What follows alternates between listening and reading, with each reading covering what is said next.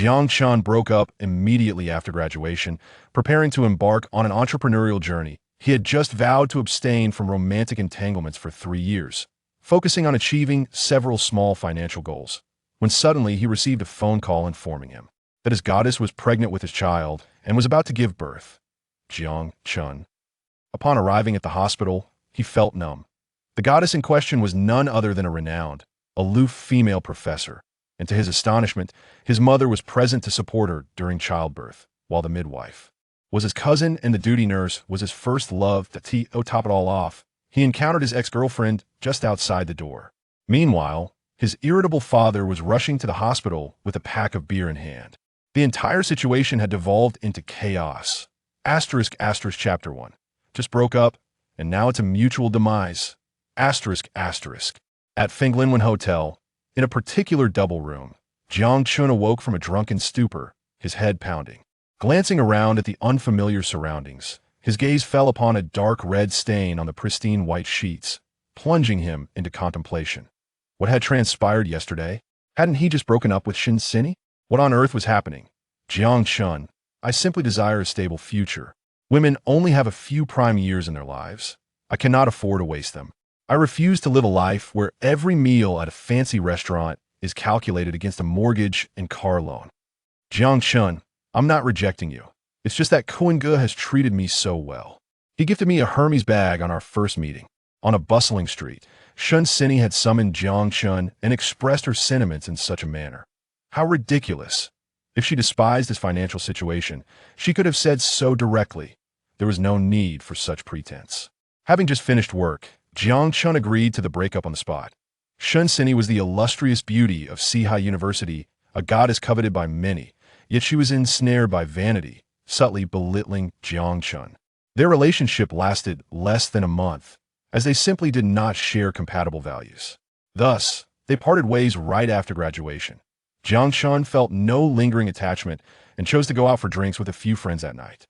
On his way back, slightly inebriated, he unexpectedly crossed paths with a stunningly beautiful woman who was also intoxicated. After engaging in conversation, they seemed to hit it off, and somehow, without knowing whose idea it was, they ended up sharing a hotel room. As he recalled the events, he scratched his head in disbelief. Could it be that they had both ended up in this predicament? Regarding the woman from last night, he didn't retain many details, but he knew that she was extraordinarily attractive, radiating beauty.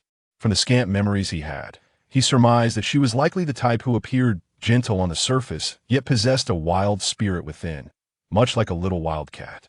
Yet, inexplicably, she had slipped away without a word. Forget it. Youth ought to be carefree. It was merely an unexpected encounter, a beautiful dream to cherish. As for the future, he resolved to focus on his ambitions and earnestly pursue wealth, setting a plan to avoid romantic distractions for the next 3 years and achieve several financial objectives. Yes, this was a delightful decision. Jiang Chun shook his head in self-deprecation as he tidied up and rose from bed. There was no choice. It was time to get to work, and another day as a diligent employee awaited him. He came from a modest family. His mother was a civil servant, a small leader in her workplace, while his father was a technician at a factory. Though not wealthy, their home was warm and harmonious. Being the only son, his parents doted on him, and while he certainly faced his share of challenges growing up, he had also experienced considerable love. About 3 years ago, he had bound himself to a so-called system. However, the system remained dormant, only becoming operational through daily sign-ins. Having read various web novels, he understood that a system indicated a life of extraordinary fortune, a pathway to the pinnacle of success. With the saying, with a system in hand, I can conquer the world, Jiang Chun diligently signed in every day without fail. Yet, to his frustration, after nearly 3 years of faithful sign-ins, the system showed no signs of activation. It was utterly exasperating. 9 months later, on the day he received his salary, his former dorm mates, having caught wind of it, came by to join him for a meal. What else could they do but enjoy free food and drink? They were good friends after all. Since it was rare for them to remain in Sihai after graduation, they often took turns treating each other, so Jiang Chun didn't mind and quickly found a decent place to dine. Wow, is this Su Qingsheng? Truly deserving of the title of our Sihai University's #1 goddess. She's absolutely breathtaking. However, I haven't heard any news about Sue Goddess lately. Yes, it's been a year since she reportedly left her position or perhaps went abroad as a visiting scholar. These photos seem to have been taken a year ago. What a pity. I wonder who will win the heart of such a goddess in the end. After a short while, Jiang Chen's former dorm mates, Lu Wei, Zheng Chang, and Wu Hao, burst into exclamations as they scrolled through their phones, coming across a photo of Sue Goddess attending a school event from a year prior. The three of them clustered together, eagerly watching. Jiang Chen had heard of Sue Goddess before. She was reputed to be an outstanding student at Sihai University, returning from studying abroad to teach and becoming a well-known goddess among the faculty. However, he had never actually met her. Though Sue Goddess was undeniably beautiful, upon closer inspection, she was merely decent. Cough! Even more beautiful than he had imagined. What? Jiang Chun couldn't help but gaze again at the photo of Su Qingqing. Previously, he had only heard tales of her beauty and charm that captivated all. But now, observing her every smile and frown, he realized he had never encountered anyone so stunning. Moreover, curiously, she seemed somewhat familiar. In an inexplicable moment, he recalled the enchanting woman from Fenglinwen Hotel. Could it be that the one he had shared such an experience with was none other than Sue Goddess? Oh no! Jiang Chun was instantly taken aback by this thought. In a way, impossible that, as Lu Wei and the others had mentioned, Sue Goddess had long since left her job or gone abroad as a visiting scholar. He was merely an employee. What was he thinking? Asterisk, asterisk, ding. Asterisk, asterisk. The host is daydreaming. Signing in for 1,000 days has triggered the activation conditions. Asterisk, asterisk, chapter 2. If my son behaves like this, I will beat him to death. Asterisk, asterisk. Ding. The system has officially activated. Asterisk, asterisk. The system, it has been activated? Upon hearing a series of mechanical prompts echoing in his mind, Jiang Chun felt a surge of excitement. After signing in for 1,000 days, the wretched system had finally come to life. However, he hadn't yet had the chance to explore the system when suddenly, the door to the private room was thrust open with a bang. Jiang Chun, is that you? What's going on? You didn't answer your phone or respond to messages. I've been searching high and low for you. At that moment, the class monitor, Yuan Yin, barged into the room, drenched in sweat and panting heavily, startling everyone present. Class monitor, what business do you have with Jiang Chun? Inquired Lu Wei and a few others, having learned from Lu Wei that Jiang Chun was present here after Yuan Yin was unable to reach him. Upon noticing them from a distance, Yuan Yin hastily approached. Jiang Chun, realizing the situation, quickly pulled out his phone, only to find it had been on silent mode. I apologize, class monitor, my phone was on silent just now. But what is it that you need me for, so urgently? He asked out of course. It's a matter of utmost importance. Yuan Yin wiped the sweat from her forehead and gasped for breath. Jiang Chun, you must come with me at once. Teacher Su is about to give birth. Jiang Chun was left dumbfounded upon hearing Yuan Yan's words. Wait, class monitor, Teacher Su is giving birth. Which Teacher Su? Is it the goddess senior, Su Qingsheng? But why does it concern me if she is in labor? Jiang Chen questioned. Yes, it's Teacher Su Qingsheng. What do you mean it concerns me? Because the child she carries is yours. Come on, Jiang Chun, stop dawdling and follow me. Yuan Yin insisted, pulling him along as they hurried out. Inside the private room, Lu Wei, Zheng Chang, and Wu Hao exchanged bewildered glances, their expressions nearly splitting apart. Jiang Chun, this fellow, silent until now, and suddenly a child is about to be born, and the mother, none other than the goddess of Sihai University. What the heck? Am I dreaming? Su Qingsheng. She is the goddess of our Sihai University. Her figure, beauty, and grace far surpass that of any campus belle. And now, she's been wooed by a pig, and that pig is Jiang Chun. When did they even get together? Xiangzi, pinch me. Ouch. You didn't have to pinch so hard. But it hurts, which proves I'm not dreaming. This is clearly no dream. Although Jiang Chun is handsome and matches Su Qingqing's beauty, the key is that they hardly know each other. It must be that Jiang Chun doesn't want to settle the bill and is just boasting with the class monitor, trying to pull a fast one on us. Right? Nonsense. This is utterly ridiculous. Anyone can boast. I could say the class flower gave me imported candy. I could say the girl I secretly love winked at me last night and flirtatiously invited me in for some sweet soup. I could say I married a celestial fairy. I could say I married a celestial mother. On the roadside, a middle-aged woman hurriedly approached an old Volkswagen car while speaking on the phone, her tone urgent and her demeanor frantic. Xiaoqian, what did you say? Qingqing's amniotic fluid has broken. She's going to give birth. This is too sudden. I'm still at work. Just hang on. I'll be there right away. The middle-aged woman was named Song Mei.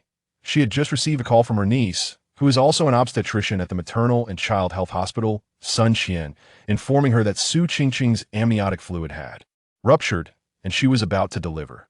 Given that Su Qingqing was expecting triplets, a cesarean section was necessary. Thus, Song Mei promptly set aside her work and rushed toward the hospital. She and Su Qingqing were good friends. They met during a yoga class, and despite the age difference, they quickly became inseparable sisters who shared everything.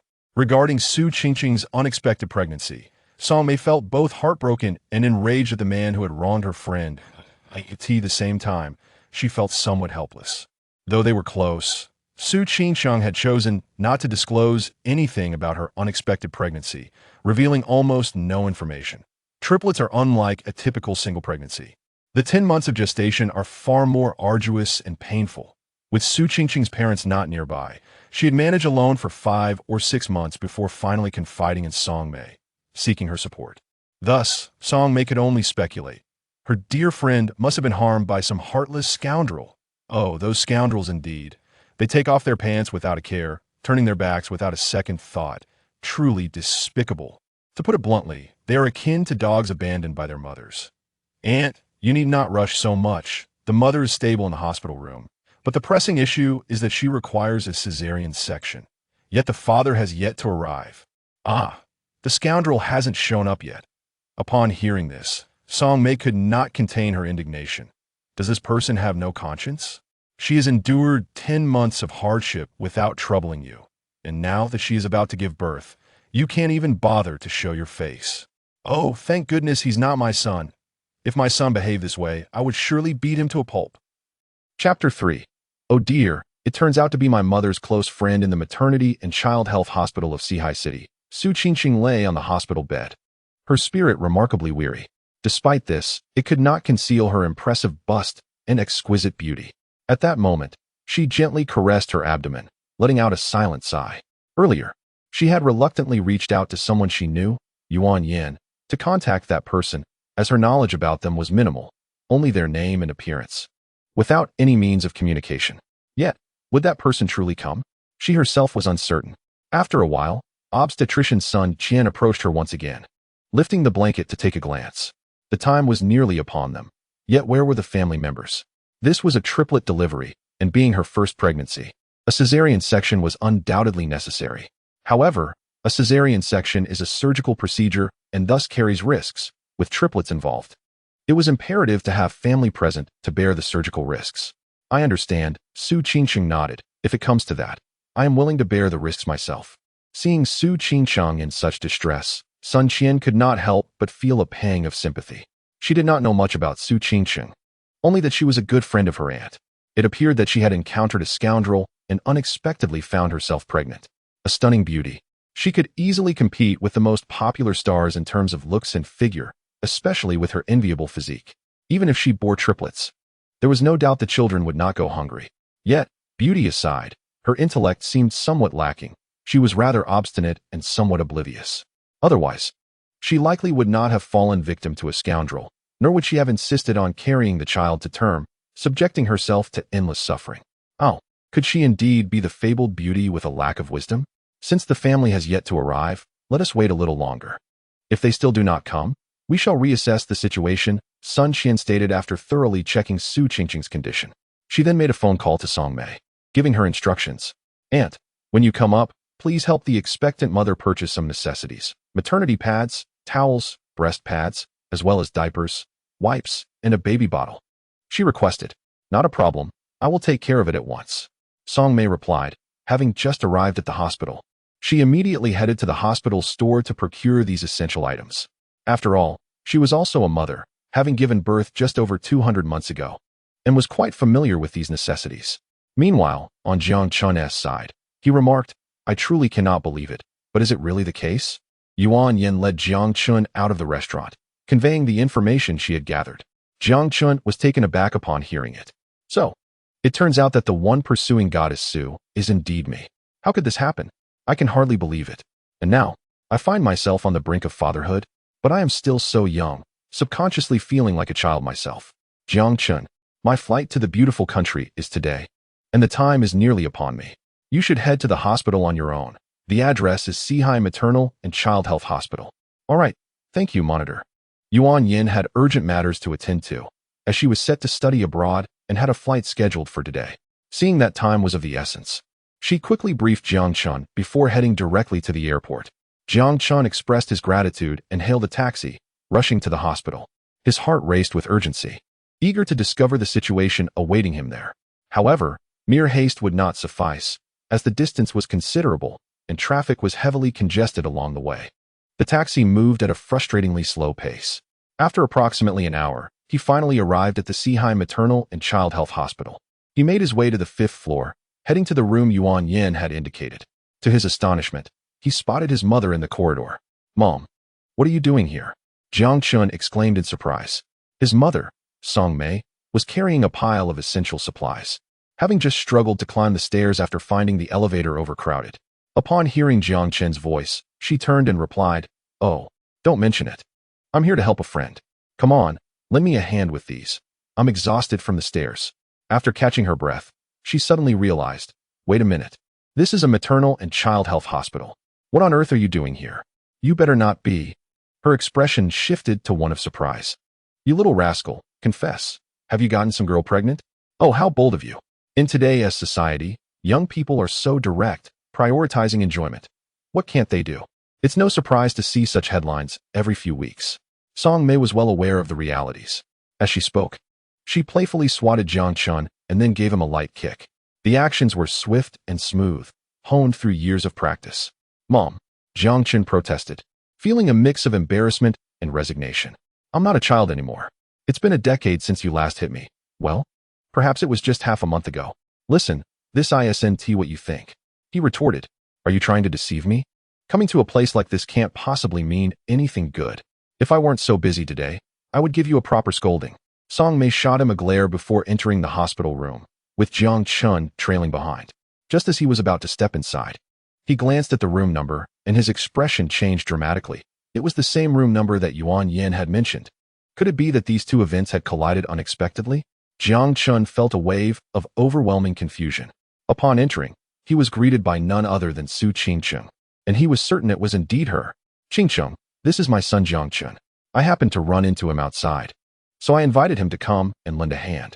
If you need anything, do not hesitate to call on him." Song Mei introduced Jiang Chun to Su Qingcheng, oblivious to any unusual expression from her son. However, upon hearing her words, the Su Qingcheng on the hospital bed glanced over at Jiang Chun, her charming face suddenly shifting, and her beautiful eyes filled with astonishment. Jiang Chun, upon seeing Su Qingcheng and hearing his mother's words, comprehended the situation entirely. Could it be that his mother's close friend was Su Qingcheng? This revelation struck him like a bolt from the blue. Chapter 4. The triplets are about to be born. Beep. System detected host status. The host has encountered his destined partner and is on the verge of fathering his own offspring. Beep. The host is faced with the following choices. Choice 1.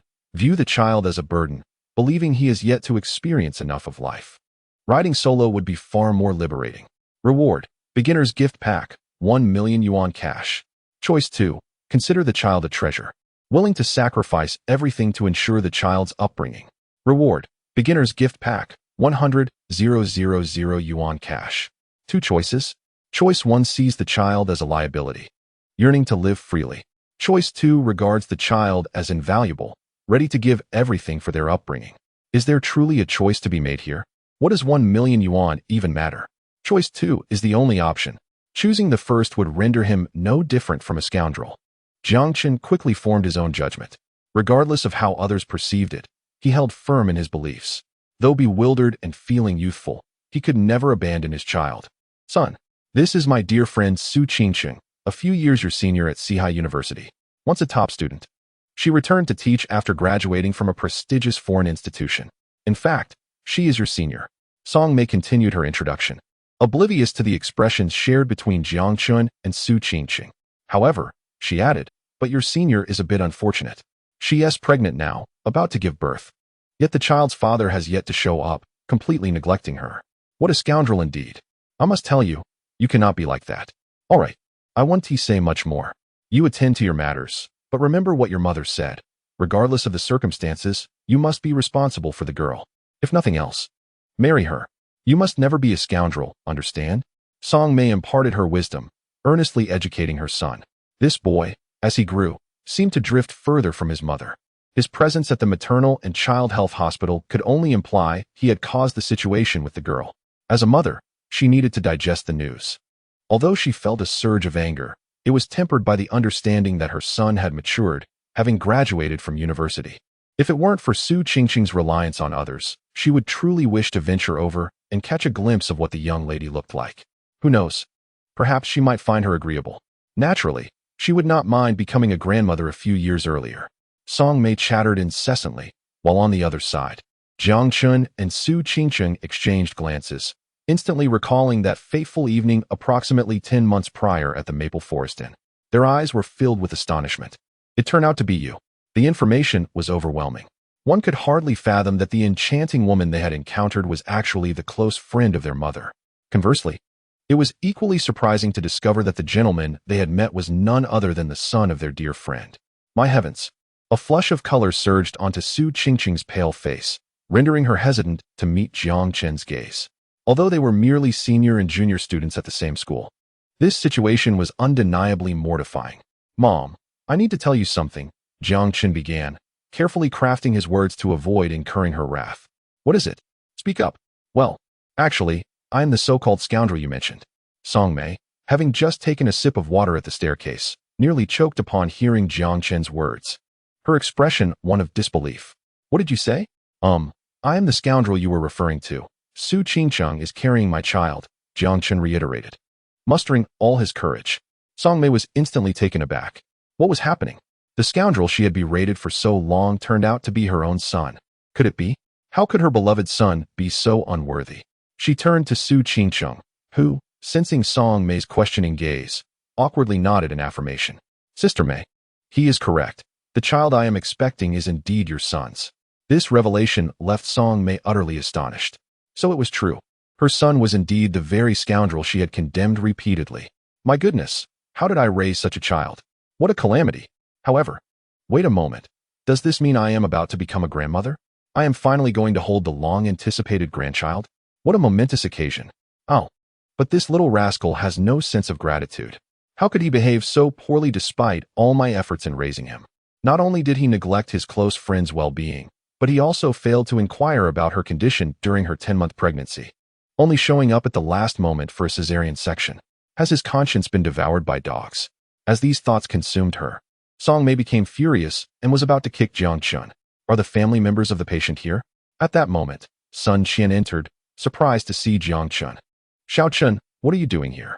Upon seeing the expressions of Song Mei and Jiang Chun, she could hardly believe her eyes. No way. Xiao Chun, you are the family member of the patient? Having narrowly escaped a calamity, Jiang Chun only then realized that his cousin, the daughter of his aunt, was currently employed at the Sihai Maternal and Child Health Hospital. Upon hearing his cousin's inquiry, he awkwardly nodded, a bitter smile gracing his lips. Yes, it's me. What? Sun Qian exclaimed in astonishment. It turns out that the scoundrel was indeed the son of his aunt, and the child carried by his aunt's close friend was none other than Jiang Chen's own. This was utterly absurd.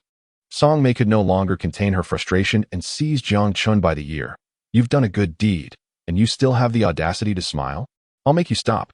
With a twist, she added, what? Jiang Chun, taken aback, protested, Mom, could you ease up a bit? You want me to ease up? Fine. Song Mei retorted, applying more force. Jiang Chun thought to himself, indeed, a mother is a mother. All right, Auntie, let us discuss this later. The expectant mother needs to undergo a cesarean section imminently. Sun Qian interjected, trying to calm Song Mei. Amidst her shock, she covered her mouth and chuckled, addressing Jiang Chun. Who would have thought, Xiao Chun, that you graduated and became a father so soon? Quite impressive. Your partner is expecting a set of triplets. A feat with odds of 1 in a million, and now that her water has broken, a cesarean is imperative, she remarked. eyeing Jiang Chun with a mix of admiration and disbelief. She mused to herself about her cousin, handsome yet outrageous, with a touch of irresponsibility, as he seemed reluctant to acknowledge his own child despite the impending birth. What? Triplets? Jiang Chen's mind was ablaze upon hearing his cousin's words. He recalled that fateful night. Not only was it a passionate encounter, but it was also a threefold consequence. Beep. Whoa. 2 choices. Which one will you select? Speak up. Why the silence? Jiang Chun. Damn. Is the system impatient? I choose option 2. Beep. Choice received. Beep. Host has made a selection. Congratulations on your reward. A novice gift pack. 100,000 yuan in cash. The reward is legitimate and can be used with confidence. Beep. Novice gift pack issued. Maxed out farming technique. 50,000 yuan in cash. In addition to the 100,000 yuan, another 50,000 yuan was granted. Quite satisfactory indeed. Chapter 5. You little rascal, don't run.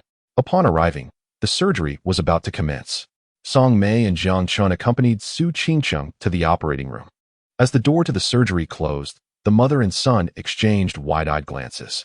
Mom, please, hear me out. No, let me explain. Jiang Chun sensed the impending trouble and hurriedly attempted to sweet-talk his way out.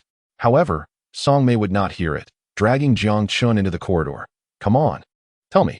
I'm eager to hear how you little rascal, will defend yourself. Fueled by anger, Song Mei's grip was rather firm. Jiang Chun thought, is this really my mother? I must be mistaken. She can't be real. With a sense of resignation, Jiang Chun recounted everything he knew to his mother, carefully choosing his words to convey only what was necessary. He wondered if his expression had been precise enough, as he spoke for quite some time. Meanwhile, Song Mei furrowed her brow, feeling a deep sense of alarm. She mused to herself about the recklessness of today's youth. How could they engage in such intimate encounters with someone they barely knew? It was outrageous. After such an encounter, to remain ignorant of the other person's identity. What a scoundrel. Back in her day, things were far more reserved. For instance, when she first met the father of that scoundrel. Oh, he was no saint either. Shortly after their initial introduction, fueled by a bit of alcohol, he attempted to take her hand and persistently pulled her toward a secluded grove. So, you didn't even know it was Su Qingcheng? Indeed, mother, I swear. Had I known she was your dear friend, I would never have dared. But you did dare. Jiang Chun found himself at a loss for words, sensing the predatory glare in his mother's eyes, foreseeing an inevitable reprimand. Realizing his predicament, he decided to flee. This was his own mother. As he turned to escape, Song Mei pursued him, incensed at what she had learned. After spending months denouncing a scoundrel, only to discover he was her own son. How infuriating. You little rascal, don't you dare run. Just wait until I catch you. With a swift motion, she seized a broom from the hands of a cleaning lady, brandishing it in her anger. The cleaning lady was taken aback, perplexed by the scene unfolding before her. Although Song Mei was furious, she had no intention of actually harming her son. After all, he was still her child. So, she merely put on a show. I'm sorry, she quickly apologized, returning the broom. It's all right, the cleaning lady replied, unfazed, as she accepted the broom back. As for a son-in-law, if he is not worth anything, he deserves a good beating. Otherwise, he might think he can take advantage of his family, leaving his daughter to suffer. No, that is my son. Your son? The cleaning lady was taken aback. Why would you hit him then? A few hours later, suddenly, the door to the operating room swung open. A nurse emerged, pushing a baby carriage, and called out, Family of Su Qingcheng, your baby has arrived. Mother, it's here. It's already here. Jiang Chen quickly alerted his mother, but she was already ahead of him, her voice ringing out, Hey, I'm here. I'm the family of Su Qingcheng. Song Mei rushed to the entrance of the operating room in haste. Congratulations, you have triplets, 2 girls and 1 boy. Mother and children are safe, the nurse informed her, glancing at the flustered Song Mei. Outside the operating room, many anxious family members of expectant mothers sat in rows of chairs.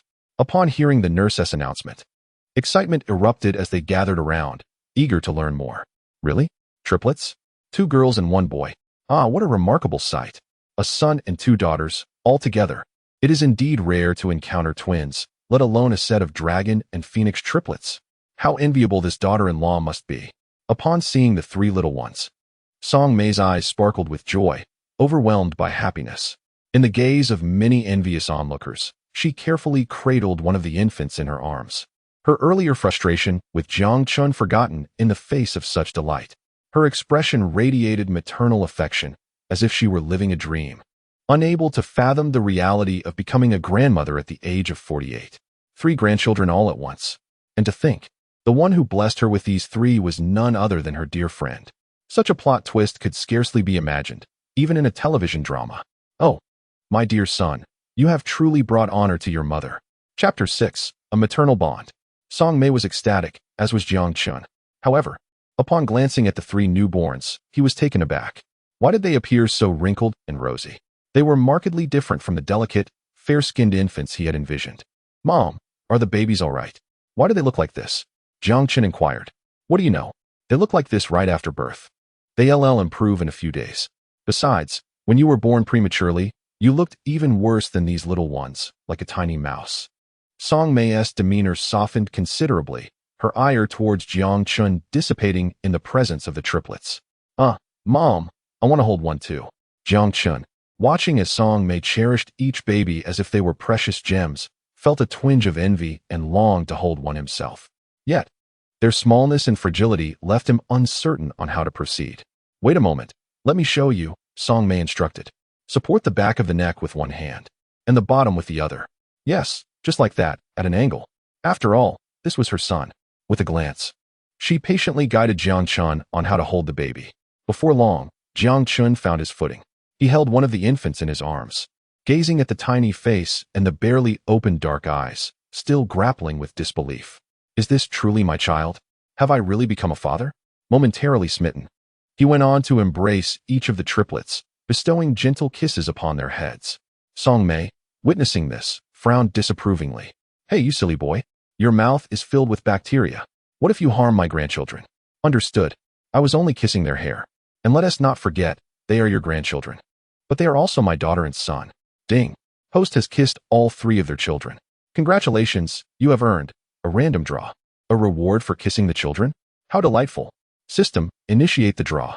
Jiang Chun immediately focused his thoughts. Ding. Draw successful. Congratulations. Host has received 30,000 yuan and a comprehensive parenting skills manual. 30,000 yuan had been deposited into the bank account. Meanwhile, a vast torrent of knowledge regarding parenting flooded into Jiang Chun's mind, which he swiftly absorbed and integrated into his very being, transforming into both memory and instinct. At this moment, it would not be an exaggeration to describe Jiang Chun as a top-tier parenting expert. Qingqing, how are you? Before long, the surgical room door swung open once more, revealing Su Qingqing being wheeled out. Song Mei hurried to express her concern. Are you all right? I'm fine, Su Qingqing replied. Lying on the bed, her complexion pale, a fine sheen of sweat glistening on her forehead. That's good to hear. I'm relieved, Song Mei repeated, exhaling a sigh of relief. Although she adored her 3 grandchildren, her thoughts were continually occupied with her dear friend. Thank you for your hard work, Teacher Su. Jiang Chun approached with genuine concern. However, upon seeing Jiang Chun, Su Qingqing felt an inexplicable tension. She initially intended to say it was no trouble at all, but the words that escaped her lips were, "Let's talk about it later." Song Mei exchanged a knowing glance with Jiang Chun, who understood immediately. Subsequently, Jiang Chun pushed Su Qingqing's bed while Song Mei maneuvered the stroller carrying the 3 little ones, and together they returned to the hospital room. Son, in front of Qingqing, you must make a commitment. What will you do from here on out? Qingqing had endured 10 months of pregnancy, and due to health issues compounded by the fact that she was carrying triplets, she was reluctant to consider termination. This led to a significant rift with her family, as her parents were absent during her pregnancy, leaving her to bear the burdens alone. Have some conscience. Let me tell you, son, Qingqing is my dear friend. If you dare to be heartless, I will not forgive you. Inside the hospital room, Song Mei's expression was one of grave seriousness as she interrogated Jiang Chun. Her words carried a mix of threat and admonition. Over the past few months, Song Mei had witnessed Su Qingqing's arduous circumstances firsthand, alone in a rented apartment, calling out to the heavens and the earth for help, managing to cook and attend medical checkups while heavily pregnant. She had even suffered a fall one night, struggling for a long time to rise from the floor. Feeling a deep sense of empathy, she did her utmost to assist her dear friend. Yet, simultaneously, her heart burned with indignation, wondering who the heartless scoundrel was that had caused such suffering. Little did she know, That unfaithful man was none other than her own beloved son. But that was unacceptable. There was no room for being a scoundrel in any circumstance. This was a matter of principle, and she was resolute in her determination to seek justice for her dear friend. I will, of course, take responsibility. I genuinely didn't know before. It was not my intention to be a scoundrel. Jiang Chun scratched his head, articulating his thoughts in the face of his mother's inquiries. Now that I am aware, with the child already born, what else can be done? We shall raise the child. After all, it is my own. In any case, I have no issues on my end. But Jiang Chun glanced at Su Qingcheng, hesitating to continue. But what? Speak up. Song Mei felt a sense of urgency. Thinking to herself, what on earth is this troublesome boy doing? Leaving his words half-spoken. This is truly infuriating. Just then, Su Qingcheng suddenly called out, interrupting her inquiry. Sister Mei, could you please push the baby stroller a little closer? I wish to see the children. Oh, certainly, Song Mei replied, rising to maneuver the stroller nearer to Su Qingcheng's bedside. As the effects of the anesthesia began to wane, Su Qingcheng gradually became aware of the pain from her wounds. Yet she propped herself up to gaze at the three tiny babies, her eyes brimming with tenderness. Jiang Chun, observing from the side, was momentarily entranced. The epitome of beauty. Despite appearing somewhat haggard and pale, her enchanting visage remained captivating and utterly bewitching. You little rascal, come out here. Just as Jiang Chun was lost in his thoughts, Song Mei suddenly approached him, lowering her voice, and then tugged at his arm, pulling him outside. Mom, could you please be gentle? Jiang Chun exclaimed, beads of sweat forming on his brow. I never said she wasn't worthy of me, nor did I imply I wouldn't take responsibility for her. What do you mean by that? Song Mei pressed. I meant that I'm not entirely sure of Su Qingcheng's feelings yet. This is a matter for both of us. I can't be the only one invested. That makes sense. Song Mei nodded, finally releasing her grip. It wouldn't bode well if her son was convinced while Qingcheng was not on board. Nevertheless, she genuinely believed that having her dear friend as a daughter-in-law would be quite splendid. After a brief pause, she suddenly produced a bank card, presenting it to Jiang Chun. Here is 30,000 yuan. Go settle the fees and take care of Qingcheng's hospitalization paperwork. 30,000. But Mom, didn't you say you were out of money? Do not worry, it's not a matter of greed. This is all I have left from my subsidies and bonuses this year. Oh, however, Mom, it's unnecessary. I have money. Jiang Chun attempted to decline, considering he had just received a substantial amount after the baby's birth. I know you well enough. Where would you, a recent graduate, find such funds? You will take it, and that is final. Ding. Current status detected. Host triggers options. Option 1. It's tough for Mom. Resolutely refuse her money. Option 2. Out of filial piety, accept Mom's money. Jiang Chun. There's even a choice? Since the system had decided to join the fray, what was there to contemplate? Of course, he would opt for the second choice. Why are you dawdling? Hurry and take it. All right, thank you, Mom.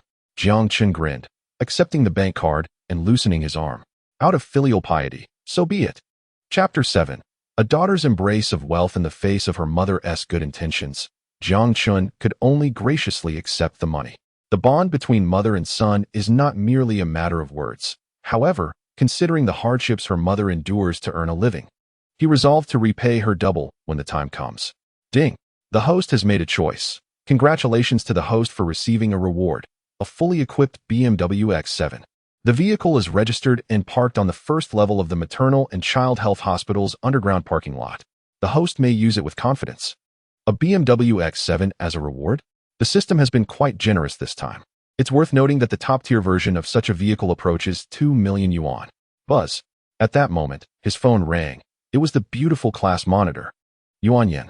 Hello, Jiang Chun. I wasn't lying, was I? Yuan Yin laughed over the phone. Congratulations. Thank you, class monitor. By the way, aren't you in the Magic City? How did you find out about Teacher Su? Jiang Chun inquired. Didn't I mention? Teacher Su, didn't have your contact information? As the class monitor, I had previously participated in an event with her, and we exchanged phone numbers. She must have had no choice but to contact you through me. I see. Honestly, Jiang Chun, you're quite impressive to have Teacher Su bear your child. By the way, how many children did she have for you? 3 little ones, 2 girls and a boy. They are triplets. Wow. Yuan Yin exclaimed, momentarily speechless before continuing. Jiang Chun, you've really hit the jackpot to have Teacher Su. You're incredible. Not too bad, Jiang Chun modestly replied. Qingcheng, I'm not boasting. But my son, while sometimes unreliable and mischievous, is quite remarkable overall. He possesses good looks and talents in various aspects. Even though I often express my grievances about him, I must admit, I am quite proud of my son and have invested considerable effort in his upbringing. Truthfully, he is handsome and quite capable. If you have no other intentions, you might consider giving my son a chance. In the hospital room, with no one else around, Song Mei began to earnestly counsel her dear friend. What else could she do? Her son had created quite the predicament, and as his mother, she must take responsibility. But Mei Jia, how can I even try? My relationship with your son was purely accidental. We hardly know each other. Besides, I am significantly older than him. It just doesn't feel appropriate. In response to Song Mei's persuasion, Su Qingqing's first reaction was one of disapproval, voicing her concerns. Mei Jia, the truth is, I willingly chose to have these children. I am already immensely grateful that your son is willing to be involved. I will take care of all 3 children myself. Your son is still young. He should focus on his own life. What do you mean by that? Song Mei retorted, my son is still young? He graduated from university at 22. I must tell you, should he ever neglect you and your child in the future, as a mother, I shall not stand idly by. After all, this child is his as well. His heartlessness is utterly intolerable, and I would not hesitate to break his legs. As for the age difference, it is but a minor 6 years. He is 22, while you are 28. There is a saying, an older woman brings fortune. With a mere 6 years between you, it is hardly significant, akin to 2 pieces of gold bricks, nothing more. However, Sister Mei and Su Qingqing still hesitated. There should be no hesitation. Mei spoke directly, Qingqing, I have been through this. Trust me, you won't regret it. Being a single mother is no easy feat. And you wouldn't want your child to grow up without a father, would you? This statement left Su Qingqing momentarily speechless, her lips pursed in silence. Qingqing, I understand your concerns. You hardly know my son, and there has been no prior emotional connection, but what does that matter? Consider my relationship with Jiang Chen's father. We met through an arranged meeting, and look at us now, living happily together. Relationships require nurturing. The more you cultivate them, the more feelings will blossom unexpectedly. Take your time, there is no rush. Seeing her opportunity, Mei pressed on, using her own story with Jiang Chen's father as an example. In truth, when they first met, she felt no attraction toward him. He was quite forward, wanting to hold her hand shortly after they met, which she initially resisted. However, after a stroll in the woods, something inexplicable drew them together, and soon they were married with a child. Yet, Sister Mei, Su Qingqing still sought to resist. The concerns she had previously voiced were deftly addressed by Mei, leaving her with no better excuse, and she reluctantly expressed, if, hypothetically, I were to pursue a relationship with your son, how would we refer to each other? We have always been close friends, calling each other sisters. Yet he is your son.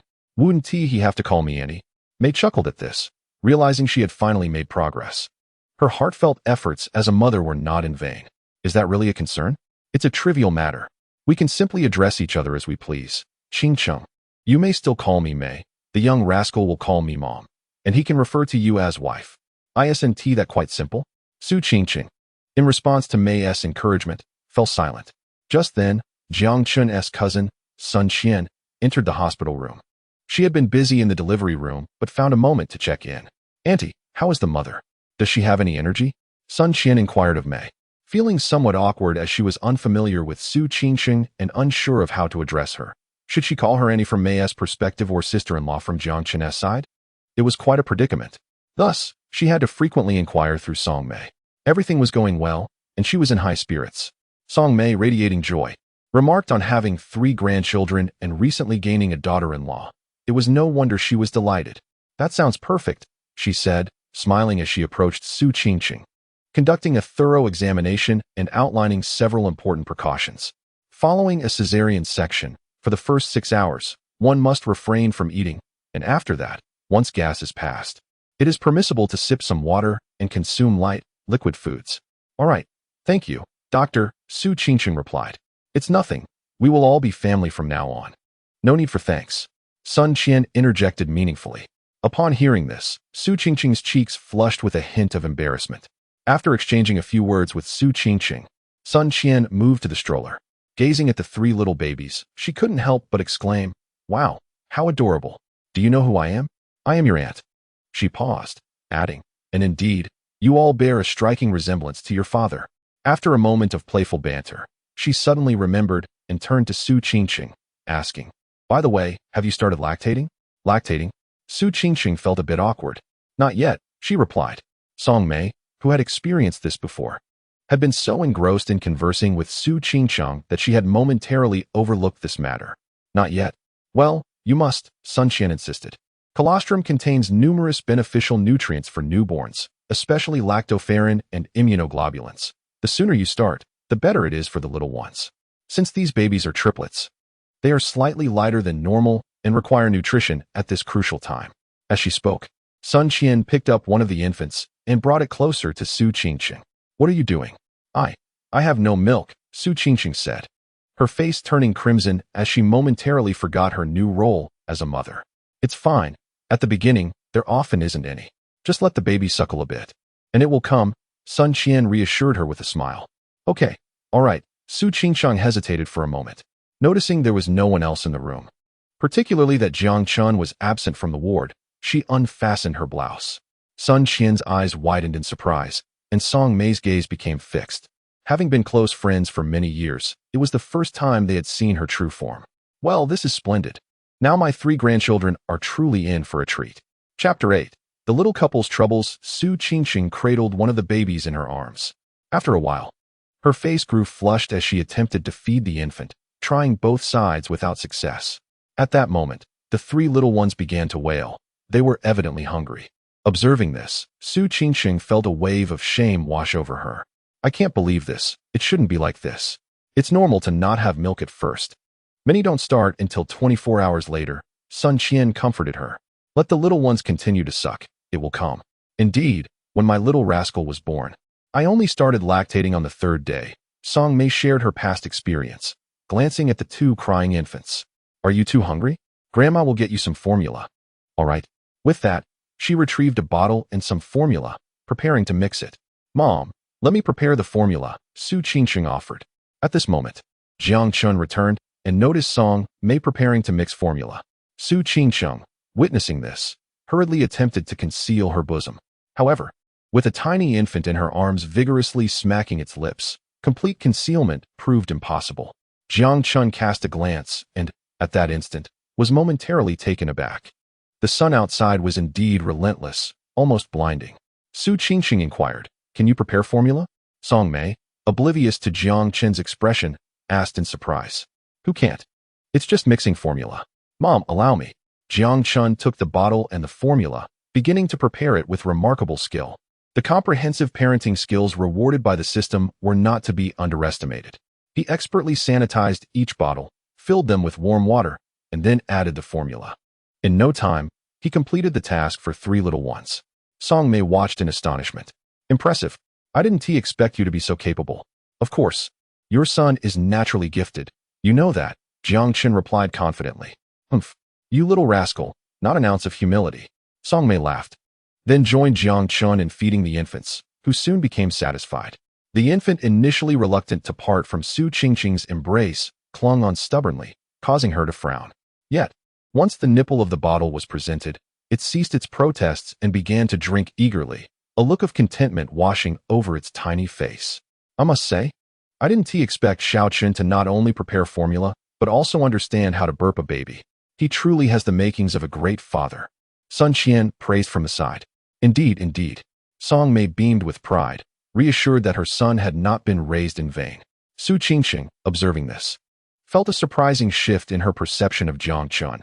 He was not as unreliable as she had thought. However, the change in perception? Bah! She recalled the way Jiang Chun had looked at her moments ago. He was still quite the rogue. "Well, I have done a bit of research," Jiang Chun remarked. "Just a bit of research?" Sun Qian replied skeptically. "Yes, just a bit." Jiang Chun maintained his calm demeanor, for he had acquired the parenting skills manual, which indeed provided him with a wealth of knowledge about child care. Ding! The host has prepared formula for the child. Congratulations, host, on receiving a reward. Chapter 9. A true mother indeed. Ding! Congratulations, host, on receiving a reward, ultimate massage skill, and a free lottery opportunity. Ultimate massage skill? A free lottery opportunity? Upon hearing the system's notification, Jiang Chun refrained from commenting, thinking to himself that he was hardly familiar with the goddess Su. And volunteering to assist her was quite a matter. How will the revered goddess Su perceive herself in the future? With such thoughts lingering in his mind, Jiang Chun resolutely accepted the reward. After all, the divine massage skill seemed rather impressive. In less than a second, Jiang Chun mastered the extraordinary massage technique, becoming proficient in various methods, often achieving unexpectedly remarkable results. System, initiate the lottery. Ding, lottery successful. Ding, congratulations to the host for winning 30,000 yuan. Just 30,000 yuan? Jiang Chun had anticipated a more substantial prize, but alas, this was all he received. Fine dog system. Meanwhile, Su Qingqing, still feeling shy, turned her head only after her cheeks cooled. However, upon seeing Jiang Chun again, an inexplicable flutter of panic surged within her. How to put it? After all, she had been thoroughly exposed, and the sense of shame she felt was surely far greater than that of the night when they both met their fates. Sun Qian stifled a giggle before quickly regaining her composure. After exchanging a few words with Song Mei and giving some instructions to Su Qingqing, she departed. Eventually, Su Qingqing grew weary to a certain extent and gradually drifted into slumber. Son, I will go prepare a meal for Qingqing. You stay here and take good care of her and the baby, Song Mei said to Jiang Chun as mealtime approached. She had already inquired about a place nearby that provided postpartum meals. Eating outside could be questionable in terms of nutrition and hygiene. I understand, Mom, Jiang Chun replied. As Song Mei was about to leave, she suddenly glanced at her son and, without warning, pulled him outside. Mom, can't you speak properly? Jiang Chun sighed.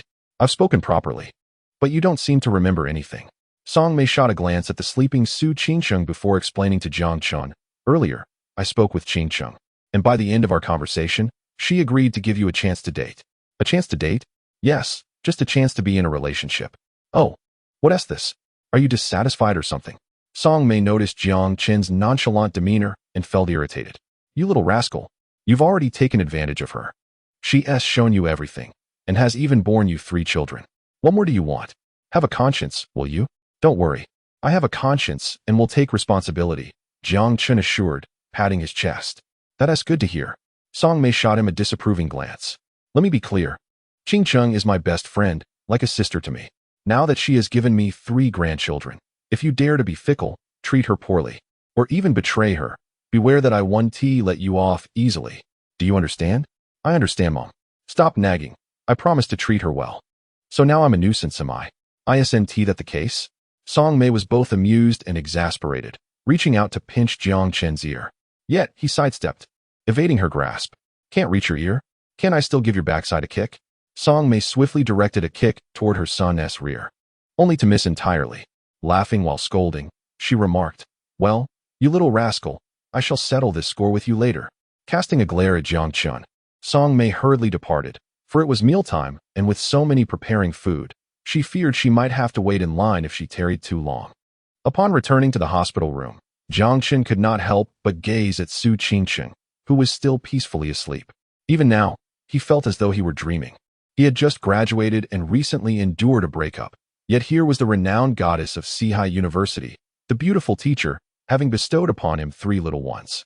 The sensation was simply surreal. Suddenly, a faint, unusual odor wafted through the room.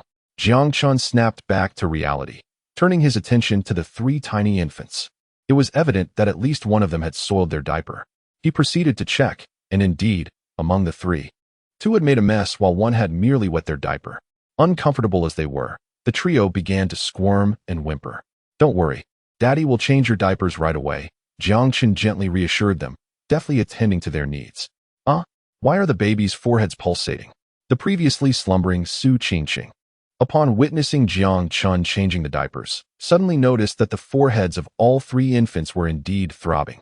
She gasped in surprise, a hint of concern creeping into her thoughts. Could there be a developmental issue with the little ones?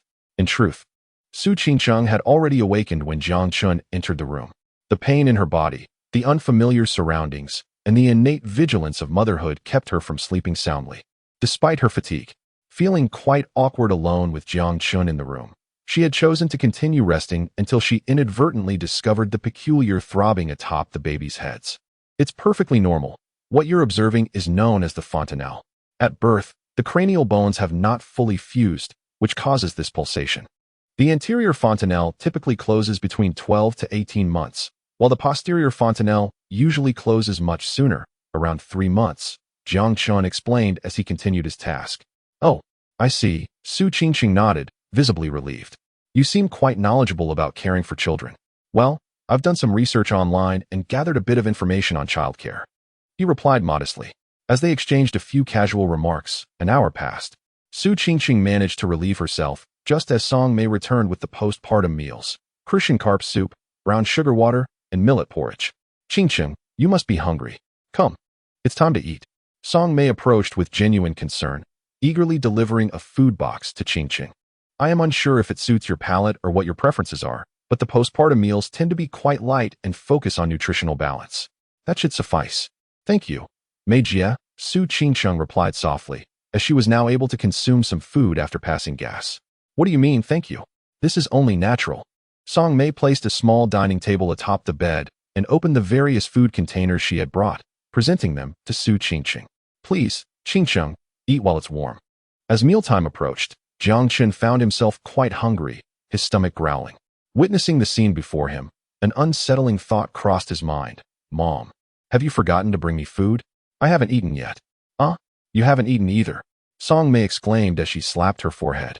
I was so focused on Qingqing that I completely overlooked you. She then added, the meals were all prepared for Qingqing. Perhaps you should head downstairs to eat. Great, just like a true mother. Jiang Chun shook his head, realizing he had been overlooked entirely, and reluctantly made his way downstairs to the cafeteria, which was located in the basement of the maternity and child healthcare hospital, a place he had noted upon his arrival. However, as he reached the cafeteria, he had yet to even serve himself when a familiar voice suddenly called out from behind. Jiang Chun? Is that really you? Chapter 10. An awkward and unexpected encounter with first love. Jiang Chun recognized the voice immediately and turned around to find a familiar face, Wang Bingbing, a classmate from his middle school days. She had been the belle of the class and his first love. It had been 7 or 8 years since they last saw each other after graduating from middle school.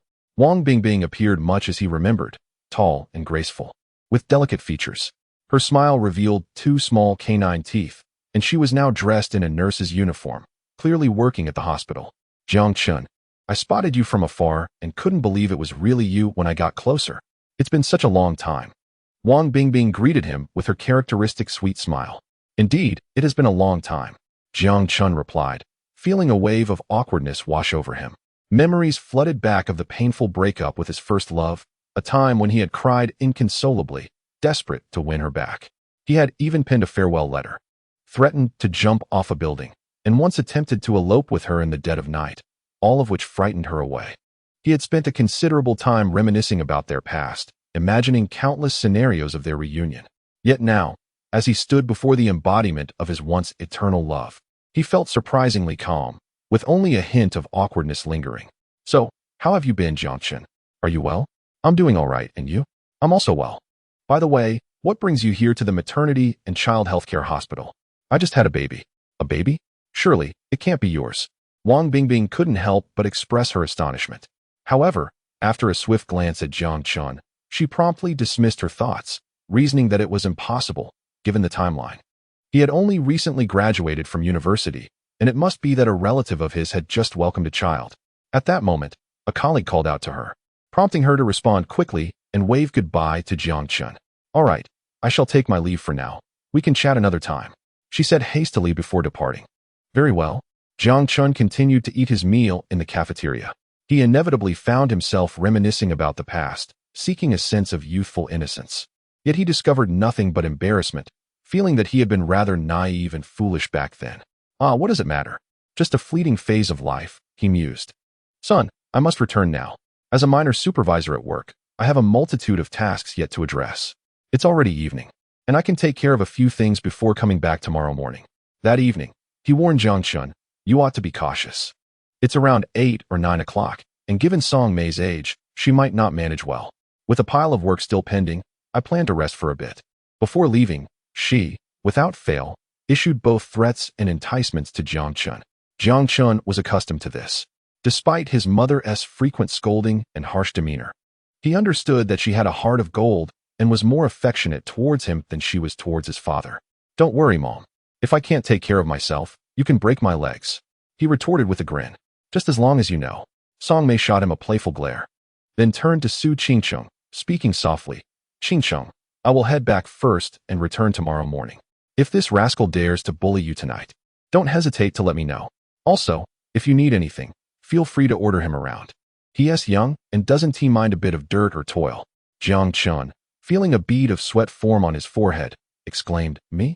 Not minding dirt or toil. Where did you hear that? Su Qingcheng, unable to contain her laughter, covered her mouth and said, Understood, Sister Mei. All right then, I shall take my leave, Song Mei replied, satisfied, before casting another glance at her son. Take good care of my grandchildren. Otherwise, upon hearing this, Jiang Chun felt a wave of frustration wash over him. I got it, Mom. You needn't worry. They are your grandchildren, but they are also my children. If I do not treat them well, I would never forgive myself. Without further ado, he ushered Song Mei out. Chapter 11. The smooth arrival of milk. No hunger for the 3 little babies you and your mother share, quite an amusing dynamic. Su Qingcheng remarked as Jiang Chun returned to the hospital room. This was her first time initiating a conversation with him. Yes, we are quite accustomed to this manner of interaction, Jiang Chun replied. For a moment, the room was left with just the 2 adults, and Jiang Chun felt slightly awkward, as he technically ought to address her as Andy given their age difference. So this is how it usually is? She responded, amused. It's quite entertaining. But your bond is indeed strong. Su Qingcheng's tone lacked envy. It was evident that he was his mother's own flesh and blood. Do you also think I am your biological child? Jiang Chen asked, surprised, suddenly finding himself intrigued by this question. Of course. If you weren't, do you think your mother would treat you this way? Just imagine, if she were polite, overly concerned, and attentive to your feelings, yet maintained a careful distance. You would be in a panic. Indeed. Jiang Chen sighed, lightly tapping his head. After exchanging a few casual remarks, the atmosphere between them became less unfamiliar. Due to Su Qingcheng's exceptional talent, coupled with Jiang Chen's assistance, she succeeded in lactation shortly thereafter. Beep. Congratulations to the host for successfully aiding his wife in lactation. The host has been rewarded with a fully furnished apartment in Bishuiju. Beep. Congratulations to the host for receiving an additional reward, 10 points in physique. Completing the lactation task granted him a fully furnished apartment in Bishuiju and an additional reward of 10 points in physique. Not bad at all. Jiang Chun exclaimed in the bathroom as he claimed his 10 physique points. A sudden surge of immense power coursed through his body, spreading to every limb. Then came a wave of excruciating pain, as if every muscle and bone was undergoing transformation under this overwhelming force. In less than a minute, the pain subsided, and he was left sweating profusely. Jiang Chun decided to take a shower in the bathroom. When he gazed into the mirror, he saw himself resembling a marble sculpture, with pronounced muscles, an 8-pack abdomen, a V-shaped torso, and a strikingly handsome face. Wow, impressive, he marveled. With only 10 points in physique, he had transformed his body into this state. What would it be like with 100 points? He dared not fathom the possibilities. Qingcheng, are you hungry? I brought you breakfast. This breakfast is made by my own hands. Come and taste it. Early the next morning, at around 6, Song Mei arrived with great enthusiasm. By this time, Su Qingcheng was already awake, taking care of the little baby, while Jiang Chun, who had stayed up all night, seized the opportunity to catch a few moments of sleep. Although he had 10 points in physique, he still needed rest. The breakfast Song Mei brought for Su Qingcheng was quite lavish. It included century egg and lean meat congee, vegetable corn pancakes, toasted bread, steamed eggs, and fresh milk. Understanding the importance of proper nourishment for the baby, Su Qingcheng wasted no time and began to eat. Thank you, Sister Mei. Oh, there's no need for such formality, Song Mei replied, passing Su Qingcheng some food while inquiring about the previous night's events. So how was it, Qingcheng? Did everything go well last night? It was fine, Su Qingcheng responded, taking a small sip of the congee. What about that rascal? How did he treat you? Did he bully you? Song Mei continued to ask. Him? No, not at all. Su Qingcheng recalled last night, a slight blush creeping onto her cheeks as she glanced at Jiang Chun, her heart suddenly skipping a beat. She thought to herself, this rascal. How can he be so handsome? Upon awakening, Jiang Chun busily tended to the needs of the 3 little ones, changing their diapers. He was somewhat displeased by his mother's remarks. Mom, why would I bully them for no reason? Well, as long as you understand. Song Mei replied with a smile. Come here, son. Here is your breakfast. Hurry and eat it while it's hot. She was quite satisfied with Jiang Chun's demeanor. Her greatest wish was for the harmonious relationship between the young couple and the good health of the three little babies. After visiting Su Qingcheng and her grandchildren, Song Mei hurried off to work. Recently, the unit had activities planned, and as a junior leader, she felt it was imperative to lead by example, making it inconvenient to request leave. Son, take good care of Qingcheng and the children. Got it, Mom. No need to keep repeating yourself. Once Song Mei departed, the ward became considerably quieter. Soon after, the nurse on duty for the morning rounds entered. Upon seeing Jiang Chun, she exclaimed, Jiang Chun, what are you doing here? Chapter 12. Fateful encounters. The nurse was tall and attractive. It was none other than Wang Bingbing, Jiang Chun's first love, whom he had coincidentally met the previous night. Wang Bingbing worked in the maternity ward of Sihai Maternal and Child Health Hospital. That day, it was her turn to change shifts. In fact, their unexpected meeting during dinner the night before had stirred her emotions, but she had been preoccupied and failed to exchange contact information. To her surprise, she encountered Jiang Chun again during her shift the next day. What a coincidence! Who would have thought I'd run into you here at the hospital? Wang Bingbing approached swiftly, her eyes sparkling with delight as she beheld Jiang Chun's sunlit, handsome visage, characterized by sharp angles. To this day, she vividly remembered the kindness he had shown her in their youthful days. During their innocent courtship, the young Jiang Chun had bought her breakfast, books, and snacks, even helping with her homework, demonstrating a level of attentiveness akin to that of a doting mother. Their eventual breakup stemmed from their immaturity. They were too young to comprehend the complexities of relationships, and she had merely been caught up in the whims of youth. Ironically, Jiang Chun had taken it all to heart. After she initiated the breakup, he had been heartbroken, despairing, and even wrote a suicide note, threatening to leap from a building. Wang Bingbing was well aware of the situation. She felt a mix of emotions, somewhat touched, amused, and a little frightened. At that time, Jiang Chun had not only been despondent, but had also climbed through the window of her third-floor home in the dead of night, asking her with youthful earnestness whether the breakup was due to family disapproval. If that were the case, he assured her, they could elope together, even if it meant living a life of wandering and scavenging. As long as they were together, they could survive, even on discarded scraps. When she inquired if their elopement would include meals from KFC, Jiang Chun pondered and replied that there would be none, for a life of wandering and scavenging hardly afforded such luxuries. However, he added, if she truly desired fast food, he could save up for a week to treat her to McDonald's. Thus, she decisively rejected the idea. Wandering to the ends of the earth is one thing, but to find no KFC to indulge in is rather disheartening. Let her rummage through the trash, but without the promise of KFC, he certainly cannot be her Prince Charming. Yet, as 7 or 8 years have passed, the once naive and somewhat foolish Jiang Chun has transformed into a striking figure, tall and handsome, seemingly more captivating than ever before. Upon seeing him, Wang Bingbing's heart inexplicably raced. After all these years, it appears she still has an affinity for Jiang Chun's type. Thus, witnessing him now evokes both excitement and surprise, as she reflects on how her youthful crush has matured. It is often said that first loves and initial experiences linger for a lifetime, indelibly etched in memory, and Jiang Chun's deep affection for her back then surely must remain. However, should he find it difficult to forget the past and seek her out once again, she would certainly consider granting him a chance. Meanwhile, having just finished changing diapers for 3 little ones, Jiang Chun sat down for a refreshing drink. The nurse on duty, Wang Bingbing, upon recognizing him, couldn't help but exclaim in astonishment. With enthusiasm, she approached him, instinctively reaching out to grasp his arm as she had done in the past. Observing this, Jiang Chun felt a wave of unease, realizing how fate had conspired to bring them together once more. He deftly sidestepped her outstretched hand, maintaining a composed demeanor. By the way, are you on duty today? Jiang Chun inquired, lifting his gaze. Yes, we had a meeting yesterday, and today it's my turn, she replied. Surprised by his evasion, Wang Bingbing noted his subtle pride. Yet, she dismissed it, acknowledging that her previous actions had caused him significant pain, and a hint of pride from him now seemed only natural. After all, with a mere beckoning gesture, he might very well come rushing back to seek her favor, reminiscent of the boy he once was. Wang Bingbing's eyes then fell upon the 3 little ones beside Jiang Chun. Wow, triplets! Jiang Chun, whose children are these? They are absolutely adorable. Her tone was genuinely astonished, as she hadn't even considered the possibility of them being his children. Jiang Chen scratched his head. These three are all mine. What? All three are your children?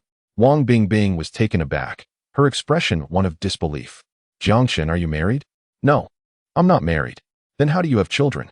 She asked, bewildered, glancing at him before breaking into a smile. Oh, I see. You're joking, right? These must belong to a relative of yours. I can't believe you still enjoy joking around after all these years. No, you've misunderstood. They are truly my children. My own flesh and blood, Jiang Chen clarified earnestly. What?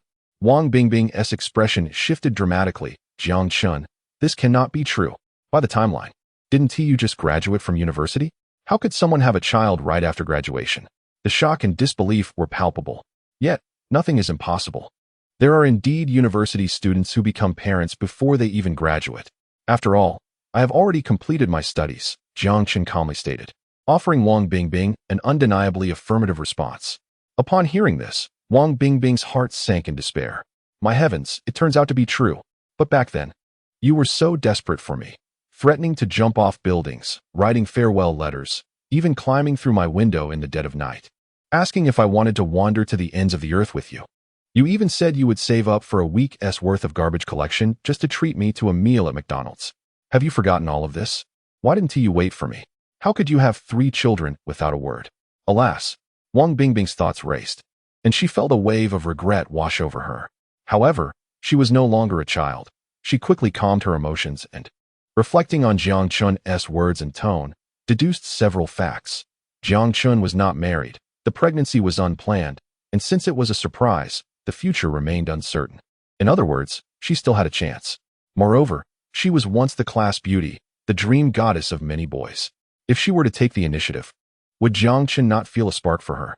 With this thought, Wang Bingbing straightened her posture and adorned her face with what she considered her most beautiful smile as she approached her rival in the hospital bed.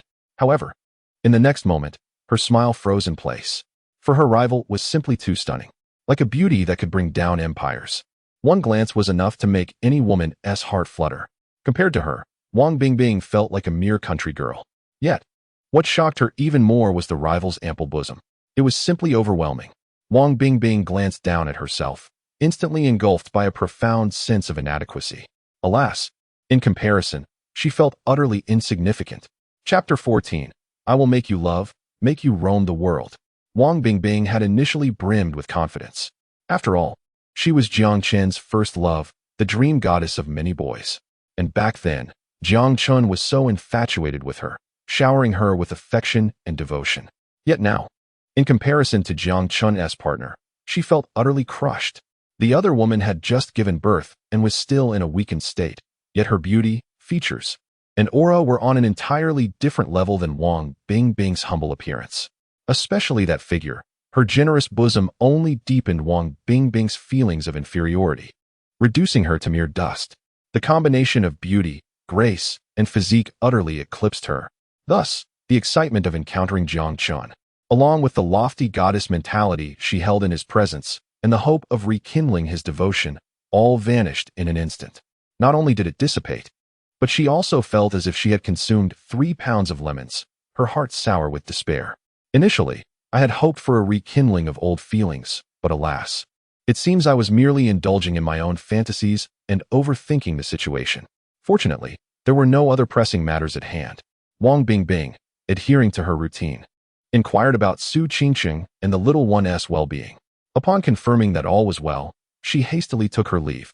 She felt that if she lingered even a moment longer, she might transform into a veritable embodiment of jealousy, ready to explode with bitterness.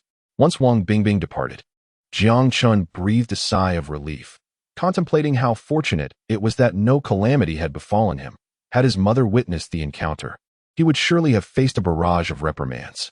However, upon turning to glance at Su Qingqing, who was nursing, he found himself perplexed. Hadn't the baby just been fed not long ago? Was it not merely half an hour ago? His concern for the child's hunger prompted his inquiry. Su Qingqing, lightly dismissive, replied that she was aware the baby had recently eaten. Yet she simply felt the urge to feed him again, particularly in the presence of Wang Bingbing. From the moment Wang Bingbing entered the room and overheard their conversation, it was clear she recognized them. perhaps even as former acquaintances, which rendered Su Qingqing restless. Seizing the opportunity while the two were conversing, she cradled the baby, unfastened her garment, and began to nurse him. Surprisingly, despite having been recently fed, the little one eagerly accepted the nourishment, relishing every drop. Observing Wang Bingbing's expression, it was evident that the effect was nothing short of spectacular. Concerned about the child's hunger, Jiang Chun, unaware of Su Qingqing's underlying thoughts, cautioned her to exercise moderation, as overfeeding the little ones could lead to indigestion and discomfort. Yet, even as he spoke, his gaze was involuntarily drawn to the remarkable scene before him. Upon hearing Jiang Chun's words, Su Qingqing contemplated the implications and decided to cease feeding, gently placing the baby in the nearby crib. "If you're tired, you may rest a while. I'll keep an eye on the child," she offered. "No worries. I'm not tired," Jiang Chun replied. Although he had scarcely slept the previous night, the enhancement of his physical condition had allowed him to catch a brief nap, alleviating his fatigue. In the afternoon, Song Mei hurried to the hospital. After completing her morning duties, her concern for the hospital led her to request leave from her superior. Aware of her diligent work ethic, the leader granted her request. She carried a large bag filled with an assortment of fruits and postpartum supplements. Just as she was about to enter the ward, she heard a voice calling from behind, "Annie." Turning around, she was taken aback to find Wang Bingbing clad in her nurse's uniform. Song Mei recognized her immediately. Years ago, during Jiang Chen's youthful romance, Wang Bingbing had visited her home several times. Though their relationship had concluded without incident, the aftermath had stirred quite a commotion. Jiang Chun vehemently opposed the breakup, resorting to dramatic displays of despair, vowing to love Wang Bingbing for eternity and to traverse the world by her side. Upon witnessing his antics, Song Mei was incensed, thinking to herself, "You little brat, what do you know of love? What do you understand of a lifetime commitment? You haven't even matured yet you dream of wandering the globe." Without a moment's hesitation, she confronted Jiang Chun with a fierce reprimand. After enduring a beating, Jiang Chun defiantly declared a hunger strike, prompting his father to intervene, brandishing a metaphorical 7 wolves to restore order. Eventually, Jiang Chun relented, succumbing to hunger and obediently eating, albeit with little enthusiasm. Nevertheless, he managed to recover and successfully gained admission to university. Though still somewhat unreliable, he unexpectedly ended up with his close friend and fathered 3 grandchildren. Song Mei, witnessing this unfold, felt a sense of quiet satisfaction. At that moment, when she unexpectedly encountered Wang Bingbing, a pang of apprehension gripped Song Mei's heart. Could it be that this troublesome boy was once again entangled in some mischief? Chapter 15. A father's intervention. Such were Song Mei's thoughts, but as an elder, she maintained a warm and courteous demeanor. "Bingbing, is that you? What brings you here? Are you working at the maternal and child health hospital now?" "Yes, I'm a nurse here," Wang Bingbing replied, sensing a flicker of hope in Song Mei's gentle attitude. She eagerly inquired, "Auntie, what are you up to?" "Oh, just preparing for my daughter-in-law's delivery. I brought her some fruits and supplements," Song Mei responded, revealing the bag she was carrying to Wang Bingbing. "Daughter-in-law? Fruits and supplements for her?" The moment the words left Song Mei's lips, Wang Bingbing felt as though she had plunged into an icy abyss, her fleeting hope extinguished. Having been thoroughly overshadowed by Jiang Chen's partner, she felt inferior, like a village girl in comparison. She had hoped to find solace with Song Mei, but now it seemed that she had fully embraced the other woman as her daughter-in-law. Wang Bingbing glanced into the bag that Song Mei had opened, which was brimming with an array of expensive fruits and nourishing supplements. A wave of bitterness washed over her. "You bought so much.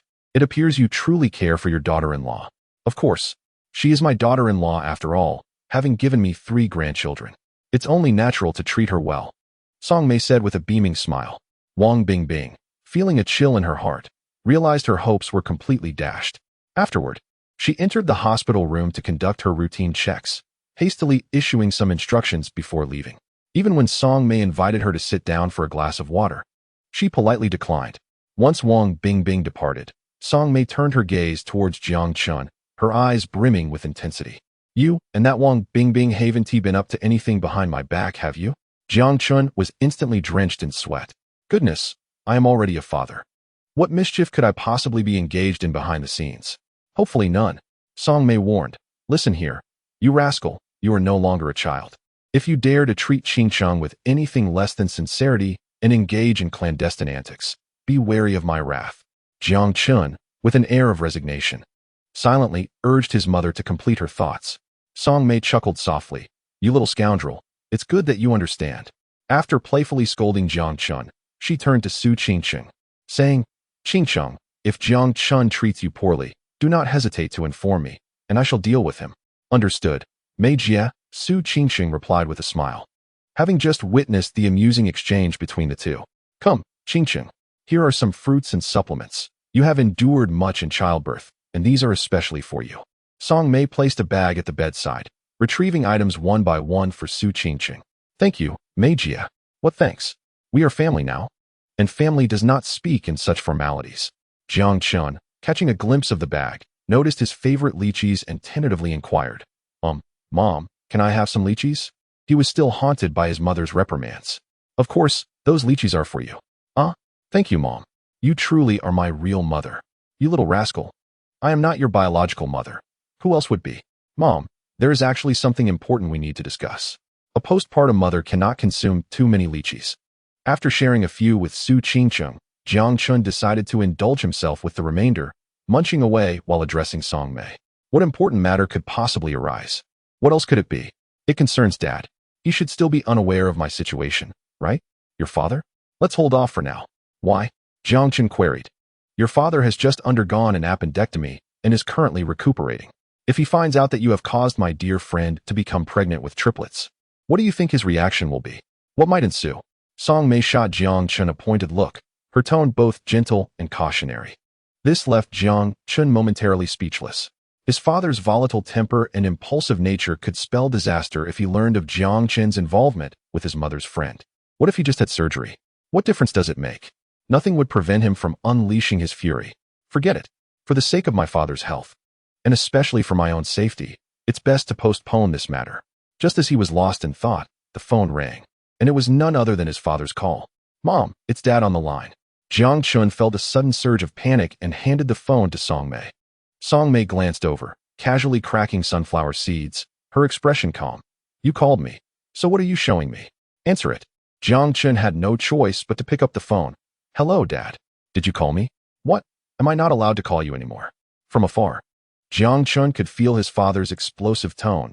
He hadn't put the call on speaker, yet his mother could hear every word clearly. You rascal. Have you been up to no good lately? What misdeeds could I possibly be involved in? I work diligently every day, striving to earn a living. Where would I find the time for mischief? Jiang Chun fervently defended himself. I doubt you have the guts. On the other end, Jiang Daping continued, it's rather strange. Your aunt called me out of the blue this morning, claiming that you've caused trouble for your mother's friend, making her bear 3 children. Upon hearing this, I immediately sensed it was nonsense and refused to believe it. Such a ridiculous matter. My son is exceptional, a diligent individual, a model student during his school years, and an outstanding graduate. This absurdity is clearly beyond him. Besides, the probability of triplets is minuscule.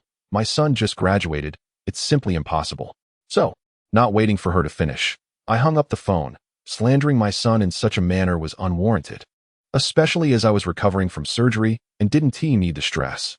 Jiang Chun felt a pang of guilt as he listened to his father's grievances on the phone. Knowing the tone of his father's voice, he was acutely aware that his mother's perspective was indeed correct, and revealing the truth to his father was not advisable at that moment. Dad, you did the right thing by hanging up on Andy. As she mentioned, those absurd accusations are indeed unfounded. Your son is truly incapable of such actions. Jiang Chun assured Jiang Daping over the phone.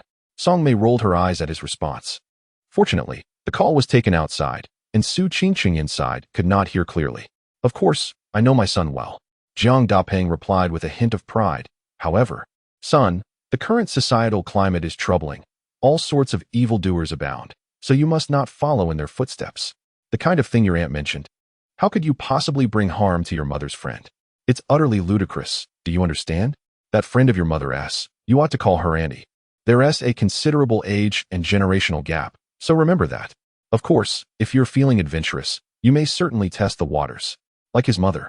His father's call concluded with a veiled threat, leaving Jiang Chun feeling both guilty and somewhat anxious. After all, they had raised him together. All right, Dad, understood. Okay, I'll hang up now. After the call ended, Jiang Chun turned to Song Mei. Mom, what should we do next? What else is there to do? We simply wait and see. Song Mei contemplated. The die is cast. The rice is cooked. What can your father really do to you?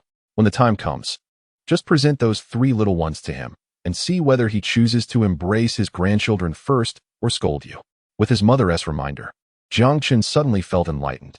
Although he had engaged in absurd and nonsensical acts, the crux of the matter lay in the fact that he had bestowed upon his father 3 grandchildren. As his mother had predicted, when the little ones were presented before his father, it was inconceivable that he would not embrace his grandchildren first. Well then, it was settled. Jiang Chen exhaled a sigh of relief. Indeed, his mother possessed a remarkable knack for dealing with his father. However, Song Mei cast a sidelong glance at Jiang Chen and suddenly smirked. But my son, while your father will undoubtedly cherish his grandchildren, I foresee that he may very well bestow upon you a sound thrashing. You shall not escape that fate. Jiang Chen responded with a bewildered expression. Truly, it is no wonder that you and my father are a pair.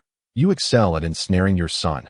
Song Mei spent the afternoon in the hospital room, observing Jiang Chen as he attended to Su Qingqing and cared for the 3 little babies. Whether it was changing diapers, handling their needs, or feeding them, he executed each task with remarkable finesse, seemingly surpassing even her own maternal efforts.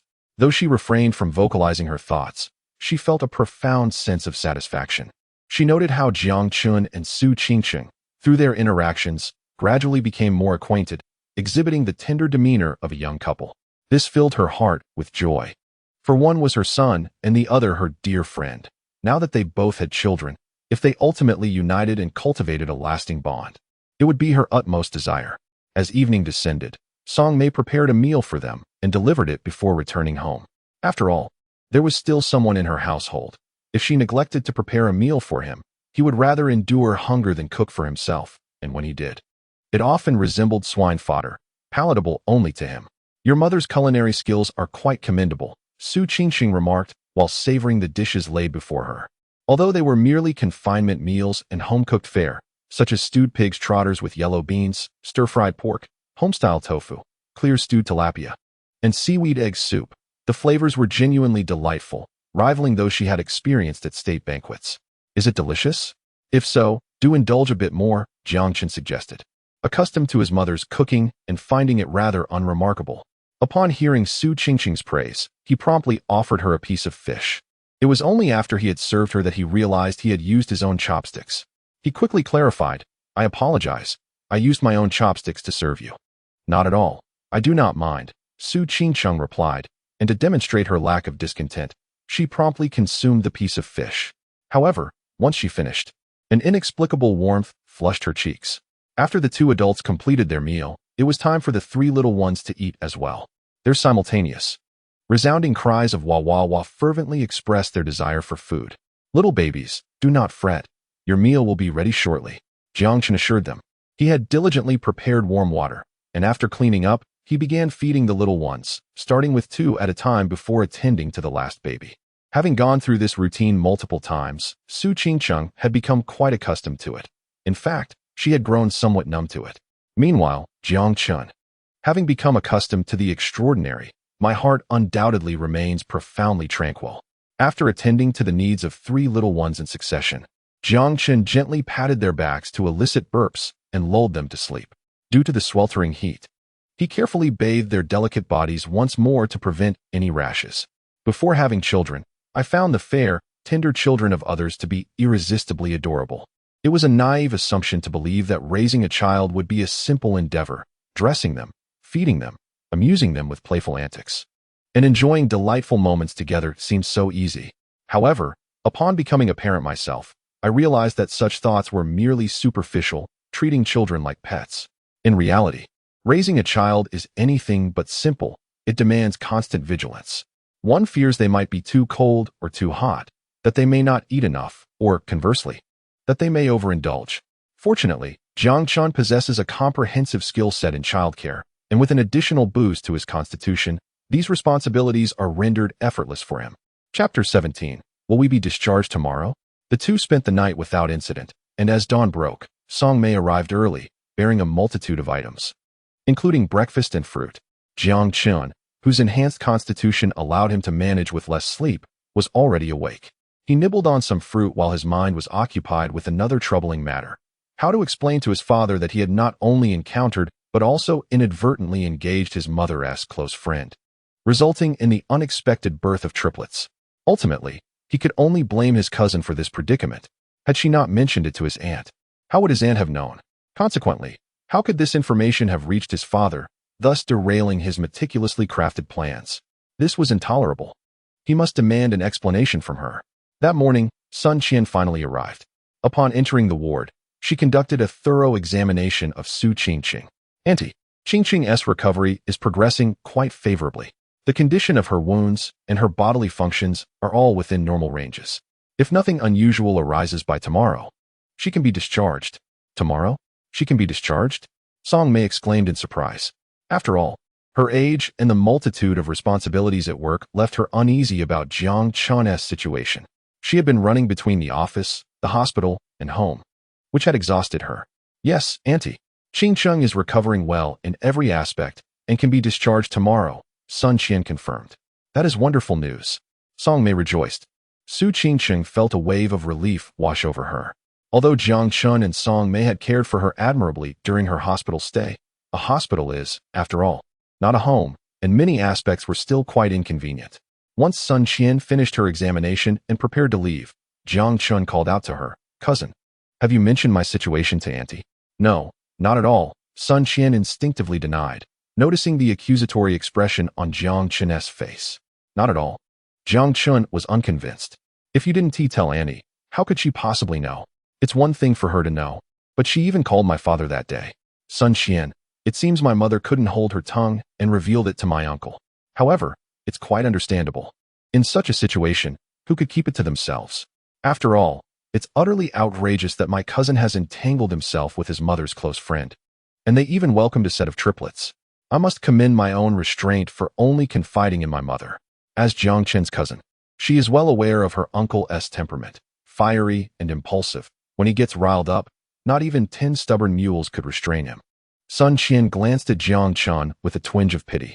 Yet, pity aside, she could never admit to such a thing. Noticing Jiang Chun's resolute demeanor, as if he would not relent without an explanation, she decided to play the sentimental card. "Xiao Chun, do you remember how your cousin has always treated you well since childhood? Has she ever been kind to you?" "Fair enough," Jiang Chun replied. To be honest, his cousin had indeed been generous during his childhood, always bringing out delicious treats and fun toys whenever he visited her. Of course, she could be quite fierce when angry, snatching away his lollipops and flicking him on the forehead until he cried. In those days, didn't you enjoy playing with your cousin? Fair enough. Then, would you like to know if your cousin is the one who spilled the beans to your father? You're wrong. I didn't do it. Don't make wild accusations. Jiang Chun vehemently denied it, and taking advantage of his momentary confusion, Sun Qian swiftly made her exit. Alas, while this might be her fault, it was a burden she truly could not bear. Jiang Chun, is this truly the cousin who cherished me since childhood? He had initially intended to confront her and demand she devise a strategy for him. Instead, he found her even more unreliable than himself. Oh well, water will flow and earth will cover. After all, he is his father's beloved son. Surely, his father, Jiang Daping, would not extinguish him, considering the familial ties at play. Ding. Current status detected, triggering random task. Within 3 days, call your father and confess everything. Jiang Chun. Chapter 18. What a troublesome situation. Call my father and confess everything? This is absurd. Is this system pushing me into a pit of fire? Beep. The task is mandatory. If the host refuses, the system will self-destruct. Damn it. The system is threatening self-destruction at any moment. What a predicament. Perhaps you should just self-destruct if you wish. Never mind. Why argue with an incompetent system? Jiang Chun reluctantly accepted the task, relieved that he had 3 days to prepare rather than confessing immediately. Qingqing, heed your sister's advice. Let us all cohabitate. The child has just been born, and you're still in confinement. Although my son can be a bit clumsy, he is honest and well-behaved. He is still the father of the children, and I see he genuinely cares for both you and the baby. Moreover, you both reside together, which allows for the nurturing of your relationship. Regardless of the circumstances, the benefits outweigh the drawbacks. Since Su Qingqing is to be discharged from the hospital tomorrow, Song Mei naturally recommends that her dear friend move in with her son. However, Su Qingcheng's tone betrays her hesitation. Deep down, she acknowledges the validity of Song Mei's suggestion. Yet, the prospect of sharing a home with a man, essentially cohabitating, creates a sense of discomfort within her, especially considering that this man is the beloved son of her closest friend. Here we go again, isn't it? Noticing Su Qingcheng's indecisive expression, Song Mei couldn't help but chuckle. Her dear friend possesses remarkable beauty, physique, and grace, yet she is somewhat reserved and prone to shyness. Qingcheng, you already have children. Isn't it quite reasonable for you to live together after your discharge? If you're concerned, I could frequently visit to check on you. Should my son mistreat you, I would certainly set him straight. How could I possibly accept that? Su Qingcheng's face flushed with embarrassment. What is there to be embarrassed about? After all, I am the grandmother of your children. It is entirely normal for me to visit my grandchildren and, while I'm at it, to keep my son in line. Well, if that's the case, seeing Su Qingcheng finally relent, Song Mei's face lit up with joy. Su Qingcheng quietly exhaled a sigh of relief. She was all too aware of the hardships endured during her pregnancy and wished to avoid the experience of raising her children as a single mother once again. With her dear friend's assurance, she felt a sense of security. Furthermore, the gentleman in question was quite amiable, handsome, and had demonstrated a commendable level of care for both her and her children over the past few days. Yet, as she recalled certain moments, a wave of shyness washed over her, and she cast a reproachful glance at Song Mei. Do you truly believe your son is as well-behaved as he appears? He is anything but. While he had indeed been attentive in caring for her and the children, his gaze towards her had been rather scrutinous. He is not a lecherous rogue, yet he certainly has his flaws. Meanwhile, Song Mei was too absorbed in her own delight to notice Su Qingcheng's subtle anxieties. Having successfully convinced her dear friend, she then eagerly approached her son, Jiang Chun. Son, after Qingcheng is discharged, you should live together to make it easier for you to care for them. Live together? Is that really appropriate? To be honest, Jiang Chun was taken aback. His mother's suggestion implied that he would be cohabitating with this goddess, Su Qingcheng. Song Mei, sensing her son's reluctance, felt a twinge of displeasure. What do you mean by that? Are you unwilling to live with my dear friend? No, it's not that. I'm just wondering if Qingcheng is agreeable to this arrangement. She will certainly agree. That is precisely why I'm suggesting it. Oh, well, then that is settled. Upon hearing this, Song Mei felt irritated. Hey, you little rascal. What's with that tone of yours? Am I begging you for something? As she spoke, she made a move to twist his ear. No, you've misunderstood. I'm more than willing. Absolutely delighted. Jiang Chun responded in a flurry of sweat, hastily adding under his breath, no wonder Dad says you're a violent maniac, a tigress. The latter part of his comment was murmured but clearly heard by Song Mei, who immediately erupted in anger. What? I'm a violent maniac? A tigress? How dare you? She charged at Jiang Chun. Sensing trouble, he swiftly fled outside, calling back, Mom. I'll be right back. Just going out to buy some fruit. Unable to catch her son, Song Mei found herself both furious and amused, shaking her head as she returned to the hospital room. There, Su Qingcheng stifled a laugh upon witnessing the exchange. Realizing she may have been a bit too harsh, Song Mei sheepishly remarked, Do you think I, as his mother, might have been a tad too strict? A bit, indeed, Su Qingcheng replied with a chuckle. Feeling awkward, Song Mei conceded, All right then. Meanwhile, Jiang Chun returned downstairs with some fruit. Back in the hospital room, his mother didn't pursue the matter further. After all, it wasn't fitting for her to reprimand her son in front of his friend and fiancé. However, Song Mei did assign him a task, moving. Jiang Chun pondered this. Since he would be cohabiting with Su Qingcheng post-discharge, it made sense for them to consolidate their living arrangements. Thus, he readily agreed. Besides moving, another pressing matter awaited him, resigning from his job. After graduation, Jiang Chun had secured a decent position with a pleasant atmosphere and acceptable compensation. Yet it paled in comparison to his mother's long-standing government job. Just a few days prior, she had returned to her workplace to handle an urgent matter. Meanwhile, Jiang Chun had taken an extended leave, and this time he decided against even requesting more time off. He would simply resign. After all, he was now a man of promise, destined for success, where living alongside his wife and child would yield an abundance of rewards. Even achieving wealth beyond measure in the future was within the realm of possibility. There was truly no need to continue working at his old company. Jiang Chun made his way to the underground parking lot of the maternal and child health hospital, locating the BMW X7 awarded through the system. He retrieved the key from his pocket, unlocked the vehicle, and settled into the driver's seat. The passenger seat was neatly arranged with the purchase contract, license plate, and all necessary documentation, confirming its legitimate and lawful acquisition.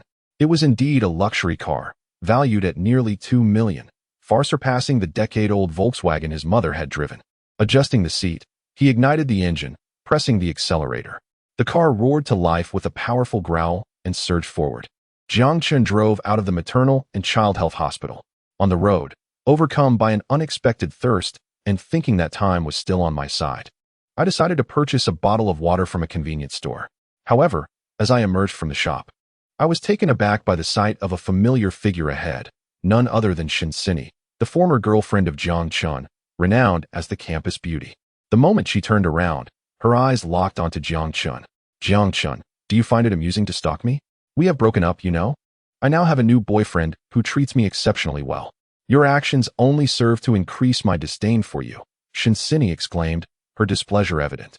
At that moment, she had shed her previous innocent appearance, adorned with heavy makeup and dressed in a strikingly short skirt. One hand clutched a small bag, while the other was linked with a portly man's arm.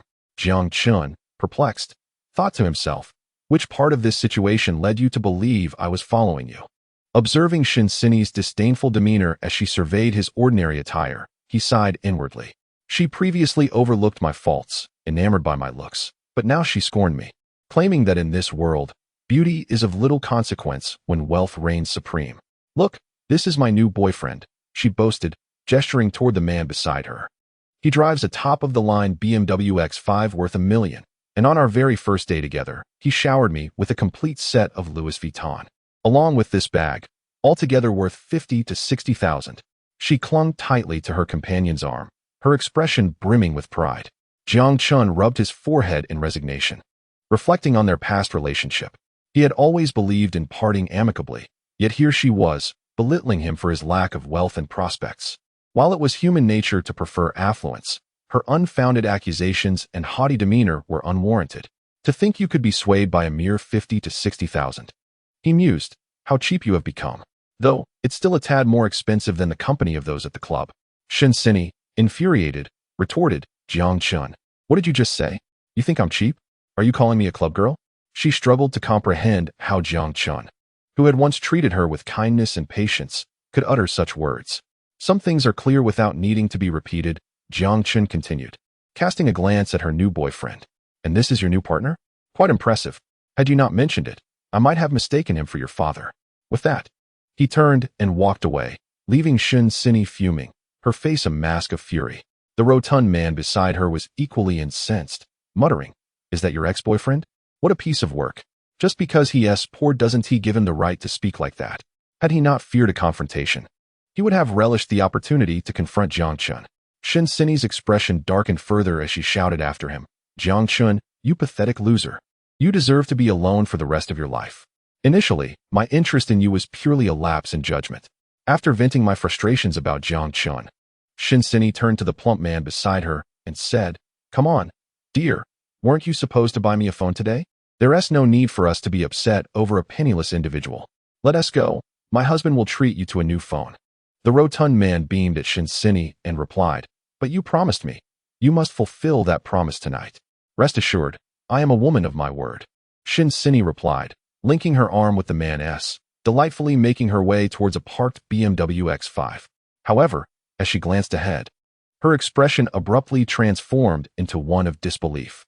She was utterly astonished, for not far away, Jiang Chun was getting into a brand new BMW X7, settling into the driver's seat, and then speeding away down the road. What? Jiang Chun is driving a BMW X7. How could this be possible?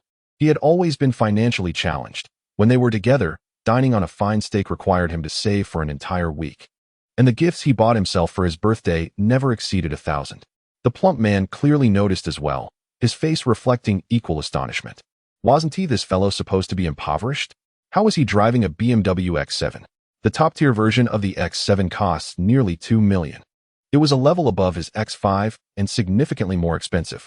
As Jiang Chun sped away in the BMW X7, he felt as if he had swallowed a fly upon encountering Shinsini. Thankfully, he had decisively ended their relationship. Otherwise, he would have felt nauseated for a lifetime.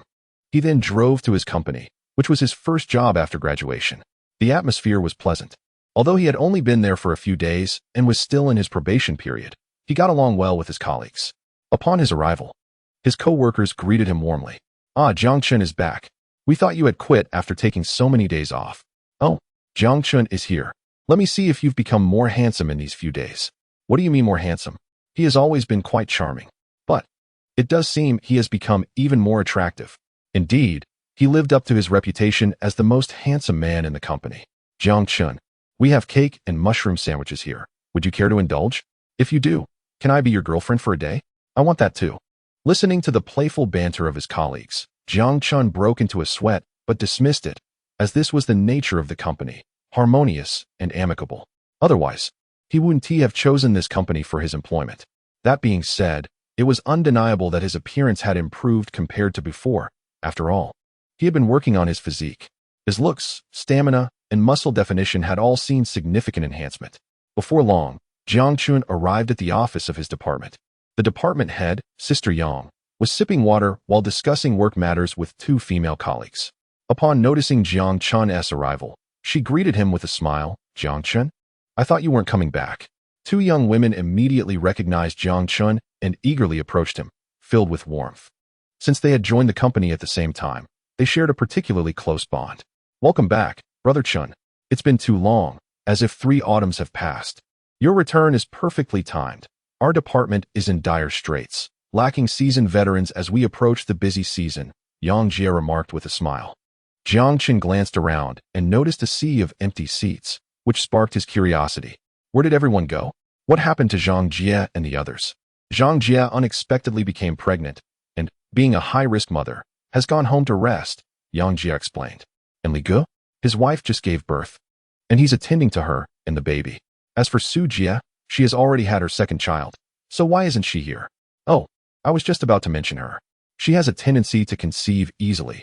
She claimed she didn't want any more children.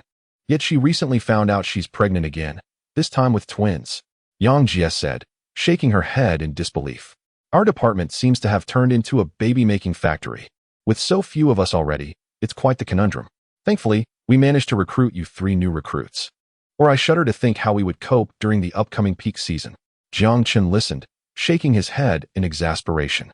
It seemed they all had converged at once. After a brief pause, he mustered the courage to interject. Yang Jie, actually, I also became a father. Yang Jie immediately spat out her drink in shock. What? You became a father? She exclaimed. The 2 young women, Shun Jia and Su Na, were equally taken aback. Realizing his slip of the tongue, Jiang Chun hastily clarified, No, I didn't give birth, my wife did. I'm a father now. However, this revelation only caused Yang Jie and the 2 women to be even more astonished. Your wife gave birth? You're a father already? This is happening too fast. Did I hear you correctly, Jiang Chun? You have a wife and she has given birth to your child? Yang Jie gasped, her expression akin to witnessing a ghost. Great. Another one in the department has joined the ranks of parenthood. This year truly feels like a baby boom. Yes, indeed, Jiang Chun nodded. The 2 women, Shun Jia and Su Na, were initially astonished, but soon became profoundly disappointed. Their disappointment stemmed not from the loss of a capable colleague, but from the revelation that Jiang Chun was already married and had a child. How could he have settled down so young? Are you planning to take leave then? Yang Jie, having seen various situations, quickly regained her composure. No, I'm here to resign, Jiang Chun replied. Resign? Yang Jie was taken aback once more. The company isn't refusing to grant you leave. You could take care of your wife and return to work afterward. Do you have a mine at home? How will you support your wife and children without a job? I do not possess a mine, yet I find myself in need of financial resources. To speak candidly, my wife has given birth to triplets, and I yearn to be present for them. What? Triplets?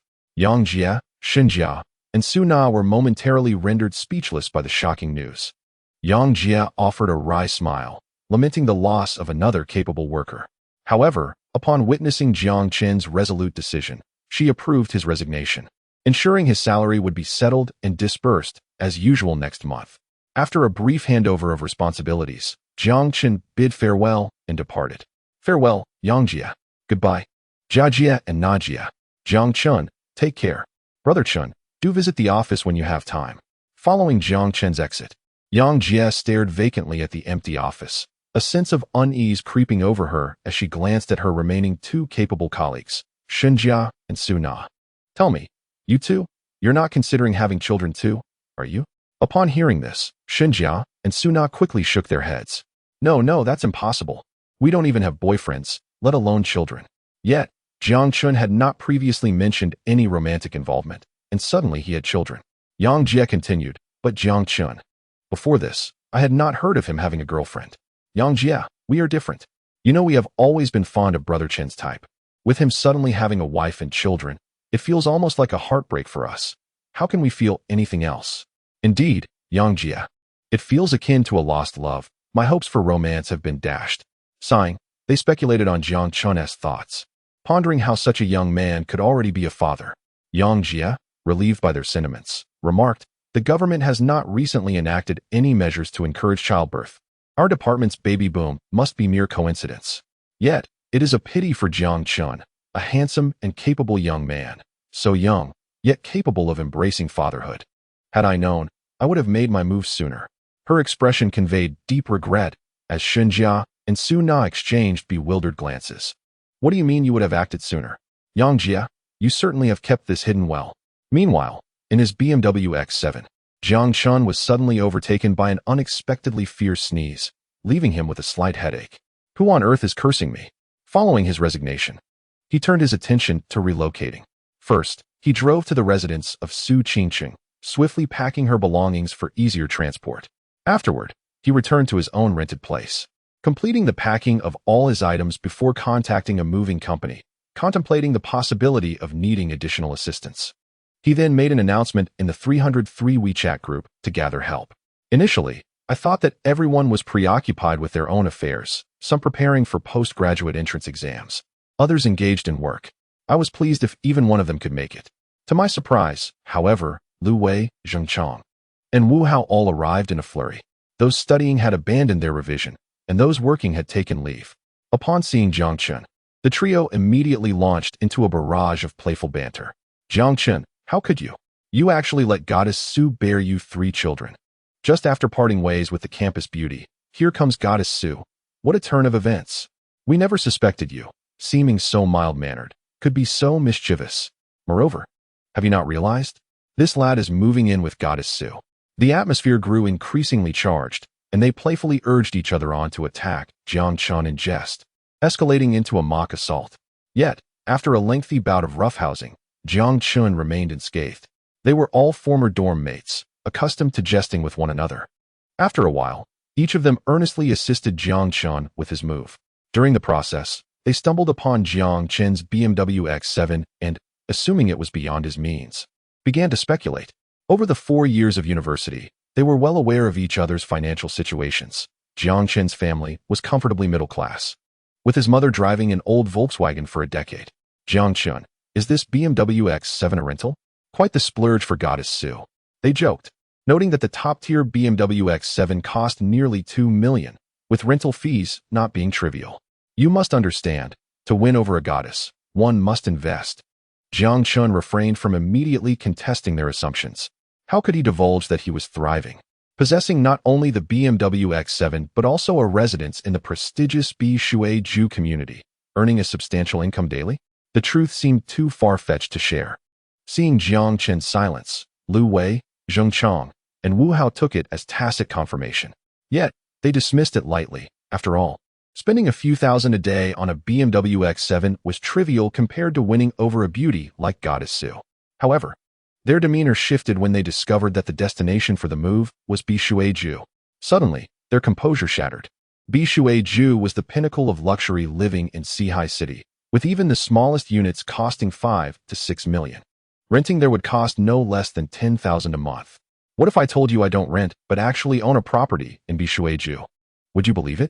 Jiang Chun decided to be forthright this time. Believe it? We sooner believe in fairy tales. Lu Wei, Zheng Chong, and Wu Hao dismissed him outright. Come now, stop jesting. Bishui-Ju is the epitome of opulence in Sihai City. Even the most modest unit costs over 10 million. Even if you earn 20,000 a month, your salary wouldn't cover the rent. Indeed, Jiang Chun ceased the pretense. As classmates, We are well acquainted with one another, so there is no need for pretense or to put on airs in front of friends. Several individuals urged Jiang Chun to drop the facade, fully engrossed in their counsel when suddenly, with a decisive click, Jiang Chun pressed his hand against the fingerprint lock and, astonishingly, the security door swung open. Chapter 21. The Honest Confession of Ill-Gotten Gains. What on earth? You truly possess a residence in Baishuiju. Unbelievable. Lu Wei, Zheng Chong, and Wu Hao gazed in disbelief. Upon entering Jiang Chen's exquisitely decorated apartment in Baishuiju, their mouths fell agape in utter shock. The layout boasted 4 rooms and 2 living areas, with an exceptionally spacious ambience. It was well ventilated from north to south, flooded with sunlight, and the decor was of the highest quality. Crystal chandeliers, genuine leather sofas, and Persian carpets left them utterly dumbfounded. Once they regained their composure, they began to bombard Jiang Chun with questions. The opulence of such a residence undoubtedly cost at least several million, and even renting here would require a considerable sum, far beyond the means of a freshly graduated university student. Whoa, Jiang Chun, you've suddenly struck it rich. Struck it rich? I suspect it's because he wooed the goddess Su. But the goddess Su is merely a university professor, earning a modest salary. Come clean. Where did the money come from? Is it ill-gotten gains? Don't tell us you have a wealthy grandfather abroad who left you a substantial inheritance that includes a unit in Baishuiju. Jiang Chun, who had been mercilessly teased, wore an expression of exasperation. Stop joking around. I truly earned this money. Seriously? You really have struck it rich. Instantly, their demeanor shifted, and they began to fawn over Jiang Chun, offering massages and flattering him. Jiang, how did you achieve this wealth? Please share some wisdom. Brother Jiang, impart some tips. Will you?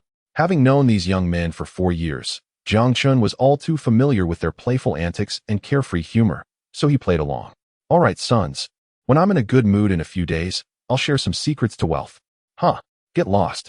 You're just full of hot air. Lu Wei and the others laughed and scolded him good-naturedly. They all understood it was merely jest, as money matters among friends could strain relationships if not handled carefully. However, amidst the banter, Zheng Chong and Wu Hao suddenly harbored some less than pure intentions. Brother Jiang, I'm not interested in wealth tips. Could you instead share some advice on wooing women? Yes, please. Brother Jiang, share your insights on romance. I've been single for over 20 years and have yet to experience what it's like to have a girlfriend. Before Jiang Chun could respond, Lu Wei couldn't hold back any longer. Gazing at the 2 individuals, one barely reaching a height of 1.7 meters and the other bearing a face marred by youthful acne, I sighed and remarked, well, let us set aside our banter. I believe it would be more practical for Brother Jiang to impart some secrets to wealth accumulation upon you too. After moving, Jiang Chun returned to the hospital in the evening. As usual, Song Mei prepared a sumptuous dinner for Su Qingcheng, which, of course, included a portion for Jiang Chun. Su Qingcheng had already finished her meal and was now reclining on the bed, taking a moment to rest. The mother and daughter sat at a table near the entrance. While eating, Song Mei inquired about Jiang Chen's new residence. At my own home, Jiang Chun replied nonchalantly. Your own home? Song Mei scoffed slightly. That rented place of yours, resembling a dog kennel, can hardly be called a home. At least since you and Qingcheng are living together, you could have chosen a better house. I have moved, Jiang Chun stated. Well, that is certainly for the best, Song Mei nodded approvingly. You are now 2 adults with 3 children. Your living space cannot be too cramped, and the conditions must be adequate. By the way, have you exhausted the 30,000 yuan? Without further ado, she produced a card from her pocket and handed it to Jiang Chun. Chapter 22. Huh, who is your wife? Jiang Chun was somewhat taken aback and quickly waved his hands. Mom, no need. I have money now. Money? What money do you have? You just graduated. Where could you possibly acquire funds? Raising children is exceedingly expensive, and now you have 3 to care for, along with just having rented a house. Moreover, Qingcheng is my dear friend. You ought to treat her well. Take it. But Mom, I truly have money. I'm not deceiving you, Jiang Chun insisted. Having previously accepted his mother's 30,000 yuan, he felt it would be inappropriate to take more this time. Are you certain you really have money? Absolutely certain. The 30,000 yuan you gave me before remains untouched. Very well. Song Mei finally retracted the bank card, albeit still feeling uneasy. She cautioned him, son, I once he beat around the bush. Qingcheng has endured a great deal while carrying your triplets. Moving forward, you must devote more attention to both her and the children. Do your utmost to treat them well as a form of compensation. Money is not an issue. If you find yourself short, just ask your mother, understood? Understood, Mom. Jiang Chun felt a warm surge of affection for such a wonderful mother. Truly, a mother's love is unparalleled in this world. However, he reassured her, do not worry. Your son has grown up and will no longer ask you for money. In fact, I will repay your kindness. He contemplated revealing his circumstances, particularly regarding his house and car, to his mother. Yet, knowing her impulsive nature, he feared that upon learning he suddenly possessed a property worth over 10 million and a top-of-the-line BMW X7 valued at nearly 2 million. Her first reaction would be to suspect him of engaging in some unscrupulous dealings. After all, the most profitable ventures are often outlined in criminal law. A single misstep could lead to eternal regret.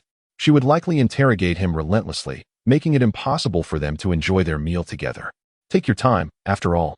It is only natural to show kindness to one's beloved mother, especially after feeling such deep emotion. Qinsheng, these are the sunlight rose grapes, sweet, crisp, and juicy, beneficial for postpartum recovery.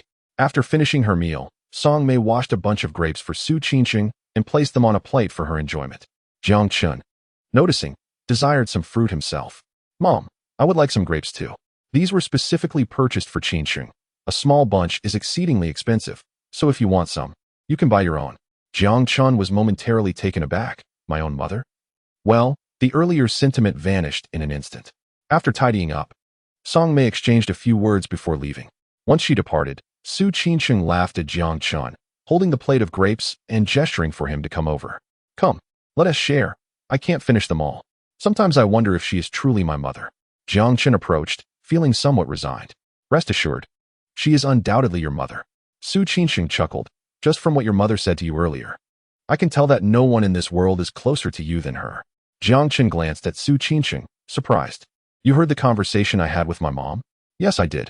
Besides worrying about your finances, she also urged you to treat me well. Indeed. She advised me to take good care of you and the children. So what are your thoughts on that? What do you mean, what are my thoughts? I mean, your mother wants you to treat me and the children better.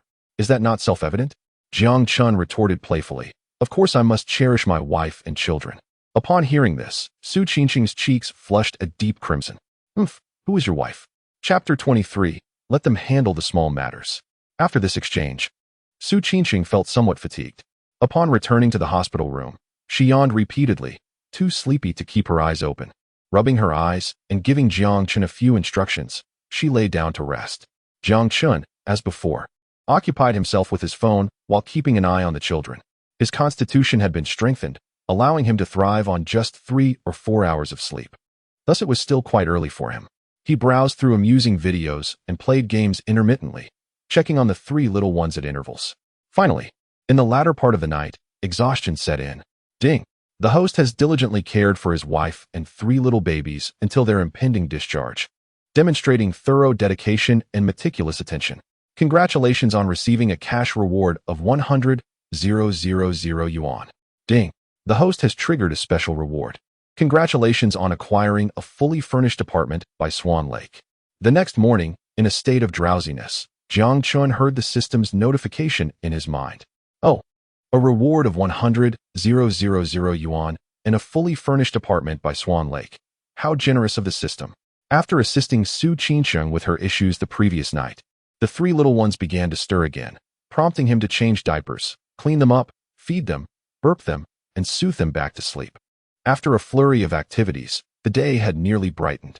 However, due to his robust constitution, Jiang Chun managed to doze off for a brief moment on the chair, and he was no longer drowsy. Today marked his discharge from the hospital, yet a multitude of tasks awaited him. Shortly after Jiang Chun awoke, his mother arrived. In addition to some fruits, she brought a sumptuous breakfast, steamed dumplings, tea eggs, 8 treasure porridge, soybean milk, fried dough sticks, and his favorite chive and lamb pastries. Mom, I'm not hungry today. You all eat, Jiang Chun said.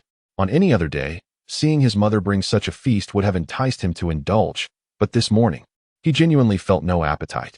You little rascal, what is wrong with you today? I went through all the trouble to bring you breakfast, especially the chive and lamb pastries. And you want to eat? Song Mei was somewhat astonished, recalling that just a few days prior, her son had complained about her not bringing him breakfast. The sudden lack of appetite was indeed surprising. Mom, why would I lie to you? I'm really not hungry, Jiangchen replied, reluctantly picking up a dumpling and taking a half-hearted bite. Song Mei, undeterred, exclaimed, if you want to eat, then I'll share with Qingqing. Now that she had a daughter-in-law and grandchildren, Song Mei was no longer indulgent with Jiangchen.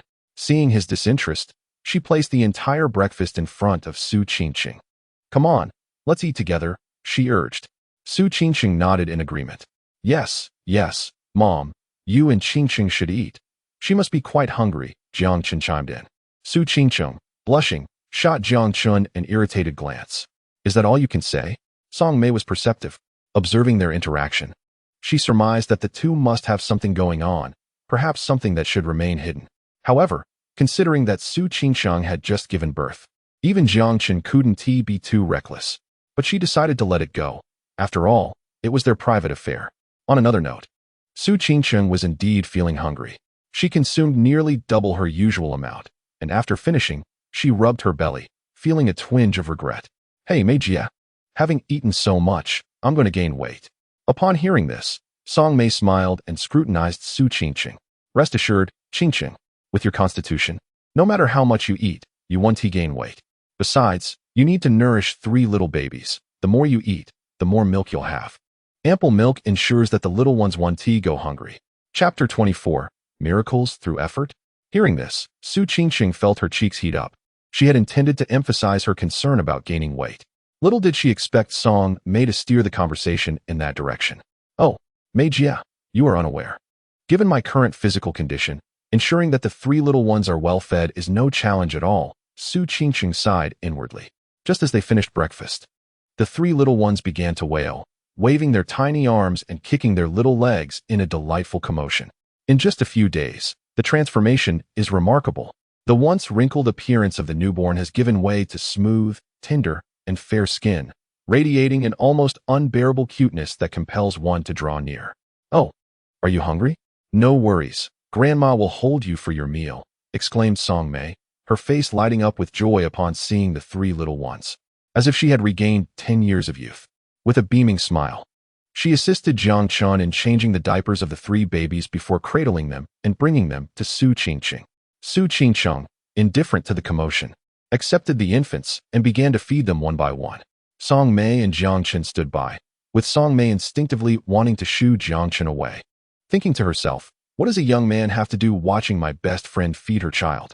However, she quickly reminded herself that her son was not a stranger. He was the father of Su Qingqing's children. Provided that today's examination yielded no issues, they could be discharged from the hospital. You all should start packing up, she added. Not long after the feeding, Jiangchen's cousin, Sun Qian, entered with medical equipment and a few nurses to conduct a comprehensive pre-discharge examination on Su Qingqing. How is it, Qian? Song Mei inquired eagerly, as Su Qingqing's good friend and prospective mother-in-law. Sun Qian assessed Su Qingqing's recovery from her wounds and various health metrics, nodding in approval. The recovery looks quite good. You can be discharged today. That's wonderful. Song Mei responded with delight. Su Qingqing felt a wave of relief wash over her.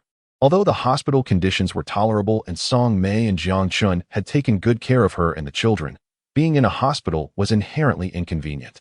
She longed for the opportunity to return home. Post-discharge, she was advised to monitor her wound healing, avoid strenuous activities, refrain from getting wet, and maintain hygiene. The recovery period following a cesarean section is typically 42 days, after which a follow-up appointment is necessary to assess uterine recovery. Additionally, during this recovery phase, intimacy should be avoided. Of course, 42 days is a general guideline. Individual circumstances may vary, and one should heed their own feelings. If pain persists beyond 42 days, it is not acceptable. Conversely, if one feels no discomfort, gentle attempts before the 42 days may be permissible. However, vigorous activities are strictly discouraged. Sun Qian meticulously outlined all the post-discharge precautions. Upon hearing the advice regarding intimacy, Su Qingqing felt a flush of embarrassment. While it was certainly an educational moment, albeit a peculiar one, she realized that the 42-day mark was merely a guideline. No rush, who is in a hurry? She thought, dismissively. Jiangchen nearly choked at the remark, wondering if his cousin was teasing him. Song Mei, having been through this herself, glanced at her son and close friend after Sun Qian's comments. chuckling lightly without taking it to heart. After all, they were now a couple. The child has given birth to 3, and it is quite natural for there to be thoughts and desires in that regard. After Sun Qian provided her instructions, she accompanied Su Qingqing for a chat. Meanwhile, Song Mei and Jiang Chun busied themselves with a multitude of tasks related to the discharge process, tidying up their belongings and handling the necessary paperwork. Suddenly, Song Mei's phone rang, and upon completing the call, her expression turned grave as she observed Jiang Chen's unusual demeanor. Jiang Chen could not help but inquire, "Mom, who called?" "Your father," she replied. "He said he wants to come and see you." "What? My dad wants to see me? Didn't he just undergo an appendectomy? Isn't he supposed to be on 4 fluids for the next few days?" "Yes, he is currently receiving 4 fluids. But he mentioned that something fell off, so he removed the needle and hurried over here to the maternal and child health hospital. What do we do now?" Jiang Chen panicked, his father's notorious temper sending shivers down his spine. Now, son, don't rush. There's something I haven't told you," his mother said. "What is it?" "Your father should already be at the hospital. I just sent him the room number." Chapter 25. Enjoying the spectacle upon hearing his mother's words, Jiang Chun was rendered speechless. First, she advised him to remain calm, then informed him that his father had arrived at the hospital, and on top of that, she had sent him the room number. "Great, you two are conspiring against me. Son, you know your father's temperament. If he insists on coming and asks me for directions, I can't simply refuse him. Besides, this matter cannot be concealed from him forever." Song Mei defended herself, feeling a bit guilty. Jiang Chen scratched his head, while Sun Qian and Su Qingqing, who were conversing nearby, gradually became more familiar with each other over the past few days. Upon hearing Jiang Chun and Song Mei's dialogue, Sun Qian could not help but chuckle, while Su Qingqing almost burst into laughter. Typically composed and reserved, she rarely smiled unless unable to contain herself. Her dear friend was quite the character, and the antics aimed at their son were anything but repetitive. Nevertheless, it was well-deserved. After all, this big oaf had shown a distinct lack of decorum. Suddenly, a series of knocks echoed through the room. "Is that Dad?" Jiang Chun jolted in surprise. "Go see. What is the big deal? Your father has arrived, and you've graduated from university. Is he going to eat you, or what?" Song Mei replied with a calm demeanor. "At most, he'll just give you a good thrashing. Easy for you to say. I'm the one who is going to get beaten, not you," Jiang Chun retorted. "Wait, would he hit Mom?" Dad wouldn't dare do that. In front of Mom, the genuine maternal tiger, even his fiery temperament would turn him into a docile kitten. He mused. Yet, when it came to himself, his father was remarkably strict. He recalled his childhood antics, how he had once torn his homework out of sheer playfulness, only to be dragged by the ear to school by his father. Due to his lack of focus on his homework, he faced reprimand from his father, which ignited a sense of vengeance within him. In a fit of rebellion, he poured 3 treasured bottles of Matai, which his father had collected over the years, down the drain. Once the truth emerged, he inevitably received a warm yet stern greeting from his father, resulting in the destruction of all the brooms in the house. Meanwhile, his mother was not to be overlooked. A one-on-one confrontation with his father, followed by a similar encounter with his mother, and then a mixed doubles match ensued. As the saying goes, a loving mother's hand wields a sword, striking her wandering child. And with a father seeing his son in distress, he unleashed a torrent of reprimands. Ding! The system reminds the host that the task of confessing to his father within 3 days is about to expire. The host is urged to seize the opportunity to confess, for such moments are fleeting and may never return. Special reminder: the rewards for this task are directly linked to the completion of the task. Specifically, the extent of the host's punishment from his father will determine the rewards. What? The rewards are tied to the severity of the punishment? Does this mean that the lighter the punishment, the greater the reward? Jiang Chen inquired. Ding. No. The heavier the punishment, the more substantial the reward. Jiang Chen. This system certainly revels in chaos. Though his exchange with the system seemed lengthy, it transpired in mere moments. He shook his head in resignation and approached the door. Upon opening it, he found his father standing there. Ahem, Dad, what brings you here? You could have given me a heads up.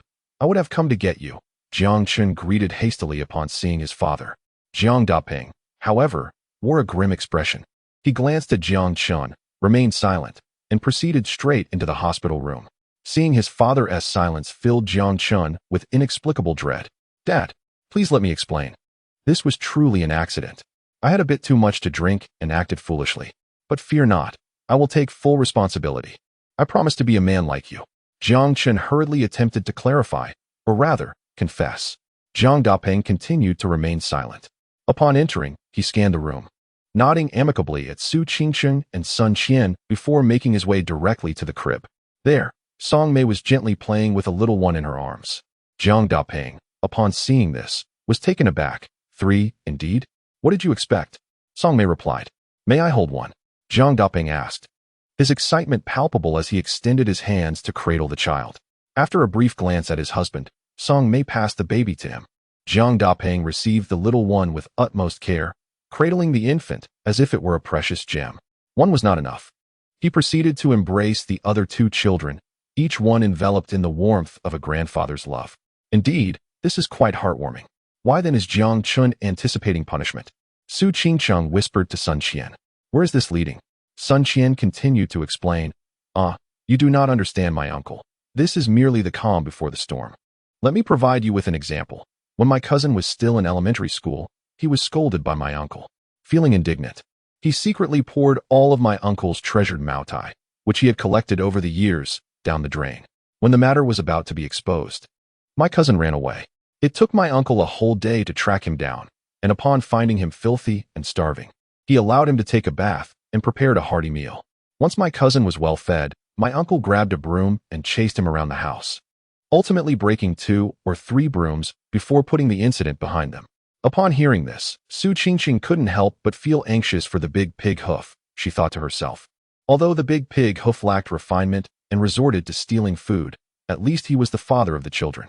As expected, Jiang Dapeng, after indulging in the child for a while, finally shifted his gaze to Jiang Chun.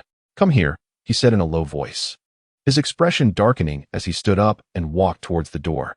Jiang Chun thought, finally, it's here. Uncle, Xiao Chun didn't do anything wrong. Besides, he's grown up now. Sun Qian, noticing the situation, hurriedly persuaded Jiang Dapeng. Song Mei chimed in. Yes, Xiao Qian is right. Your son has graduated from university. It's time to let it go. Uncle, Jiang Chen didn't he mean it? He is actually quite a good kid. Su Qingqing couldn't help but add. No worries. I will be mindful, Jiang Dapeng replied amicably as the 3 women urged him. However, the next moment, he pulled a belt from his pocket. The onlookers could only resign themselves to the situation, realizing their persuasion was in vain.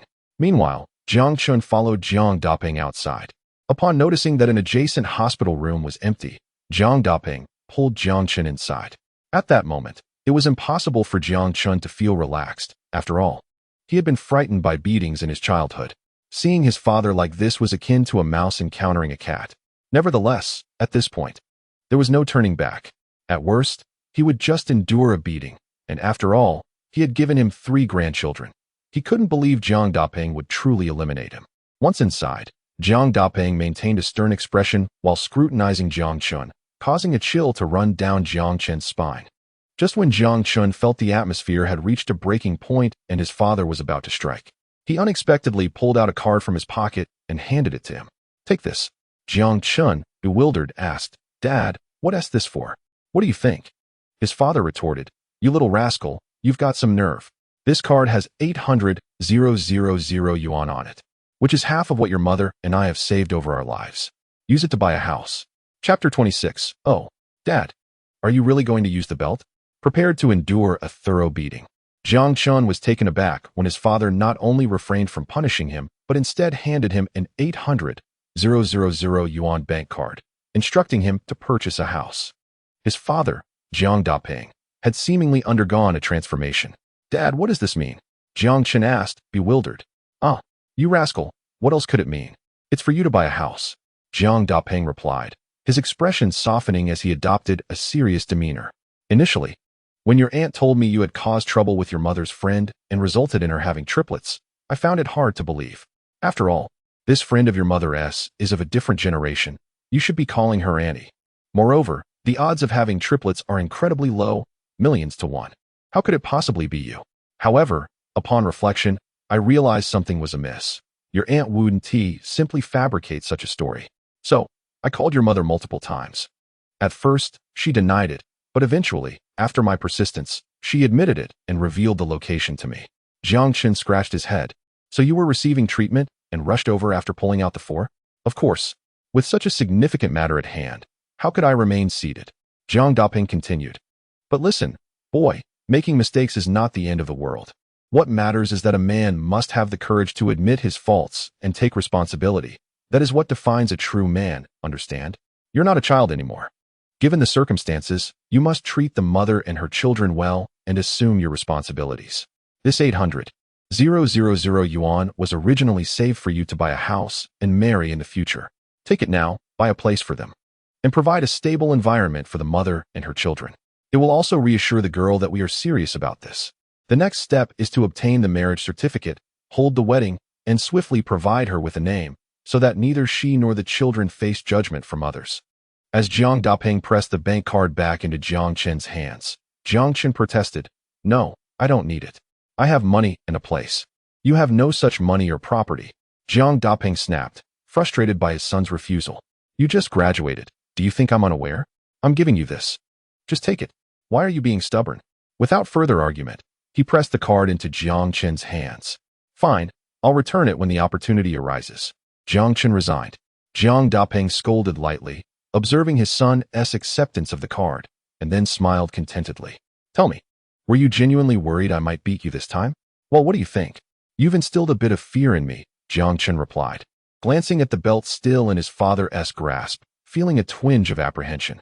Jiang Daping chuckled, "But let us be honest. Weren't you a mischievous child deserving of a good thrashing? Remember when you were in elementary school? You argued with me about your homework, and in your frustration, you poured out my cherished Moutai liquor, 3 bottles of it. To this day, just the thought makes my mouth water." The adolescent, disenchanted with school, began to associate with dubious individuals from society, often staying out all night and even dyeing his hair a striking yellow. This behavior incensed me to the point of retrieving him late at night. During high school, he ventured into early romantic entanglements, and when a young lady chose to part ways, he was so despondent that he contemplated drastic measures, even plotting to elope with her and wander the world. At that time, I was preoccupied with a company project, yet upon hearing his mother recount his plight, I was utterly appalled. After delivering a sound reprimand alongside his mother, I ominously warned him that should he continue down this reckless path, I would resort to more severe methods of discipline. Reflecting on those instances, while my admonishments were indeed severe, it was apparent that his cries of pain were fleeting, and he soon returned to his usual self. Jiang Daping recounted a multitude of past events in one breath. Initially, Jiang Chen felt uncomfortable as his father recounted his juvenile indiscretions.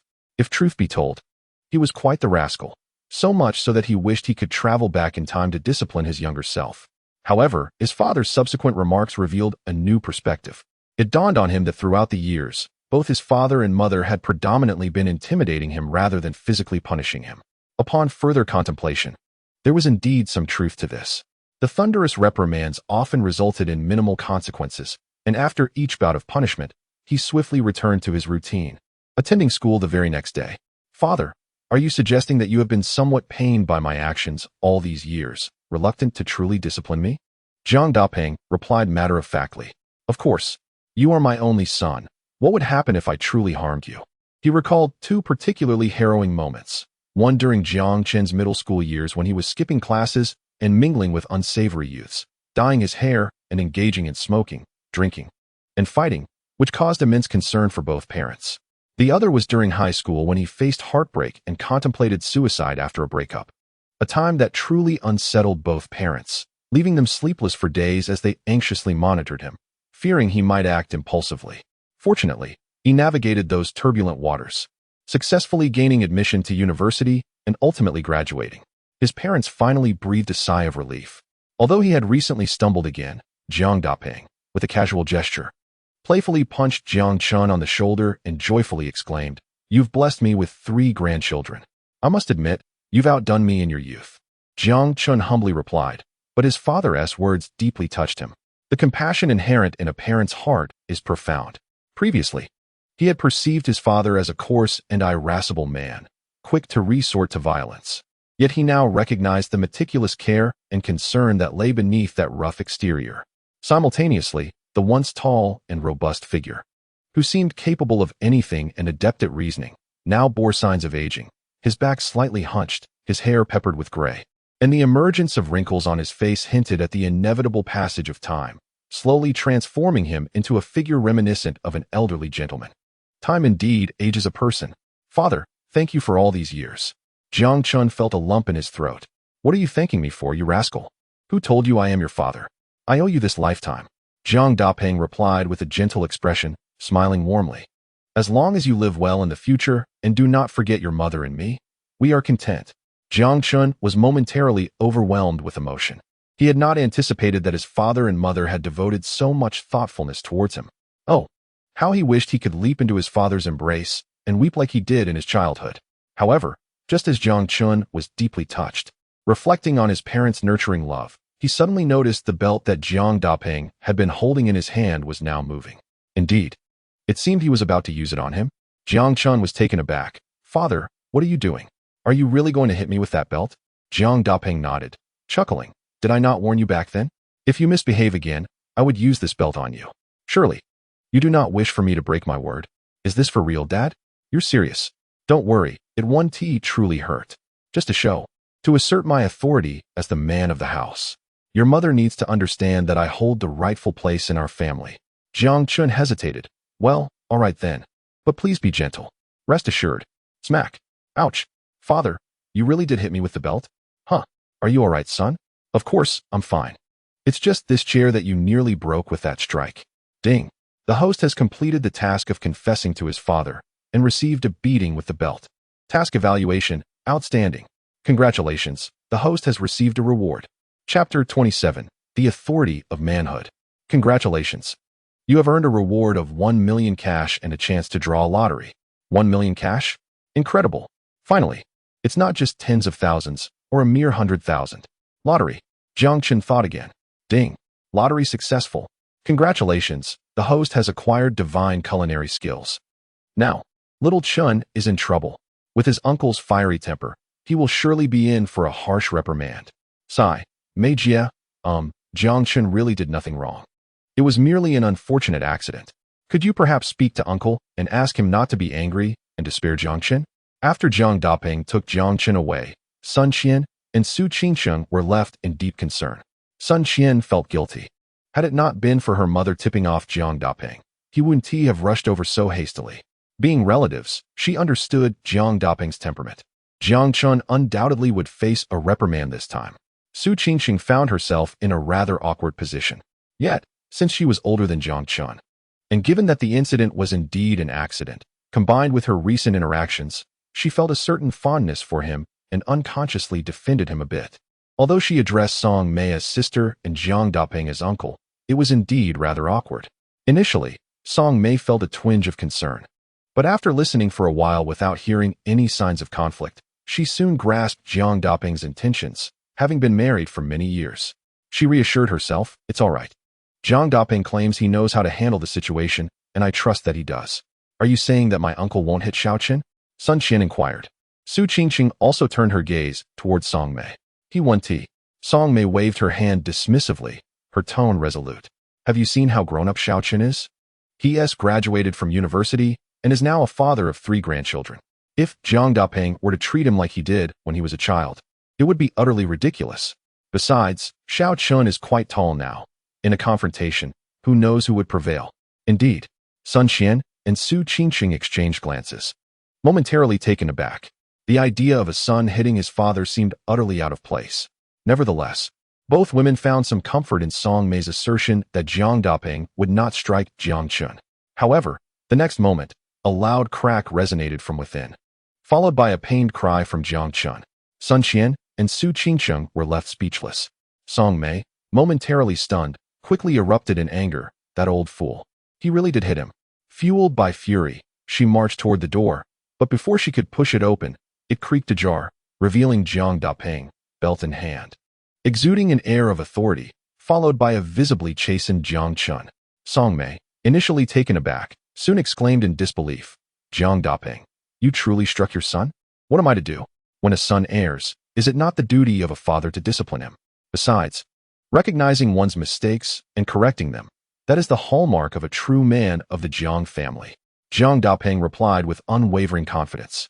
Turning to Jiang Chun, Song Mei asked, Son, Did your father just hit you? Yes. Jiang Chen glanced at Jiang Daping and nodded. Song Mei was astonished. Does it hurt? How could it not? He used the belt to teach me a lesson. Jiang Daping, standing tall at 6 feet and built robustly, placed his hands on his hips, looking down at Song Mei. How could you? Song Mei retorted angrily. You actually struck our son. He's grown now. Mistakes are one thing, but given that he has 3 grandchildren, how could you be so cruel? To hit him with a belt, Jiang Daping. What has come over you? And what of it? It is my duty to discipline my child. You, a woman of the family, should refrain from meddling. Jiang Daping countered without backing down. A woman? Song Mei, in her fury, rose on her tiptoes to grasp Jiang Daping's ear. Anticipating her move, Jiang Daping deftly evaded her grasp, and as she attempted another strike, he nimbly dodged once more.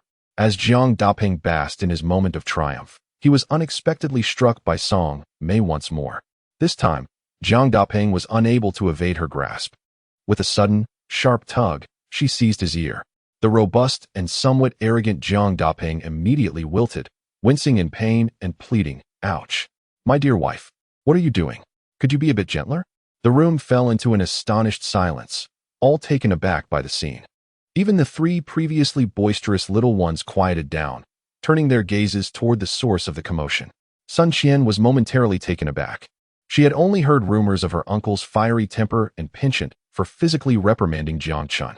It was said that when angered, he was a force to be reckoned with, capable of making even the heavens tremble. Yet, she was astonished to witness that before her aunt, the burly uncle resembled a mere kitten, while her aunt was the true tiger in the household. Meanwhile, Su Qingqing observed Song Mei's fluid and precise movements and recognized that her friend had undoubtedly practiced this technique before. It was undeniable. Her friend, standing at a mere 1.6 meters, unleashed an astonishing combat prowess, as if she towered at 2.8 meters. Jiang Chen could only facepalm. The notion of familial authority? The regal demeanor of masculine dominance? The decision-maker of the household? Alas, father, why do you subject yourself to this? Not only had your authoritative presence shattered into pieces, but it was also ruthlessly trampled upon by mother, leaving you in a state of disarray. Humph, you old man, striking your son with a belt. And you still feel mighty? After all this effort for your son to grow up, is it merely to use him as a punching bag? You strike, yet you choose such an inappropriate method, using a belt. As Song Mei spoke, she tightened her grip. Ouch! Ouch! Jiang Daping cried out in pain, feeling as though his very lifeline was in her grasp, utterly subdued. He quickly divulged the truth. Dear, please let go. I didn't hit our son, truly. I was merely intimidating him, employing reason. I did not strike him with a belt. Song Mei turned to Jiang Chun and inquired, Son, did your father hit you? Jiang Chun hesitated, scratching his head, and could only respond honestly. My father indeed employs reason when educating me, sharing a plethora of philosophies. He did not strike me with a belt. Then what was that sound of striking and your cries of pain just now? Song Mei pressed further. That was the sound of my father striking a chair. As for the cries of pain, I was merely playing along with him. All for the sake of supporting my father's authority, Jiang Chun explained, attempting to mediate. Mom, just let go, please. We only have this one son. You feel pain. And so do I. Indeed. We only have one son. Your concern is mine as well, Jiang Daping echoed in agreement. Your father truly did not strike you? Song Mei still seemed skeptical. Absolutely not. He used the belt on a chair. If you don't believe me, go check. The chair is nearly falling apart. Jiang Chen asserted. Song Mei ventured into the room to investigate. Indeed, she discovered a chair on the verge of disassembly. Only then did she relent and release her grip, saying, Consider yourself fortunate. I warn you, Jiang Daping, if you truly harm my son, I will demand compensation. How could that possibly be? Jiang Daping chuckled. You broke my son, so I should compensate you. Unfortunately, he's my only son, isn't he? Song Mei shot him an irritated glare and turned to Sun Qian, saying, Xiao Qian, remember to have your uncle compensate for this chair. He deliberately damaged hospital property, so he should pay for it. Don't forget. All right, Aunt, Sun Qian replied. Realizing the situation, Jiang Daping was momentarily at a loss for words. Goodness, she truly is a fierce matriarch. Even breaking a chair doesn't let me off the hook. Now I've lost next week's cigarette money. Alas, farewell to my domestic sovereignty, the authority of a man. Chapter 28. You youngsters, full of vigor, however, Jiang Daping, a seasoned veteran, had long grown accustomed to such matters. What family status? What dignity of a man! He had never regarded these as significant. Therefore, he felt little concern. After all, women often lack foresight, and why should a man quarrel with a short-sighted woman? It would only tarnish his reputation. Once Jiang Dapeng gained his freedom, he wasted no time and rushed over to see his 3 grandchildren. Gazing at the 3 cherubic little ones, he was overwhelmed with joy, unable to get enough of their delightful presence. At 50 years old, he had already become a grandfather. Haha, Mom, my dad is actually quite good to me. Just now, he didn't intend to hit me at all. He shared a lot of things, and I finally understood that he, along with you, has my best interests at heart. I was truly moved.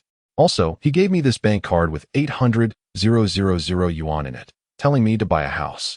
Jiang Chen noticed that his mother was still somewhat upset, so he came to his father's defense, pulling out the bank card. Upon seeing the card, Song Mei's expression changed immediately. Where did Jiang Dapeng find this bank card?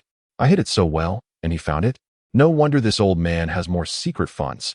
He can afford to smoke the expensive Dijonnois cigarettes. Jiang Chen remarked. I didn't expect Dad to take this bank card without consulting anyone. Ah, well, since that is the case, it should definitely be returned. I truly don't lack for money. I have a house and a car, and after just being whipped by Dad, I received a system reward of 1 million. Mom, you should keep this bank card, he insisted. What for? It's given to you by your father. You should keep it. Song Mei promptly shoved the bank card back into Jiang Chen's hands. Then she deliberately glanced at Su Qingcheng, saying, Qingcheng, don't you think so? Oh, Meijia. Please don't make fun of me, Su Qingcheng responded, her cheeks slightly flushed. She realized that her dear friend was genuinely considering her as a future daughter-in-law. Years of camaraderie had turned her best friend into her mother-in-law. The good son of my close friend has become my husband. How delightful. Song Mei observed Su Qingcheng's reaction with great satisfaction. A daughter-in-law like her friend's son-in-law, well-educated, sensible, and possessing an admirable physique capable of childbirth, is truly a rarity. After exchanging a few words, Song Mei's thoughts wandered to the crib nearby. The reason being, although she had held the little baby numerous times before, witnessing Jiang Dapeng cradling his grandchildren, particularly with one arm around each child in the crib, stirred a yearning within her. Unable to resist, she wished to draw closer to her own grandchildren. Come, let me hold you. Song Mei approached, arms outstretched. But there's another one. You hold that one. I want to embrace both at once, she added. No way. Jiang Dapeng swiftly rejected her. You've held them plenty of times. I've only just begun. Why are you competing with me? Jiang Chen, listening nearby, could only shake his head in disbelief, contemplating how these 3 little ones were insufficient for the both of them. Just as he was about to intervene, suddenly, Song Mei exclaimed in surprise, Oh dear, Jiang Dapeng. Why is there blood here? Jiang Dapeng, happily cradling 2 babies, was taken aback by Song Mei's words. He looked down in the direction she indicated and indeed found a substantial amount of blood. Let me see. Sun Qian, upon hearing this, hurried over to inspect. Uncle, what happened? Your wound has opened, she remarked after her examination.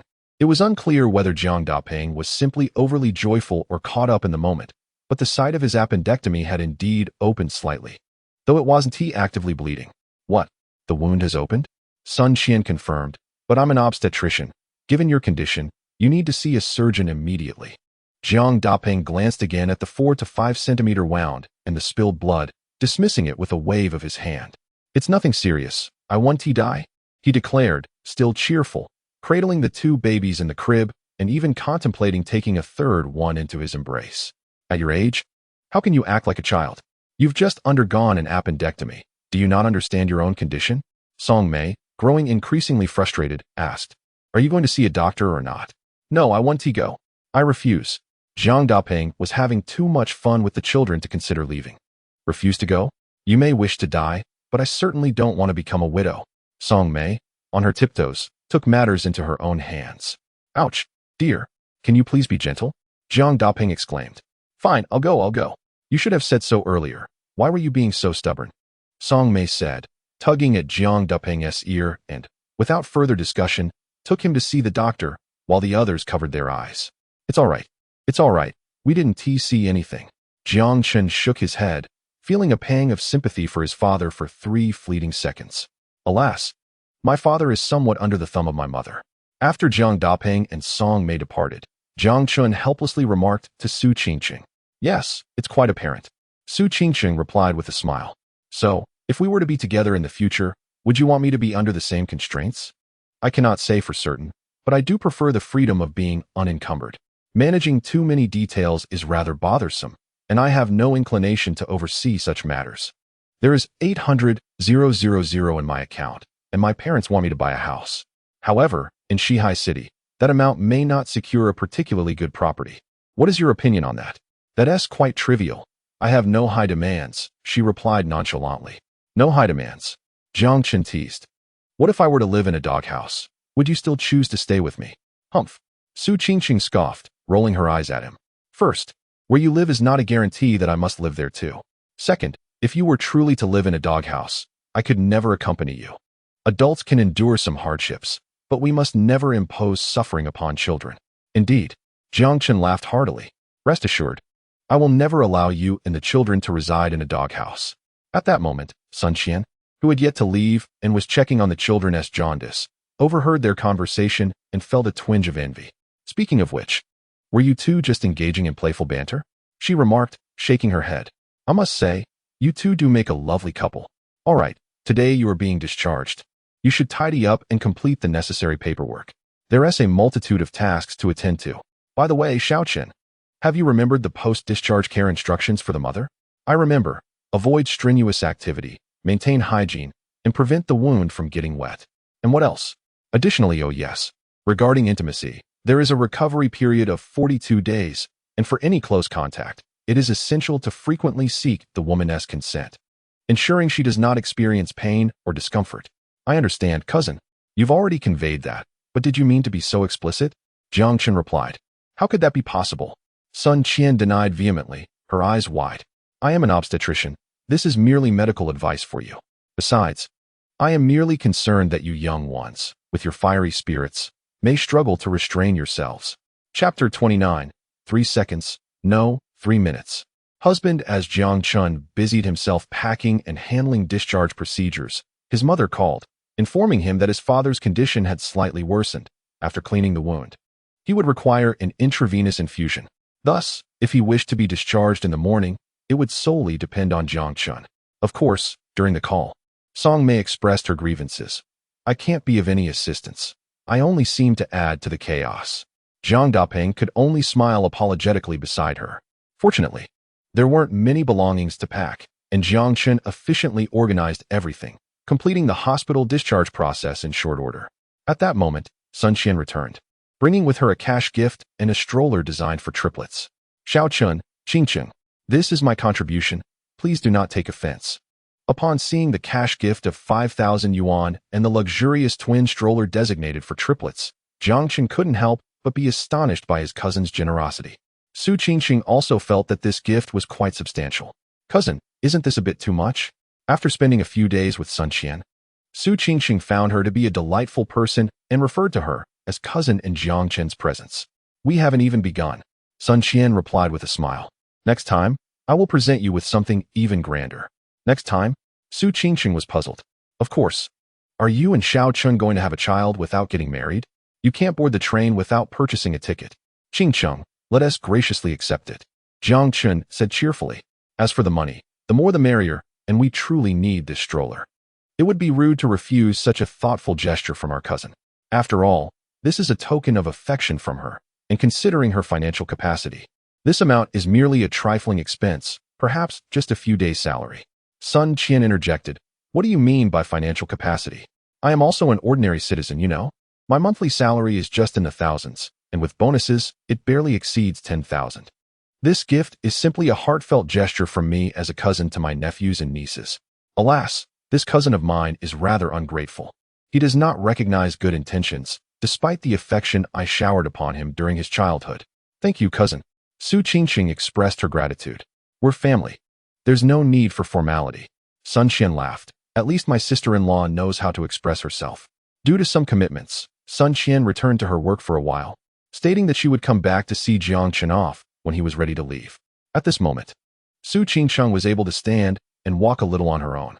Together with Jiang Chen, they placed the 3 little ones into the stroller, played with them for a while, and ensured they were well fed.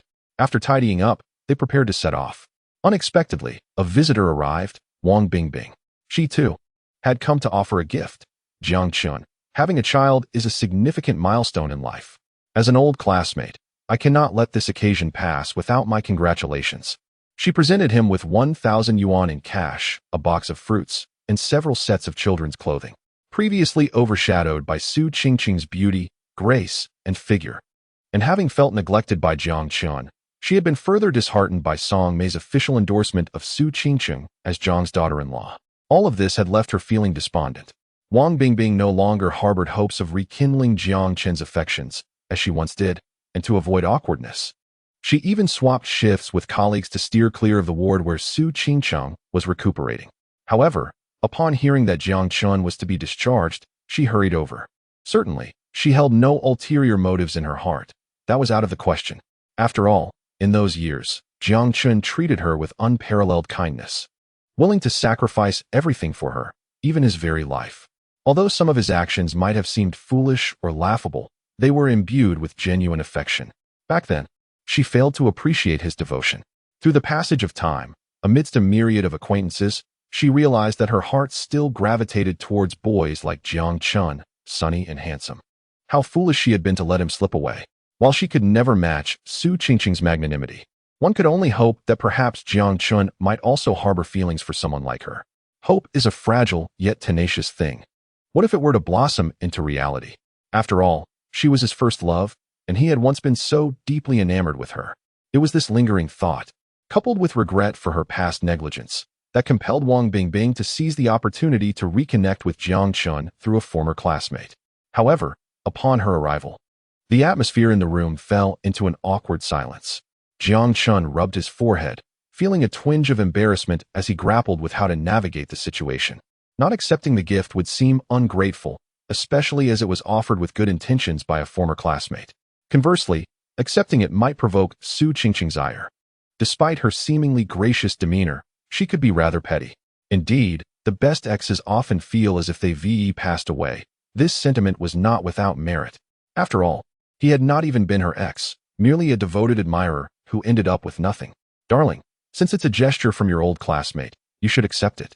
Su Qingqing interjected calmly, surprising Jiang Chun momentarily with her use of the endearing term.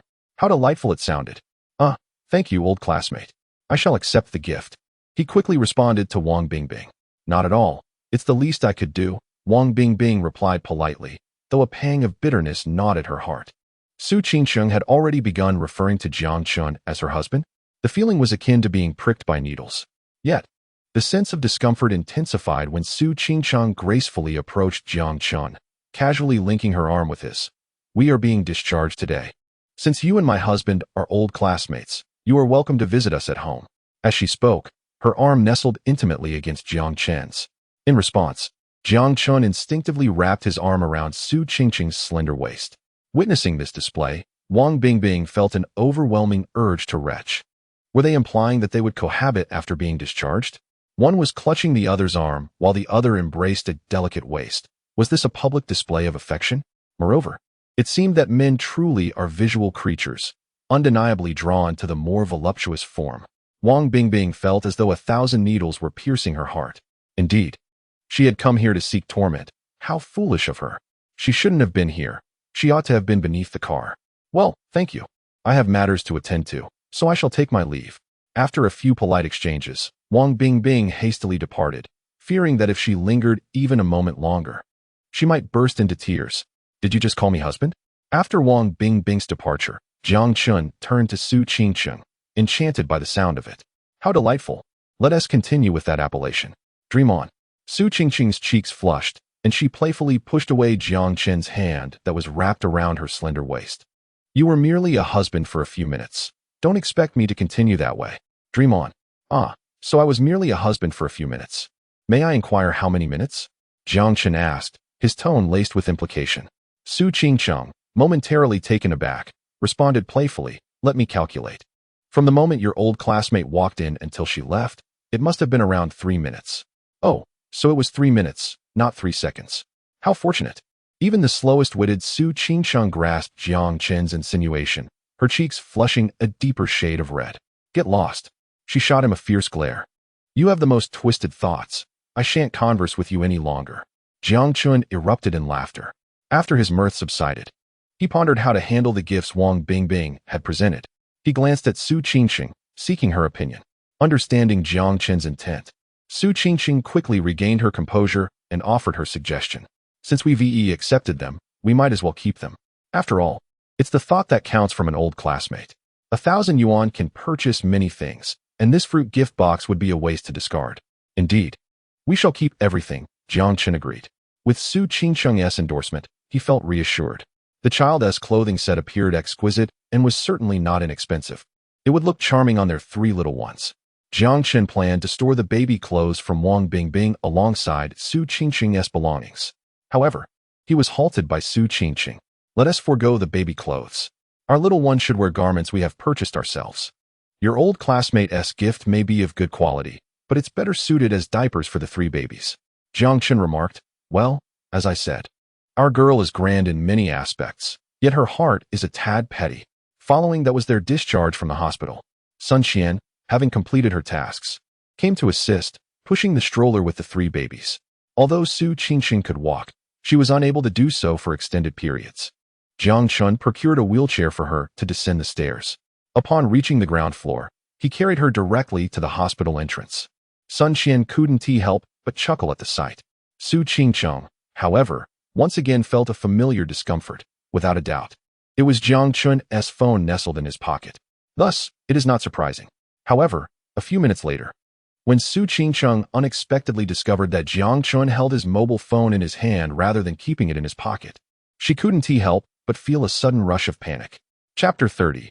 The Joyful Ball of the Wealthy Woman. Oh dear, Su Qingqing exclaimed, her face flushing crimson as she attempted to extricate herself from Jiang Chun's embrace. What is the matter? Jiang Chun inquired. It's nothing, Su Qingqing replied. I encountered a rogue. A rogue, you say? Jiang Chun was momentarily perplexed. After all, he was the one holding her. How could she possibly have encountered a rogue? As he pressed for clarification, Su Qingqing resolutely refused to elaborate and insisted on walking away, albeit at a painfully slow pace. With no other option, Jiang Chun acquiesced to her wishes and gently set her down. After she descended, Su Qingqing ambled along, inadvertently casting a glance at a certain part of Jiang Chun, which caused her to startle inwardly, her cheeks warming as she realized the implications. Ding! Host has embraced his wife. Congratulations to the host for receiving a reward. 80,000 yuan. Is there even a reward for embracing a wife? The system is rather commendable. Xiaochen, how is uncle now? My father is receiving in 4, and my mother is with him. However, considering the time, it should be wrapping up soon. Did you inquire about his condition? Is it serious? I did ask. My father keeps repeating his catchphrase, he won't die? Jiang Chun replied with a resigned smile. Upon hearing this, Sun Qian couldn't help but laugh as well. That truly is Uncle's style. Just as she was about to ask Jiang Chun how they would return and whether they needed to take a taxi, a sudden creak interrupted her. It was Jiang Dapeng and Song Mei returning in their 10-year-old Volkswagen, a steadfast steed in their household. Son, come on, I'll drive you back. Jiang Dapeng, still in the driver's seat, exclaimed eagerly. It turned out that Jiang Dapeng had reopened his wound and needed to see a doctor. Although the maternal and child health hospital had a surgical department that could accommodate adult males, Song Mei, noticing the long wait, decided to drive Jiang Dapeng to another hospital. Upon arrival, the doctor assessed Jiang Dapeng's injury and admonished him for his carelessness, explaining that it was a fresh surgical wound, not a mere scrape. Jiang Dapeng remained nonchalant, dismissing the concern with a casual "I won't die," leaving the doctor both amused and exasperated. At Song Mei's insistence, Jiang Dapeng reluctantly agreed to have his wound treated and to receive another 4. Even then, Song Mei remained vigilant, closely observing him, fearing he might, as before, pull out his 4 and dash off before treatment was complete. After the 4, Jiang Dapeng insisted on driving, eager to personally escort his 3 grandchildren home. The doctor assured him that driving wouldn't pose any issues. With a disapproving glare, seasoned driver Song Mei directed Jiang Dapeng to take the wheel. Son, don't look down on your old man's car. Although it may be a bit aged, your mother currently drives it. But you know, this vehicle has served our family well over the years without any significant issues, Jiang Dapeng cheerfully remarked to Jiang Chun. Ever since I learned that I have 3 beloved grandchildren, The joy of becoming a grandfather fills my heart with sweetness akin to honey. Everything appears to be delightfully pleasant. When one encounters joyful events, one's spirit is uplifted, and life suddenly feels rejuvenated, as if experiencing a second spring. Dad, it's all right, I have a car. What? You have a car? Yes, Jiangchen replied, nodding as he walked towards a BMW X7 parked a short distance away. With a press of the key fob, the car's lights illuminated. A BMW X7? Goodness! The astonishment was palpable, not only from Jiang Daping, but from others such as Song Mei and Sun Qian. Son, is this truly your vehicle? Indeed, Jiang Chen affirmed. But this is a BMW X7. It costs 2 million yuan, Jiang Daping exclaimed, his expression a mixture of disbelief and incredulity. He had never driven such a luxurious car. Why should his son be the first to own one? This is a BMW X7. You didn't steal it, did you? Or perhaps you rented it. If I told you I bought it with money from robbing a bank, would you believe me? Get lost. Tell me the truth. Is this your car? Of course it is. But this car is worth 2 million. You just graduated. How do you have that much money? It's just a little over 2 million. Isn't that reasonable? Besides, having a luxury car after graduation is quite normal. Don't you think? Jiang Daping thought. Great. This little rascal is showing off right in front of me. However, despite his surprise, others like Song Mei were filled with questions. Yet, standing outside the hospital waiting to confront Jiang Chun was not ideal. Thus, they all approached him. They loaded the 3 little babies, their stroller, and various belongings into the car. Jiang Chen's BMW X7 had been modified to include child seats, perfectly accommodating the 3 little ones comfortably in the back. Seeing the spacious interior of her son's car, Song Mei settled in as well. Consequently, Jiang Daping's vehicle could now only carry a sense of solitude. Then, they were off to their destination, which, in Song Mei's mind, could only be Jiang Chen's rental apartment. However, half an hour later, the car surprisingly arrived at the entrance of the prestigious Bishuiju community, which greatly astonished Song Mei, as it is renowned as the most upscale neighborhood in the entire city, with each unit costing in the millions. Even renting here would set one back at least 20,000 yuan a month. Son, do you live here? Yes. But this is Bishuiju. It must cost a fortune to rent. I'm not renting. I own a property here. Jiang Chun's car drove directly into Bishuiju. After greeting the security at the gate, Jiang Daping's vehicle followed suit. They then proceeded to Jiang Chen's residence within the community. As they gazed upon the opulent decor of the house, the elderly couple was struck with a mixture of astonishment and bewilderment. Just moments ago, they had learned that their son had purchased a car worth 2 million. Now, they were confronted with the revelation that he possessed a property valued in the tens of millions. They, simple wage earners, could hardly fathom how such luxuries could be within their son's grasp. It seemed as though he had struck a fortunate chord in life. Jiang Daping and Song Mei strolled about, surveying Jiang Chen's residence. Rather than feeling elated, they pulled their son aside, their faces etched with concern. Son, speak honestly. Have you become involved with some wealthy woman? Where else could you possibly acquire such funds? Song Mei implored. Indeed, my son, you are still young. Do not merely seek to live off someone else's wealth or take shortcuts. And as for those shortcuts, what value do they hold? Wealthy women may have money and excitement, but they come with their own burdens, Jiang Daping lamented, his expression one of deep disappointment. Happy ball with wealthy women? Song Mei queried, puzzled. Oh, I mean a steel ball, Jiang Daping clarified awkwardly. A steel ball? Song Mei's confusion deepened. Well, you can look it up yourself, Jiang Daping replied, feeling somewhat cornered. Upon searching for the term, Song Mei's face flushed slightly as she shot a sharp glare at Jiang Daping, exclaiming, You old fool. You seem to know quite a bit. Just wait until we get home. Jiang Daping's lips twitched in response. Nonetheless, the couple united in their interrogation of Jiang Chun, pressing him about his potential entanglement with a wealthy woman. Absolutely not. How could your son ever engage in such activities? Jiang Chun replied, exasperated. Though many young people may seek shortcuts, I am a model student, embodying righteousness. Such actions are out of the question. If I were inclined toward them, I wouldn't even have the opportunity. Then, are you involved in any illicit activities? Song Mei pressed further. Indeed. The methods for rapidly earning large sums of money are clearly delineated within the criminal code. You must not act foolishly, Jiang Daping warned, scrutinizing Jiang Chun intently. For instance, have you been selling sugar-coated goods, as the recent trend suggests? Selling sugar-coated goods? Song Mei echoed, perplexed. That refers to selling drugs disguised as sugar, Jiang Daping explained. What? Song Mei gasped, turning to Jiang Chun, her voice trembling with anxiety. Son, please do not tell me you are engaged in that. That could lead to severe consequences. Jiang Daping had merely posed the question to Jiang Chun casually, but upon witnessing Song Mei's distress, he too felt a wave of apprehension wash over him as he regarded his son. Surely he couldn't be involved. Meanwhile, Jiang Chun found himself at a loss, bemused by the gravity of his parents' expressions. What on earth is happening? Selling sugar-coated goods? What a jest! I have resolutely distanced myself from gambling and drugs in this lifetime. However, upon reflection, it is quite understandable.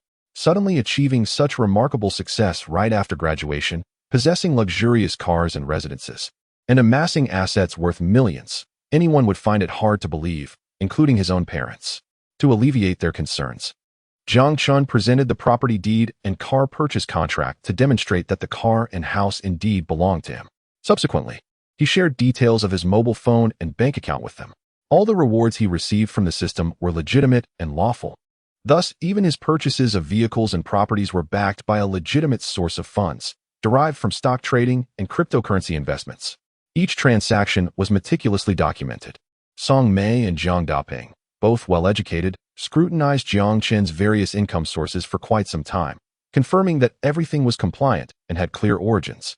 Rather than being ill-gotten gains or payments from some wealthy benefactor, they were thoroughly impressed and relieved. Who would have thought that this little rascal could be so accomplished? The boy had 3 children all at once. How impressive! His earnings surpassed even their own. Jiang Daping was overjoyed, realizing that his son's success also brought him a share of the fortune. If his son was thriving, he too could savor the fruits of that labor. Song Mei felt immense pride. Her son was indeed worth the effort. He had graduated and could afford luxury cars and homes, all while maintaining a bank balance exceeding $1 million. He was far more successful than she could ever have imagined. Regardless of the circumstances, with a daughter-in-law and 3 grandchildren, her son was flourishing in his career, making their lives feel complete at last. Lost in these thoughts, Song Mei was elated when suddenly, she slapped Jiang Chun playfully, exclaiming, "You little rascal, how can you earn so much and still take advantage of your mother?" Jiang Chun, initially basking in the joy of his parents' happiness, felt a bit bewildered by the sudden slap. He thought to himself, what has brought this on? How have I wronged my mother? After all, I merely took your dear friend as my partner, and look, I have provided you with 3 grandchildren. Is this not a cause for celebration? Surely, she isn't experiencing an early onset of menopause. How have I taken advantage of you? He asked, genuinely confused. Song Mei would not let it go, continuing, You think I'm blind? You first swindled me out of 30,000 in bonuses and subsidies. Then you took 80,000 from your father and me, which represents our lifetime savings. You call that not taking advantage? Upon hearing this, Jiang Daping also realized the gravity of the situation. While the 30,000 was one matter, the 80,000 truly represented their combined life's work. Indeed, son, your mother is right. With your newfound wealth, why do you still covet our money? The 30,000 can be considered a gift, but that 80,000 was intended for your home, which you already have, a mansion worth millions. Are you truly insisting on that 800,000? Isn't that a bit excessive? A barrage of questions ensued. Unfortunately, Jiang Daping, a technician, earned an average monthly salary of 8,000 yuan. In recent years, his income had increased slightly, barely allowing them to scrape by.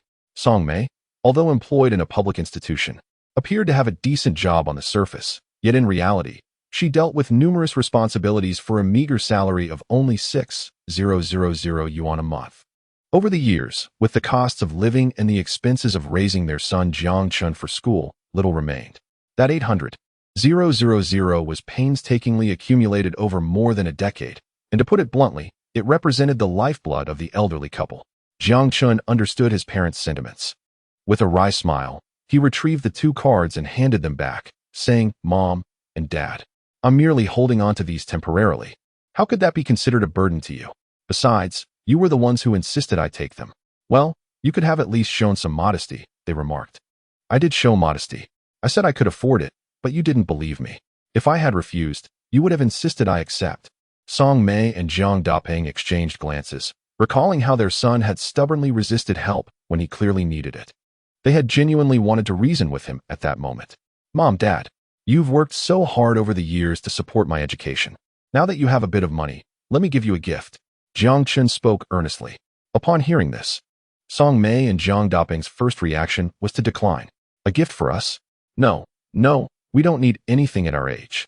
By the way, you aren't involved with some girl and planning to bring us grandchildren, are you? Old man, you're talking nonsense. Nonsense. Our son has inherited my handsome genes and has charmed a few young ladies. Isn't that just normal? Oh, dear wife, could you be a bit gentler? Gentler? I must say this. If our son dares to be fickle with a beauty, he better watch out for my wrath. Yes, if he dares, I'll break his legs. Chapter 32. A true act of filial piety. Seeing his mother reprimanding his father was quite a sight. Jiang Chun could only facepalm. He wondered when his father had become such a jokester. Whatever happened to the fierce, domineering man he once was? After a brief moment of pity for his father, he chose to spend the rest of the time in laughter. Mom and Dad, please don't misunderstand. The gift I am presenting to you is a house.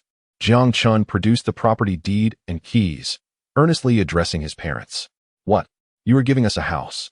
Jiang Chen's parents were astonished, yet, as usual, they immediately protested. You silly boy, even if you possess wealth, what is the merit in gifting us something extravagant, such as a house? Are we to remain homeless? Previously, we even considered purchasing a home for you. With this 800,000 in hand, acquiring your property seems impractical. Yet there are numerous affordable communities across the 4 seas where a modest dwelling could be procured outright. Even in the relatively upscale Swan Lake community, securing a down payment would be effortlessly achievable. Indeed, my dear son, we recognize your heartfelt intentions. You may reserve the house for yourself. By the way, son, which community did you say you purchased for us? The Swan Lake community. Ah, the Swan Lake community. While it may not rival the prestigious BUN residence, a full payment for a unit there would still amount to 2 or 3 million. My dear child, why would you spend so extravagantly on a house for us? It is an unnecessary expense, as it serves no tangible purpose. You are just starting your career. Indulging in such lavish spending may cultivate a detrimental habit. Song Mei and her partner chastised Jiang Chun for his reckless expenditures. They were adamant against accepting the property, especially Jiang Daping, who was particularly distressed by Jiang Chen's profligacy. Nevertheless, he discreetly took possession of the property deed and keys, adhering to reason. After all, their son was merely expressing filial piety and sincere intentions. They could not bear to dishearten him. Observing this, Jiang Chen felt a genuine joy in his heart. After all, they were his parents, who had toiled tirelessly for him over the years. They had saved diligently throughout their lives, and it was only fitting for them to enjoy some comfort alongside him. What is the gesture of gifting them a house in comparison to all they have done? Is this truly your house? After addressing his parents' concerns and uncertainties, Jiang Chen stepped out only to encounter Su Qingsheng wandering about the room. The 3 little ones were sound asleep, offering her a chance to view the new residence they would soon inhabit. Jiang Chun was not well known to her. Based on her close friend Song Mei's insights, his family background appeared to be quite ordinary, lacking any notable lineage or prestige. Jiang Chun himself was merely a recent graduate, yet he had already acquired a BMW X7 and a residence in BUN, leaving her, despite her worldly experience, utterly astonished. The BMW X7 alone cost around 2 million, and BUN residence was known for its exorbitance. The property he was about to occupy was surely valued in the millions. Such a level of assets for a fresh graduate seemed rather excessive. Of course it is mine, Jiang Chun replied with a smile. So what do you think, Teacher Su? Is it satisfactory? Yes, it is indeed impressive. Su Qingqing nodded, her gaze toward Jiang Chun shifting to one of intrigue. I initially thought you were merely a struggling student, but it appears you possess quite a few hidden advantages, turning out to be a concealed, affluent individual. Well, it seems Teacher Su will have her hands full, he quipped. I am brimming with virtues, just awaiting your gradual discovery. Huh, who would discover it? Upon hearing the subtle undertones in Jiang Chen's words, Su Qingqing felt an inexplicable heat rise to her cheeks. Her heart stirred. However, she feigned indifference, steadied herself, and suddenly inquired, by the way, may I make a request?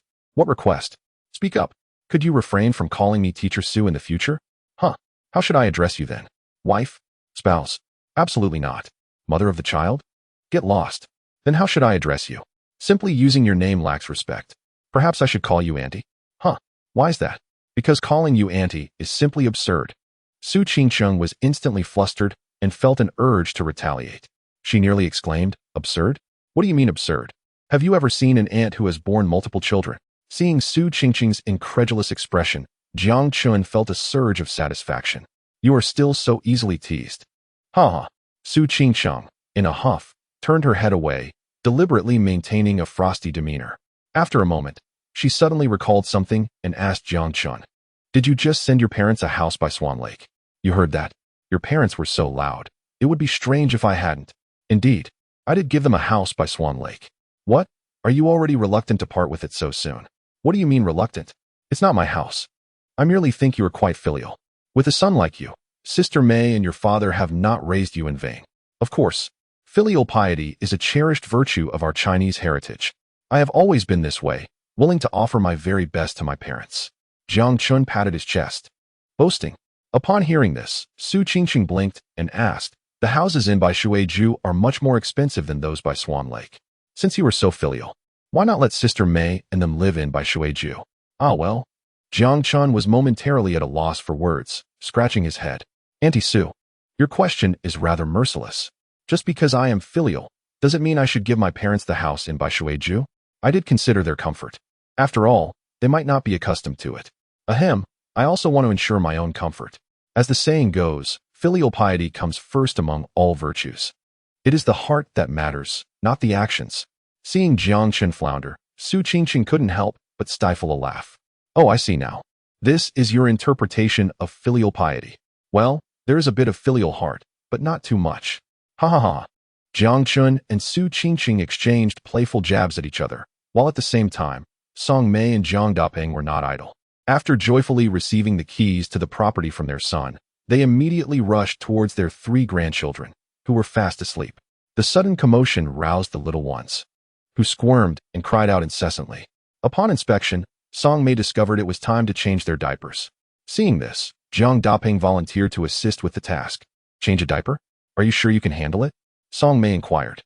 "What is the fuss about? It's merely a matter of changing a diaper. After all, I have changed diapers for that little rascal before," Zhang Dapeng asserted confidently as he began to change his grandson's diaper. "Look, how difficult can it be? One simply unfastens the diaper, cleans the little one's bottom, removes the old diaper, and replaces it with a new one. It's as easy as pie. Oh dear.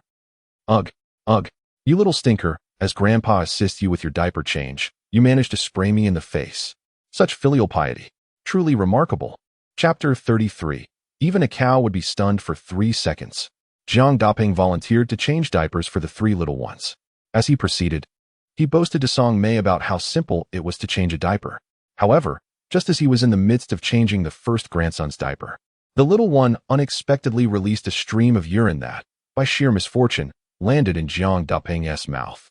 Song Mei burst into laughter upon witnessing this. "Isn't this delightful? Changing a diaper and getting sprayed in the face by your grandson. You truly are a character. Let us see how you continue to boast." Jiang Chun and Su Qingqing couldn't help but chuckle at the scene. Jiang Chun, feeling helpless, poured a glass of water for his father. Zhang Dapeng, however, seemed unfazed. He spat a couple of times, and didn't even drink the water Jiang Chun offered.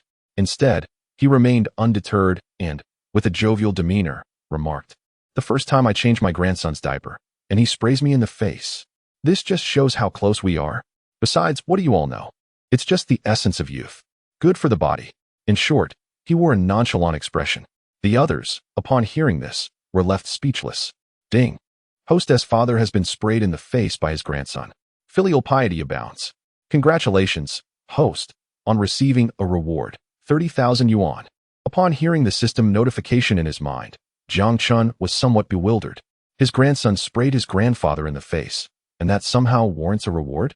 What kind of logic is this, you ridiculous system? Ding. The logic is simply that of filial piety. Ding. The system issues a random task. Continue to encourage the hostess father to change his grandson's diaper. Achieving the goals of grandfatherly love or paternal kindness will yield additional rewards. The host may refuse, with no penalties or rewards for refusal. Jiang Chun, grandfatherly love? Paternal kindness? Is this random task issued by the system something a person should do? Absolutely not. I resolutely refuse. Determined, Jiang Chun approached his father and said, "Dad, perhaps you should let Mom handle this diaper change." "What do you mean, let it go? I have lived long enough to never entertain such notions." Upon hearing Jiang Chun's words, Jiang Daping puffed out his cheeks and glared. I refuse to believe that I cannot change a diaper for my grandson. Just watch how beautifully I'll do it. With that, he rolled up his sleeves and got back to work. Unexpectedly, as soon as they began, a sudden exclamation escaped. Everyone turned to see comrade Jiang Daping. While changing a diaper, had inadvertently grasped a handful of the baby's excrement due to excessive force. Ding! Host father has grasped a handful of excrement, achieving the task objective. Congratulations to the host for earning 50,000 yuan. Jiang Chun, ding. Host father, feeling indignant, successfully grasped a second handful of excrement. Soiling his sleeve, nearly overwhelmed with the urge to sever his own hand in disgust, achieving the task objective. Congratulations to the host for earning 100,000 yuan. Jiang Chun. Before they knew it, noon had arrived. Song Mei and Jiang Daping's excitement gradually waned, their stomachs growling. Qingqing, what would you like to eat for lunch? I'll prepare something delicious. Song Mei approached, seeking Su Qingqing's opinion, as she had previously always asked Jiang Daping what he wished to eat, which he initially found somewhat disconcerting. However, he quickly adjusted his mindset. After all, Su Qingqing was both a close friend and daughter-in-law, so the matriarch naturally prioritized her preferences. Oh, anything is fine with me. Su Qingqing replied. Very well, since today is your first day out of the hospital, I shall prepare something casual, Song Mei chuckled. Well aware of her longtime friend's straightforward nature, when she said anything was fine, she truly meant it. Of course, as a mother-in-law, Song Mei could not afford to be too casual in her preparations. A fresh produce market was conveniently located downstairs, after Jiang Chun procured the ingredients. Song Mei immediately commenced cooking. Jiang Daping clamored to assist, but Song Mei swiftly dismissed the idea without a second thought. Jiang Chun, standing by, echoed the sentiment, equally unwilling to allow his father to meddle in the culinary process. Faced with the resolute opposition from both Jiang Chun and his mother, a resigned Jiang Daping could only shake his head and glance at his hands, wisely conceding defeat. Mom, how about I give cooking a try for lunch?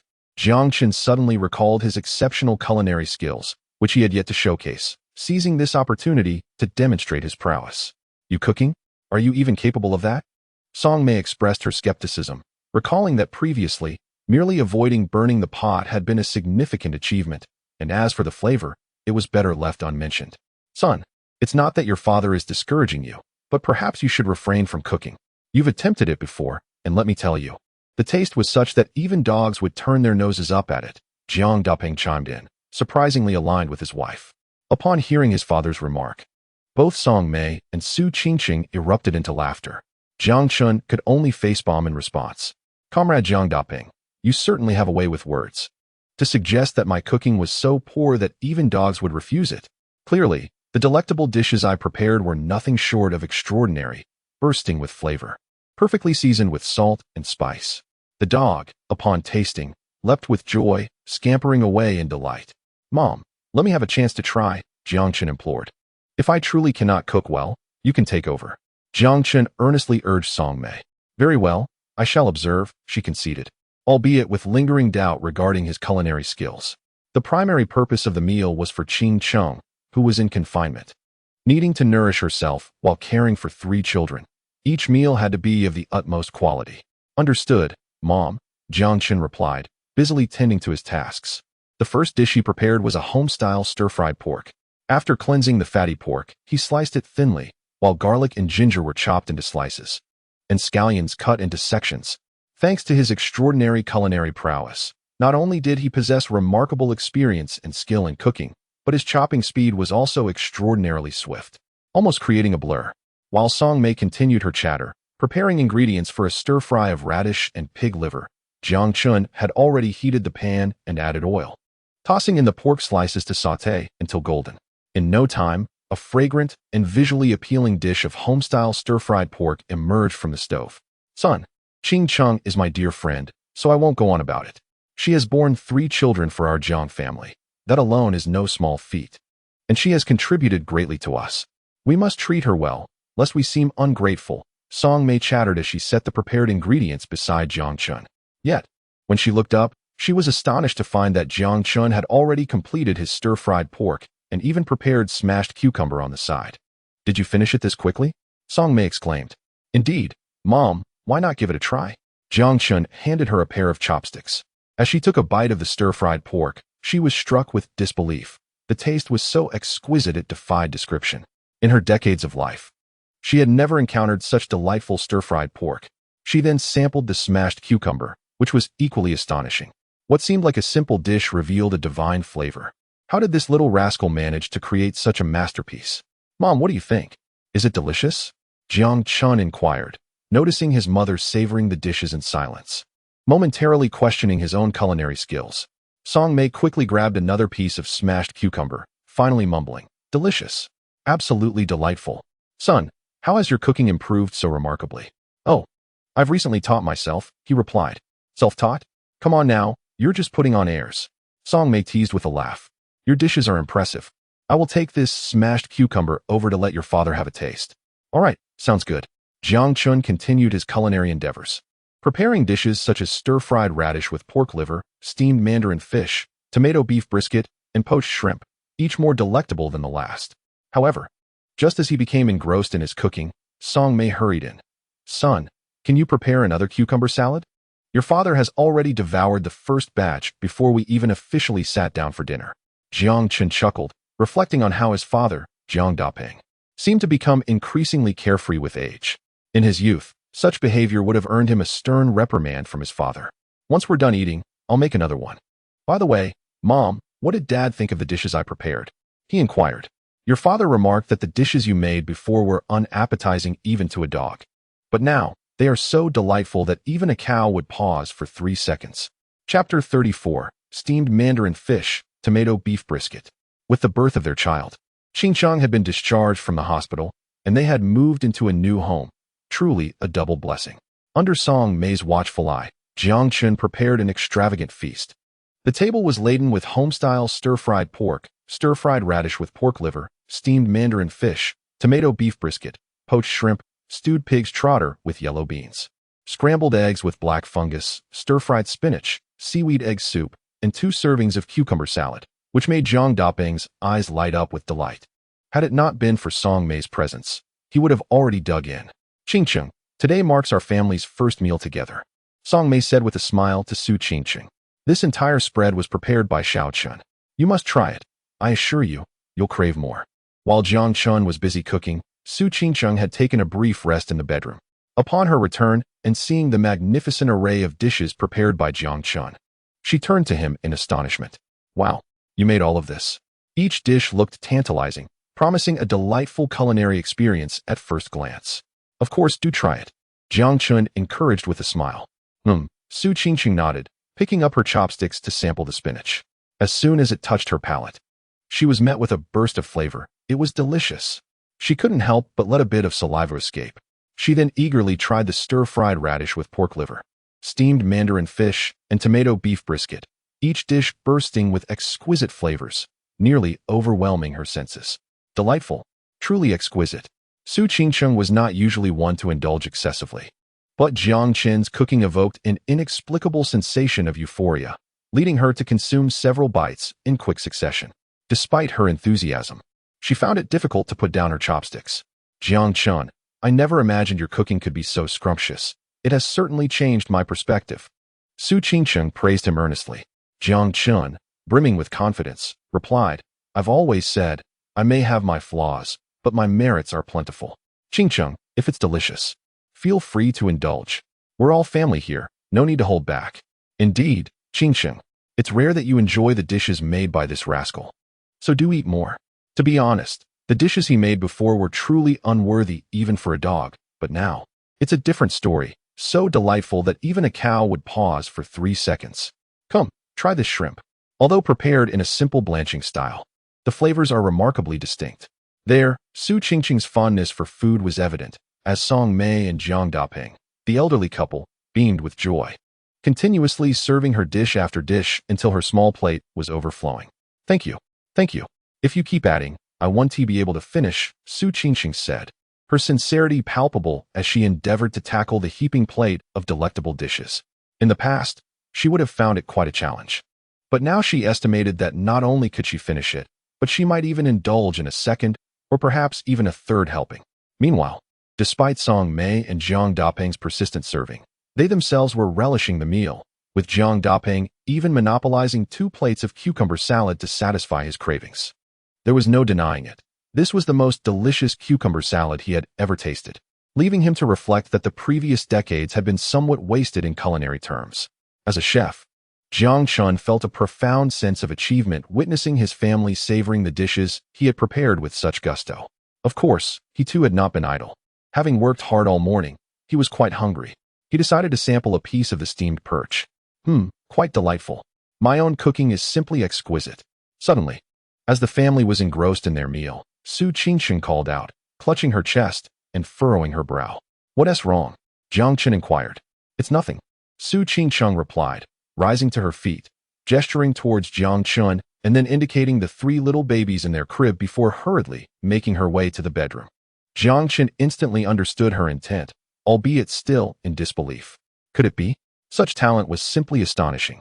As Jiang Dapeng continued his meal, he was taken aback when Su Qingsheng abruptly called out and entered the bedroom, soon followed by Jiang Chun, who pushed the crib into the room, leaving him baffled. What was going on with Qingsheng? Had something occurred? Before he could finish his thoughts, he was interrupted by Song Mei. "Focus on your meal. It's none of your concern." "Oh," Jiang Dapeng replied, realizing he should not pry into matters that did not concern him. He resumed his meal. Half an hour later, Jiang Chun and Su Qingsheng emerged from the bedroom with the 3 little babies, who were sound asleep after their fill, lying side by side in the crib. Their adorable surrender-like sleeping postures were utterly charming, instantly captivating Song Mei, who adored the sight. This also confirmed her suspicion that Su Qingsheng had gone to tend to the children. "Qingsheng, come back and eat. The food is still warm," Song Mei warmly beckoned. Having reserved most of the dishes for Su Qingsheng since she and Jiang Chun had entered the bedroom, aside from the 2 plates of cucumber salad that Jiang Dapeng had eagerly devoured, she cautiously heated it in the microwave. Su Qingsheng felt a slight warmth on her face, nodded, and took a seat. Surprisingly, after the earlier events in the bedroom, she found herself quite hungry, an insatiable hunger, compounded by the tantalizing dishes prepared by Jiang Chun. Thus, she sat down without hesitation and began to eat heartily. Meanwhile, Jiang Dapeng, having finally received the formidable matriarch's permission, was eager to pick up his chopsticks and indulge in dishes beyond just the cucumber salad. However, noticing that Jiang Chun had yet to touch his food since emerging, he could not help but express his astonishment. "Son, why aren't you eating? There is so much food." Song Mei echoed the sentiment, her surprise evident. "Indeed, son. You are a grown man. Food is essential for survival. How can you not eat?" I'm really not hungry. You all enjoy." Jiang Chun offered a hasty explanation. Both Song Mei and Jiang Dapeng were puzzled by this response. Nonetheless, their curiosity waned as they were drawn to the delightful array of dishes before them, and they resumed their meal alongside Su Qingsheng. Unbeknownst to anyone, as Su Qingsheng immersed herself in her meal, her cheeks flushed with heat. Were it not for her hunger, she would have preferred to hide away in a corner or retreat back to her room, unwilling to face the world. As for Jiang Chun, that clumsy oaf, alas, she felt as though she had truly fallen into his grasp in this life. Beep. Host's family reunion, harmonious marriage, to enhance the host's blissful life.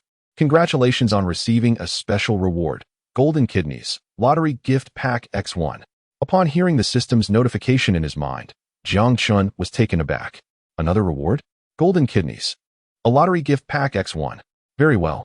With such a remarkable wife, how could he, as her husband, show any weakness? With this thought, Jiang Chun promptly claimed the reward of Golden Kidneys. Instantly, he felt a surge of immense power coursing through him. Well, the system is impressive. Beep. Lottery successful. Congratulations, host, for winning 3 bottles of Matai and a business message. A business message, Jiang Chun mused. Is the system preparing to lay the groundwork for his commercial empire? By the way, son, have you thought of names for Qingsheng's children yet? Jiang Dapeng suddenly recalled and inquired amidst the hearty meal. Intrigued, Song Mei turned her attention to him as well. Not yet. I haven't thought of any good names. So I've put it on hold for now, Jiang Chun replied. There's no rush. We have a month to decide on names. How can there be no rush? Naming a child is a significant matter. After all, they will carry that name for a lifetime. Jiang Dapeng tapped his head and proposed, how about this? I won't concern myself with the formal names. Instead, I can help you choose the children's nicknames. You? Song Mei immediately expressed her disapproval. What kind of ridiculous names could you come up with, like Dogsheng or Dogdan? Well, what's wrong with that? After all, I am an intellectual, Jiang Daping replied sheepishly, though he secretly harbored the intention. However, since the fierce mother had already given him a warning, he had to think of something else. The eldest is a boy. So how about we name him Shirtu? It symbolizes strength. He has always been robust. Jiang Daping continued. The second and third are girls. For years, aside from Xiaoqin, their grandmother and I had longed for another daughter, but alas, it did not come to fruition. Now that we have two granddaughters at once, we finally got our wish. How about we name the second one Xinxin and the third one Yinyin? Jiang Daping casually set his chopsticks down and earnestly proposed a series of names.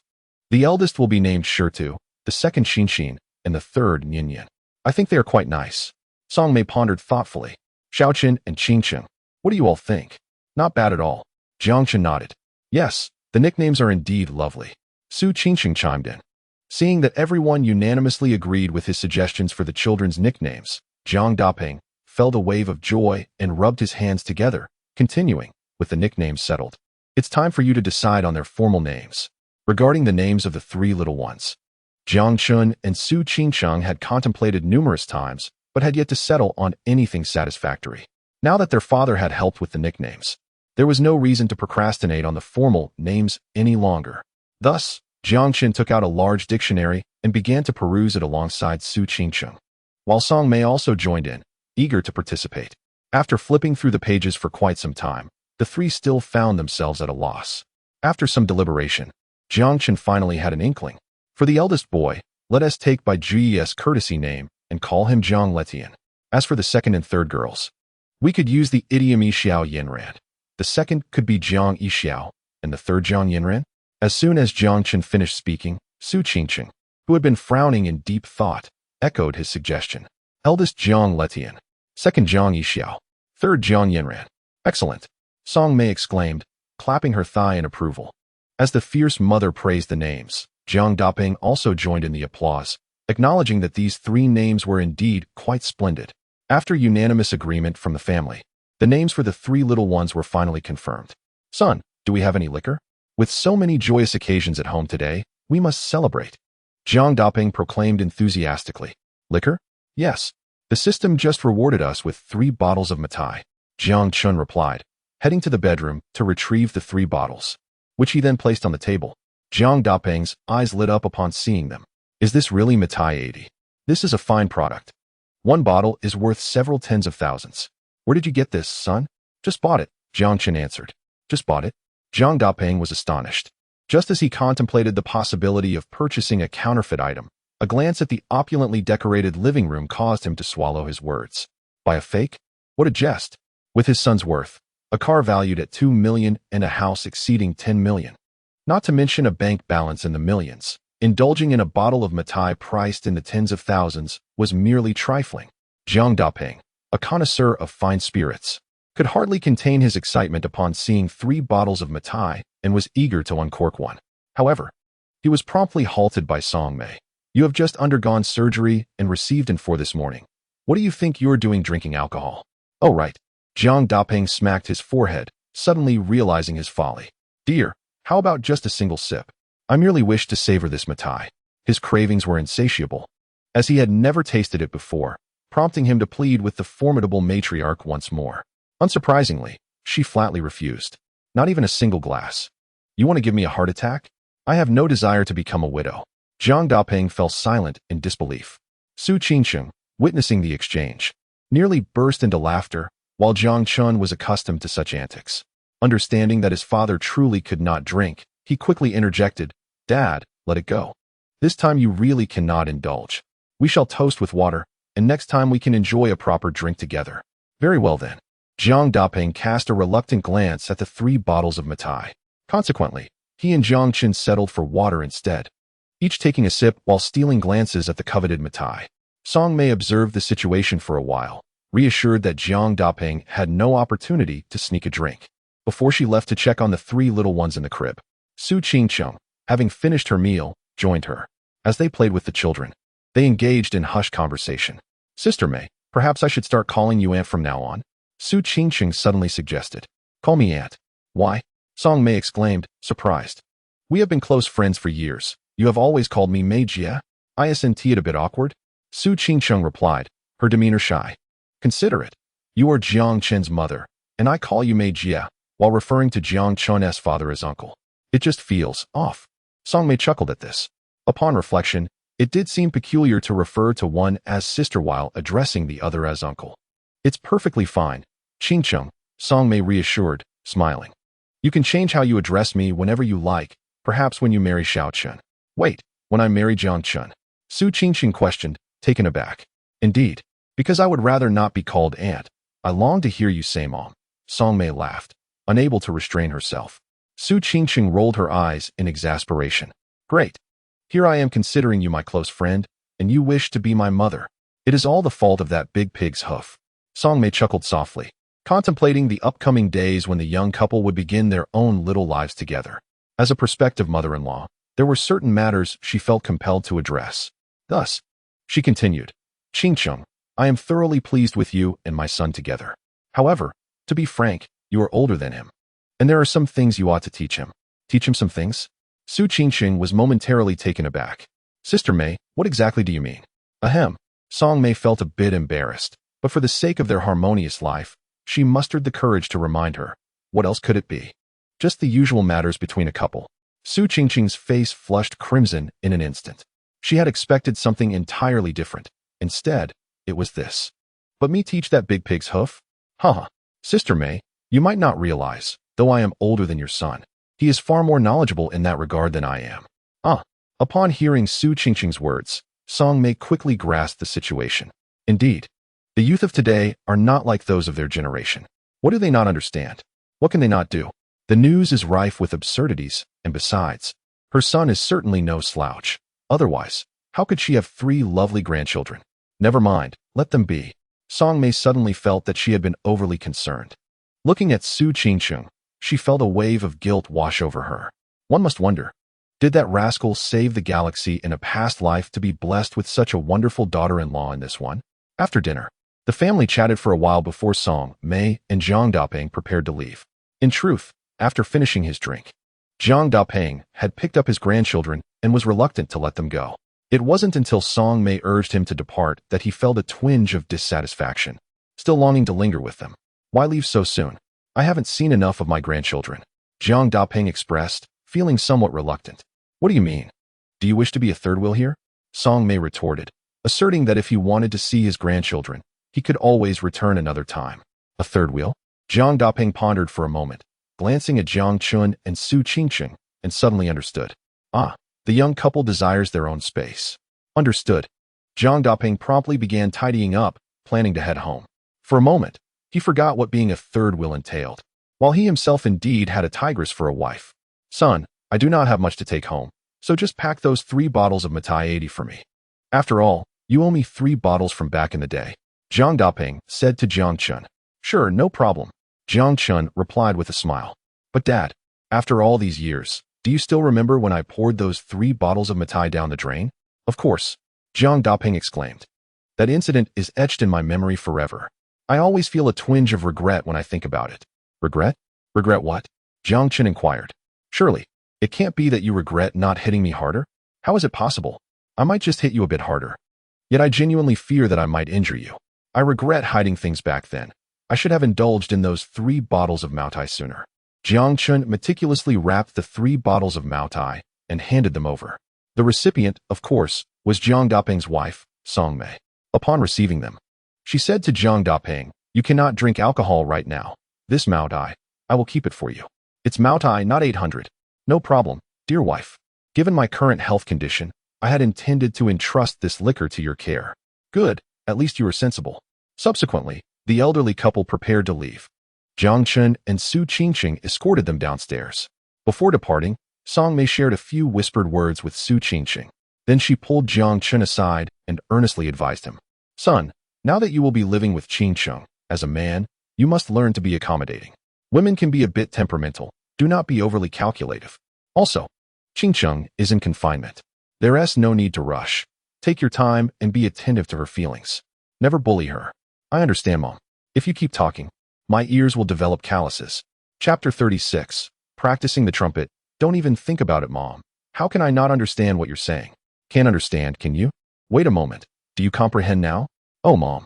Could you be gentler? Is it possible to twist it a little lighter? So, do you understand now? I understand. I understand. Although it did not truly hurt, Jiang Chen still pretended to rub his ear, internally sweating profusely. This mother of mine, is she truly my flesh and blood? I have already graduated from university. It's no wonder Dad secretly calls you a tigress. Indeed, a proper tigress, always ready to strike and reason with force. At least he managed to see his parents off. Just as Jiang Chen was about to head back, he turned around and noticed Su Qingqing standing behind him, laughing heartily. What are you laughing at? It was just so amusing. Was it my mom twisting my ear?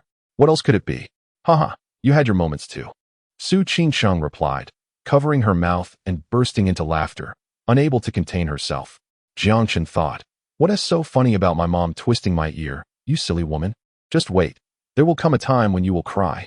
Song Mei and Jiang Dapeng drove away. After exiting the Bai Shui community, Jiang Dapeng was eager to return home and securely stash away the 3 bottles of Mao Dai. Although the tigress currently forbade drinking, merely watching was immensely satisfying. If he could flaunt it in front of his old friends, boasting a little, that would be even more remarkable. However, Song Mei, driving their decade-old Volkswagen, clearly had other plans. Dear, where are we not heading home to? Where do you think? Of course, to Swan Lake Community.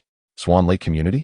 Upon hearing this, Jiang Dapeng quickly realized the significance of the moment. Indeed, his son had gifted them a residence at Swan Lake. If they did not seize the opportunity to visit now, when would they? The Swan Lake community was well known to the couple. They had long admired its prime location and appealing layout. Initially, they had intended to purchase a home there for Jiang Chen's future marriage. However, to their surprise, they found themselves the fortunate recipients of a home there. All thanks to their son's generosity. Song Mei drove swiftly towards Swan Lake, and upon entering the community, they were astounded by the lush greenery and the impressive public amenities. While it may not rival Bai Shui, it was certainly a vast improvement over their dilapidated dwelling of over a decade.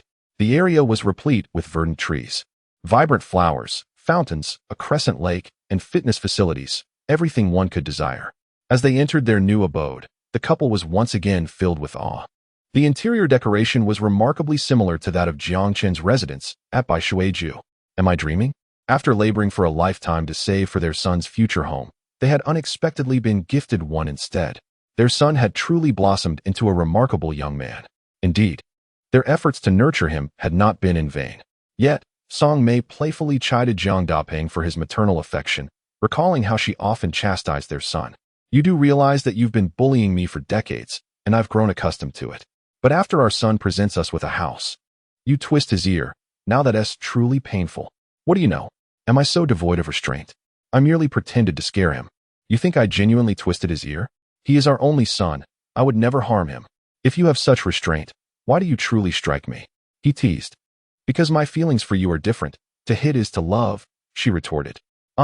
Shouldn't I also express my love for you through similar means? By all means. I dare you to try. As they sparred playfully, they continued to explore their magnificent new home. From the living room to the kitchen and the bedroom, they discovered it was fully furnished and equipped, truly a place ready for immediate occupation. Their hearts swelled with genuine delight. Impressive indeed. Everything is remarkably splendid. Upon entering the warmly decorated master bedroom, complete with a comfortable mattress, Jiang Dapeng's gaze drifted towards Song Mei, and a mischievous thought crossed his mind.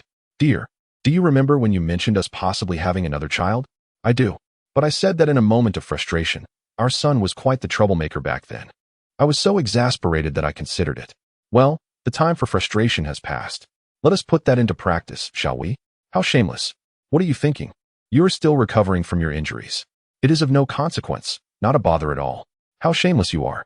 Practicing on a secondary account? Do not even entertain the thought. At Bishui residence, upon returning home, Su Qingqing soon felt a wave of fatigue and proceeded directly to her bedroom to rest. This weariness was partly due to exhaustion and partly due to the unsettling realization that she would now be cohabitating with a man. Although this man was responsible for her pregnancy and the birth of their 3 adorable little ones, their relationship remained unfamiliar, especially considering he was the son of her dear friend. Su Qingqing slept soundly from the afternoon into the evening, only to be awakened by the cries of the babies. She swiftly got up and made her way to the living room, where she found Jiang Chun tending to the infants, soothing them while preparing formula. Are they hungry? Su Qingqing inquired. Yes, they had a feeding earlier, but we've run out of stored breast milk in the refrigerator, so I had to resort to formula this time. Jiang Chun explained. Why didn't you wake me? Su Qingqing replied, her tone slightly reproachful, as she believed that breast milk was preferable for the babies at this stage. I wanted to, but you were in such a deep sleep that there was no response when I called, Jiang Chun retorted. Su Qingqing's cheeks flushed, and she chose not to pursue the matter further. She took two of the little ones from Jiang Chun's arms and cradled them, unbuttoning her clothing to nurse one while Jiang Chun, accustomed to her actions, assisted from the side. Before long, all three babies were fed. Jiang Chun gently placed them back into their crib and then stood up. It's nearly dinner time. What would you like to eat? He asked. Anything will do. I'm not picky, she replied. Anything? Really? Jiang Chun teased. Shall we order takeout then? Su Qingqing shot him a look of exasperation. I need to nurse the babies. And if you're willing to order takeout for your own children, then go ahead. Exactly. You're still in confinement, so let us be a bit particular. Jiang Chun said generously. Tell me what you desire, and I will personally prepare it for you. Having witnessed Jiang Chun's culinary skills earlier, she was keen on his cooking, which surpassed even the dishes prepared by chefs at state banquets in her memory. Thus, the mere thought of him cooking made her mouth water. Furthermore, she was indeed quite hungry. Lately, I've been craving fish, so let us have sweet and sour fish. Just sweet and sour fish? Is that sufficient? Isn't that enough? How about some garlic shrimp as well? Just garlic shrimp? 2 dishes might not be enough? Well then, let us add a seafood soup. That should suffice with 2 dishes and a soup. I'm worried about waste if you cook too much. Su Qingqing hastily clarified, realizing she had only mentioned her preferences without inquiring about Jiang Chun's choices. What about you? What will you have for dinner? She asked, immediately regretting it, thinking to herself that Jiang Chun would certainly not be hungry at all. Jiang Chun, however, did not dwell on such thoughts, as he marveled at the sincerity of his naive wife, who, in her innocence, had initially ordered only a single dish for dinner. It was only upon his gentle prodding that she decided to add another dish and a soup. Was she genuinely concerned that he might struggle to provide for her? With the pantry rather sparse, Jiang Chun ventured downstairs to procure some additional ingredients. Upon seeing him return with an array of bags, Su Qingqing, puzzled, inquired, with so much purchased, how many dishes do you intend to prepare? This isn't just for this one meal, is it? Why not keep it simple and just make a few?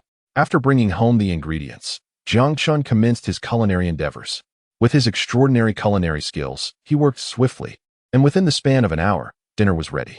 Come and eat, he called. As Su Qingqing approached the table, she was taken aback by the lavish spread before her. In addition to the sweet and sour fish and garlic shrimp she had ordered, there were also stewed lean meat with daylily, stir-fried pork with asparagus, steamed eggs with minced meat, chicken stewed with mushrooms, and sautéed greens, totaling nearly 8 dishes. This is what you meant by keeping it simple? She exclaimed, astonished by the array of delectable offerings, seemingly oblivious to the notion of moderation.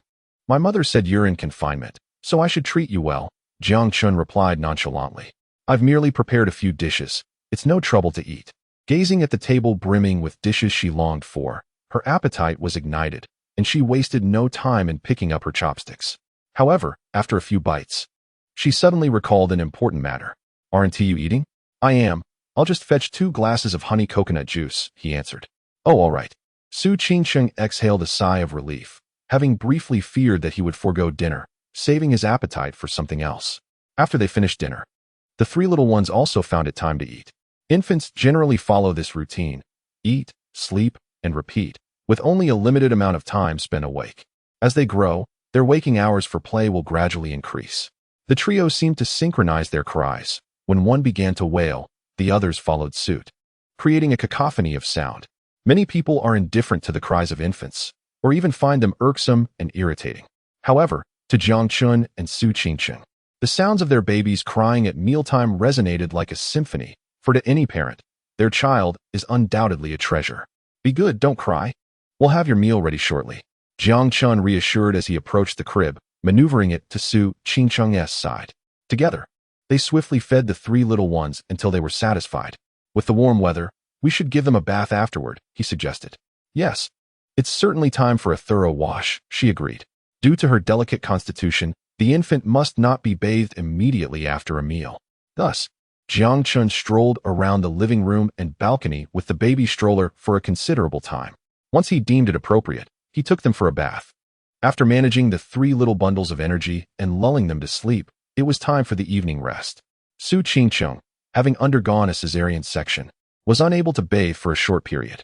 However, with the heat and the discomfort of sweating, she requested Jiang Chun to help her cleanse her body. Jiang Chun readily accepted this request. Previously, in the hospital, he had only attended to localized washing. But now, it was certainly a different matter.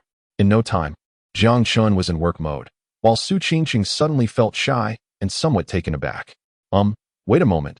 You should close your eyes, she suggested. Are you asking me to close my eyes while helping you wash? He replied. Yes. All right, no problem. Jiang Chun promptly agreed without hesitation.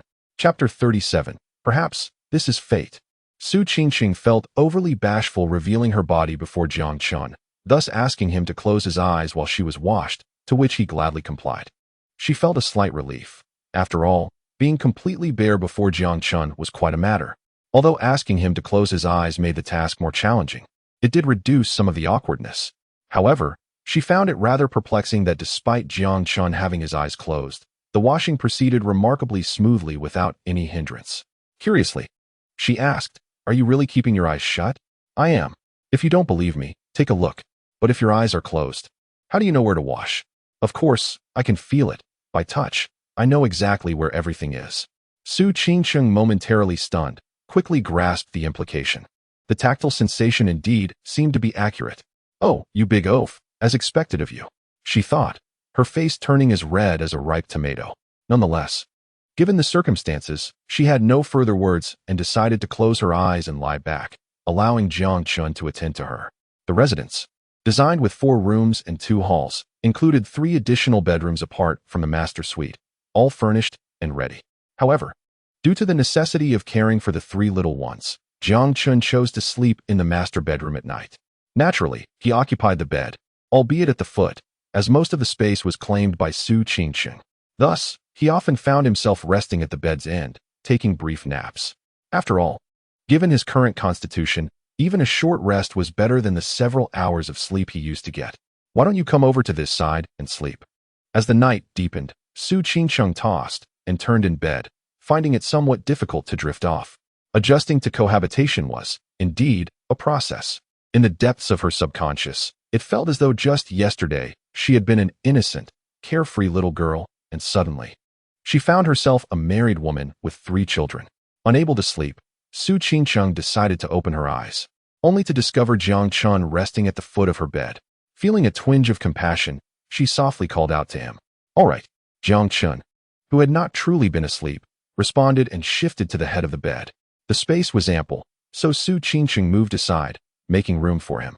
"Oh, so you weren't asleep either?" "Indeed, I seldom doze off. Since neither of us is sleeping, shall we converse for a while?" "Sure, but what shall we talk about?" "Anything. For instance, your relationship with your parents," Su Qingqing suggested with an inexplicable urge to smile. Jiang Chun, somewhat helpless, replied, "Me and my parents? All right. My father has quite the temper, while my mother has a sharp tongue but a tender heart. I was notorious as a mischievous child, often receiving various forms of punishment from them, single, double, and mixed beatings. At that time, I was quite vexed by their attempts to reason with me. However, I understand now that their intentions were not to harm me, but rather to instill fear, hoping I wouldn't stray down a wrong path." "Yes, I can see that." Su Qingqing nodded.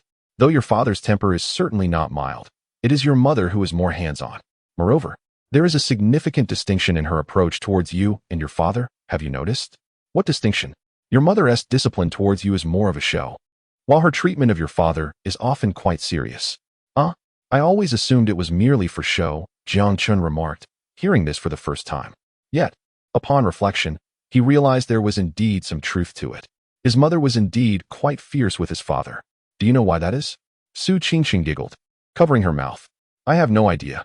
Jiang Chun shook his head in confusion. "Do you?" "Pretty much, though your mother has never stated it outright. The gist is, you are her only son, non-returnable and irreplaceable, so she refrains from truly punishing you, fearing resentment might lead to neglect in her old age. However, when it comes to your husband, If he misbehaves, she feels justified in disciplining him, and if necessary, can always find another. Jiang Chun listened in silence, struck by the revelation. No wonder his mother thought that way. He couldn't help but feel a moment of sympathy for his father. Meanwhile, in their new home by Swan Lake, Jiang Daping lay blissfully on a memory foam mattress, snuggling with his wife. Just as he was in the midst of a pleasant slumber, an inexplicable nightmare jolted him awake. Upon seeing his wife still beside him, he felt a wave of relief, but the disturbing dream lingered in his mind, prompting him to reach out and touch her. To his surprise, his wife's response was a swift slap. "By the way, how did you meet my mother?" Jiang Chun, noticing Su Qingqing's familiarity with his mother, couldn't help but ask curiously. "Several years ago, we met during a yoga class." Su Qingqing openly stated that due to their kindred spirits and engaging conversations, they quickly formed a close bond, becoming good sisters. "Years ago? I must have been in middle school then, perhaps even younger." "Ah, so at that time, I was still just a child." "Indeed," Su Qingqing mused, reminiscing about the early days of her acquaintance with Song Mei, who possessed a forthright character and was unreservedly supportive, assisting her in times of need. She felt fortunate to have befriended such a sister. Little did she anticipate that years later, she would entangle herself with her sister's son, inadvertently planting seeds that would bear fruit. Reflecting on her initial encounter with Song Mei, she recalled Jiang Chun as quite the little rascal. Perhaps this is what fate entails. What one perceives as reality has, unbeknownst to them, been set in motion long ago, sowing the seeds of consequence. Silence ensued. Feeling drowsy, Su Qingqing closed her eyes, attempting to drift into slumber, but despite her efforts, sleep eluded her. Thus, she nudged Jiang Chun with her arm. "Let us talk a little longer." "About what?" Given his heightened vitality, Jiang Chun was not tired. "Anything will do." "Well, I shared about my parents. Now it's your turn." "There is not much to say about my parents, but I can share my personality and interests so you can gain a deeper understanding of me." "Very well. I would describe my personality as quite cheerful. I prefer tranquility over activity and am not fond of crowded places." "That sounds lovely. My hobbies are rather simple. I enjoy solitary walks, listening to music, reading, meditating in a quiet corner of the park, and also playing the shao." Chapter 38. Should I give him a taste of sweetness? What? Jiang Chun felt a surge of excitement. Wang Defa, the renowned goddess professor from Sihai University, multi-talented. Could she really do that? But, come on, she is the ethereal goddess. Surely not. Initially calm, Su Qingqing was taken aback by Jiang Chen's reaction and quickly grasped the misunderstanding. As an adult, though she had never been in a romantic relationship, she was not entirely oblivious to certain matters. It's not what you think. I mean playing a musical instrument. Realizing the extent of the misunderstanding, her cheeks flushed crimson as she hurried to clarify. Cough, cough, you should have said so earlier. I thought. Jiang Chun sighed in relief. Of course. After all, she is the illustrious goddess professor of Sihai University. How could she be involved in that? Due to this unfortunate incident, Su Qingqing found herself feeling utterly embarrassed, her cheeks burning with an intense heat. Fortunately, the dim light of the evening obscured her features. In an effort to divert her attention, she hurriedly posed a question to Jiang Chun. However, as soon as the words left her lips, she regretted it. Well, can you do it? No, I cannot. I can only whistle. A wave of awkwardness enveloped them, plunging them into silence. Su Qingqing never imagined she would experience such an embarrassing moment, especially in the presence of a man. The phrase she uttered, though devoid of any suggestive intention, had become tainted by connotation, now a source of discomfort. She felt no shame in her words, which perhaps she should have. Truly, what a brazen fellow Jiang Chun was. Unable to contain her annoyance, she shot him a glare, thinking about his inappropriate implications. Nevertheless, one must admit, even in the obscurity of night, Jiang Chen's countenance was remarkably striking, defined features, exuding charisma, compelling her to sneak another glance. To be candid, he might be the most handsome man she had ever encountered. Reflecting on the past few days, during which he had attentively cared for both her and the child, an unusual sentiment surged within her. Perhaps, just perhaps, she could offer him a taste of sweetness? A series of tantalizing yet unmentionable images flooded her mind, and she was startled by her own audacity. When had she become so impure in thought? Her cheeks burned anew. Well, even if she were to entrust everything to Jiang Chun, engaging in such intimate acts would certainly not occur now, but rather in a distant future. Thus, she resolved to avoid him for a while to prevent her heart from becoming entangled in confusion. At that moment, the infant in the nearby crib began to cry. Typically, Jiang Chun would tend to the baby at night, but since Su Qingcheng was still awake, she felt compelled to check on the child. Just as she prepared to rise, Jiang Chun swiftly reached the crib before her. The baby was likely hungry, as newborns often required nighttime feedings. Jiang Chun, accustomed to this routine, checked the diaper and gently touched his finger to the baby's lips, prompting the little one to instinctively attempt to suck. "Ah, still hungry," Jiang Chun remarked with a fond smile. Su Qingcheng, still feeling a twinge of embarrassment towards him, deliberately refrained from speaking.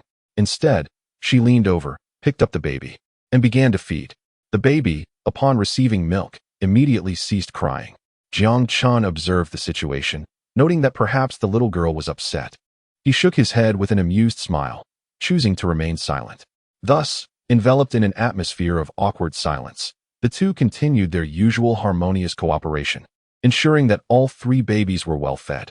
After ensuring the little ones were well fed, Jiang Chun continued to attend to the aftermath, gently patting each baby's back to help them burp and coaxing them to sleep.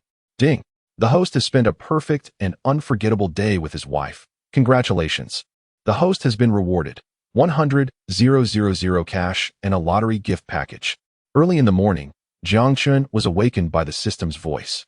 Having stayed up late into the night, he, despite his enhanced constitution, rose later than usual. Upon hearing the system's notification, he couldn't help but feel the urge to comment. Perfect? That was an overstatement. Only a wedding night could truly be deemed perfect. As for unforgettable, that was indeed accurate. Lottery. Ding. Lottery successful. Congratulations, host. You have received a luck card. A luck card? What a delightful prize. Jiang Chun then got out of bed, checked on the three little ones, and proceeded to wash up and prepare breakfast. After all, their mother was still in confinement, and it was only right for him to take the initiative in caring for them. With his extraordinary culinary skills, preparing breakfast was an effortless task. Breakfast is ready, he called out to the bedroom. Got it, responded Su Qingcheng, who had just awakened. Given the events of the previous night, it was impossible for her to feel well rested. After a yawn, she readied herself to wash up, her stomach growling, especially after having savored Jiang Chen's cooking the day before. She looked forward to the breakfast he would prepare. However, when it came to Jiang Chen himself, she felt a twinge of sympathy. These past few days had been filled with many uncomfortable experiences that made her wish to hide away. After washing up, Su Qingcheng approached the dining table. Spread before her were scallion pancakes, stir-fried potato shreds, fried eggs, and vegetable porridge. Just a glance at the arrangement made her feel it was exquisite and delectable. Just as she was about to dig in, she suddenly realized the portion was rather small, seemingly prepared solely for her. Curiously, she inquired, "Have you eaten breakfast?" You go ahead. I've already had mine," Jiang Chun replied with a gentle smile, gently pushing the babies towards the balcony to let them bask in the sunlight. Newborns are prone to jaundice, and sunlight helps alleviate that condition. Buzz. At that moment, Jiang Chen's phone rang. Chapter 39. The depths of senior sister's waters are beyond your grasp. Upon seeing the caller ID, Jiang Chun recognized it was his classmate, Zheng Chang. "Hello, Changzi. What is the matter?" "Jiang Chun, something has happened," Zheng Chang urgently exclaimed as soon as the call connected. "What has happened?" "It's Lu Wei. He has experienced a breakup." "A breakup? That guy doesn't he seem to have been in a relationship? How could he have broken up?" "Oh, it's all because of you." "Because of me?" "Yeah, never mind. Just check the WeChat group." With that, Jiang Chun hung up and opened WeChat. In the WeChat group 303, a flurry of messages from 99 emerged, and Jiang Chun skimmed through them to grasp the situation. It turned out that Lu Wei had audaciously provoked Feng Rongrong, a senior renowned for her striking beauty and figure, often regarded as one of the campus beauties. Throughout her 4 years in university, countless suitors pursued her, with publicly acknowledged boyfriends numbering 7 or 8, while many others remained unacknowledged. The throng of admirers was yet more substantial, and unfortunately, Lu Wei was one among them. Over the past few years, he had squandered an inordinate amount of time, energy, and, of course, money on Feng Rongrong. He was always at her beck and call, ready to come and go at her whim.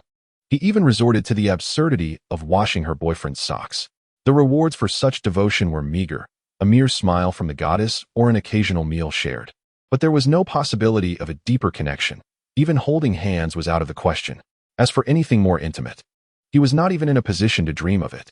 After countless disappointments, Lu Wei finally experienced a moment of clarity and resolved to break free from the delusions of being a sycophant. However, recently, for reasons unknown, he inexplicably reverted to his old ways, lavishly spending and boldly professing his feelings in public. Unsurprisingly, the thousands of yuan he spent on meticulously chosen gifts were tossed into the trash without a glance from Feng Rongrong, who then entered a luxury car with a middle-aged man right in front of him.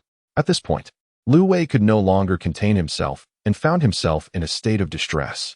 Concerned friends inquired about his motives, yet he defended his actions with fervor, lamenting that after years of affection, giving up was simply intolerable. He cited the adage, "Fortune favors the bold," and with Jiang Chen's success story as a precedent. He aimed to be courageous, hoping to win the favor of the senior he admired. Was this request unreasonable? Quite the contrary, it seemed rather audacious. Upon learning the details, Jiang Chen couldn't help but facepalm and express his disbelief. In the WeChat group 303, Zheng Chang and Wu Hao continually urged Lu Wei to reconsider. "Wei Zi, you must let go. Feng Rongrong is clearly playing with you. To put it bluntly, with so many boyfriends, she's akin to a public bus. Why not choose someone else instead of a bus?" Jiang Chen chimed in. "Wei Zi, think rationally. Your senior is too deep a pool for you to navigate." They echoed the sentiment. "It's too deep for you to grasp." Faced with the collective advice of his friends, Lu Wei remained reluctant to concede. "I must admit, I never intended to get involved, but these past few days, Feng Rongrong has taken the initiative to invite me, offering me various hints, smiling at me, and even taking my hand. I confess, it is rather pathetic, but I have never experienced such warmth from a girl before. Nor have I ever held a girl's hand. Consequently, I found myself utterly bewildered, believing she might harbor feelings for me. However, to my dismay, within a mere day, she discarded me like a used rag and departed in the car of a middle-aged man. Alas, Wei Zi, Feng Rongrong was merely putting on a performance to capture the attention of her true interest. Whatever feelings you thought she had for you were simply illusions. To put it bluntly, Wei Zi, you were left with nothing, just a plaything for Zheng Chang and Wu Hao, who were indignant. As if we had reverted to our university days. We were all good friends in the same dormitory. Our bond was undeniably strong. At that moment, Jiang Chun offered his insight. "Wei Zi, do you know the fundamental difference between you and Feng Rongrong's boyfriends? It's not about looks, it's about wealth. Therefore, your utmost priority should be to uplift yourself and become affluent." Jiang Chun's words resonated. "Wei Zi, if only you were wealthy, just imagine, with Feng Rongrong's demeanor. She would surely be climbing into your bed at midnight, begging for your attention. Indeed, Wei Zi, it's time to pull yourself together. I too aspire to be wealthy. Yet the challenge lies in the lack of opportunities. I should consult Jiang Chun for guidance." "Yes, indeed. Jiang Chun, do not hold back any longer. You've already captured the heart of the goddess, married, and have children. Now, reveal your secret to prosperity." Lu Wei, Zheng Chang, and Wu Hao all urged him on. Jiang Chun was momentarily at a loss for words. To be fair, there is a secret to wealth. Merely lying there, one can earn tens of thousands effortlessly. But that is due to the system's advantages. After pondering, he suddenly had a revelation, a genuine method to achieve wealth. Previously, the system had rewarded him with a business insight.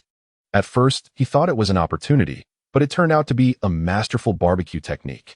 In truth, his current culinary skills could already produce delicious barbecues, rivaling many. However, when compared, this masterful barbecue technique is far more professional and suitable for large-scale commercial endeavors. Jiang Chun now had to care for his wife and child, leaving him with little time, but it was an opportune moment for them to test their skills.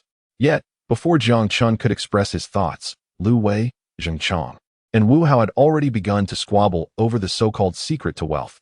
"Gentlemen, I am in such a dire state. Why are you two still bickering with me? Have you no conscience?" Coughing, Wei Zi interjected, "We too wish to emulate Jiang Chun, achieving overnight riches, marrying a beautiful heiress, and reaching the pinnacle of life. Moreover, your misery is merely a matter of failing to win over the goddess. The key is, you have never succeeded before. Indeed, your plight is truly tragic. You merely assisted the goddess's boyfriend in washing socks. To be honest, I have also engaged in such tasks before. Zhang, you with your expressive eyes. It turns out you too have engaged in such activities, or rather, indulged? How unfortunate. Did you think that merely washing the goddess's socks was the worst plight? Wrong. Allow me to share a secret. I have even lent a hand in washing the undergarments of the goddess's boyfriend. This last statement from Lu Wei left the mischievous Zheng Chang and Wu Hao utterly dumbfounded, rendering them momentarily speechless. Goodness! You have actually washed the undergarments of the goddess's boyfriend? Bravo! You are indeed the most unfortunate and the most impressive. Chapter 40. A culinary delight, a sensory explosion. To be honest, upon Lu Wei's revelation, not only Zheng Chang and Wu Hao, but even Jiang Chun stood in astonishment. No. Such occurrences would leave even a cow dumbstruck for 3 seconds. Jiang Chun had previously thought that washing the socks of the goddess's boyfriend was already absurd. But now he learned of the even more ludicrous task of washing undergarments. And what is more, this was not mere boasting, but a reality concerning a good friend from the same dormitory. Lu Wei truly has had a rough time. Jiang Chun, knowing Lu Wei's honest and simple character, devoid of malice, could not help but shake his head and sigh for 3 seconds upon realizing the extent of his misfortune. He then proceeded to share with him the secrets to wealth. Lu Wei readily agreed. All right, Chenggu, I will make a trip to your home. I have come to understand that money is a man's courage. I vow to earn money, to amass great wealth. One day, I shall make that Feng Rongrong understand that the me she disregarded back then is now someone she cannot aspire to reach. Do not underestimate the youth in poverty. 30 years of prosperity, 30 years of decline. Hold on, Wei Zi, do not speak too hastily. Jiang Chun hastily advised. Come over first to see if you wish to pursue this path. After discussing with Lu Wei, Jiang Chun prepared to make some barbecue, while heading downstairs to buy groceries. He also procured the necessary ingredients and seasonings for grilling. The kitchen at home was equipped for barbecuing, which conveniently saved him some effort. Since the focus was on the commercial application of this divine barbecue technique, speed and bulk production were paramount. Thus, there was no need for the meticulous craftsmanship that aims for ultimate taste. Yet, the flavor and quality of the finished product remained unparalleled. The secret lay entirely in the specially crafted barbecue dipping sauce. Oh, are you making barbecue? Su Qingcheng, who was in the living room with the child, had long inhaled the delightful aroma wafting from the kitchen. She had passed by the kitchen door several times with the baby stroller, but when the grilling was complete, the rich scent of barbecue permeated the air. She could no longer contain her excitement. Like a kitten drawn to the scent of fish. Unable to resist the urge to pounce and indulge, she felt an irresistible itch in her heart. Come try this. It's my first attempt at barbecuing. Let us see how it tastes. Jiang Chun exclaimed upon noticing Su Qingcheng's arrival, promptly offering her a freshly grilled skewer. Su Qingcheng, not one to stand on ceremony, accepted the skewer and immediately took a small bite, disregarding its heat. Upon taking that bite, she was momentarily stunned, her mind enveloped in a delightful haze. For it was simply exquisite. The flavors were an absolute explosion on her palate. Su Qingcheng could swear that she had never encountered such delectable barbecue since her very first breath. Consequently, a generously portioned skewer was swiftly devoured. May I have a few more? Su Qingcheng felt a tinge of embarrassment at her earlier ravenous display, concerned that onlookers might misconstrue her eagerness as a sign of starvation. Though she had indeed eaten quite a bit that morning. Of course, indulge as much as you desire, Jiang Chun replied, having just grilled a fresh batch. Fully understanding Su Qingcheng's current cravings, he extended his hand, offering her a substantial handful of freshly grilled skewers, totaling more than a dozen. Let us dine in the living room. The kitchen is filled with smoke. Su Qingcheng accepted the skewers, her excitement palpable as she prepared to head to the living room. Suddenly, she paused, realization dawning upon her. I've taken all the skewers. How will you eat? It's quite all right. I have more grilling away, Jiang Chun reassured her with a smile. Whether you eat or I eat, it amounts to the same. Whether you eat or I eat, it amounts to the same. Su Qingcheng caught the underlying meaning in Jiang Chun's words and shot him a playful eye roll. She then, unceremoniously, took the skewers and, pushing the baby stroller, made her way to the living room. At that moment, Song Mei initiated a video call. Perfectly. She engaged in a lively conversation with her dear friend while savoring the aromatic barbecue. Originally, Song Mei's intention was to keep an eye on her grandchildren, but upon seeing Su Qingcheng relishing the skewers, she felt a mix of surprise and curiosity as a close friend. She knew Su Qingcheng was not typically a foodie and usually had no particular cravings. Moreover, the skewers looked irresistibly tempting, freshly grilled with a golden hue, sizzling with oil, prompting her to swallow involuntarily just from watching. Qingcheng, Are you enjoying barbecue? It looks absolutely scrumptious. Indeed, it's my son's handiwork. Would you care to sample some? Your son made it? How delightful. I must find a time to come over and taste it. Absolutely. The two friends continue to catch up, sharing light-hearted moments with the children through the video call. Then, Song Mei shifted the conversation, inquiring about Su Qingqing's day and night spent with her son. So, how did it go, Qingqing? Was my son well behaved? Did he trouble you at all? It was quite manageable, Su Qingqing replied, contemplating the previous day and night. The big oaf had indeed been reasonably well-mannered, though there were moments, both day and night, when he indulged a bit too much. Quite manageable? That is splendid. Song Mei exclaimed. I was genuinely concerned that the little rascal might be inconsiderate, suddenly living with you. By the way, how are you feeling, Qingqing? Is your recovery progressing well? Song Mei asked further. Overall, my recovery is satisfactory. The wounds have become less painful, Su Qingqing responded honestly, but then, placing a hand on her abdomen with a hint of complaint, she added, it's just that your son's culinary skills are too exceptional. In such a short time, I feel as though I've gained weight. While complaining, she did not forget to stuff barbecued skewers into her mouth. Upon witnessing this, Song Mei couldn't help but smile. A bit plump is a good sign. It indicates sufficient nutrition, and ample nourishment guarantees abundant milk. It seems that the three little ones will certainly not go hungry. Su Qingqing, upon hearing this, felt a bitter smile form within her. Alas, it is not merely sufficient nutrition and ample milk that I possess.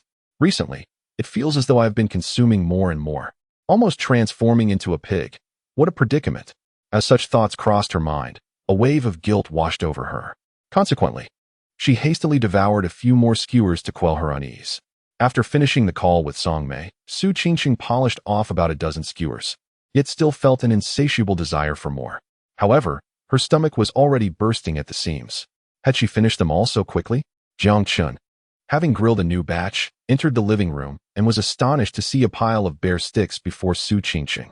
How could she consume so many in such a short time? Could she truly handle it? This inquiry struck a chord with Su Qingqing. Yet, to be fair, the skewers were simply too delectable. After savoring the first one, she found herself unable to stop, almost as if she were addicted. My stomach feels a bit uneasy. Could you give it a rub? She suggested. Certainly, but next time, be cautious and don't eat so much at once. All right, I promise. Chapter 41. This barbecue dipping sauce is delectable enough to savor on the soles of one's shoes. In the afternoon, Lu Wei arrived, carrying a bag of fruits and a handheld rattle for the children. Jiang Chen welcomed him at the door. What brings you here, Wei Zi? What have you bought? Oh, it's not worth much, Lu Wei replied. This rattle is specifically for the kids. He entered the house, placed the fruits and rattle on the table, greeted Su Qingqing with a hello, sister-in-law, and then, after teasing the children for a moment, eagerly joined Jiang Chen in the kitchen. Brother Chen, what is your secret to wealth? Lu Wei, thinking of a future filled with success and marrying a wealthy beauty, could hardly contain his excitement. Upon entering the kitchen and seeing the barbecue ingredients, dipping sauces, and already grilled skewers, he was taken aback. Is this to teach me how to barbecue? Indeed, it is barbecue, Jiang Chen replied with a smile. Lu Wei's expression grew troubled. So, the secret to wealth is barbecuing? Brother Chen, you're not pulling my leg. Are you? What would I fool you about? Don't underestimate barbecuing. If done well, it guarantees a life of indulgence. As Jiang Chen spoke, he handed a skewer to Lu Wei. Try it and see for yourself. Try it. Lu Wei accepted the skewer, albeit with skepticism. This skewer had been grilled for a while and had cooled down, leading him to believe the taste would be mediocre. After all, he had previously worked in a barbecue restaurant and thought skewers were just average, nothing too special. With this mindset, Lu Wei took a bite, chewing lightly. Suddenly, a jolt coursed through him. What an exquisite aroma! Astonishing! His eyes widened in disbelief. In mere moments, he devoured the skewers in his hand, yet his appetite remained insatiable. His gaze fell upon the platter of skewers, and he lunged forward, ready to indulge once more, only to pause and inquire. Chen Gu, may I have more? Of course. They were saved for you, Jiang Chen replied. Throughout their 4 years at university, the camaraderie among the roommates flourished, particularly with Lu Wei, who exhibited remarkable loyalty. Once, when Jiang Chen found himself in a dispute while playing basketball, surrounded by towering opponents, Lu Wei fearlessly stepped up, placing himself in front of Jiang Chen. On another occasion, When Jiang Chun missed a class due to personal matters and faced the stringent consequences of his professor, who would revoke exam privileges after 2 absences, Lu Wei selflessly relinquished his own opportunity to assist Jiang Chun, ensuring he retained the right to sit for the final exam. Such acts of brotherhood warranted Jiang Chun's support in return. Yet, Lu Wei's circumstances were rather unfortunate. He was not only a devoted admirer of his crush, but also found himself performing menial tasks for her boyfriend. Quite the tragic plight.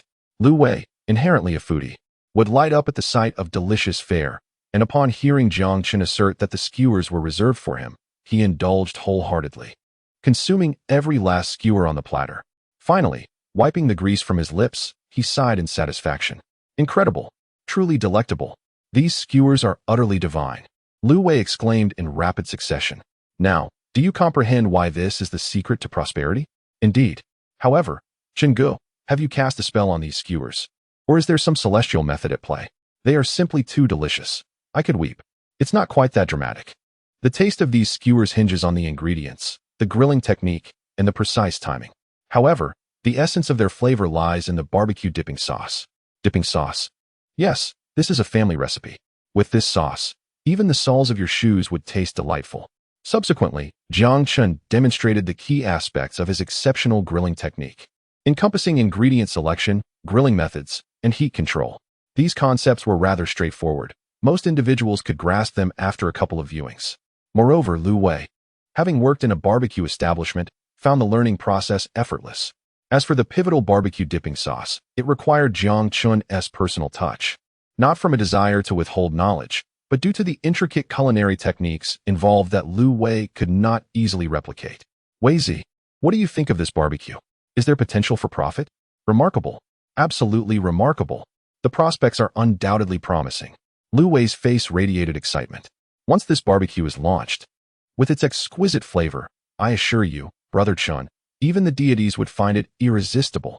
It is destined to become a sensation throughout the entire city of Sihai, captivating people of all ages and backgrounds. Lu Wei, having previously worked at a barbecue establishment, understood the essence of flavors. In comparison, Jiang Chun's barbecue was in a league of its own. Once introduced, there is no doubt it will become immensely popular. Consider the lamb skewers, priced at 4 yuan each. Selling 1,000 a day would yield 4,000 yuan, accumulating over 1 million annually. If 10,000 are sold in a day, that's a staggering 40,000 yuan, a yearly total exceeding 10 million. The mere thought of such wealth sent waves of exhilaration through Lu Wei, who eagerly rubbed his hands together. Just wait. Once I have money, the first thing I will do is confront that Feng Rongrong, throwing money in her face, berating her until she kneels in regret, crying for 3 days and nights, after which I might ponder whether to forgive her.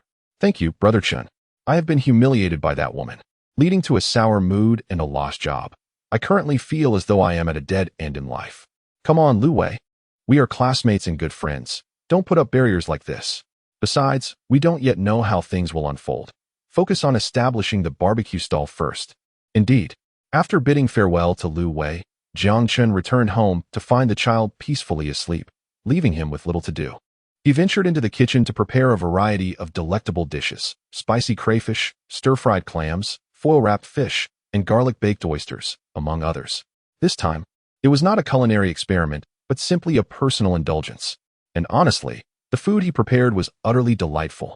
While Jiang Chun was busy cooking, Su Qingqing arrived, drawn by the enticing aromas.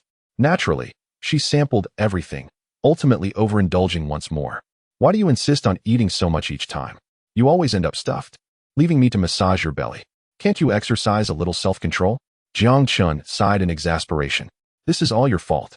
You claim there is nothing wrong, but prepare so many delicious dishes. First, it was skewers, and now you've introduced crayfish, oysters, and clams. You're tempting me into gluttony. Is it a crime to make delicious food? All right then, next time I shall cook something haphazardly. No, I was only joking.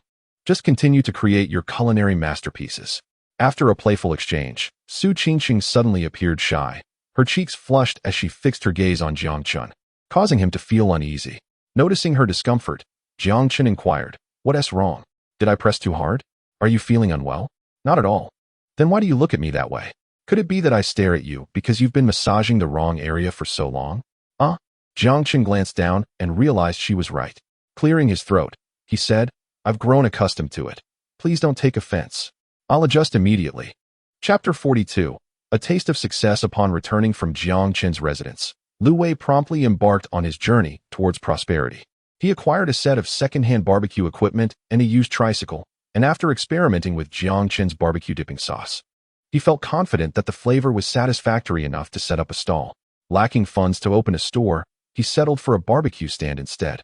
Curious about the secret to his newfound wealth, Zheng Chang and Wu Hao finally located Lu Wei on a bustling food street, only to be astonished to find him operating a barbecue stall by the roadside. "Is my eyesight deceiving me? Lu Wei, did you not obtain the secret to wealth from Jiang Qin? Why are you selling barbecue instead? Surely, the key to prosperity isn't merely setting up a stall." Lu Wei shot them a disgruntled glance. "What's wrong with selling at a stall? Is it impossible to become wealthy this way?" His response confirmed Zheng Chang and Wu Hao's suspicions. Indeed, the secret to Lu Wei's prosperity was simply setting up a stall. "Wow. Is this truly your hard-won secret to wealth? This is it. I can't believe Jiang Chun would deceive you like this." But then again, in any profession, there are those who excel. Perhaps Lu Wei could indeed reach the pinnacle of success through this venture and even win the heart of a beautiful and affluent partner. Faced with their teasing, Lu Wei remained unfazed. After 4 years together at university, he understood their personalities all too well. He then began preparing skewers for grilling. Under the influence of the divine barbecue sauce, the skewers soon sizzled and released an enticing aroma, drawing the attention of Zheng Chang and Wu Hao, who were unable to resist their cravings. However, as Lu Wei was a newcomer with an unfamiliar stall, despite the bustling crowd on the street, no one paused to sample his offerings. Even those lured by the delightful scent hesitated, only to walk away after glancing at his barbecue stand. "Lu Wei, look at this. No one is buying your barbecue. Why not let us have a taste?" Yes. We can give you some feedback too." "All right," Lu Wei conceded. It was his first time running a stall and lacking experience. He began to doubt the quality of his skewers as he observed the throngs of people bustling past other stalls. After waiting for quite some time without a single customer, he wondered if his barbecue was inadequate. "Feel free to try, but just 2 skewers each at most. I still have a business to run." Of course, Zheng Chang and Wu Hao readily agreed. Yet, once they savored the skewers, their taste buds exploded with delight, prompting them to exclaim in astonishment, "Wow!" They became unable to stop, thoroughly enjoying the barbecue. Meanwhile, Lu Wei, anxious about the lack of customers, turned around only to find that most of the skewers he had just grilled had vanished. Anger surged within him. "What on earth? You 2 gluttons, you've devoured everything. How am I supposed to run a business now? Lu Wei, your skewers are simply astonishingly delicious." The 2 of us were unable to withstand the moment.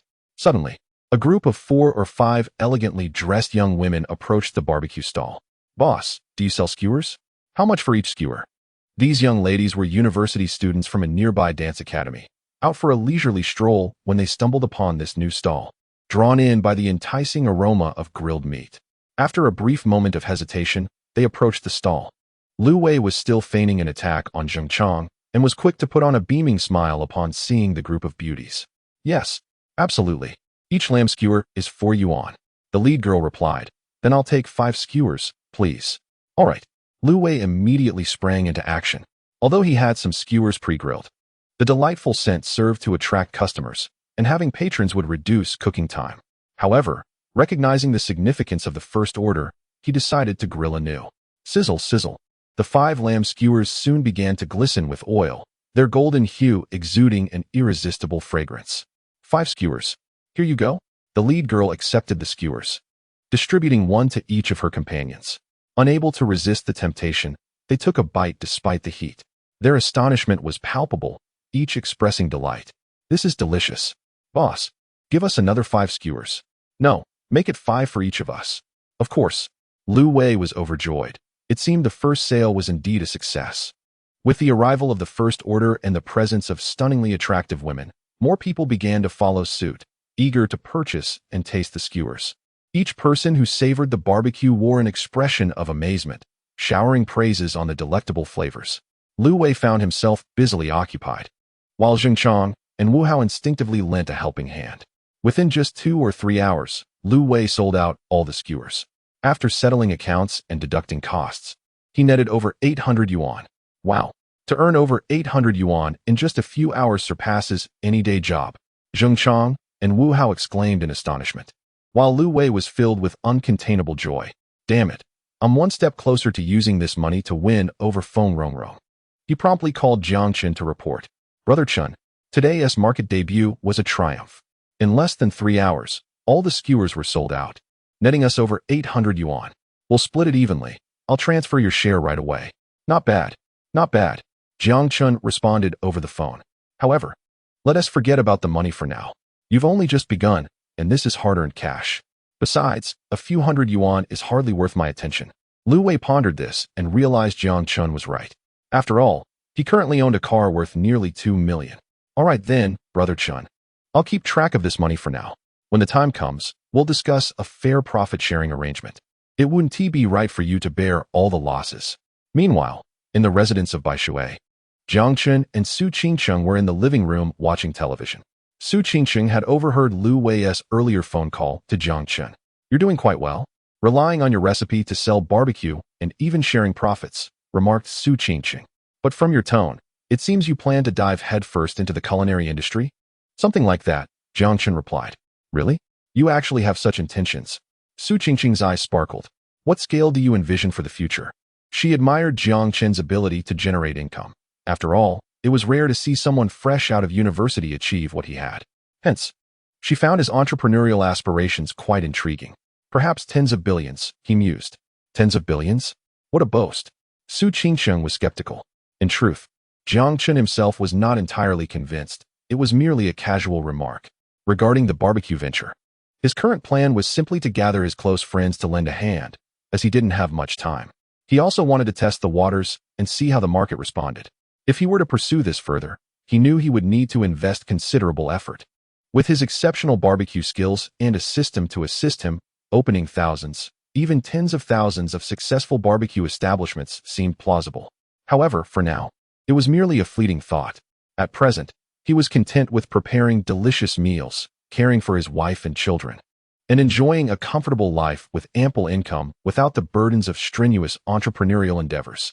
Chapter 43. How about I let you hold me while we sleep? The weather forecast had predicted rain for the evening. Sure enough, around 8 or 9 o'clock, a tremendous flash of lightning illuminated the sky, followed by a deafening clap of thunder. The rumbling continued, and soon, a torrential downpour began. After days of sweltering heat, the rain was a welcome change, a rare rainy night.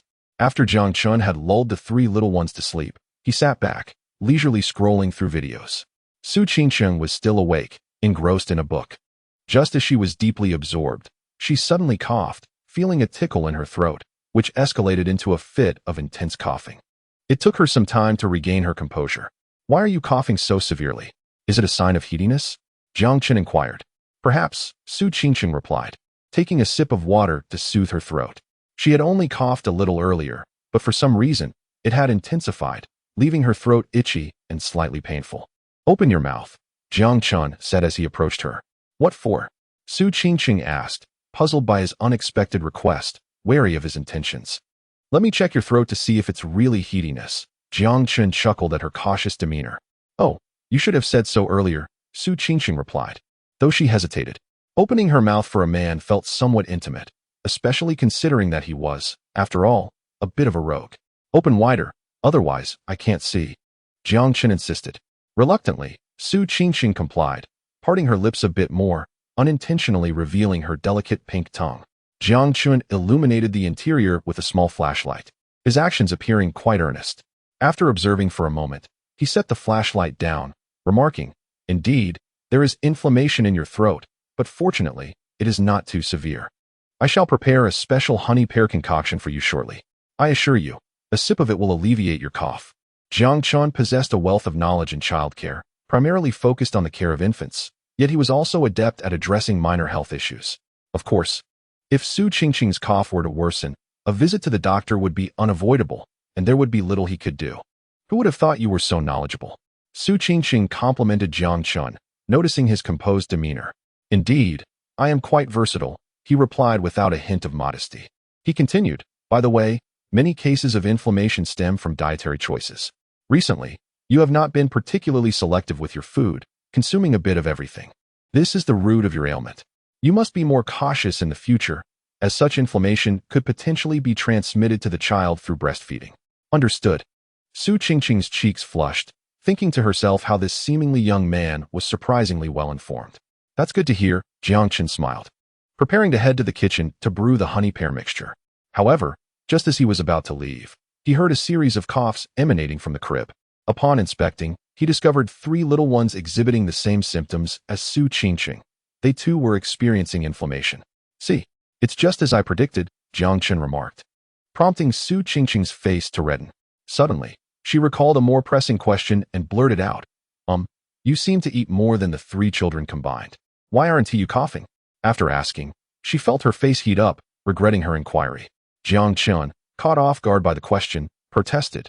What do you mean I eat more than the children? I am a respectable person. Please do not tarnish my reputation. The reason is quite simple. I am an adult. Once Jiang Chen completed brewing the honey pear mixture, he generously offered Su Qingqing a portion, and the effects were immediate, significantly alleviating her throat discomfort. He then diluted the mixture with water and fed it to the 3 little ones in turn. They quickly ceased coughing and fell into a peaceful slumber. This honey pear concoction was meticulously prepared according to the system's instructions, and though he could not fully explain its effectiveness, he simply attributed it to his extraordinary skills. Indeed, you have quite the talent, Su Qingqing praised, offering him an apple as a reward. After all my efforts, I receive merely an apple? Jiang Chen chuckled, playfully gesturing to his cheek. What else would you like as a reward? Su Qingqing retorted, her cheeks flushed. Perhaps you could dream of something more, she teased. At that moment, a buzzing sound interrupted them. Su Qingqing's phone was ringing. Su Qingqing picked up her phone, and, upon seeing the caller ID, her expression changed. She looked up at Jiang Chen and said, "It's my mother calling." Jiang Chen was somewhat surprised. After all, having spent time together, he had grown accustomed to his own parents and had nearly forgotten that Qingqing also had a mother and father.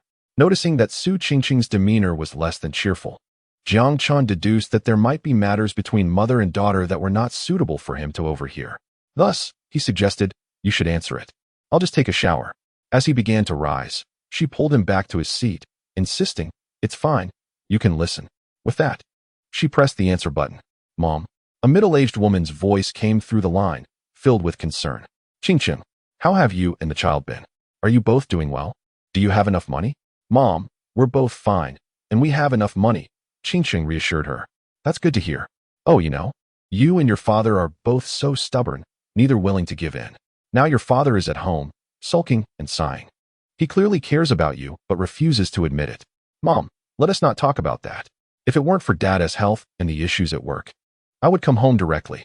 You don't need to come, Mom. If Dad finds out, he'll get angry. Besides, I'm managing well. There's no need for concern." Though she said that, what mother wouldn't he worry about her daughter giving birth alone? By the way, how is that guy treating you? Does his family look down on you? No, they are all quite kind to me. Su Qingqing glanced at Jiang Chen. That's good. All right, Qingqing. I won't keep you any longer. We can chat over WeChat. I'm secretly calling you behind your father's back. Once I manage to talk to him, we'll go to Sihai together to see you and the child. Okay, Mom. After hanging up, Su Qingqing looked at Jiang Chen, wanting to say something but hesitating.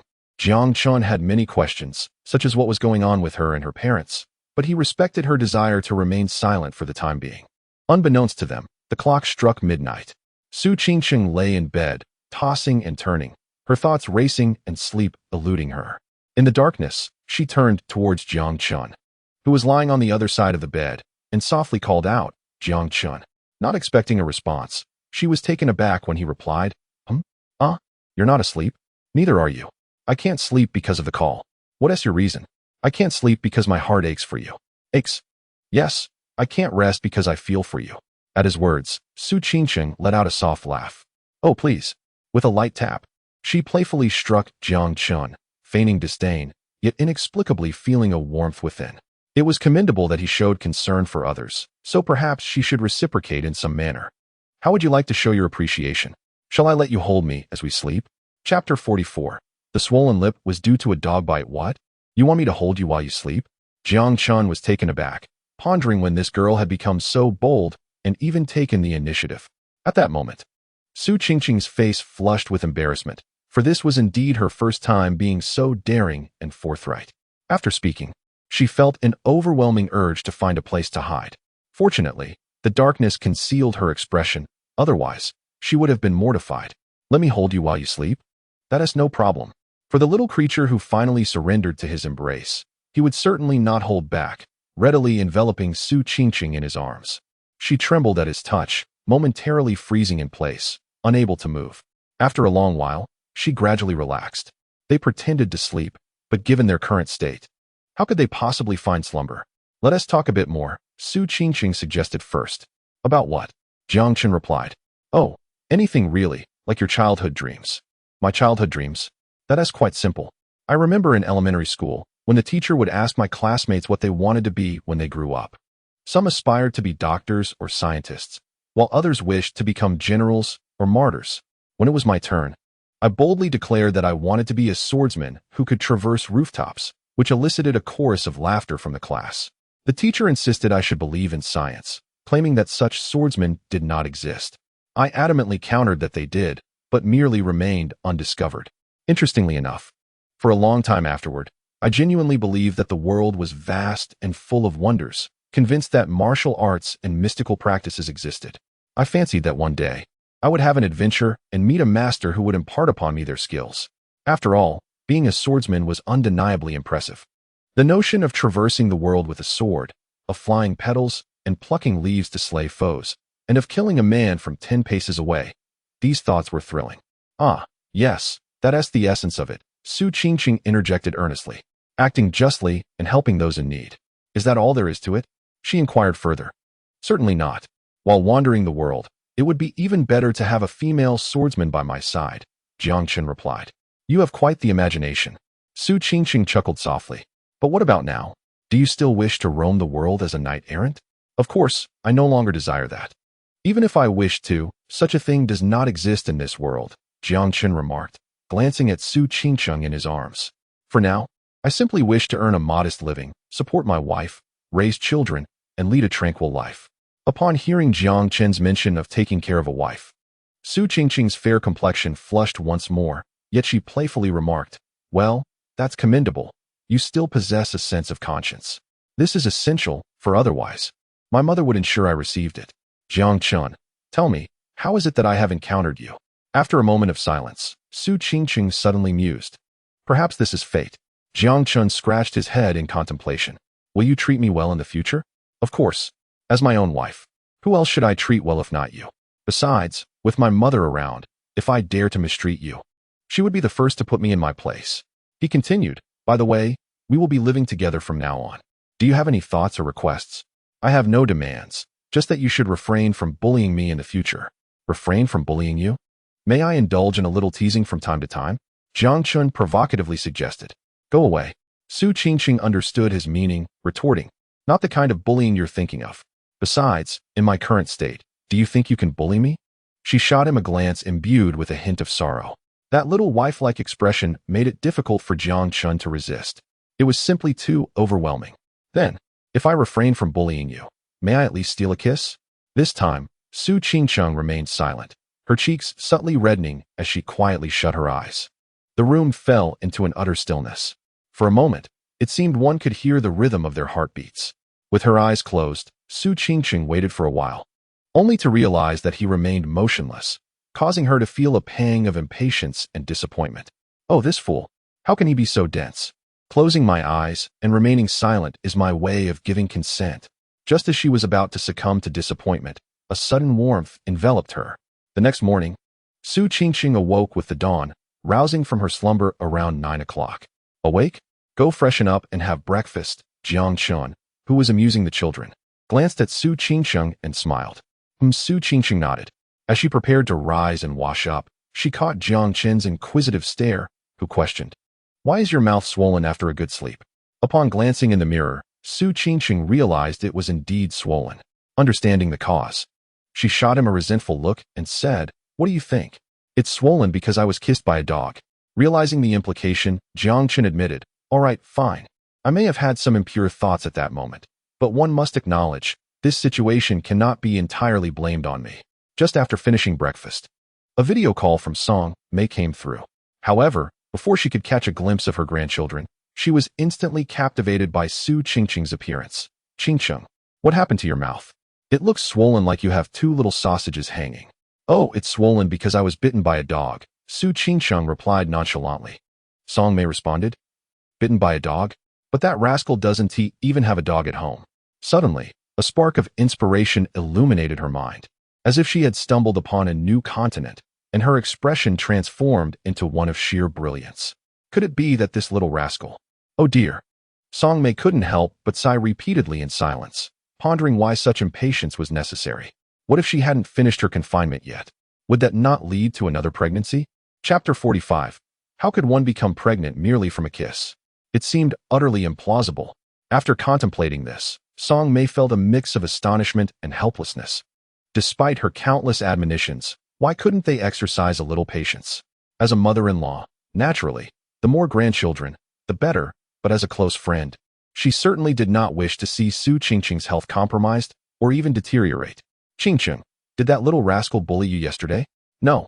Your son has been quite good to me." "Really?" Song Mei was somewhat taken aback. "I mean, did he ever coerce you? You know, like if you were unwilling to do something, he insisted you had to?" "Oh, now that you mention it, there is something." "What? Really?" Upon hearing this, Song Mei was filled with excitement, realizing that this little rascal had taken her words lightly. "It's all right, Qingqing, just speak freely. If that little rascal truly mistreated you, rest assured, I will break his legs." "Meijia, it's not that serious. It's just that your son keeps insisting I go to bed on time and eat breakfast on schedule." "Oh, and what else?" "Well, recently, both the baby and I have been a bit under the weather with coughs, and your son won't let me eat anything indiscriminately, especially spicy food." Song Mei was momentarily stunned. How did it feel as if she had been unexpectedly bombarded with a mouthful of dog food? She thought to herself, what on earth is going on with Su Qingqing? Here I am, trying to help you out of goodwill, not as a future mother-in-law, but as a good friend. And yet you are flaunting your affection. Could it be that they were in cahoots? Was Qingqing complicit in this? As this thought crossed her mind, a jolt ran through her. She could not dismiss that possibility. With her son being so handsome and charismatic, it was entirely plausible that, over time, feelings could blossom. And since Su Qingsheng was a young woman, it was only natural for her to be unable to restrain herself. Thus, she gently admonished, "Qingsheng, I understand you young people tend to be quite passionate. However, you have just undergone a cesarean section. It is essential to exercise some restraint. One cannot casually gamble with one's health for the sake of fleeting pleasure. While such enjoyment may be immediate, the repercussions can be significant. For instance, there could be inflammatory conditions or pelvic inflammatory disease, which greatly affects your recovery. Moreover, it could lead to a miscarriage, making it difficult should you wish for a second or third child in the future." Song Mei earnestly conveyed her heartfelt concerns, hoping her dear friend would appreciate her sincere intentions. Yet, upon hearing this, Su Qingsheng appeared bewildered. "Meijia, what are you talking about? Inflammation? Miscarriage? I don't quite understand." "Don't understand?" At this, Song Mei felt a twinge of annoyance. "Please, we have been good sisters for many years, sharing everything without reservation. How is it that now, despite my earnest words, you feign ignorance? Are you closer to my son or to me, your dear sister?" Just as I was about to elaborate, it suddenly dawned on Su Qingqing. "Ah, I see. Meijia, do you think something has transpired between me and your son? But that is impossible. I have been exceedingly cautious. I barely know your son, and we have merely shared a kiss." "So, you mean to say there is nothing between you and my son?" Song Mei could scarcely believe it. "No." Su Qingqing's tone was resolute. "We are still in the phase of nurturing our feelings. Last night was merely a kiss, and due to our lack of experience, I woke up this morning with slightly swollen lips. It's certainly not as you imagine. Moreover, how could one become pregnant from a kiss?" "Oh." Song Mei sighed in exasperation. "Cough, cough. You should have said so sooner. I thought. All right, this time it's my fault. I let my imagination run wild and misjudged your young couple." The video call with Song Mei had initially taken place in the living room. But as her words became increasingly absurd, Su Qingqing felt embarrassed for Jiang Chun to overhear, so she moved to the balcony. "What did my mother say to you?" She sounded quite mysterious. Upon returning from the balcony, Jiang Chun asked, "Oh, nothing much, just some gossip between sisters." Su Qingcheng wouldn't admit that Mei Jie had misconstrued her relationship with that big clumsy fellow, even speculating that she might be pregnant before even having a proper confinement. Gossip between sisters? Very well. Jiang Chen chose not to pry further, knowing that such matters were futile to inquire about unless the other party was willing to share. Don't you want to know what we whispered about? Well, that depends on you. If you don't wish to share, my inquiries would be in vain. After a moment of contemplation, Su Qingcheng divulged a little. Your mother just called, discussing the prospect of me having a second or even a third child. What? Jiang Chun was taken aback. Is my mother that eager? Didn't she just gain 3 grandchildren? Who knows? Perhaps your mother still clings to old-fashioned thinking, believing that having many children brings blessings. Su Qingcheng continued, but if I were to have a second or third child, what would you think? What else could I think? I would support you. However, I do have a wish. If our first child is 3, I hope to have 4 for the second and 5 for the third. What? 4 for the second and 5 for the third. Wouldn't that make me a sow? No worries. If you truly became a sow, I wouldn't mind. Get lost. Su Qingcheng playfully glared at Jiang Chun. If I'm a sow, then what would you be? After the rain, the air was fresh, and the weather pleasantly mild. Su Qingcheng had been confined at home for many days, feeling stifled and longing for a stroll with the baby, to breathe in the fresh air and connect with nature.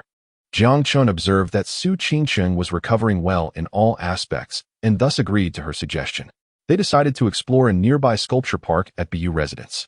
This sculpture park, a newly established hotspot in Sihai City, boasts an array of sculptures alongside an elegant environment filled with lush greenery, earning it the reputation of a natural oxygen bar. Consequently, it attracts numerous visitors eager to capture memories. Since neither Jiang Chun nor Su Qingcheng had previously visited, it was the perfect opportunity to take their children for a leisurely stroll. After ensuring the children were well protected, the family of 5 set off and soon arrived at the sculpture park. Due to the splendid weather, the park was bustling with visitors. Many were intrigued and astonished to see Jiang Chun pushing a stroller with triplets. Wow, triplets! This is the first time I've seen such a sight. How adorable. My wife gave birth to twins, and I felt like we hit the jackpot. But this guy here has a set of dragon and phoenix triplets. Impressive. Now that's what I call hitting the jackpot in one go. However, raising triplets must come with its fair share of financial strain. You're thinking too small. 2 girls and 1 boy make for a balanced family, 1 construction bank and 2 China merchants banks. They won't need to worry about support. If I had 3 children like that, I'd probably wake up laughing from my dreams. Listening to the compliments from passers-by, Jiang Chun felt an immense sense of pride. What father wouldn't revel in the admiration of his children? Turning to glance at Su Qingcheng beside him, he felt even more elated. Truly, she was a goddess among women. Despite still being in the postpartum period and needing to avoid drafts, she was wrapped snugly in long sleeves, a hat, and a mask. Yet even so, her figure remained slender and her curves striking, unmistakably marking her as a delicate beauty. As the saying goes, beauty radiates from within, and this could not be more true. Jiang Chun, let us try that over there, Su Qingcheng said, her excitement bubbling over after exploring the various sculptures. Naturally, she linked her arm with Jiang Chen's and pointed towards a nearby area. Are you sure you want to play? Jiang Chen asked, a hint of surprise crossing his face as he looked in the direction she indicated. What Su Qingcheng was pointing at was a section of the park dedicated to various amusement attractions, particularly a bumper car area where children were having a blast. Yes, she replied playfully, but that S for children or for accompanying children. Are you certain you want to ride bumper cars as an adult? Jiang Chen questioned, looking at her skeptically. Also, given your current condition, can you even participate? Who says I want to ride? I want you to. Su Qingcheng winked. What? Me? And what will you do? I'll just watch you play. Are you sure? Absolutely. Jiang Chun was suddenly engulfed by a profound sense of helplessness. To play bumper cars, there were such peculiar demands. He found himself merely observing others while refraining from participating. What kind of twisted psychology was this? Ding. The host is faced with a choice. Option 1. Comply with his wife's wishes, elicit a smile from her, and receive a mysterious gift. Option 2. Reject his wife's unreasonable demands, earn the title of a steadfast man, and lose an inch in height. Jiang Chun. Is there really a choice here? Losing an inch is intolerable for any man. Option 1. Jiang Chun mentally declared, then proceeded towards the ticket booth for the bumper cars, spending 20 yuan on a ticket. To be honest, he hadn't played bumper cars in years. The sudden thrill of playing again was indeed exhilarating. After all, it was filled with nostalgic childhood memories. The bumper car ride lasted 3 minutes, and Jiang Chun, reliving his childhood, found immense joy in it. Su Qingcheng, watching from outside, was equally delighted, practically bursting with joy, unable to resist snapping a few photos to send to Song Mei. Sister Mei, come see what your son is doing. Doesn't he resemble the foolish son of a landlord? Ha! Indeed. But a foolish son deserves a foolish wife. They are truly a match made in heaven. Ding. The host has complied with his wife's wishes, elicited a smile from her, and congratulations on receiving a mysterious gift. Torn stockings. You deserve it. Torn stockings? This ridiculous system only rewards him with impractical and frivolous items. Jiang Qin couldn't help but scoff, thinking that a monetary reward would have been far more appropriate than a pair of torn stockings. Why are you grinning like an idiot? After chatting with Song Mei, Su Qingqing snapped back to reality and noticed Jiang Qin's peculiar smile, prompting her to inquire. Oh, it's nothing. Just that I bought you a gift online a moment ago. Jiang Qin casually deflected. You bought me a gift? Well, how thoughtful of you. But could you tell me what it is in advance? Ah, you'll find out when the time comes. It's something to wear. Something to wear? Awesome. Su Qingqing's face lit up with anticipation. Jiang Qin glanced at her long, slender legs, and a certain image flickered in his mind. While it felt somewhat inappropriate, he could not suppress the excitement that filled him. Alas, this insufferable system. Once upon a time, he was a serious individual, yet here he was, wandering around an amusement park. Although Su Qingcheng, due to her physical condition, could not partake in the activities, she still watched with keen interest.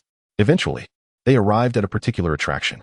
Su Qingcheng was eager to try her hand at the ring toss, where an array of stuffed toys lay scattered on the ground. Whatever she managed to ring would be hers. Do you want to play? Jiang Qin asked. Yes, Su Qingqing nodded enthusiastically. All right then, I'll buy you some rings. Jiang Qin remarked that playing the ring toss merely required swinging one's arms while standing. It was a low-energy activity perfectly suited for the young lady. Surrounding the ring toss area, many individuals were engaged in the game, each targeting their desired plush toy, striking poses, and tossing rings, thoroughly enjoying themselves. However, the actual successes in ring tossing were few and far between.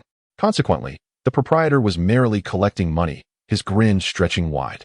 Excuse me, how does this ring toss work? Jiang Qin inquired. $10 for 10 rings. Whatever you ring, you win, replied the owner. Very well, I shall have $20 worth of rings. Excellent. Here are your 20 rings. Please take them, the owner said cheerfully. Jiang Qin accepted the rings and handed them to Su Qingqing, who eagerly began to play. It is hard to believe that such a playful individual, reveling like a child, was actually a distinguished professor from the University of the Seas. Yet, despite her joy, Su Qingqing tossed all 20 rings without securing a single toy. Jiang Qin, I wish to try again, she said, turning to him with a pleading look. Jiang Qin replied, Owner, another 20 rings, please. Certainly. Here are your 20 rings, and I shall gift you 5 more for good measure. Enjoy your game. The owner, beaming, handed over 25 rings to Jiang Qin, who then passed them to Su Qingqing. She continued her spirited attempts, only to find that once again, all 25 rings resulted in no winnings. Let us leave, Su Qingqing said, disappointment evident as she gazed longingly at her chosen toy. She had thrown 45 rings without a single success, realizing perhaps her skills were lacking. It seems you have quite an affinity for that toy, Jiang Qin observed. It's just that I find its appearance somewhat appealing, she admitted, casting another glance at the plush. But never mind, let's go. I shall give it a try, Jiang Qin declared, proceeding to purchase another $20 worth of rings from the owner, who was elated to see such determination. Here are your 20 rings, and I shall add 10 more as a gift, the owner said, his joy palpable as he handed over the rings, as if he had just found an unexpected $20 bill. Jiang Qin had tested the toss himself.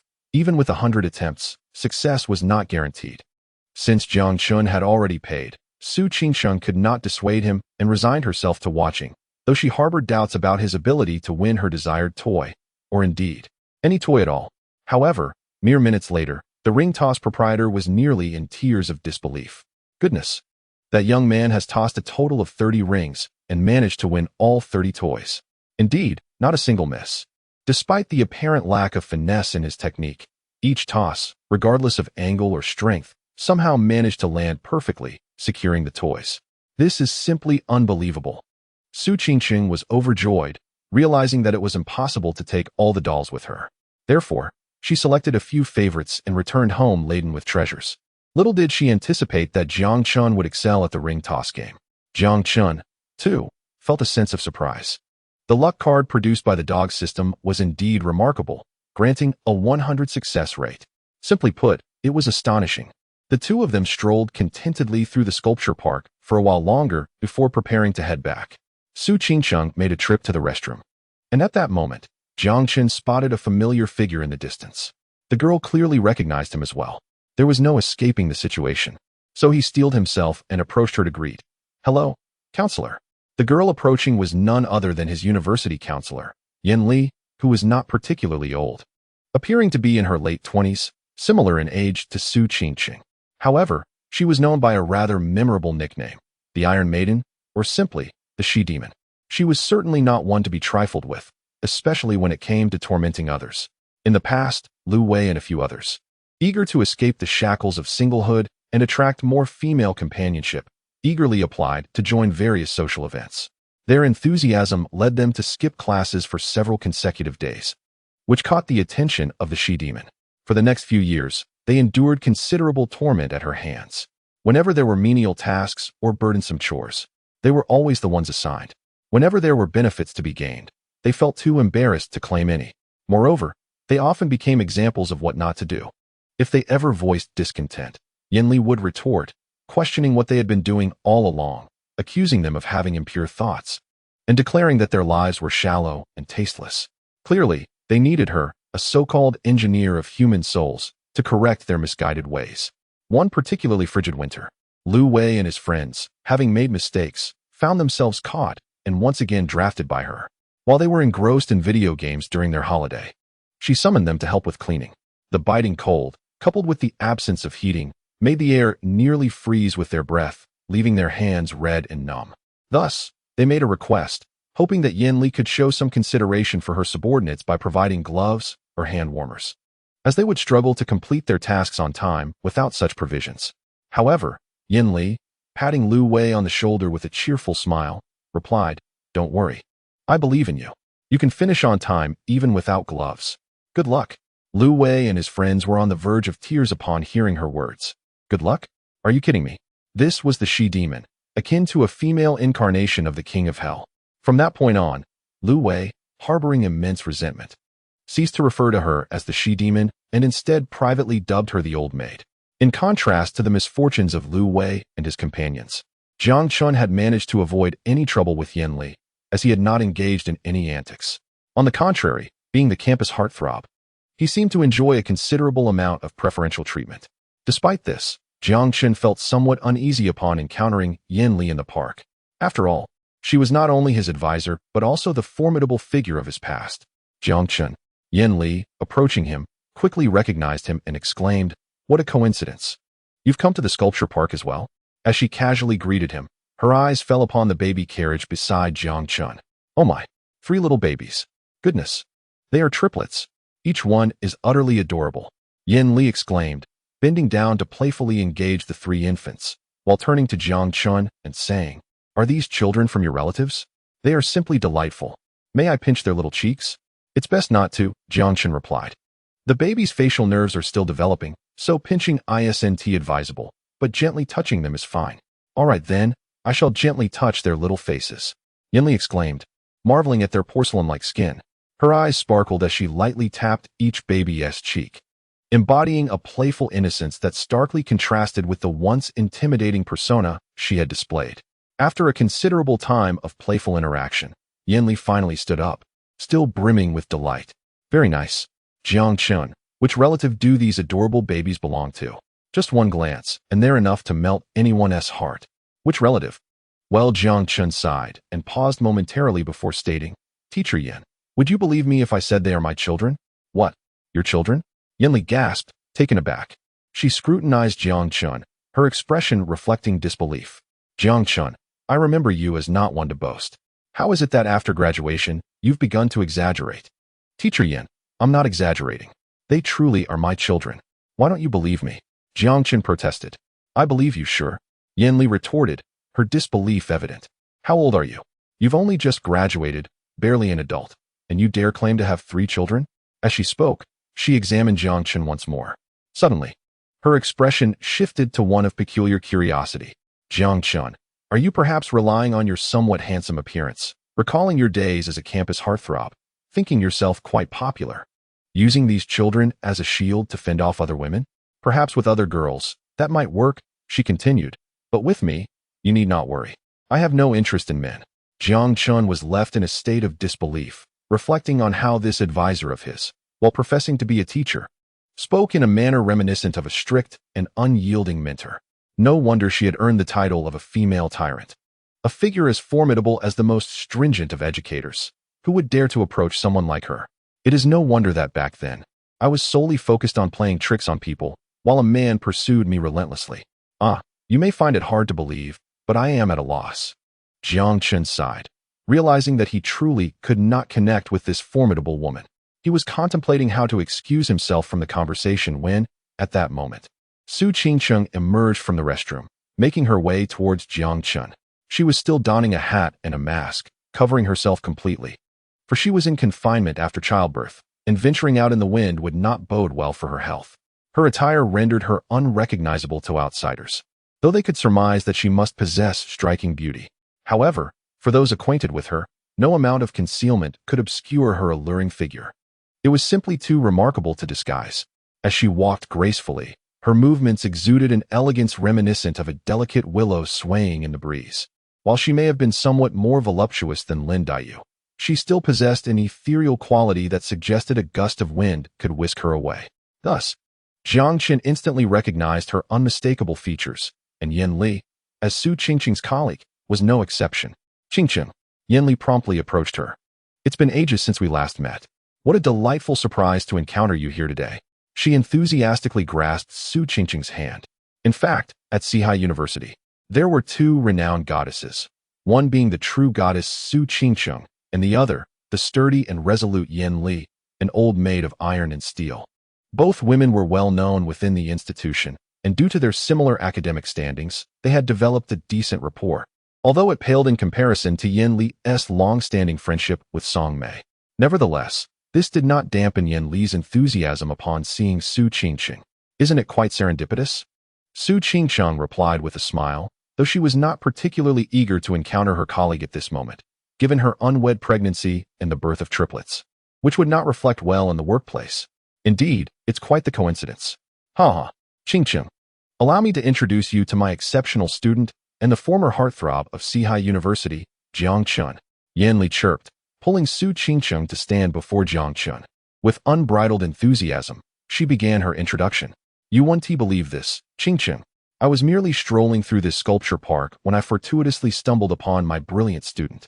Do you see those triplets in the stroller? They are, without a doubt, the children of Jiang Chun's relatives, yet he insists they are his own. He even fervently assured me of this. Can you imagine?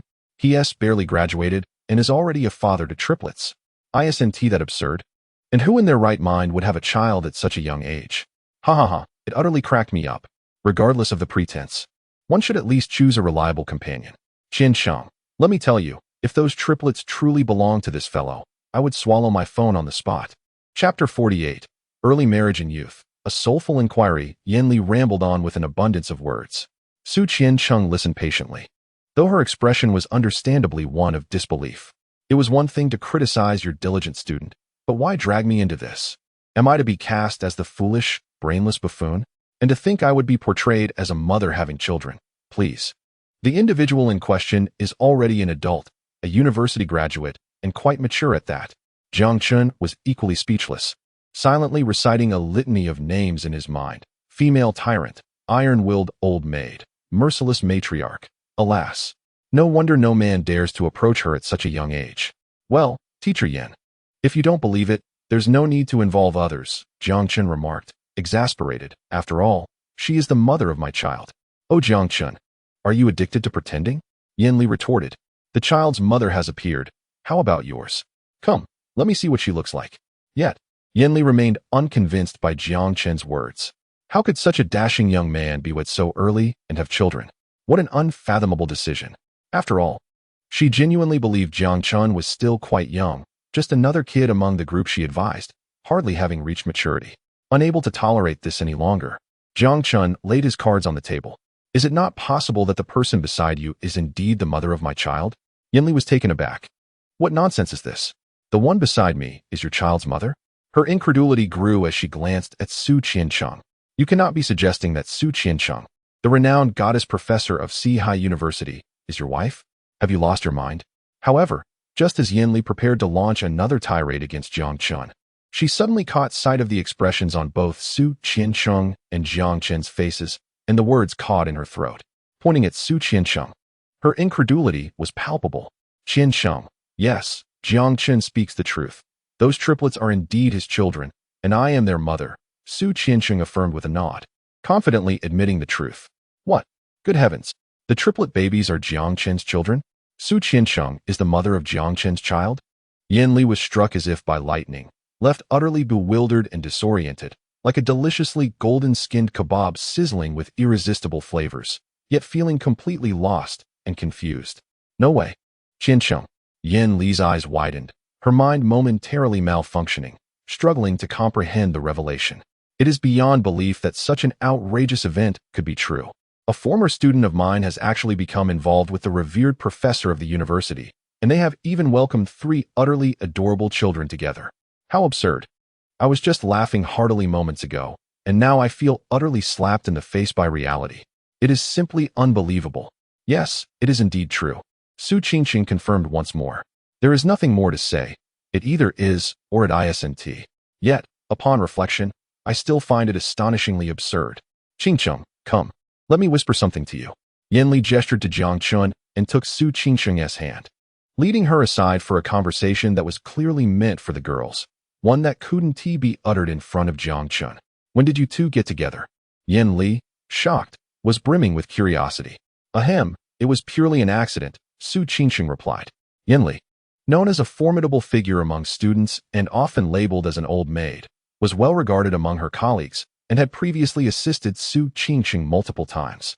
Thus, when Yinli inquired, Su Qiancheng felt comfortable sharing the general circumstances. My goodness, how ridiculous. It's as if we are living in a drama, Yinli exclaimed, unable to fathom how such a thing could happen to her. No, such a scenario would never occur in her life. So, you have children now and are living together? Yes, otherwise, what would we do? We need to care for the children.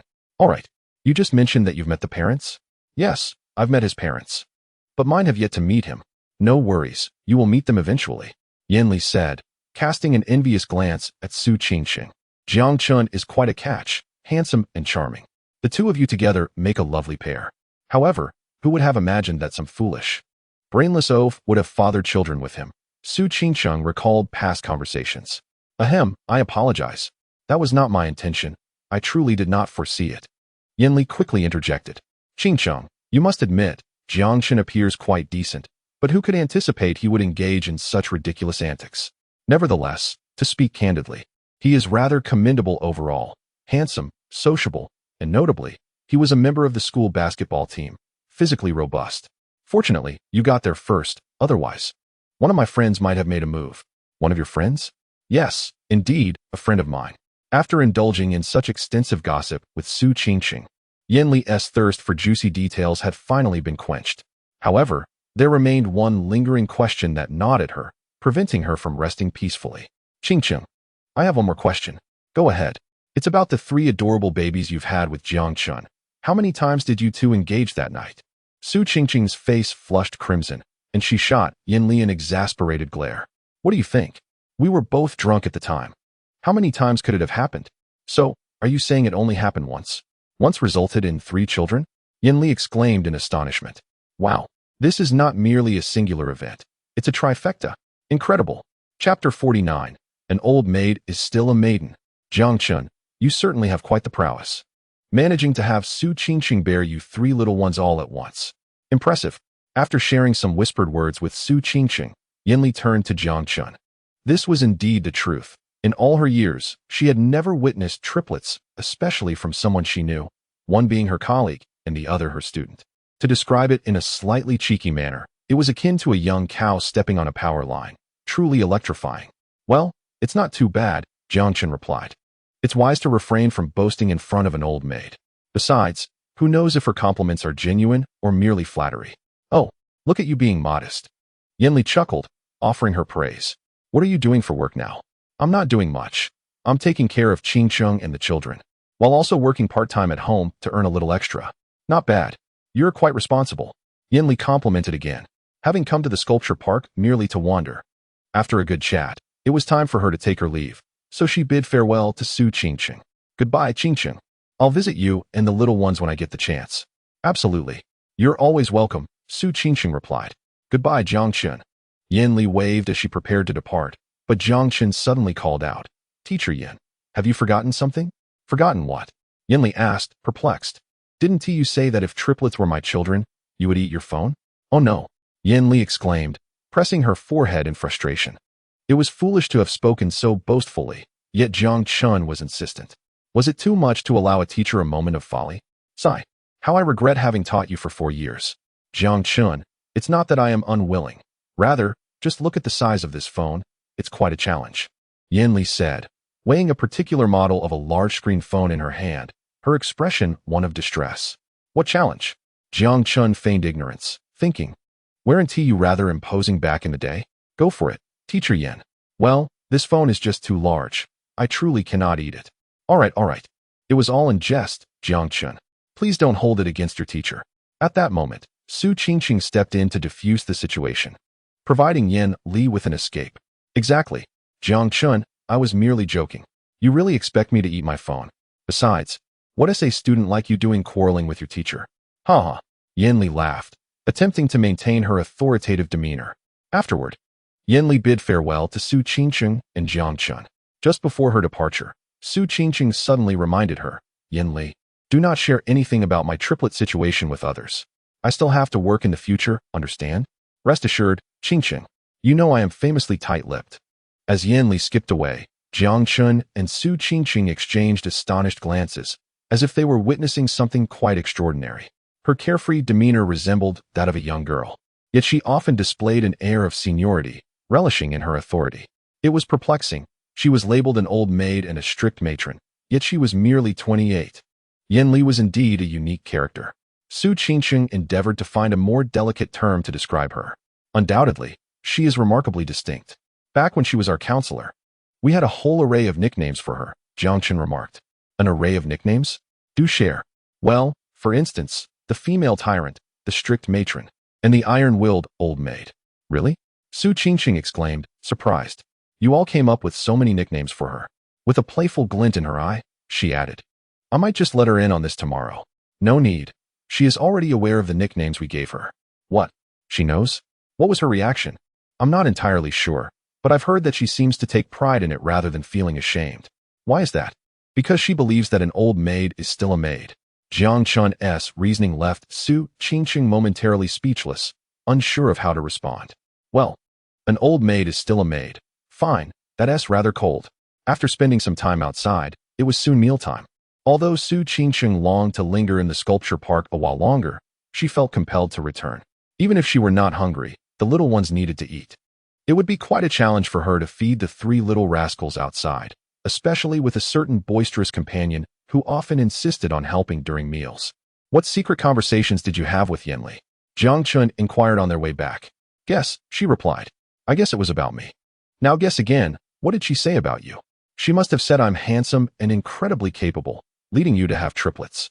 Uft, that is not it. Su Qingqing scoffed, yet inside, she was slightly taken aback. Indeed, the boisterous companion had hit the nail on the head. However, she held a differing opinion regarding the notion of being capable. Scientific research indicates that when it comes to multiple births, the female is the decisive factor, meaning it is not the boisterous one who is exceptional, but rather herself. Of course, the boisterous one is quite impressive in many ways. Otherwise, she would have truly been left out. Upon returning home, Su Qingqing was met with the urgent cries of her 3 little ones, who were quite famished. Without a moment's respite, she hurried to prepare their milk, with Jiang Chun dutifully assisting her as per their usual arrangement. Time slipped away, and soon evening descended. Just then, Jiang Chun's phone buzzed. It was a call from Lu Wei. Hey Weizi, how did the stall perform today? Jiang Chun inquired over the phone. Remarkably well. Brother Chun, you wouldn't believe how popular your skewers are. After a single afternoon, we've raked in over 1,000 yuan, but I'm utterly exhausted. Lu Wei exclaimed, brimming with enthusiasm. He proceeded to update Jiang Chun on the day's events, detailing how the skewers were delectable and business was booming. He and his companions, Zheng Chang and Wu Hao, were bustling about, drenched in sweat, but the profits were certainly rewarding.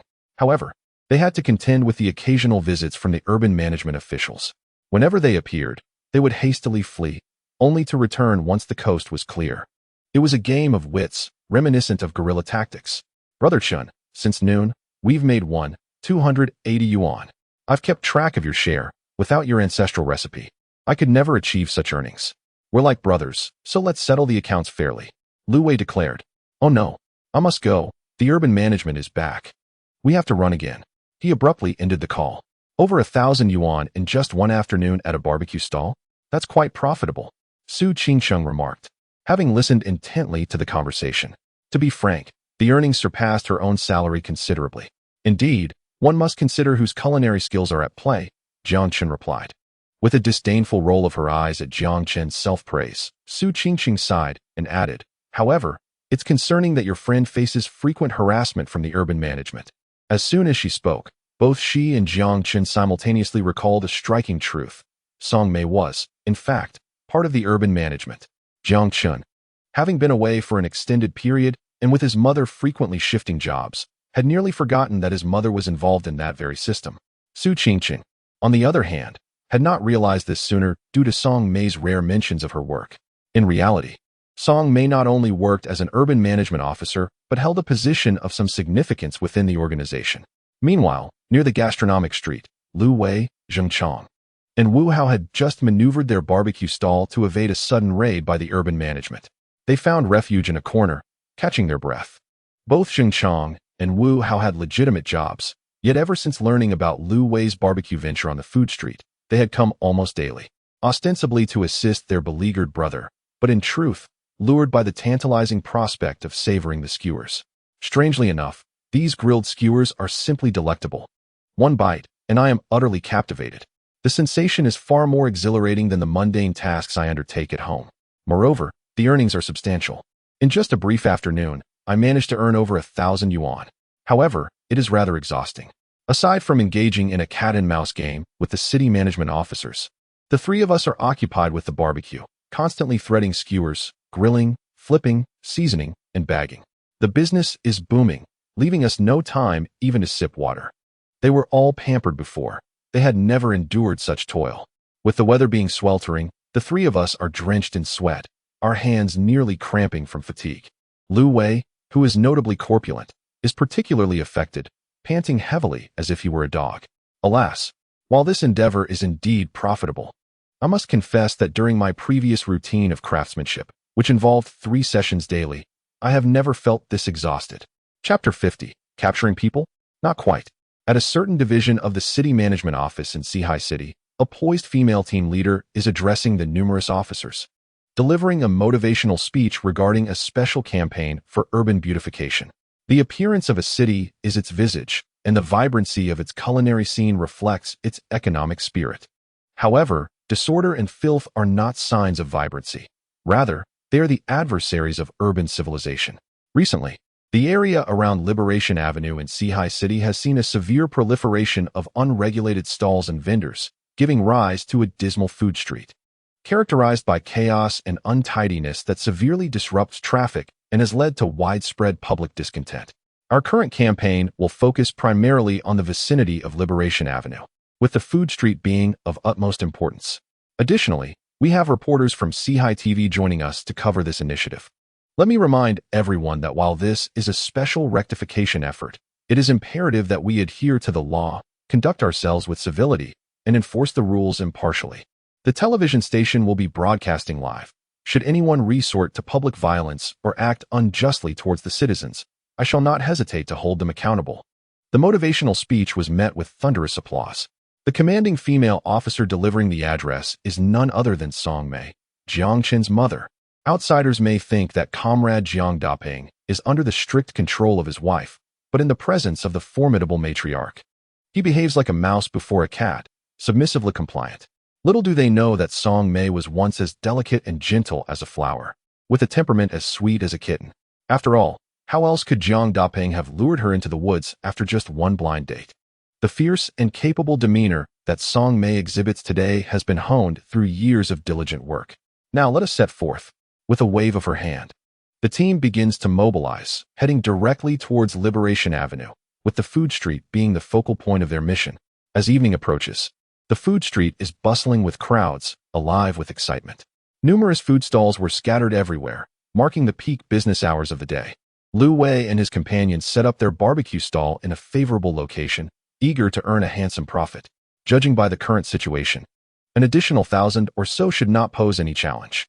The three of them busily arranged their stall, determined to work hard despite their exhaustion. Unexpectedly, at that moment, Lu Wei suddenly panicked, frantically searching for a place to hide. Zheng Chang and Wu Hao, upon noticing his distress, also grew anxious. What is going on? Is the city management here again? No, it's the old maid. Lu Wei exclaimed. What? The old maid? Zheng Chang and Wu Hao hurriedly glanced over and indeed saw her. Oh my, it really is her. How did she end up here? And is she coming our way? Quick, let us hide, brothers. Without further ado, the three scurried to find cover. There was no choice. The old maid was their nemesis. Although some time had passed since their graduation, the shadow of her authority still loomed large. However, fortune was not on their side. Despite their attempts to conceal themselves, the sharp-eyed Yan Li spotted them immediately. Lu Wei, Zheng Chang, Wu Hao, what are you three doing? The moment you see your counselor, you try to hide?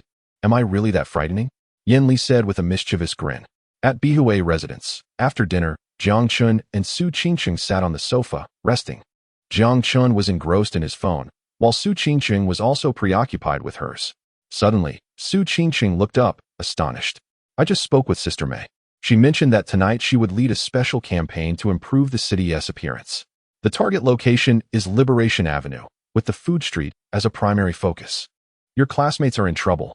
This campaign is serious. Do you think they'll get arrested? Jiang Chen expressed some concern. They won't be arrested. It's not like they committed a crime. At most, they might just face a fine.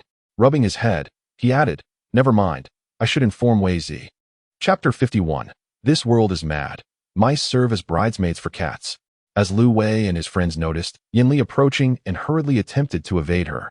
She had already spotted them, her mischievous smile sending chills down their spines. Am I really that terrifying? You all want to flee upon seeing me? I have always been kind and courteous towards you. Lu Wei and his friends, realizing escape was futile, felt utterly speechless. Come off it. Kind and courteous? Who else is as kind as you, to the point of instilling fear? Besides, your courtesy leans more towards imposing reason upon others. Hello, Teacher Yan. Good day, Teacher Yan. With no option but to face her, the trio greeted Yan Li. Zheng Chang, the most socially adept among them, quickly plastered a smile on his face after the initial awkwardness. Welcome, Teacher Yan. Pray tell, what gust of wind has brought you here? Are you also intrigued by the culinary delights of this food street? The cordial smile and eager tone made it hard to imagine that just moments ago, Zheng Chang had been referring to Yan Li as an old maid, harboring resentments that rivaled even the most tormented souls like Lu Wei. I'm merely wandering aimlessly, Yan Li responded, still maintaining her carefree demeanor. Little did she expect the bustling atmosphere of the food street at this moment. Indeed, Zheng Chang concurred. This place has become a popular hotspot for trendy street food. He then turned to Lu Wei and Wu Hao, urging them, what are you dawdling for? Hurry up and grill some skewers for Teacher Yan. Can't you see she has been standing there for quite a while? All right. Zheng Chang's boisterous performance left Lu Wei and Wu Hao momentarily stunned. Once they regained their composure, they quickly got to work, and before long, a few golden, fragrant skewers emerged from the grill. Here, Teacher Yan, give this a try and see how it tastes. Zheng Chang enthusiastically offered the skewers to Yan Li. As a true food lover, Yan Li could hardly resist the allure of a delicious dish, yet she hesitated at the thought of consuming skewers prepared by her former students. Notorious for their rebellious spirits and having been disciplined by her on numerous occasions. What if they sought revenge by poisoning her skewers? Or worse, what if they had urinated on them? Alas, old maid Yan Li had such peculiar thoughts. While she suspected foul play, she never doubted the deliciousness of the skewers. For they looked utterly delectable, golden in hue, bursting with aroma, and enough to make one salivate at first glance. After a moment's hesitation, Yan Li finally resolved to accept the skewers. Very well, considering your enthusiasm, I shall reluctantly accept your offerings. She took a bite. The moment she did, she was taken aback. Goodness. She knew the skewers would be tasty, but she hadn't anticipated they would be this extraordinary. Just one bite left her wanting to cry with joy. Her spirit seemed to elevate, surpassing any prior culinary experience, though she had yet to discover the peak. Impressive. You three have truly outdone yourselves with these skewers. Yinli praised as she savored every bite. She devoured the first skewer swiftly, moving on to the next, fearful that taking even a moment longer would be a disservice to such exquisite flavors. If it's delicious, then I shall indulge further. Wei Zi, Hao Zi, what are you two waiting for?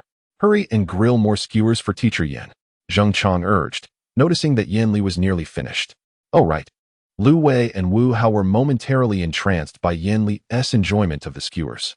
So this was how an old maid savored grilled delights. Once they snapped back to reality, they hurriedly resumed grilling, the sizzle of the skewers filling the air, and soon enough, more delectable morsels were ready. Teacher Yin, the skewers are ready. Oh, how could I accept such generosity? It's nothing, please indulge.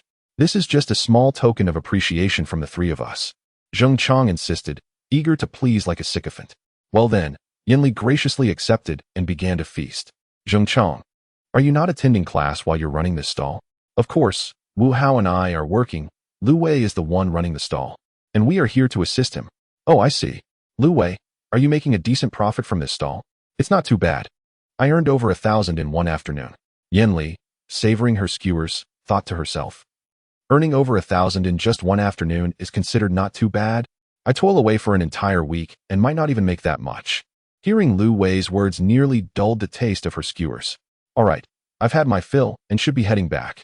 Despite her petite stature, Yinli had quite the appetite, devouring 20 skewers in no time.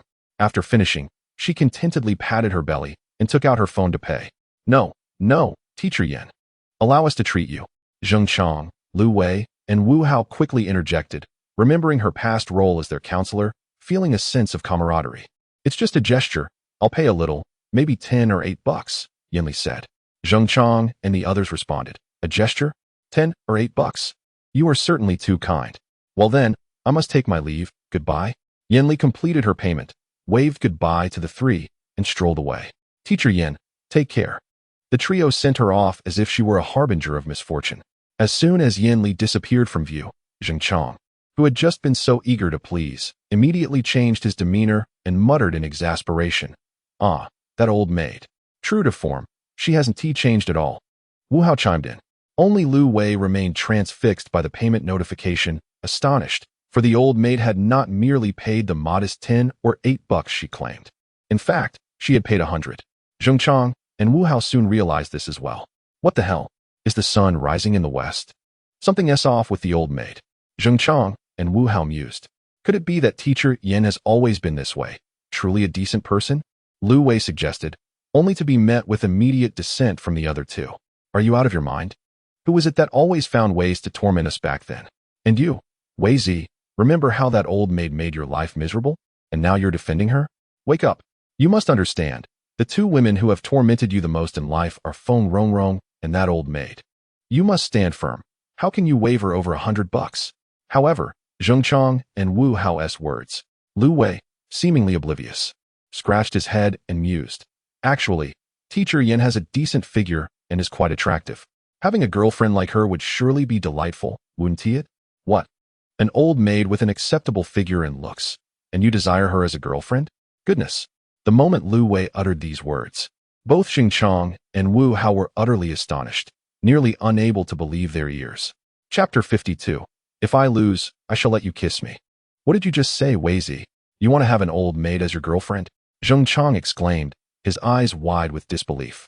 Wei Zi, please clarify. What do you actually mean? Wu Hao, still thinking Lu Wei might have misspoken, urged him to elaborate. However, Lu Wei was surprisingly earnest. What else could it mean? I simply mean pursuing her, wishing to date Teacher Yin. At this revelation, both Zheng Chang and Wu Hao nearly lost their minds. Goodness, they were witnessing history. Who would have thought such a day would come? Wei Zi actually wanting to pursue an old maid, calling her Teacher Yin no less. Are you serious? You want to date an old maid? Have you lost your mind? You were the one who suffered the most at her hands back in the day. Zheng Chang exclaimed. What is wrong with you? Did you develop PTSD or something? Yanli tormented you mercilessly, and now you wish to pursue her? You must be utterly bored with life. Moreover, As the saying goes, only the bold can tread such paths. Jiang Chun might manage it, but you? Let us be honest, with your intellect. That old maid would consume you whole before you even realized what was happening.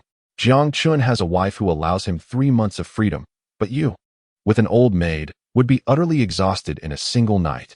Zheng Chang and Wu Hao took Lu Wei aside, earnestly advising him. Their words came from the heart. After hearing their counsel, Lu Wei felt a wave of emotion, realizing that his earlier thought had been rather absurd and ridiculous.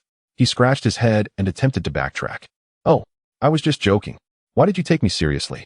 That old maid used to torment me so. How could I possibly pursue her? It was a relief for Zheng Chang and Wu Hao, as they felt the familiar Lu Wei had returned, and their earlier intervention had not been in vain. However, Lu Wei's next remark plunged them back into astonishment. But on another note, Teacher Yin really does exude femininity. Her voice is pleasant, and she has a captivating appearance. Unfortunately, she is only a B cup. If she were a C or above, I would definitely pursue her. Zheng Chang and Wu Hao. My goodness. Lu Wei, with your expressive eyes and thick brows, you even noticed such minutiae about the old maid being at most a B? Goodness, you've truly lost your senses. Utterly bewitched. However, the trio did not linger too long on the matter of enchantment. Before the barbecue stall, a multitude of hungry patrons had gathered, impatiently awaiting a taste of the delectable offerings. After all, one cannot afford to be at odds with money. Thus, the three set to work together. Here are your 10 skewers. Please keep them safe. Boss, bring me 20 more skewers. Certainly. I would like 30 skewers. All right, please hold on. Business was thriving immensely. Lu Wei, exhausted yet elated while collecting payments, realized that working alongside Chen Gu indeed promised a prosperous future. With a bit more effort, the days of showering Feng Rongrong with cash, or rather, wooing Teacher Yin with money, would soon be within reach. Suddenly, a commotion arose among the crowd. The urban management officials had arrived. It was said that this time, they meant business. A special rectification effort aimed at maintaining the city's appearance was underway, with a particular focus on the food street. Everyone, we should retreat quickly. Oh no, it's a special rectification operation? Let us get out of here. Panic ensued among the surrounding vendors. Although they were accustomed to outsmarting the urban management officials and engaging in guerrilla tactics, the news of a serious special rectification initiative sent many fleeing in fear. Lu Wei and his companions were equally alarmed. While they did not fully comprehend the specifics of the initiative, the gravity of the situation was evident from the sheer number of vendors hastily retreating. Just then, Lu Wei's eyes lit up. Look over there. Isn't that Chun Ji's mother leading the charge? He pointed in that direction. Wu Hao and Zheng Chang, upon seeing, were equally surprised. It really is. Chen Gu had mentioned before that his mother was the captain of the urban management team. With her at the helm, might they not receive some leniency? The trio surveyed their surroundings and noticed several vendors still operating their stalls. Suddenly, their minds began to race. Logically speaking, the barbecue stall was reaping profits at an unprecedented rate. It would be hard to part with it. At that moment, Jiang Chun called Lu Wei, who answered immediately. Wei Zi, this time my mom is leading the team to conduct a special rectification operation on the food street. You three shouldn't set up shop. You'd better run. Don't worry, Chen Gu. I see plenty of stalls still open around here. Besides, with your mom in charge, doesn't that work in our favor? We're all college classmates, once roommates, and your mother is the captain. Surely she'll give us some leeway, right? But Wei Zi, trust me, the worst that could happen is a fine for the stall. All right, I want to keep you. I have customers arriving. Goodbye. After finishing the phone call, Jiang Chun shook his head in exasperation. This Wei Zi, despite having been warned, remains obstinately stubborn. How perplexing. Does your classmate not listen? Su Qingqing inquired. Jiang Chun nodded in response. Su Qingqing let out a soft chuckle, clearly entertained by the unfolding drama. Now this will be quite the spectacle. Your classmate's refusal to heed advice may lead to some misfortune. Noticing the delight and even a hint of schadenfreude in her demeanor, Jiang Chun couldn't help but concoct a mischievous idea. How about we place a bet? Let us wager on whether they will face any consequences. What are the terms? Su Qingqing asked. I wager they will not face any repercussions. If I win, you must allow me a kiss, Jiang Chun proposed. Given Wei Zi's stubbornness, it was highly probable that trouble awaited them. However, one could never be sure. Perhaps his mother, who dotes on him, might extend some leniency considering they were his classmates. Moreover, since it was merely a bet, he felt he had nothing to lose.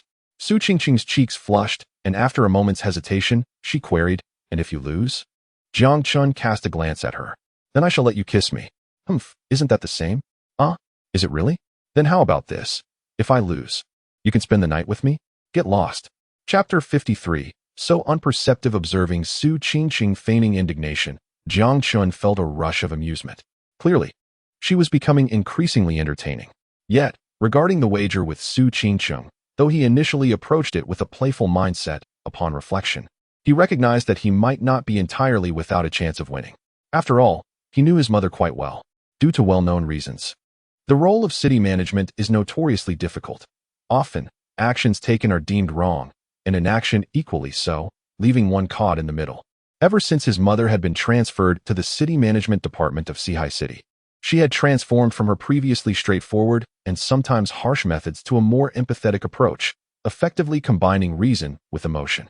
In the sweltering summer, she aided fruit vendors in selling their produce and assisted vegetable sellers in their transactions, earning her considerable affection from the public. This very reason had led to her promotion to a significant leadership position. As for the food street, what a joke. It had initially been a case of occupying the roadway, but now it had blossomed into a renowned hotspot, a celebrated destination for social media enthusiasts. Why would his mother choose to enforce regulations there? That would be utterly pointless. Given her well-known gentle approach, it would be remarkable if she didn't lend a hand in selling skewers and candied hawthorn. Furthermore, he was her only beloved son. Though she might feign disdain, her affection for him was abundantly clear. The events of recent days had only served to reinforce this notion.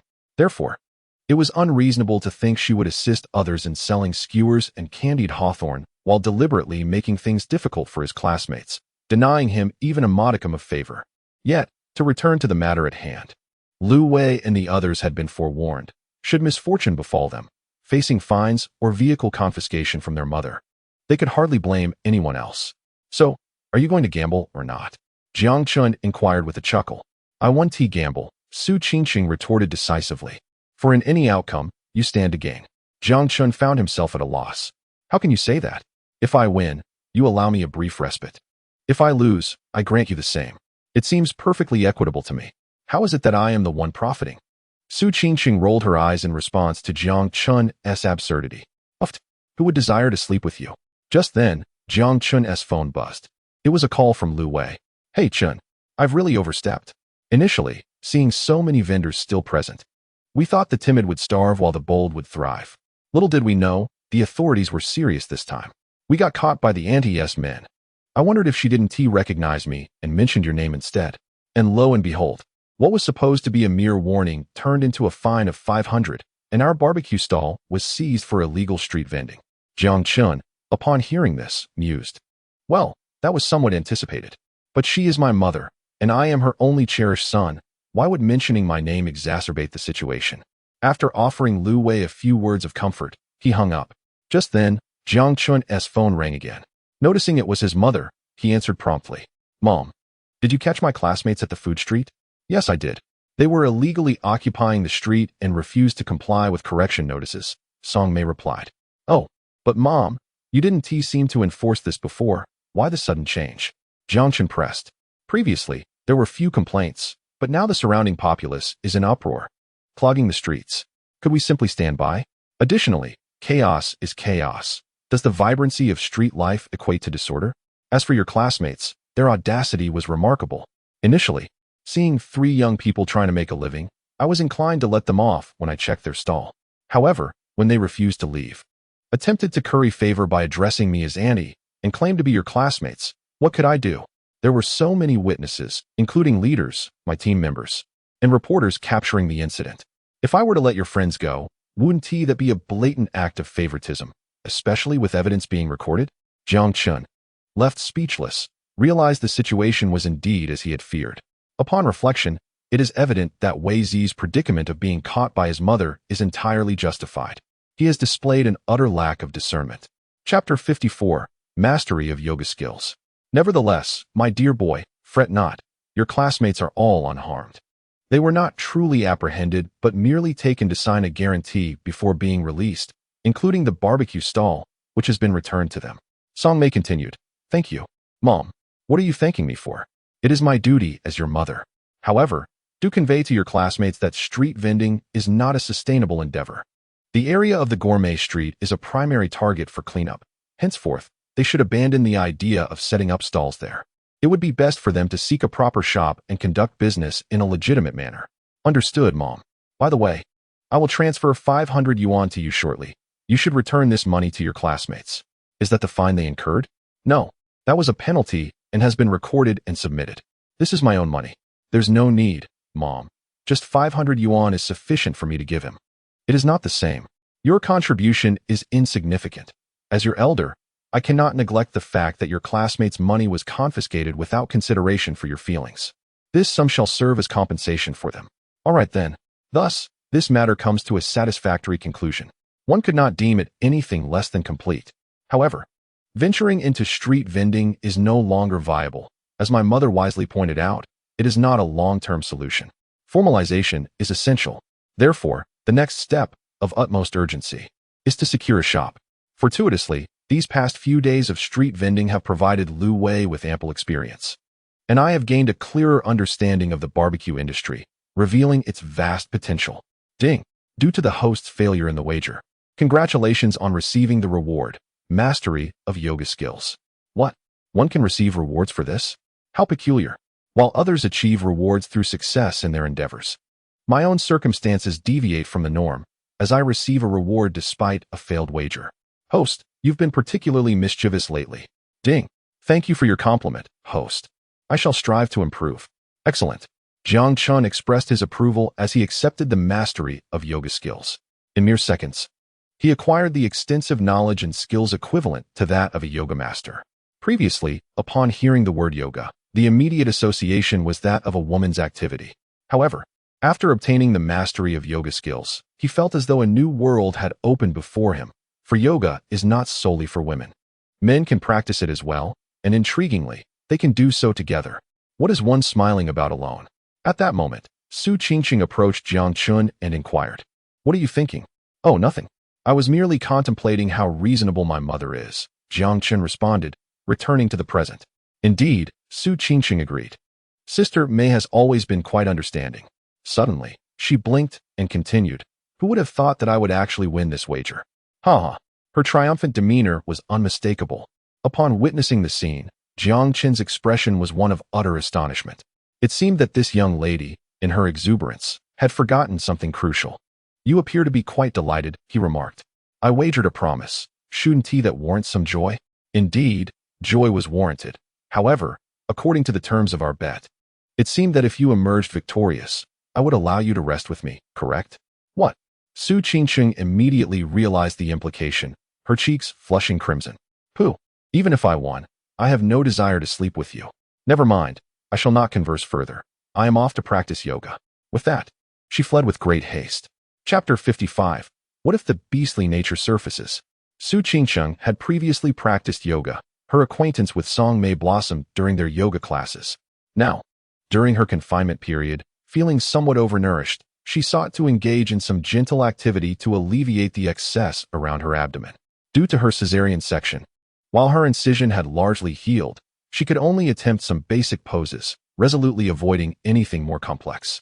Jiang Chun, with nothing pressing to attend to, lingered nearby, observing her practice. "What are you staring at?" Su Qingqing asked, somewhat self-conscious, casting a coy glance at Jiang Chun, clad in her yoga attire. Her graceful curves and enchanting figure were strikingly accentuated beneath the delicate fabric. Jiang Chun found himself captivated. It was no wonder there existed the term yoga beauty. The sight of her in yoga apparel possessed an unparalleled allure compared to wearing ordinary clothing. Were it not for the knowledge of Su Qingqing's post-operative restrictions against vigorous exercise, he would have been tempted to join her in her practice.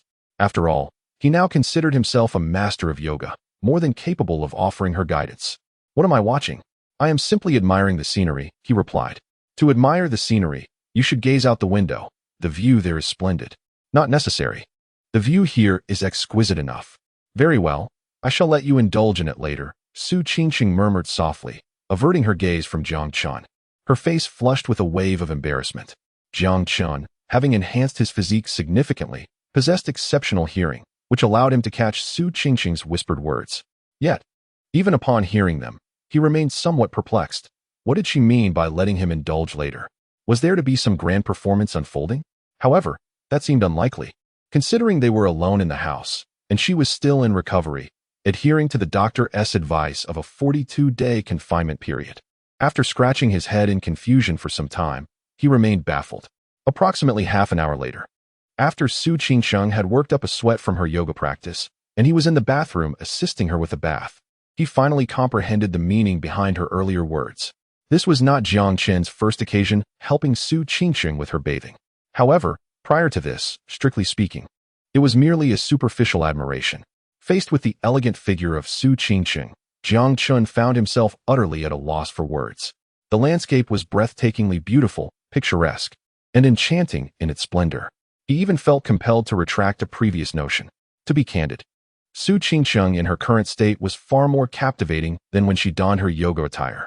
How is the scenery? Is it not exquisite? Indeed, it is simply mesmerizing. Jiang Chun promptly replied upon hearing Su Qingsheng's inquiry. Is it more appealing than my previous yoga session? Absolutely. And what of my figure? Remarkable. Compared to you. Even Teacher Xiaoza pales in comparison. What? Teacher Xiaoza? Go away. That night, both of them struggled to find sleep. Jiang Chun, with his eyes closed, was besieged by visions of dazzling beauty, leading to a series of peculiar dreams. Su Qingsheng, too, was caught in a web of strange dreams. During her restless hours of wakefulness, she longed to chat with Jiang Chun, as she used to pass the time. Yet, after much contemplation, she decided against it. Having just shown him the beauty of the scenery, it seemed inappropriate to summon him in the dead of night for conversation. What if he misconstrued her intentions? What if his primal instincts were ignited? Never mind. If sleep evades me, I shall count sheep alone. Ding. The host and his wife have spent an unforgettable evening. Their bond deepened. The host ought to strive harder to provide a better future for his wife and child. Ding. The system has issued a new task. Secure a storefront to prepare for the upcoming barbecue venture. Early the next morning, still in a state of drowsiness, Jiang Chun was roused by the system's notification regarding the new task. Securing a storefront was initially within Jiang Chen's plans. Following the previous day's incident, where his mother led a surprise raid on the food street, allowing Lu Wei to continue the barbecue stall while evading the city management was evidently unfeasible. Establishing a proper storefront was essential. To quote his mother, it was time to professionalize. Whether to rent or purchase would depend on a thorough assessment of the specifics. I will step out this morning to address the storefront matter and aim to return by noon. However, time is tight, and it may be challenging to have breakfast and care for the child, Jiang Chun informed Su Qingsheng. Go ahead. It's no trouble, Su Qingsheng readily agreed. If you find yourself pressed for time this morning, don't rush back. I can manage lunch on my own. You can cook? Jiang Chun inquired. Of course. Please do not underestimate my abilities. While I may not rival your culinary skills, I can certainly hold my own. If you return by afternoon, I shall prepare a sumptuous dinner for you. Sounds delightful, Jiang Chun replied with a smile, secretly amused at how quickly she was embodying the qualities of a devoted wife. Very well, very well. Jiang Chun drove out of the Bihui community. The destination was the bustling food street of the university town. Unlike the narrow alleys where food stalls often faced sudden inspections from city officials, this food street in the university town was the epitome of culinary delight in the city of Sihai, renowned for its vibrancy and popularity. He initially planned to head there directly, but just then, Lu Wei called. Upon learning that Jiang Chun was heading to the food street in search of eateries, he decided to join. Jiang Chun then went to pick him up, and they set off together. Upon arrival, Lu Wei was awestruck by Jiang Chun's vehicle, a BMW X7. Although he had seen Jiang Chun drive it before, the sight still filled him with admiration. He circled the car, then settled into the passenger seat, showering praises. What a magnificent ride. Incredible. When will I ever drive such a car? He lamented. Stick with me, and within 3 years, I guarantee you'll be behind the wheel of one just like this, Jiang Chun replied. Are you serious, Chengge?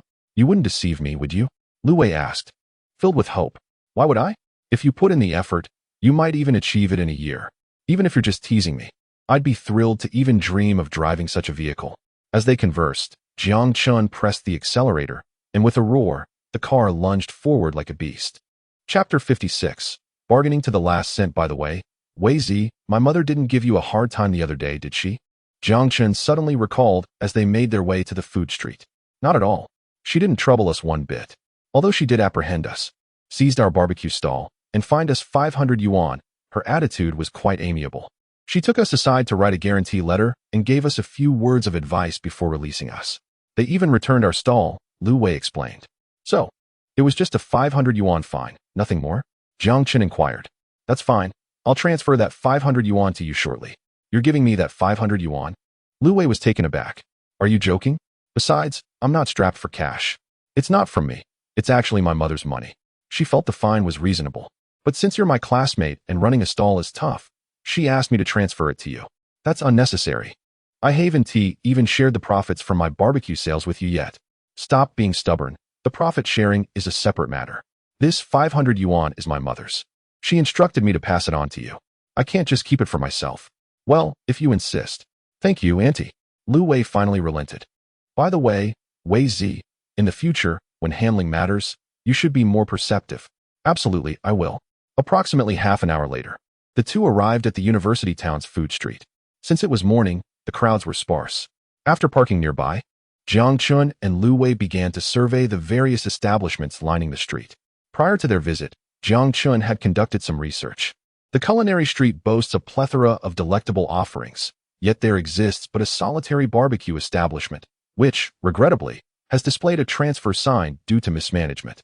Consequently, after a brief sojourn around the food street, Jiang Chun and Lu Wei made their way directly to this barbecue shop. The entrance was wide open, and its location was indeed advantageous. One could easily spot its prominent sign upon arrival. However, upon stepping inside, both Jiang Chun and Lu Wei were met with a rather disappointing sight. The interior was modestly decorated, with a few tables haphazardly arranged, and the place appeared somewhat unkempt and disordered. Clearly, it had not been well maintained, likely reflecting the owner's lackadaisical attitude towards the business.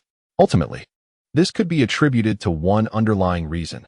The barbecue shop was underperforming, leading the proprietor to lose interest in its upkeep. Hello, our barbecue shop only opens in the afternoon. The owner, engrossed in his breakfast of pickled vegetables, congee, and a few buns, greeted them as they entered. We're not here for barbecue, Jiang Chen replied, gesturing towards the transfer notice affixed to the door. I see that your establishment is up for transfer. If the terms are agreeable, we would like to take it over. You're interested in acquiring my barbecue shop? The owner was momentarily taken aback, then promptly set down his bowl and chopsticks, exclaiming with enthusiasm, Wonderful. Welcome. We are indeed looking to transfer this shop.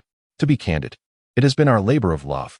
Currently, the business is steadily profitable, earning us several 100,000 each year with ease. We are in a hurry to transfer due to personal matters. Indeed, if it weren't for urgent family affairs, we would not be so eager to part with it. The owner's wife chimed in, having also set aside her meal. What is your asking price for the transfer? Jiang Chun inquired directly. The transfer fee is a straightforward 300,000. The owner replied succinctly. 300,000 for the transfer? Jiang Chun remained composed, but Lu Wei, who had previously worked part-time at a barbecue shop, expressed his astonishment. What is your daily revenue to demand such a price? We assure you, our reasoning is sound. We generate a daily revenue of 10,000, and after deducting utilities and labor costs, we net around 3,000. For such a thriving barbecue shop, this transfer fee is quite reasonable. Indeed, feel free to inquire around. We believe 300,000 is a modest sum. Lu Wei, unable to contain his laughter, responded, a daily revenue of 10,000, with a net profit of 3,000. Are you jesting? Let me calculate this for you. If we assume each table brings in a higher average of 100, that equates to 100 tables. Yet you have fewer than 10 tables set up. In other words, your barbecue shop would need to turn over those tables numerous times to achieve a daily revenue of 10,000. Do you truly think that is feasible with your current setup? The words spoken by Lu Wei left the shop owners momentarily astounded. Initially, they believed that the two young visitors would be easily deceived, but to their surprise, they were quite discerning. Why can't we turn over tables a dozen times? Lu Wei inquired. Our business is thriving. Customers line up daily to dine with us. We once set a record of 20 table turnovers in a single day, so averaging a dozen seems entirely reasonable, does it not? After regaining her composure, the shop owner's wife resorted to flimsy arguments, disregarding the most basic facts. Lu Wei simply shook his head and laughed. Jiang Chun chimed in with a smile. Indeed, it is quite reasonable. Just look at the dust covering the tables in your establishment. Even if you claim to average 10 turnovers a day, it would be hard to believe. 20 or 30 is hardly plausible. As he spoke, he swept his finger across a table in the corner, leaving a distinct mark in the dust, which clung to his finger. The owners exchanged glances, their embarrassment palpable. With such a thick layer of dust, how could they expect anyone to believe that their barbecue joint averaged 10 turnovers daily? Well, this transfer fee of $300,000 does seem rather steep. Why don't you propose a price? The shop owner wiped his forehead, resigned. In my view, no more than $150,000. It cannot exceed that. Lu Wei asserted. $150,000? Absolutely not. When we took over this shop, the transfer fee was still $180,000. The shop owner protested, secretly thinking that this young man was being excessively ruthless in negotiations, cutting the price almost in half. Noticing that Jiang Chen appeared more amicable, he turned to him and feigned generosity. Brother, why don't you suggest a price for the transfer? I will sell it to you at a loss. Jiang Chen simply raised a single finger. The shop owner was taken aback. 10,000? He pondered how these two young men were outdoing each other in their bargaining prowess. The transfer fee of $300,000 had just been halved by the previous one, and now this one was slashing it down to the bone. 10,000. Yes, indeed, 10,000. Brother, that is quite harsh. You've cut more than half off the price. Indeed, my good fellow, add a bit more. Just a little more, and the shop will be yours. The couple urged. Their expressions conflicted. Noticing their reactions were not as intense as expected, Jiang Chen sensed he was on the right track. He then took a leisurely stroll around the shop and asked the couple, "Is this barbecue shop also yours?" "Yes, we are in the restaurant business ourselves. After acquiring this shop, we decided to venture into the barbecue trade," the shop owner casually explained. Suddenly, a thought struck him. Could it be that you are interested in purchasing this shop? "Yes, I am indeed interested in acquiring your establishment," Jiang Chen affirmed. "Are you willing to sell?" "What? You wish to buy the shop?" The couple was taken aback, sizing Jiang Chen up. "Yes, we are willing to sell." They then invited Jiang Chen and Lu Wei to sit down, serving them tea and discussing the details regarding the shop. The shop was purchased 5 years ago, with a loan of $2 million. If you don't believe me, I can show you the purchase contract shortly. The first floor operates as a restaurant, while the second serves as both a storage space and living quarters. I initially envisioned this shop, located in the University Town South Food Street, to be a lucrative investment, whether through a barbecue restaurant or by appreciating in value. However, I did not anticipate the impact of the pandemic, which has severely affected the restaurant industry over the past few years. To be candid, our barbecue business is struggling, and the value of the shop has not appreciated but rather depreciated. Given your sincerity, I will not ask for much. I am offering the shop at a fixed price of $1.8 million, and as for the barbecue restaurant, I will simply gift it to you. What do you think? A shop originally bought for $2 million is now priced at $1.8 million, with the barbecue restaurant included as a bonus, meaning there is no transfer fee. I believe this price is quite reasonable and affordable for you, so let us proceed without further ado. Once the deal was finalized, Jiang Chen accompanied Lu Wei to a renovation company to finalize the remodeling and decoration plans for the barbecue restaurant.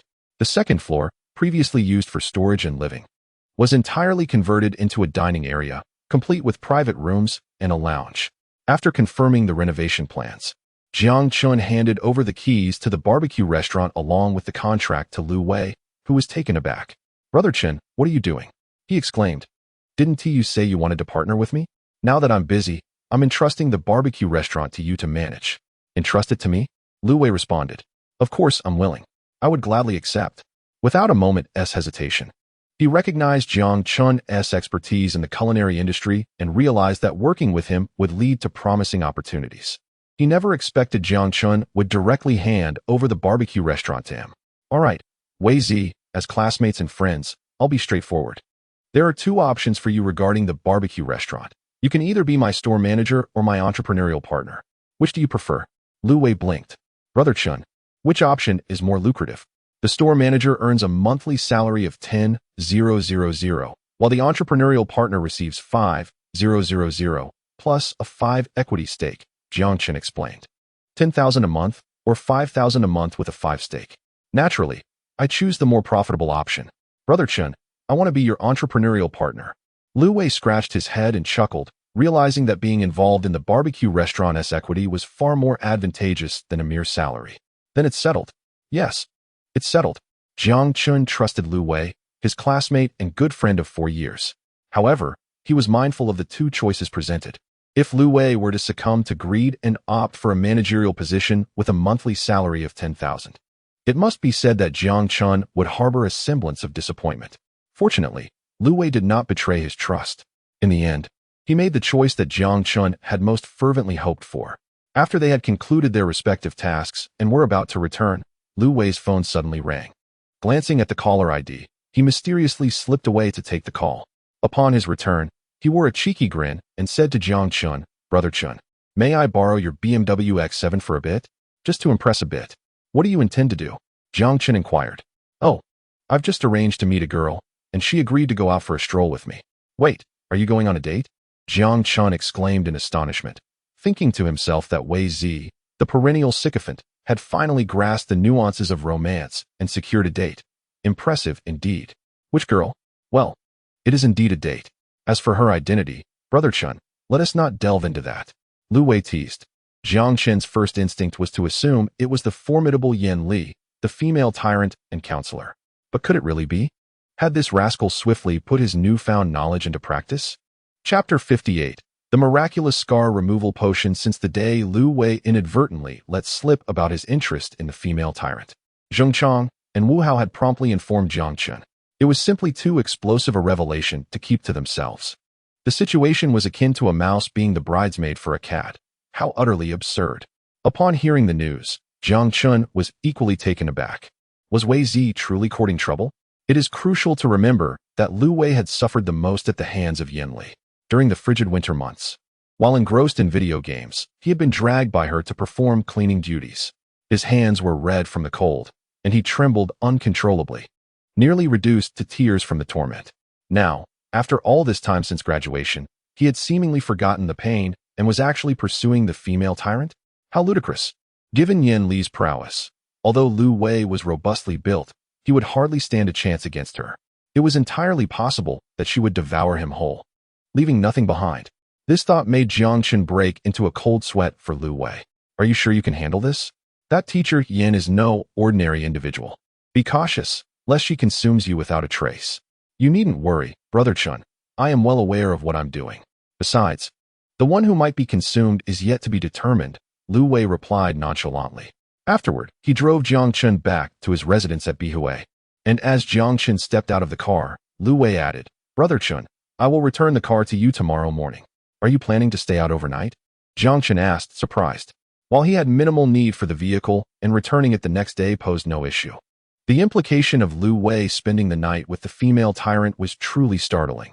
"Indeed, we had made plans to visit the seaside together," and Lu Wei exclaimed with excitement.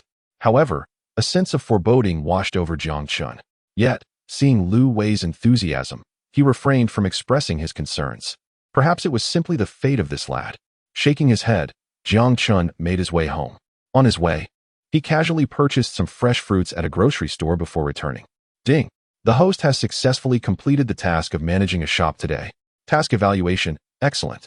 Congratulations to the host for receiving a reward. 8 million in cash and a lottery gift package. What? A reward of 8 million?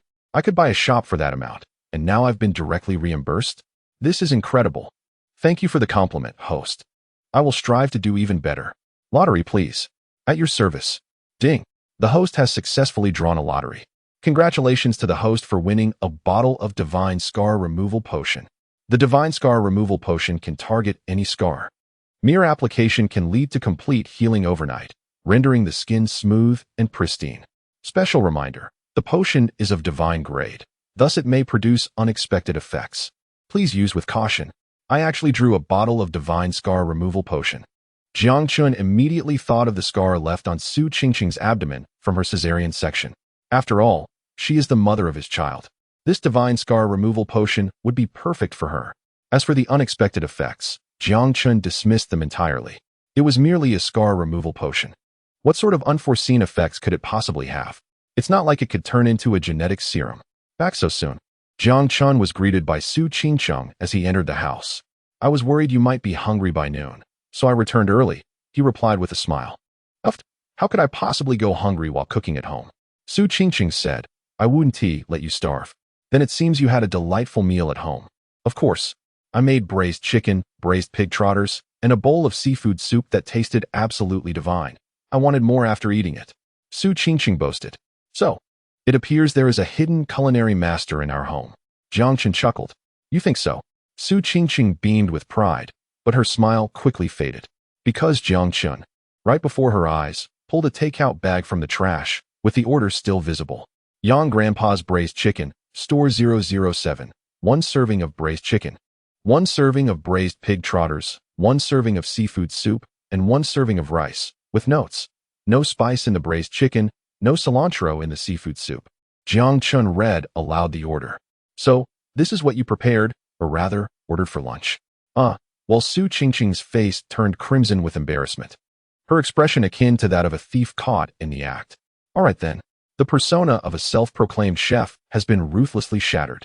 Jiang Chen rummaged through the takeout, discovering that nearly every dish remained largely untouched. Curiously, he inquired, why did you order takeout if you weren't going to eat it? Isn't that a waste? It was too unpalatable, so I only had a few bites, she replied. Did you actually cook at noon? He pressed. I did. It's still simmering in the pot. She answered. Intrigued, Jiang Chen ventured into the kitchen to see what culinary creation she had conjured. Lifting the pot lid, he was met with a sizable heap of something dark and emanating a pungent aroma. What on earth is this? He exclaimed. It's scrambled eggs. I added too much soy sauce and had the heat too high, which resulted in this disaster, she confessed. Jiang Chen was momentarily speechless. To transform such a simple dish into this ghastly concoction truly showcased a unique talent. So today, you attempted to cook, found it unappetizing, ordered takeout, discovered that too was unsatisfactory, and subsequently tossed the takeout in the trash, am I right? Jiang Chen queried. Correct. But honestly, this is all your fault, she retorted. My fault? Indeed. It's your fault for cooking so deliciously that I've become accustomed to it. I used to be indifferent about food. As long as it was cooked, I could eat it. But now that I'm used to your cooking, I can no longer stomach my own. And even my favorite takeout makes me want to retch after just a bite. Su Qingqing asserted emphatically. Are you blaming me for my culinary prowess? Jiang Chen facepalmed. I was actually looking forward to the sumptuous dinner you mentioned this morning, but it seems I shall have to take charge after all. What would you like to eat? Name your dishes. Absolutely.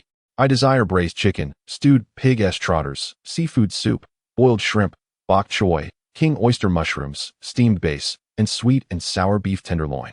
Su Qingqing exclaimed, her excitement palpable as she listed her culinary wishes in one breath. That's quite a lot. Do you think you can finish it all? Jiang Chen asked, astonished. Of course. I guarantee I will finish every last bite, she declared confidently, thumping her chest. A bead of sweat formed on Jiang Chen's brow as he mused. This girl must be ravenous after a day of hunger. Chapter 59. The 3 little babies are still hungry. Jiang Chen retreated to the kitchen. An hour later, he had prepared an impressive feast consisting of all the dishes Su Qingqing had requested. She was indeed famished. Without regard for decorum, she dove into the meal with great enthusiasm. Jiang Chen watched, chuckling to himself. I foresee that you can only be my wife from now on. Why is that? Su Qingqing asked, still shoving a piece of beef tenderloin into her mouth. Consider this. I was away for barely a day, and look how starved you are. If you were to part from me, how would you possibly survive? But if you were my wife, I would ensure you are well fed every day. Su Qingqing shot him a sidelong glance, the implication of his words sounding somewhat peculiar. What did he mean by well fed? She was not a child, after all. Yet, deep down, she found herself rather inclined towards that notion. A certain renowned female novelist once remarked that to capture a man's heart, one must first seize his stomach. Conversely, to win a woman's affection, one must first grasp her essence. Alas, her essence has long been ensnared by a certain boorish fellow, having even borne him 3 children. Presently, her stomach is firmly in his grasp. It appears that she is irrevocably bound to him for this lifetime. But what good is it to dwell on such thoughts? First, one must satiate their hunger. After a while, Su Qingqing, having filled her belly, slowed her pace and inquired about Jiang Chen's affairs that day. So, have you resolved everything? Indeed, you may await your role as the lady of the house, he replied. Are you truly considering entrepreneurship? She asked, astonished. How else would I provide for you and the children? He countered. Su Qingqing almost retorted that she was quite capable of supporting herself and the children. But the words caught in her throat. She then shifted the topic. By the way, Mei Jia called me this morning and mentioned that your father's birthday is approaching. She suggested we take the children to their home for a gathering in a few days. Sounds good, Jiang Chen replied. Should we prepare a gift for your father? Su Qingqing inquired. This question momentarily stumped Jiang Chen, as he realized that throughout his life, it had always been his parents gifting him on his birthday. He had never bestowed a gift upon them. Of course we should prepare something, he finally said. After all, I've graduated from university and am now a father myself. It would be remiss not to honor my father on his birthday. What should we get? Su Qingqing pressed on. Jiang Chen found himself equally perplexed. Having never given a gift before, let us just focus on dinner for now. We have a few days to ponder this, he suggested. Agreed, she replied. They continued their meal in silence. Although Jiang Chen had prepared the meal for Su Qingqing, he was equally hungry, and it would be imprudent for her to dine alone, as she would surely leave food uneaten. Nevertheless, Jiang Chen preferred to remain in the background. Yet, as they ate, Su Qingqing suddenly began urging Jiang Chen to eat more, even serving him generously from the dishes. Come eat. You should indulge. It's best to fill your stomach. Jiang Chen was taken aback. Why are you insisting I eat so much? Su Qingqing, her cheeks slightly flushed, hesitated before carefully choosing her words. The little ones have grown quite a bit, and their appetites have increased significantly. They have been eating more lately, and my supply of provisions is nearly depleted. Upon hearing this, Jiang Chen instantly understood. Wait, why should it concern me if your supplies are running low? After dinner, the evening settled in, and the two found themselves resting in the living room. Regarding Su Qingqing's request during mealtime, Jiang Chen naturally acquiesced, promising not to intervene further. After a brief respite, Su Qingqing proceeded to her customary yoga practice, which primarily consisted of a few exceedingly simple postures. This time, however, she unwittingly indulged in a considerable amount of food, and without engaging in any form of exercise, she found herself unable to enjoy a restful slumber. While Jiang Chen occupied himself with a mobile game, a sudden thought crossed his mind, an extraordinary scar removal solution. He approached Su Qingqing and inquired about the healing of her cesarean scar. Hearing his question while performing some basic yoga movements, Su Qingqing's cheeks flushed slightly. Did you not see it the other day? It's nearly healed, she replied, referring to the day Jiang Chen had assisted her with her bath. Oh, the scar is mostly healed, but the mark remains. I happen to have a miraculous scar-removing solution. Would you like to try it? Jiang Chen offered. Producing a small vial of green liquid, Su Qingqing's interest peaked at the mention of the solution. As her postpartum recovery progressed, her figure gradually returned to its former shape. Yet the unsightly and somewhat grotesque scar from her cesarean section lingered. Does this solution truly remove scars? Where did you acquire it? She asked, curiously taking the vial into her hands. Well, an elderly gentleman gifted it to me, Jiang Chen invented, knowing well that the source should remain confidential. An elderly gentleman? Please don't tell me it was some fortune-telling master. I assure you, those are all scams. Su Qingqing immediately adopted a skeptical demeanor. Ahem, I initially intended to tease you. All right, I'll be honest. This is a high-priced item I purchased online, a cutting-edge product from abroad, with remarkable scar removal efficacy. Jiang Chen asserted earnestly. Now that sounds more convincing. Su Qingqing's expression softened upon hearing this. Subsequently, Jiang Chen carefully applied the scar removal solution to her scar, repeatedly applying it due to his concerns about its effectiveness. Before wrapping it with a piece of gauze, is this scar removal solution reliable? I hope it doesn't exacerbate the situation, Su Qingqing voiced her apprehension. Rest assured, it will certainly work, Jiang Chen replied with unwavering confidence. A product from the system is guaranteed to be of exceptional quality, and this scar removal solution is no exception. However, in his eagerness to achieve optimal results, Jiang Chen applied an excessive amount of the solution, nearly emptying the entire vial onto the scar. Consequently, during the gauzing process, some of the liquid began to seep out. Su Qingqing's expression shifted as she noticed this. Chapter 60. An unexpected effect. Is there any issue with this scar removal solution? Su Qingqing inquired. No issue at all, Jiang Chen instinctively responded, though his answer felt somewhat insincere. While the miraculous scar removal solution undoubtedly delivered effective results for scars and stretch marks, there was a crucial caveat mentioned during the system's introduction. The potion is of divine caliber, promising unexpected effects. As it seeps downward, the expression on the young lady's face suggests that indeed, something unforeseen will transpire, though Jiang Chen himself remains uncertain about what that might entail. Are you certain there are no issues? Su Qingqing inquires. Of course not. This is a high-tech product I purchased at a great expense. If there were any problems, I wouldn't dare to use it on you. Jiang Chen replies, forcing confidence into his tone. Everything will be fine, truly. By tomorrow, the effects should manifest, and then you will see how effective this potion is. But it won't cause any harm, will it? Su Qingqing's face reveals a hint of concern. Harm? Absolutely not. That is out of the question. Jiang Chen asserts with unwavering conviction, though he scratches his head, feeling a twinge of anxiety within. Recently, he had praised the dog system rather excessively. He fervently hoped that this divine scar-removing potion would not lead to any unforeseen complications. That night, they exchanged no further words. Jiang Chen and Su Qingqing dutifully attended to the three little ones, bathing them, feeding them, and lulling them to sleep before silently retiring for the night. Aside from Su Qingqing making several trips to the restroom, everything seemed normal. However, there was indeed one small anomaly. Jiang Chen did not indulge in his customary midnight snack. Yet, in light of the ravenous appetites of the three little ones, even someone as exceptional as Su Qingqing found it increasingly challenging to satisfy their demands. Under such circumstances, it would be quite unreasonable for him to seek food for himself. The following morning, Su Qingqing suddenly exclaimed in delight. Upon awakening, she sensed something unusual on her abdomen. When she removed the bandage, she discovered that the effects of the scar removal potion were indeed miraculous. What? My heavens!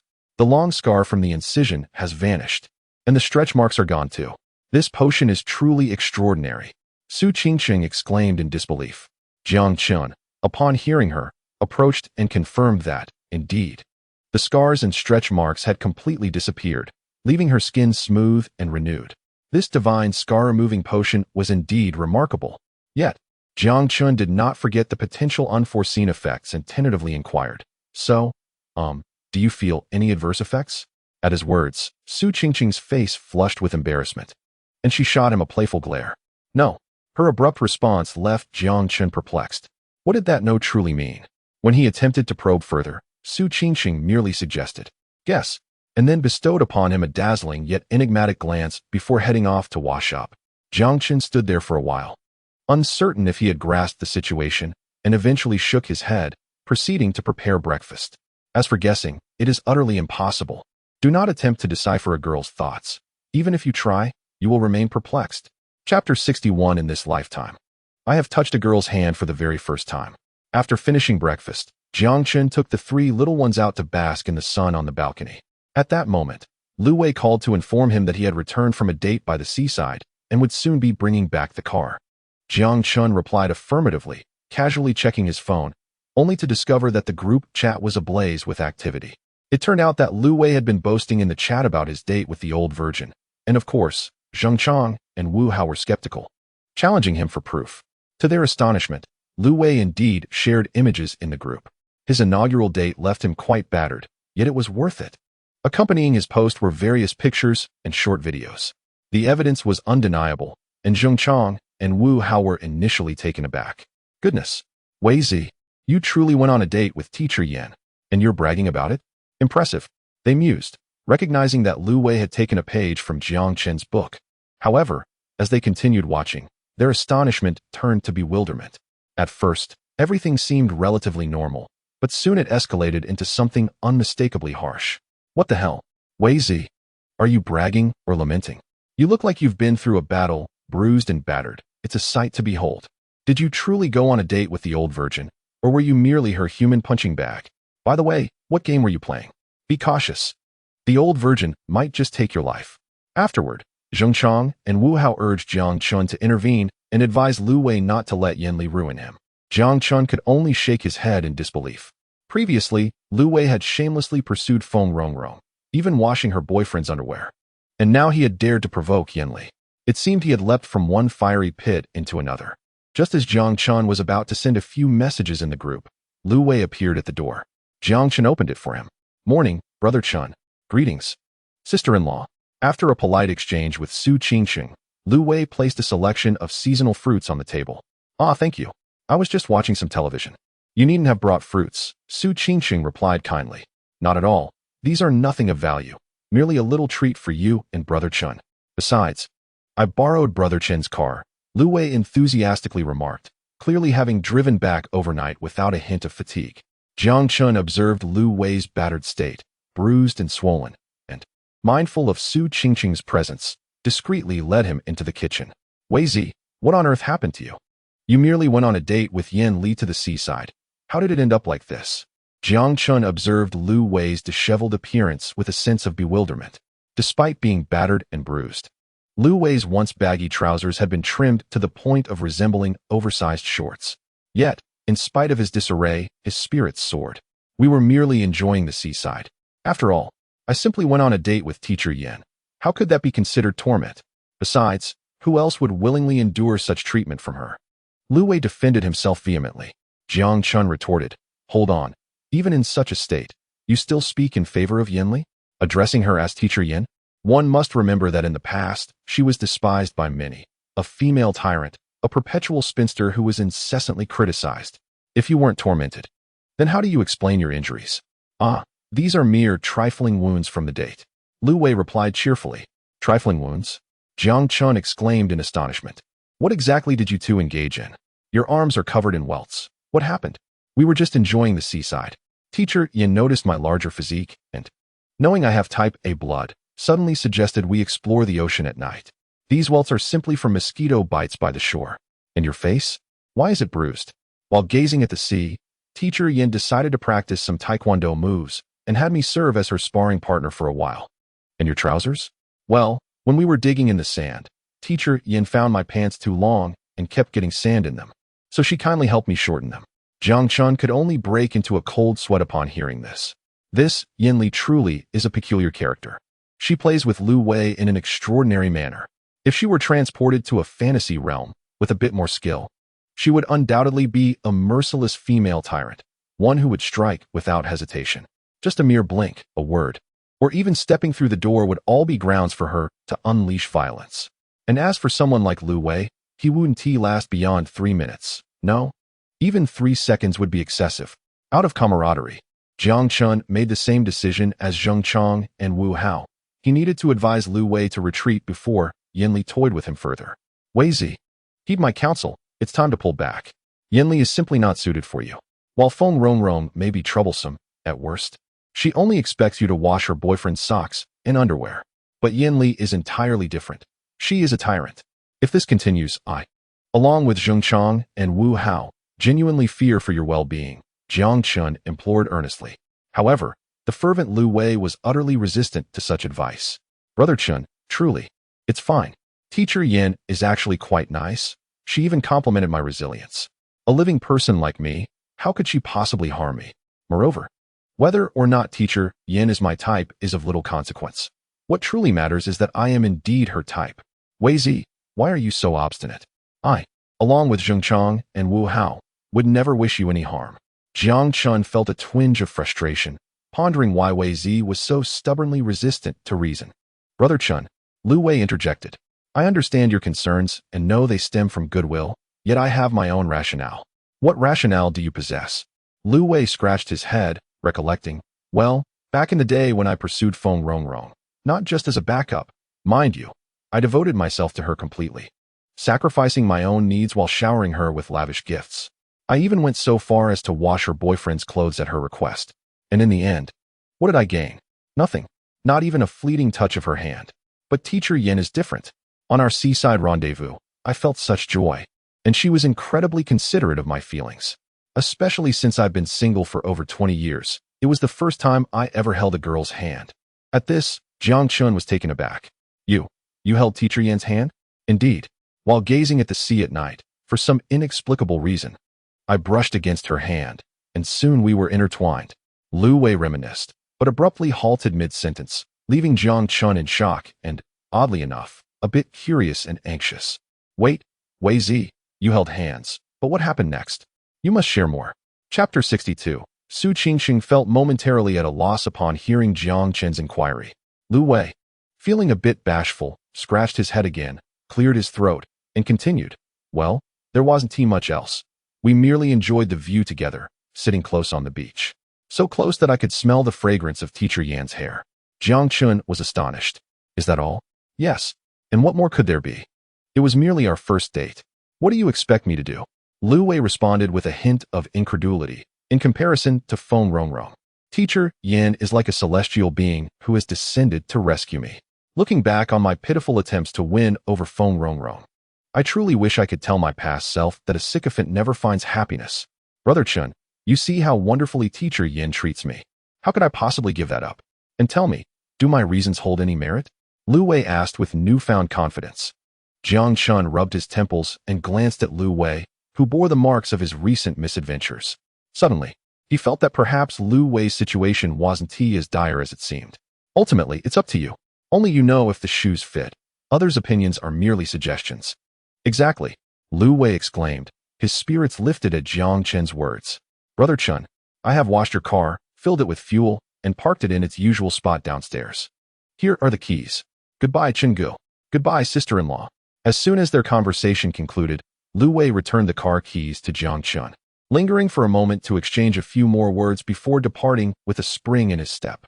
Jiang Chun and Su Qingsheng watched as Lu Wei vanished down the stairs, both momentarily taken aback. Why does it seem that your classmate, despite being injured, appears rather pleased? Su Qingsheng inquired, puzzled. He does indeed seem quite happy, Jiang Chun replied. This fellow has been single for over 20 years and has just held a girl's hand for the first time. How could he not be elated? However, it seems that Wei Zi has thoroughly fallen for Yan Li this time, just like an old house engulfed in flames with no hope of salvation. Su Qingsheng exclaimed in astonishment. What is the story behind that? Jiang Chun then settled beside Su Qingsheng and recounted the events surrounding Lu Wei and Yan Li. After hearing the tale, Su Qingsheng expressed her amazement. It is rather remarkable that your classmate, despite being mistreated by Yan Li to such an extent, can still maintain such enthusiasm. Truly a rarity. Of course, it is rare, Jiang Chun responded. What he did not articulate is that, to be truly remarkable, this fellow once even washed his goddess's boyfriend's underwear, which is far more extraordinary. To be frank, I believe there is a chance that Yan Li and your classmate might actually end up together, Su Qingsheng remarked. Why is that? Because, as they say, a curved blade is adept at slicing vegetables. Each is suited to the other. While I can understand the metaphor of the curved blade, the notion of one being subordinate to the other seems misplaced. Yan Li does not dominate Lu Wei. It is Lu Wei who submits to Yan Li. What? Lu Wei submits to Yan Li? Jiang Chun couldn't help but chuckle, finding Su Qingsheng's perspective refreshingly unique, as he unconsciously wrapped an arm around her slender waist. Truly exceptional. Indeed, although she has just given birth and is still in her confinement, her waist possesses a delightful allure, prompting an irresistible urge to embrace. Jiang Chun's unexpected gesture startled Su Qingsheng, causing her to stiffen momentarily. She discreetly attempted to push him away, but to no avail, ultimately conceding. Embarrassed, she scolded his audacious hands for daring to take advantage of her in broad daylight, wondering if he was ever satisfied from the night before. How shameless. Yet, she maintained an outward demeanor of nonchalance. This is not merely unique. It is, in fact, a form of reverse thinking. Su Qingsheng continued with a serious tone. But returning to the matter at hand, my intuition suggests that as for whether your classmate Lu Wei and Yan Li can succeed as a couple, it ultimately depends on their fate. That is indeed true, Jiang Chun agreed, adopting a serious demeanor. By the way, based on your description, it seems your classmate might be a submissive type, correct? A submissive type? Jiang Chun undoubtedly comprehended the underlying meaning. However, he was somewhat taken aback that such words would emerge from the lips of the aloof goddess of academia. Affection? What precisely is affection? Jiang Chun deliberately inquired. Su Qingsheng's delicate face flushed. What do you mean by that? Clearly, you understand, yet you still seek my clarification. Isn't it strange? How would you know? She retorted playfully, casting a sidelong glance at Jiang Chun. Upon witnessing Su Qingsheng's charming demeanor, Jiang Chun couldn't help but smile, feeling a twinge of mischief. Well, more like a yearning to act. Ding. The host, on this bright day, has taken the initiative to embrace his wife for the first time at home, earning a reward of 30,000 yuan. Ding. The host's actions have triggered an additional reward. From this moment forward, every minute spent embracing his wife will yield a reward of 30,000 yuan. Note, this is valid only today, at this very moment. Embracing his wife comes with a monetary reward, a bounty of 30,000 yuan for each passing minute. What hesitation could remain? Jiang Chun promptly enveloped her in his arms. Su Qingqing. Now, she found herself momentarily speechless, thinking that this big oaf was becoming increasingly audacious. She contemplated resisting, yet with Jiang Chen's iron-like arms encircling her, escape seemed futile. Nevertheless, since she could not break free, she reasoned that this big oaf had diligently cared for both her and their child for so long. Perhaps this could be considered a small reward for him. Chapter 63. You promised to use your words. Why are you using your hands? With Su Qingqing's half-hearted acquiescence, Jiang Chun embraced his wife with even greater abandon. The sun shone brightly outside, and unidentifiable birds chirped melodiously. Inside, the atmosphere was harmonious and warm. He reclined on the sofa, feet propped up, watching television. While in his embrace lay the soft and fragrant Su Qingqing, accompanied by 3 adorable, peacefully sleeping infants. Indeed, embracing his wife during the day was sheer bliss. Su Qingqing, somewhat resigned, closed her eyes, resting her head against Jiang Chun's shoulder, enveloped by an inexplicable sense of security. For the moment, she remained silent, though sleep eluded her. After all, in such a scenario, even if she wished to doze off, she dared not succumb. What if the big oaf's primal instincts took over? She would truly be powerless to resist. By the way, how is Yin Li perceived among your colleagues? Reflecting on Lu Wei's recent encounter, where he was thoroughly bested by the old spinster, yet seemed inexplicably enamored with her, akin to a house engulfed in flames with no hope of salvation. She abruptly posed the question while nestled against the contented Jiang Chun. After all, Wei Zi was one of his buddies. If they were to venture into a barbecue business, they would need his assistance. It would be quite regrettable if that old spinster were to ruin him, whether by incapacitating him or otherwise. Moreover, the relationship between the old maid and the young girl is that of colleagues. Once she resumes work after her confinement, the young girl will inevitably, to some extent, be influenced by the old maid's undesirable traits. That's interesting, Su Qingqing pondered seriously. Before hearing you speak, I truly hadn't considered that Yin Li's reputation among you students was such. However, among our colleagues, she is indeed quite amiable. I've never heard of her having conflicts with anyone or engaging in any bizarre behavior. Generally, she is a lively and cheerful person, always willing to lend a helping hand. So, her peculiarities are only directed at us students? Jiang Chen inquired. That should be the case. But think about it. In the school, she is merely a counselor, and everyone is her colleague. Who could she possibly bully? Perhaps she just finds amusement in teasing you youngsters, perceiving you as easy targets, Su Qingqing analyzed, casually draping her arm around Jiang Chen's neck. Her eyes remained half-closed, appearing dreamy, gazing at the seemingly languid, yet irresistibly alluring girl in his arms. Jiang Chun found himself momentarily entranced. An ancient proverb states, the spring night is fleeting, the day rises high, and from then on, the sovereign no longer attends morning court. This refers to ancient rulers who, once captivated by beauty, indulged in pleasure and neglected their duties. Jiang Chun mused that if he were in such a position, he might well forego morning court for not just 3 months, but even 3 years. After lingering in this reverie for a while, Jiang Chun regained his focus and continued with the previous topic, as they were discussing something important. That is true, he concurred with Su Qingqing's assessment of Yin Li. To be honest, he was slightly surprised that this old maid was quite reliable among her colleagues. This meant that even if Wei Zi fell into her hands, it shouldn't be too disastrous. However, he still harbored some reluctance towards the young girl and the old maid forming too close a bond. What if the young girl learned some bad habits from her? The consequences could be quite severe, perhaps even leading to scenarios that were gruesomely painful or, at the very least, involving some bizarre play with ropes and whips.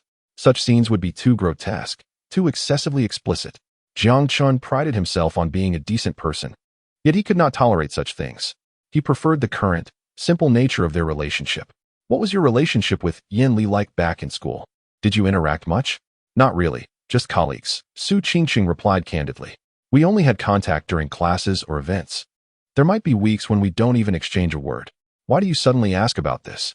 Just a suggestion, Jiang Chen said. Try to limit your interactions with Yin Li. Why is that? Su Qingqing asked, puzzled.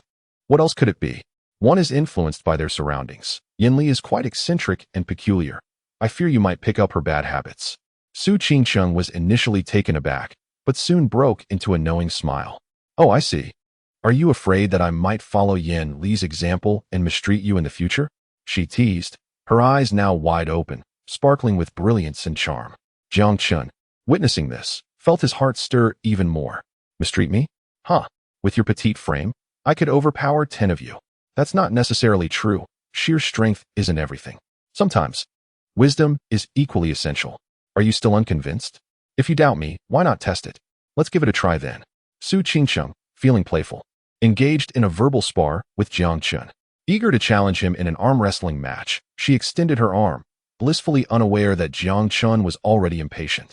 Upon her audacious provocation, he swiftly responded, not with force, but with a kiss. Su Qingcheng was taken aback, never anticipating Jiang Chun would take such a bold step. Oh, this isn't fair play, you oaf? However, she had already mentally prepared to reciprocate affection, so despite her surprise, she playfully struck him a couple of light punches and surrendered to the moment, becoming lost in it. Minutes later, they finally parted.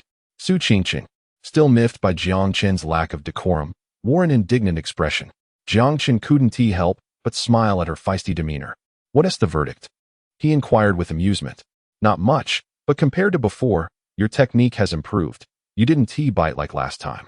And what about you? Aren't you the same? Ugh. I am different. Oh really? How so? Care for another round? Let us do it then. Su Qingcheng replied without hesitation. Ah, the little one dares to challenge again. What are we waiting for? Jiang Chen responded, ready to engage once more. After another few minutes, they separated again. This time, Su Qingcheng's cheeks were flushed, and as they pulled away, she shot Jiang Chun an exaggerated eye roll and exclaimed, ugh. Enough already. Jiang Chun, taken aback by her sudden reprimand, was bewildered. I didn't do anything too outrageous, did I? Didn't he do anything? Your earlier actions. How can you claim that? Su Qingcheng's face turned crimson as she glared at him again. We agreed to use words. Why did you resort to actions? Your hands are far too restless. Jiang Chun was left speechless. Well, I assure you, I wasn't thinking along those lines. My unexpected behavior was merely instinctive. Yes, just a boy's instinct. Chapter 64. Jiang Chun, what brings you here? Due to Jiang Chen's earlier actions, Su Qingcheng playfully scolded him while catching her breath. Steadying his mind, he cast a sidelong glance at Jiang Chun before leisurely making his way to the restroom. Meanwhile, Jiang Chun scratched his head, feeling both innocent and helpless. Sigh, I don't wish for this either. At that moment, the voice of the system echoed in his mind. Ding, host, during the day, embraced your wife for a total of 11 minutes and 33 seconds. Calculating at a reward of 30,000 for each minute, the total reward amounts to 34,650,000. System rounding down. Congratulations to the host for receiving 400,000. Ding, host, during the day, kissed your wife repeatedly, unable to part with her. Triggered an additional reward. Congratulations to the host for acquiring a god-level musical instrument skill. Please choose the type of instrument. Option 1. Western instruments. Option 2. Eastern instruments. It was astonishing that he had only embraced for 11 minutes and 33 seconds. Jiang Chun had assumed it would be at least half an hour. However, the system was surprisingly considerate. After rounding down 34,640,000, he received 400,000. Not bad at all. Following that, there was the god-level musical instrument skill, which surprisingly included a choice. Without hesitation, he chose option 2, Eastern instruments. He felt it was essential to support domestic goods. Ding. Received. Please continue to choose the type of instrument. Option 1, Xiao. Option 2, Guqin. It had to be option 2, the Guqin. If he chose the Xiao, it would be too similar to his wife, wouldn't he? Imagine them both playing that together. If the little lady found out, she would surely burst into laughter. Isn't your father's birthday approaching? What gift will you ultimately choose? After emerging from the restroom, Su Qingcheng had regained her composure. Sitting on the sofa, she suddenly inquired of Jiang Chun, a birthday gift for dad? Upon hearing this, Jiang Chun scratched his head once more. They had previously discussed this matter, planning to ponder over the next few days. Yet, as of now, he still had no inkling of what to do. It was somewhat embarrassing. His father had worked hard all his life, and this was Jiang Chen's first time selecting a birthday gift for him. But what to give was proving to be a conundrum, as he truly had no idea what kind of gift his father would appreciate. Do you have any thoughts? Jiang Chun pondered for a moment, still lacking inspiration, and turned to Su Qingcheng. Me? Su Qingcheng chuckled. This is your gift for your father, after all. I don't have much of an idea either. But this morning, I saw your classmate borrowing your car keys, and suddenly, I had a suggestion. What suggestion? Do tell. Your parents only have that old Volkswagen at home, right? Why not gift your father a new car for his birthday? The idea of giving his father a new car for his birthday instantly brightened Jiang Chen's eyes. The old Volkswagen had been in use for over 10 years. Since my impression from elementary school until now, there have been no significant issues, yet minor troubles persist. Despite my father's constant boasting about that old Volkswagen, claiming it has been instrumental for our family, I know that if he were offered a new car, Jiang Dapeng would undoubtedly be overjoyed and would promptly kick that old Volkswagen aside without a second thought. What a splendid idea. Let's gift my father a new car for his birthday, Jiang Chun exclaimed with delight. However, the question of which car to choose also looms large. Currently, Jiang Chen owns a BMW X7. Given his financial status, acquiring another BMW poses no challenge. But would his father appreciate such a choice? As an engineer, his father has always championed domestic products and harbors a deep disdain for the current supply chain issues. Furthermore, although the car is intended for his father, his mother is bound to drive it as well. Transitioning from the old Volkswagen to a brand new BMW might raise eyebrows among outsiders. Thus, after careful consideration and discussions with Su Qingcheng, Jiang Chun resolved to purchase a domestic new energy vehicle instead. At this juncture, domestic new energy cars are gaining immense popularity and developing rapidly, rivaling foreign brands such as Tesla in terms of technology, performance, driving experience, and overall quality. Since we decided on a domestic new energy vehicle, why not consider the new Wanji M7? After comparing numerous models, Su Qingcheng suggested once more. Indeed, that seems to be the choice. Jiang Chun nodded in agreement. Although the Wanji M7 has its own set of flaws, it aligns perfectly with the needs of his parents. It can be powered by either fuel or electricity, thereby alleviating concerns about range anxiety. A new M7 would surely cater to their requirements. It would be delightful for the elderly couple to drive out to the suburbs or the countryside for a leisurely outing. The weather is splendid today. Since we've decided on this vehicle, shall we go ahead and purchase it today? Jiang Chen proposed. Absolutely. Su Qingqing wholeheartedly endorsed Jiang Chen's suggestion. Confined indoors due to her postnatal confinement and various restrictions, she felt as if she might start to mold. Seizing the opportunity presented by the lovely weather, it was the perfect time to venture out. However, a trip out requires the accompaniment of 3 little ones, which means bringing along a plethora of essentials: wet wipes, diapers, formula, bottles, a water bottle, a small blanket, and so forth. Once they were adequately prepared, they were ready to leave. Suddenly, Su Qingsheng paused and remarked, "It's inconvenient to feed formula outside, and it can easily lead to heatiness. Never mind. Let's ensure the 3 little ones are well fed at home first." Agreed, Jiang Chun responded promptly. A short while later, after Su Qingsheng had fed the 3 little ones, the family of 5 finally set out. Jiang Chun drove straight to the car dealership. Due to having selected the brand and model in advance, Jiang Chun effortlessly arrived outside the 4S shop of Wanji Automobile. As the family of 5 disembarked, they attracted the attention of many onlookers. Oh my, a family of 5, and they have triplets? How remarkable! Moreover, the father is handsome and the mother is beautiful. Indeed, the couple is both striking and aesthetically pleasing. Envy rippled through the crowd, with many voicing their admiration. The automotive district is home to numerous 4S shops of various prestigious brands. Many salespeople from BBA brands, upon catching sight of Jiang Chen's BMW X7 from a distance, speculated on his considerable purchasing power, believing that should he decide to buy another vehicle, he would undoubtedly gravitate towards luxury brands like BBA. However, they were taken aback when, after parking, Jiang Chun and his family headed directly to a domestic new energy vehicle shop instead. Inside the Wanjia 4S store, business was brisk, filled with patrons. Jiang Chun quickly located the new M7 model. As Su Qingsheng, accompanied by the 3 children, stood to observe the vehicle for a moment, she eventually settled onto a nearby chair to rest. "Jiang Chun, what are you doing here?"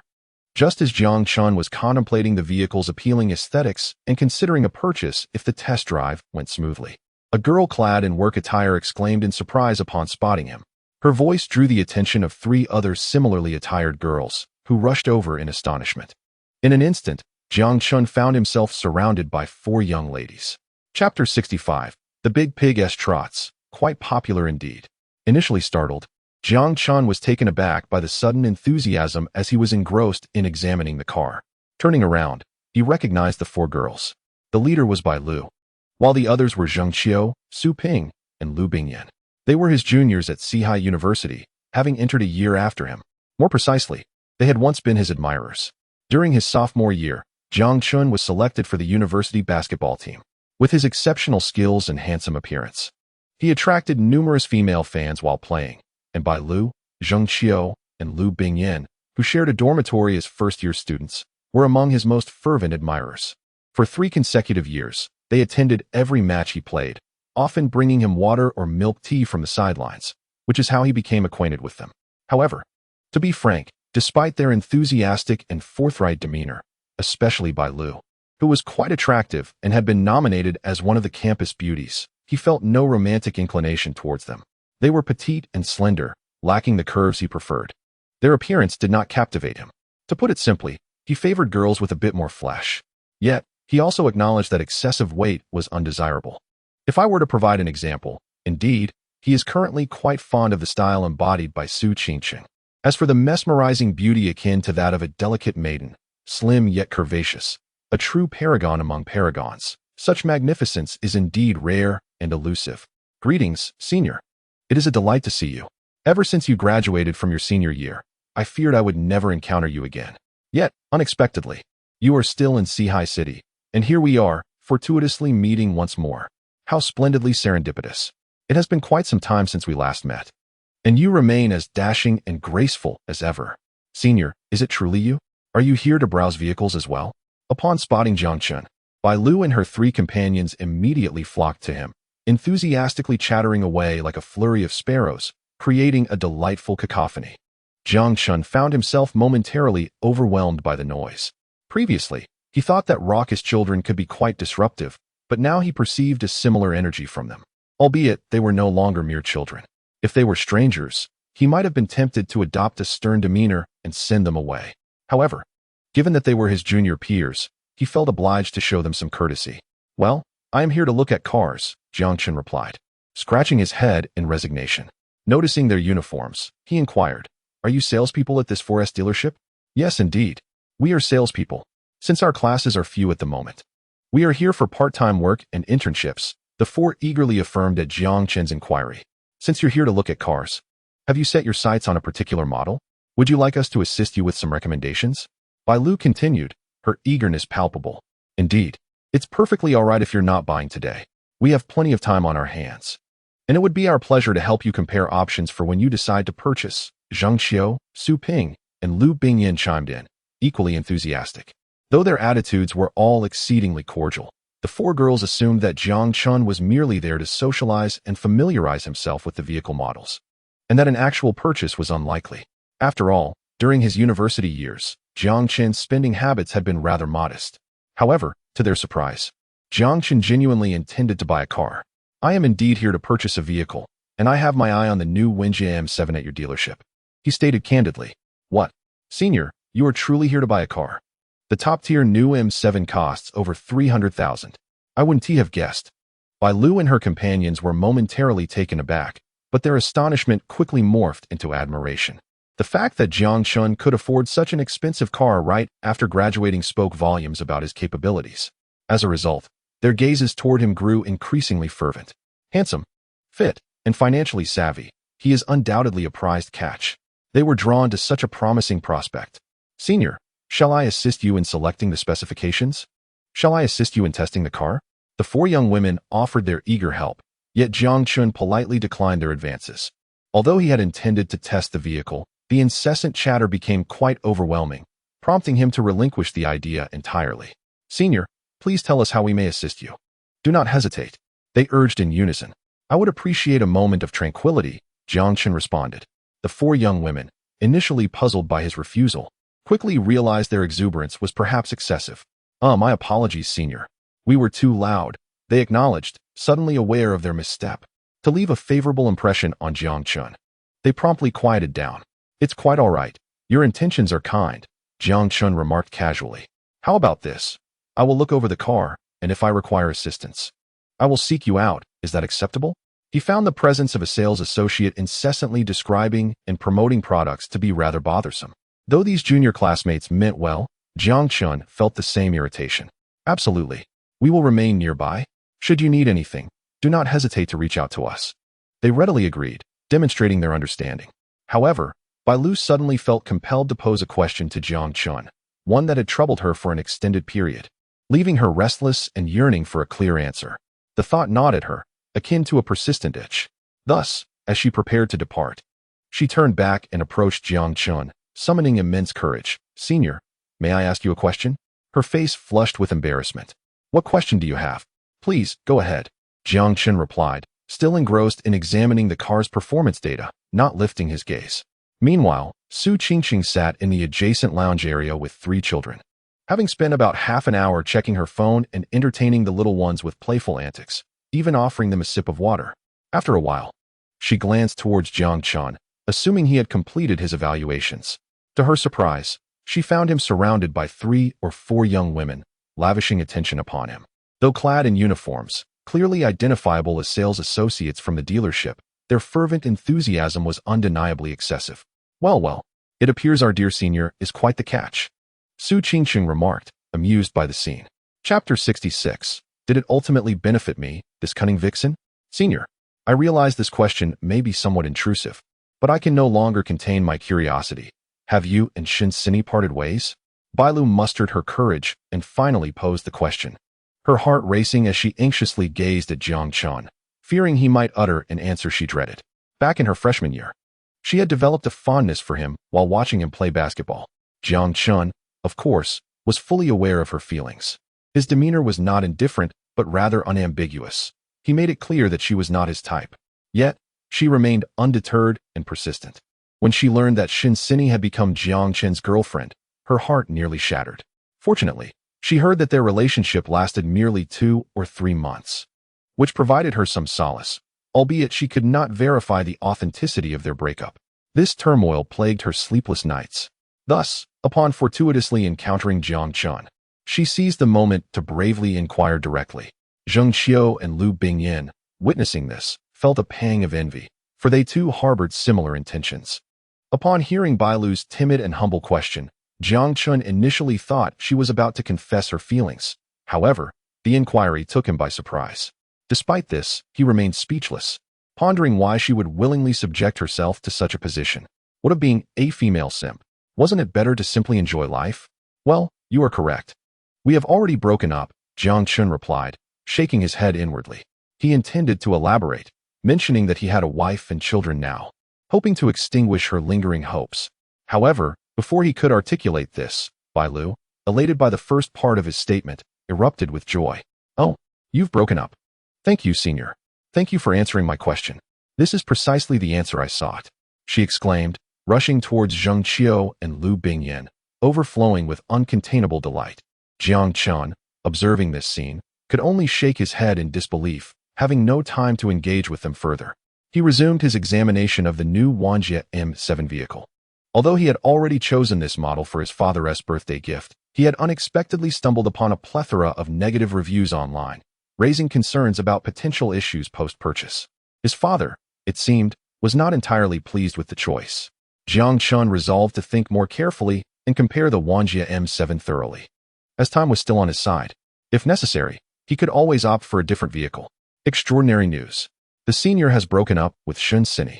This information is absolutely reliable, directly confirmed by him, exclaimed one of her friends. "Oh, does this mean that you, this enchanting vixen, have found your opportunity? Get lost. How dare you speak to me like that? Aren't you two the shameless ones?" Hee indeed. That Shin Sini, with her superficial charm, is utterly unworthy of the senior. Unlike us, who would willingly endure a life of hardship alongside him, even for 3 years without the luxury of meat, savoring every moment. Absolutely. Shouldn't we engage in fair competition and win over the senior through our own merits? Very well. It's settled then. Bai Lu, Zheng Qiu, Su Ping, and Lu Bingyan were all aflame with excitement as they discussed their plans. Each of the 4 possessed a certain beauty. Having been the center of attention among the male students at school, proudly dubbed the 4 beauties. Bai Lu, in particular, was renowned for her looks, even surpassing the campus flower, Shin Sini. This gave them the confidence and determination to compete fairly. After a spirited discussion, they noticed Jiang Chun, who was deeply engrossed in attending to the car. They hesitated to intrude upon him. given Jiang Chen's presence, as he provided service to other customers. They found their interest waning and decided to retreat to the lounge for a moment. However, in the lounge, they fortuitously encountered a familiar face, the goddess professor from Sihai University. Su Qingqing. Hello, Professor Su. Bai Lu, Zheng Xiao, and Lu Bingyan rushed to greet her with excitement. Su Qingqing was a renowned beauty at Sihai University. Even the campus belle, Shen Sini, paled in comparison. Her fame was unparalleled, and encountering her in person at the 4S shop was exhilarating for the four girls. Truly, she was a sight to behold. Even without makeup and dressed simply, she radiated an extraordinary allure.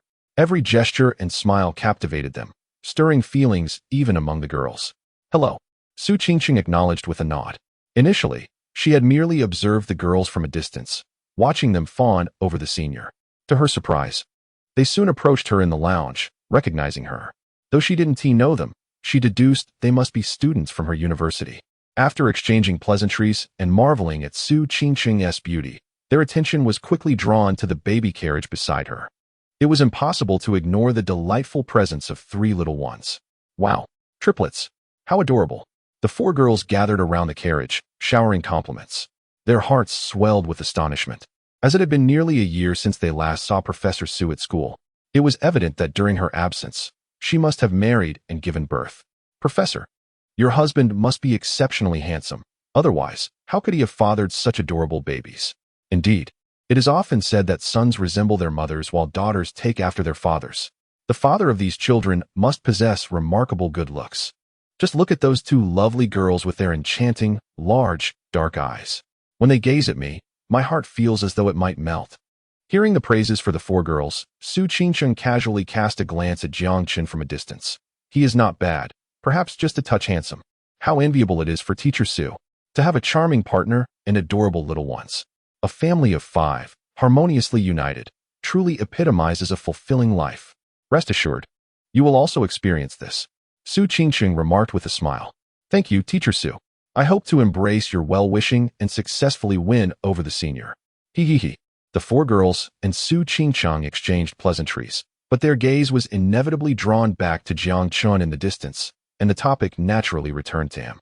The senior is so dedicated in his work. A serious boy is indeed handsome. Yet, even if the senior is not serious, he remains strikingly handsome. Alas, such a remarkable male deity. One wonders which vixen will ultimately seize him. Su Qingqing listened to their chatter, feeling momentarily speechless. Could it be that this vixen is me? Oh, these infatuated girls, why is their taste so poor? How could they set their sights on such a clumsy oaf? True, he is somewhat good-looking, but he is laden with flaws. A handsy rogue, a glutton, shameless, and lewd. Especially his audacity. How could he be so uncouth?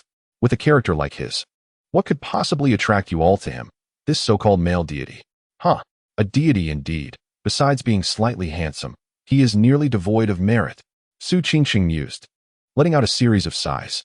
She then took out her phone and sent Jiang Chen a voice message. Darling, why not come over? Chapter 67. Su Qingqing takes action. Darling. Bai Lu, Zheng Xiao, and the four girls brightened at Su Qingqing's voice message. Could it be that Teacher Su is summoning her beloved? Judging by the compatibility between Teacher Su and her partner, as well as the exceptionally high beauty of their 3 adorable little ones, it is certain that Teacher Su's partner is a person of remarkable stature and striking appearance. Moreover, the endearment in Teacher Su's tone suggests a profoundly affectionate relationship. The 4 girls exchanged eager glances, all keen to discover the identity of the man who has won the heart of the goddess of Sihai University. However, it must be said that no matter how handsome or extraordinary this man may be, even if he possesses a talent that captivates all, he could never compare to Senior Jiang Chen. In their hearts, Senior Jiang Chen will forever remain the most handsome boy in the world. After Su Qingqing sent a voice message, Jiang Chen received a notification and listened immediately. Darling, why don't you come over for a moment? The affectionate tone piqued his curiosity. Jiang Chen was busy and found himself puzzled by such an unexpected message. Turning to glance at Su Qingqing's location, he noticed the 4 younger female students sitting beside her, and suddenly everything clicked into place. Oh, the little one must have witnessed the enthusiastic attention he had received from the younger students and was now feeling a bit jealous, wanting him to come over and play along with her act. Without hesitation, he scratched his head and walked directly towards Su Qingqing. Meanwhile, the four younger students, Bai Lu, Zheng Xiao, Su Ping, and Lu Bingyan, had just heard Su Qingqing's voice message and were eagerly scanning the surroundings, hoping to catch a glimpse of the mysterious figure. Their anticipation was palpable, and their curiosity was at an all-time high, making it difficult for them to remain seated. However, despite their prolonged observations, they could not find a trace of the elusive individual they sought. Due to Su Qingqing's extraordinary beauty and the presence of three adorable little ones, many passers-by couldn't resist glancing in their direction, but none matched the profile they were looking for. Ultimately, they spotted a familiar silhouette. Yes, it was Jiang Chun. Why is the senior here? They wondered. After waiting for so long, it was Jiang Chun who approached them. Could it be that Su Qingqing's partner was the senior? Rolling their eyes, they dismissed the notion. It was clear that it was unlikely. The senior had just graduated, while Su Qingqing was already a professor. The age gap was significant, and they had seemingly never met before. How could that be possible? Nevertheless, they speculated on why he was here. Perhaps he was merely tired from looking at cars and wanted to take a break. Or maybe he was seizing the opportunity to chat with them, the four beauties, to foster a connection and build rapport.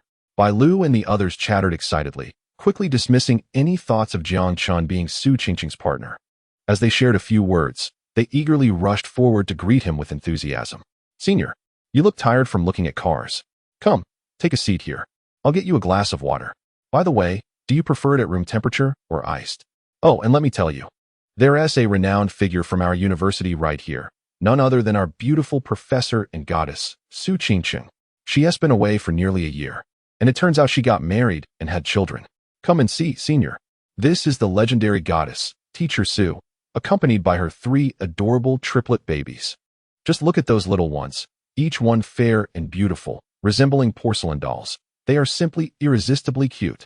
The four girls from Bai Lu warmly welcomed Jiang Chun, offering tea and water, attempting to forge a closer connection, even proactively introducing Teacher Su and her triplet children to him. Jiang Chun, taken aback, felt a deep sense of helplessness. He thought to himself, what is there to introduce? They are my wife and my children. How could I not recognize them? Am I not aware of my wife's beauty and my children's cuteness? He turned his gaze towards Su Qingqing, who happened to look back at him, her eyes reflecting a mix of playful teasing, a hint of sulkiness, and an unpredictable curiosity, as if she were enjoying the spectacle. Senior, why are you silent in the presence of Teacher Su? You must know that she is the most renowned goddess professor at our Sihai University. Many yearn for just a glimpse of her. Are you perhaps too excited to speak? That is perfectly normal. Haha. And what about those three little babies? Senior, do come closer and see if you find them exceedingly adorable. You wouldn't believe it, but after just a moment of watching them, I felt my heart nearly melt. The four girls from Bai Lu remained oblivious to the subtle expressions exchanged between Jiang Chun and Su Qingqing. They continued to enthusiastically extol the virtues of Su Qingqing and her triplet babies to Jiang Chun. Listening to the praises from the four younger girls about his wife and children, Jiang Chun felt both satisfied and delighted. He could listen to such compliments 1,000 times without growing weary. After a brief moment, he adjusted his glasses and, with a composed demeanor, said, Ahem. I wholeheartedly agree with all your commendations. Truly, I could not concur more. However, allow me to clarify one matter. Teacher Su is, in fact, my wife. Upon hearing this, Bai Lu and the others were instantly dumbfounded, feeling as though they had misheard. What?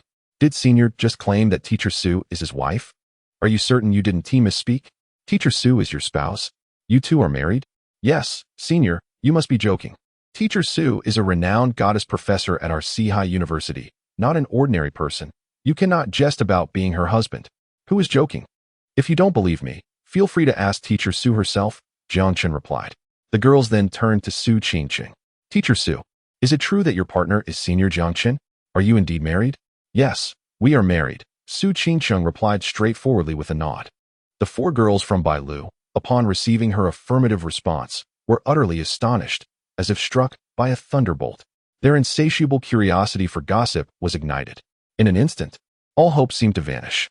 Senior Jiang Chun actually managed to win the affections of the goddess professor, Teacher Su, from Four Seas University. And to think that Teacher Su's partner is none other than Jiang Chun, the very person that several of them have long admired and pursued relentlessly? This must be a lie. How could this possibly be true? The four young women felt as if they were on the brink of collapse. Yet, the leader, Bai Lu, remained somewhat unconvinced. She turned once more, incredulously gazing at Jiang Chun. "Senior, please tell us the truth. Is Teacher Su really your wife?" "Indeed.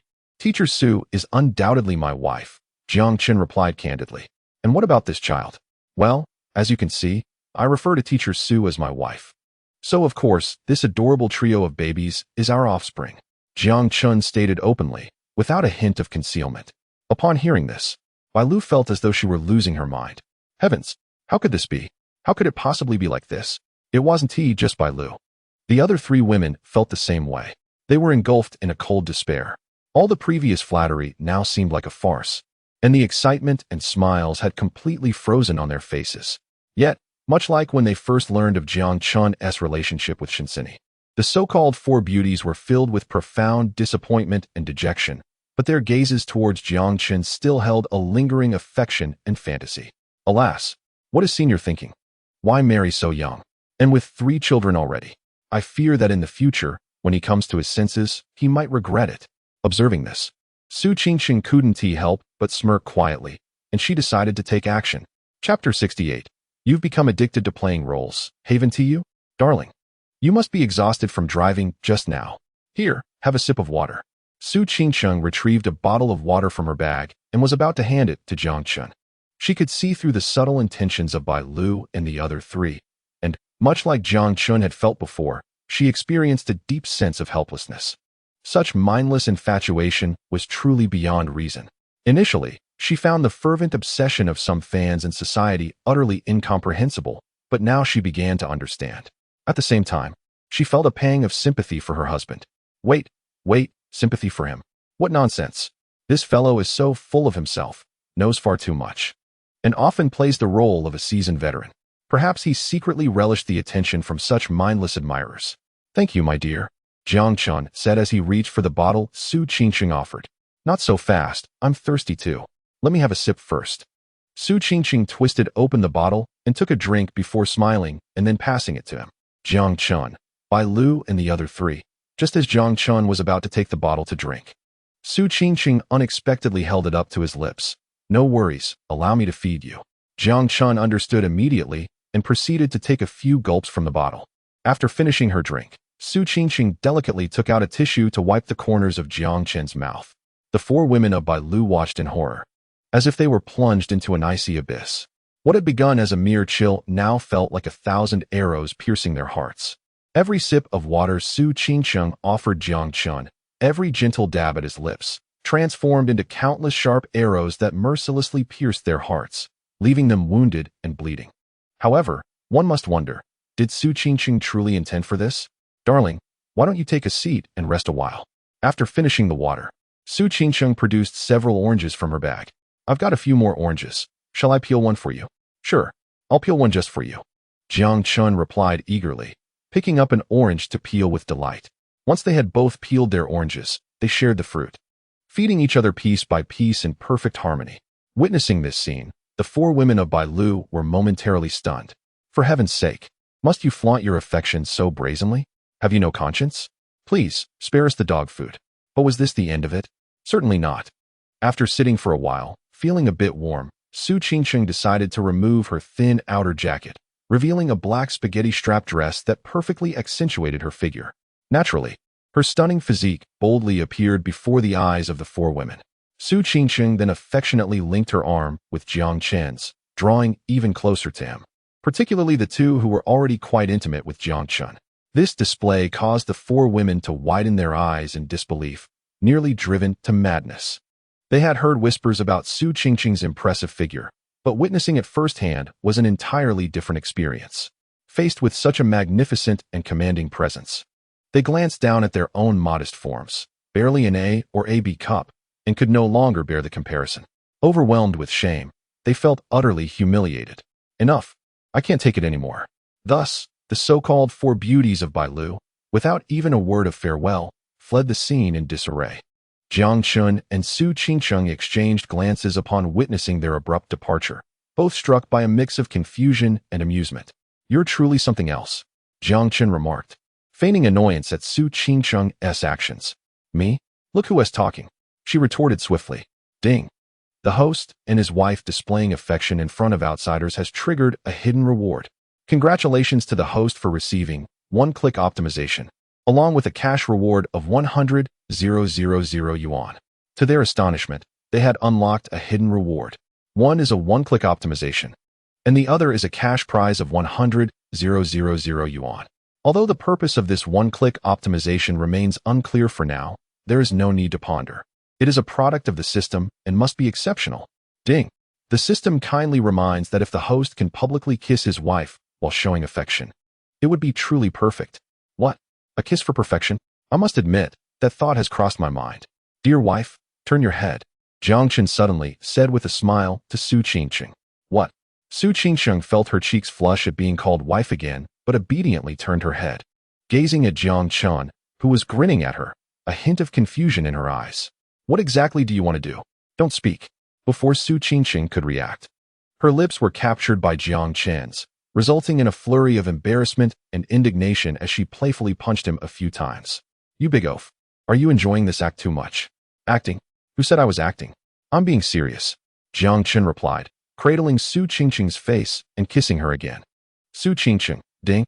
The host has publicly kissed his wife and kissed again. Congratulations to the host for receiving a reward of 1 million yuan. Chapter 69. This heart is already dead. Another reward of 1 million yuan. Should I go for another? Jiang Chen, feeling somewhat unsatisfied, was eager for more. Yet Su Qingqing quickly wiped her mouth and interjected, No, people are watching. With a mix of playful annoyance and reproach, she shot him a glare. Jiang Chen glanced around and indeed, a crowd had gathered, all eyes on them, including two curious dogs, also staring at the couple. It was a sight to behold. To be honest, who could resist such a scene of a handsome man and beautiful woman kissing openly? Even the dogs were taken aback.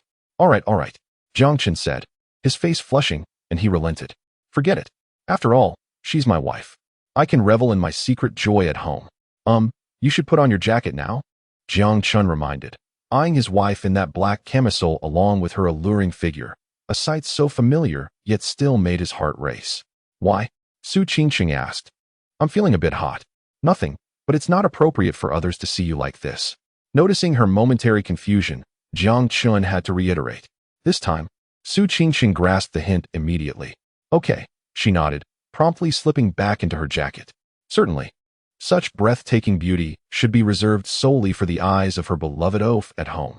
Taking a moment to rest in the lounge area, Jiang Chen took the opportunity to learn more about the system's one-click optimization reward and was astonished by its capabilities. This one-click optimization could be considered a skill. Why is it deemed so? Due to its versatility in addressing a myriad of issues. It can be succinctly stated that Jiang Chen's recent automobile acquisition can be optimized with a mere click, elevating it to an exemplary state of perfection. In other words, upon selecting the new Wanji M7, Jiang Chen, amidst the counsel of several discerning friends, became aware of various flaws and shortcomings. Initially, he might have overlooked these imperfections, but now, fully cognizant of the multitude of faults, gifting it to his father as a birthday present seems utterly unreasonable.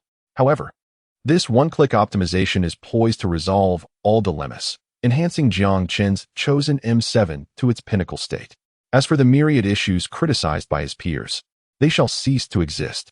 You might argue that its range-extended hybrid power system is merely a superficial gimmick. However, post-optimization, the hybrid system ascends to the zenith of global standards, rendering competitors like Volkswagen, Tesla, and others inconsequential. You might contend that it consumes 7 liters per 100 kilometers, but post-optimization, it will astonishingly reduce to less than 1 liter. You may claim it is excessively heavy, yet, after optimization, the extensive use of composite materials will diminish its weight by an impressive tenfold. In summary, this newly optimized M7 is extraordinarily impressive, rivaling Jiang Chen's own BMW X7 in every aspect, if not surpassing it in several performance metrics. Thus, it is settled. Purchasing the Wanji M7 and subsequently optimizing it eliminates the need to explore other vehicles. Jiang Chen mused to himself. He had no intention of being overly selective. He merely happened to choose the Wanji M7. The mere act of buying a car should not necessitate an exhaustive comparison shopping process. A simple one-click optimization suffices. Furthermore, with a wife as stunning as a flower, captivating beyond measure, wouldn't it be far more delightful to return home and embrace her? Beep. System notification. The one-click optimization offers not only a primary optimization for the vehicle, but also includes 2 additional minor optimizations, applicable to small electronic devices. An additional 2 minor optimizations for small electronic devices? Without a doubt, it must be for smartphones. Darling, is your phone sluggish? Jiang Chun inquired of Su Qingqing. Are you still addicted? Su Qingqing shot him a playful glare, feigning annoyance. Everyone else has already left. What are you still performing for? I assure you, I'm not acting. Jiang Chun reiterated, chuckling. Do you not wish to be my wife? Bah, absolutely not. Su Qingqing retorted, her cheeks inadvertently flushing, but after a moment's pause. She handed her phone to him. I've been using my phone for over a year now. It is indeed a bit sluggish. Please optimize it for me. Seeing this, Jiang Chun couldn't help but chuckle inwardly. He thought to himself how endearingly contradictory the young lady was. He longed to return home and embrace her with affectionate kisses. Jiang Chun took the phone and placed it alongside his own, promptly utilizing the one-click optimization feature. With 2 barely perceptible flashes of light, within a mere 3 seconds, both devices were elevated to the pinnacle of global standards, undergoing comprehensive enhancements in both software and hardware. Naturally, their speed became astonishingly swift. Meanwhile, the 4 young women, having fled in disarray, were now hiding in a corner, silently nursing their wounds. The earlier humiliation had been excruciating. They wished they could dig a hole to bury themselves or find a tofu block to hit their heads against, yearning to escape this world for even a fleeting moment. No, not even for a second. Oh, how they lamented their circumstances. At this moment, they truly wished to leap into their mother's embrace and weep bitterly. Their hearts ached with an unbearable pain. As for Jiang Chun, the 4 young women dared not even cast a glance in his direction, for a mere look would inflict 1,000 wounds upon their hearts. After they had departed, their senior, Jiang Chun, had brazenly embraced teacher Su, showering her with kisses, utterly devoid of shame. Yet, life must go on, and they had to earn their wages. The 4 young women were interning and working part-time at the dealership, and it was crucial for them to achieve results. Thus, not long after, Bai Lu, the leader of the quartet, mustered her strength and emerged to assist Jiang Chun with a series of vehicle purchasing matters. Senior, how will you be purchasing the car? Do you require a loan? Full payment, he replied. Full payment? Have you considered installment plans? We can waive the fees here. Thank you, but no. Senior, all the necessary paperwork has been completed today. However, the car on display is not currently in stock. The actual vehicle will arrive tomorrow, and it is already afternoon. The license plate will require some time as well. Would it be acceptable for us to deliver the car to your home once the paperwork is finalized tomorrow? That works for me. And what is your address? Building 1. Bishuiju. Bishuiju. Bai Lu gasped, feeling as though she had been stabbed again. Knowing that his life was better than hers was more painful than death itself. It was important to note that Bishuiju was the most luxurious community in the city, with any single unit starting at over 10 million. How will you be returning? Do you need us to call a cab for you? Bai Lu composed herself and asked. No need. I have my own car, Jiang Chun replied. Walking outside with Su Qingqing and the 3 little ones, a family of 5 approaching a 2 million yuan BMW X7. Upon seeing this, Bai Lu felt as though her heart had been pierced yet again. Her senior not only paid for the car in full, but also resided in a 10 million yuan property and drove a 2 million yuan BMW X7. Well, regardless, my heart has long been riddled with wounds, leaking in every direction. At this moment, I need not concern myself with such fierce blows. No, this heart has perished. Chapter 70. Are you a dog? Why do you bite? Goodbye, senior. Goodbye, teacher Su. The 4 young ladies of Bai Lu, out of courtesy, stepped outside the shop to bid farewell to Jiang Chun and Su Qingqing's family. As they watched Jiang Chun's BMW X7 gradually fade from view, the so-called 4 beauties wore expressions of dazedness and melancholy, their hearts heavy with a profound sense of loss and despair. The feeling of loss stemmed from the fact that their senior was thriving, yet had no connection to them whatsoever. The despair arose from the formidable prowess of teacher Su. It was simply suffocating. Before her overwhelming presence, they felt utterly devoid of any chance of victory. Collectively, the 4 of them, along with their combined merits, could not even compare to her singular strength. Su Qingqing, naturally aware of the disappointment reflected in Bai Lu's eyes, seized a moment while waiting at a long traffic light. Suddenly, With a teasing glint in her eyes, she turned to Jiang Chun and inquired, "Come clean. How many ex-girlfriends do you have in total?" Why this sudden question? Jiang Chun felt a bit taken aback. For this was indeed a notorious question that could lead to peril. "I'm simply curious. Is that not permissible?" Su Qingqing replied with a smile. "All right, fine." Jiang Chun scratched his head and confessed, "There's Shinsini. You should know her, right?" "Shinsini? The campus belle from Sihai University?" Su Qingqing remarked. "I've heard of her. Who else?" "Nobody else. She is my only ex." "That's impossible." Su Qingqing was incredulous. "Did you not notice how your 4 junior sisters were utterly captivated by you? This indicates how popular you must have been during your university days. Moreover, you, a rather charming fellow with a wealth of knowledge, claim to have just one ex? You must be jesting." "Well, Jiang Chun scratched his head again, feeling a bead of sweat forming. It seemed that the young lady was somewhat judging by appearances and harboring biases. Who said that being handsome meant having a plethora of girlfriends? Who said that being knowledgeable necessarily led to bad romances? Sweetheart, you need not mock me. I genuinely have only Shinsini as my ex, and that was back in my senior year. I had initially intended to avoid romantic entanglements during university, believing that men should prioritize their careers and finances. With wealth and a successful career, what woman would be out of reach? As for being knowledgeable, well, one cannot truly blame me for that. In this day and age, with abundant learning resources available, both domestic and from certain islands, it is not surprising to have picked up a thing or two, right? Learning resources? Surely, you're not referring to adult films?" Su Qingqing was taken aback, yet she maintained a serious demeanor and retorted as solemnly as possible. "Oh, so Teacher Su is aware of this too?" Jiang Chun replied, astonished. "Then I suppose you must have seen quite a bit, haven't you?" "Indeed, just as you described it." Upon hearing this, Su Qingqing's previously tense expression faltered. This big oaf, was he doing this on purpose? Just a moment ago, he referred to her as wife and sweetheart, and now, when discussing this matter, he swiftly reverted to calling her Teacher Su. It seems he truly understands the nuances of this game. "Is everything you said true?" Su Qingqing inquired again, a glimmer of menace flickering in her gaze. "Every word is true," Jiang Chun declared, thumping his chest. "Are you certain it's all genuine?" "Absolutely. More authentic than pearls." "Very well then, extend your arm." "For what purpose?" "Oh, just extend your arm." "Fine then." Jiang Chun reluctantly stretched out his arm. Su Qingqing took it in her hands and could not help but exclaim, "Wow, such a long and beautiful arm. TSK, TSK. With such a lovely arm, it would be a pity not to leave a mark of affection." As she spoke, she bit down hard on his arm. Jiang Chun, aware of the girl's mischievous intentions, was utterly taken aback by the sudden bite. "Ouch, why would you bite me? And so hard?" He winced in pain. In truth, Su Qingqing's intention was merely playful, and it hardly hurt. However, Jiang Chun, having long endured the trials of playful scuffles and various tussles, had developed remarkable resilience to such antics.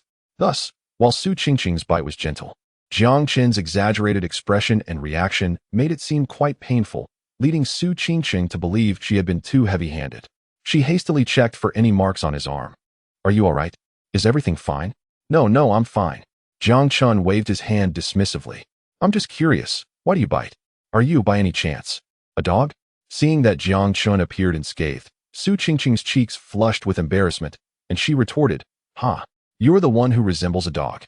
And how could you say that when you've bitten me before?" "More than once, if I recall correctly." Jiang Chun was momentarily at a loss for words, as her statement held undeniable truth. All right. It's nearly dinner time. How shall we resolve our evening meal?" His face turned crimson as he hastily shifted the topic, momentarily overwhelmed by the girl's sudden remark. "Let us just eat at home. The meals outside are rather mediocre." Su Qingqing gazed at the vibrant food signs lining the streets, momentarily struck by indecision.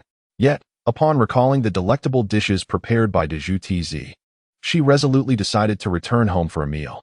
"All right then, let us return and cook for ourselves," she declared. Just then, she felt a pang of hunger as well. Jiang Chun nodded in agreement and cast a glance at Su Qingqing. However, that fleeting glance proved to be troublesome. Noticing his gaze, Su Qingqing suddenly felt flustered. "Why are you looking at me?" she exclaimed, her tone unexpectedly fierce due to embarrassment and anger.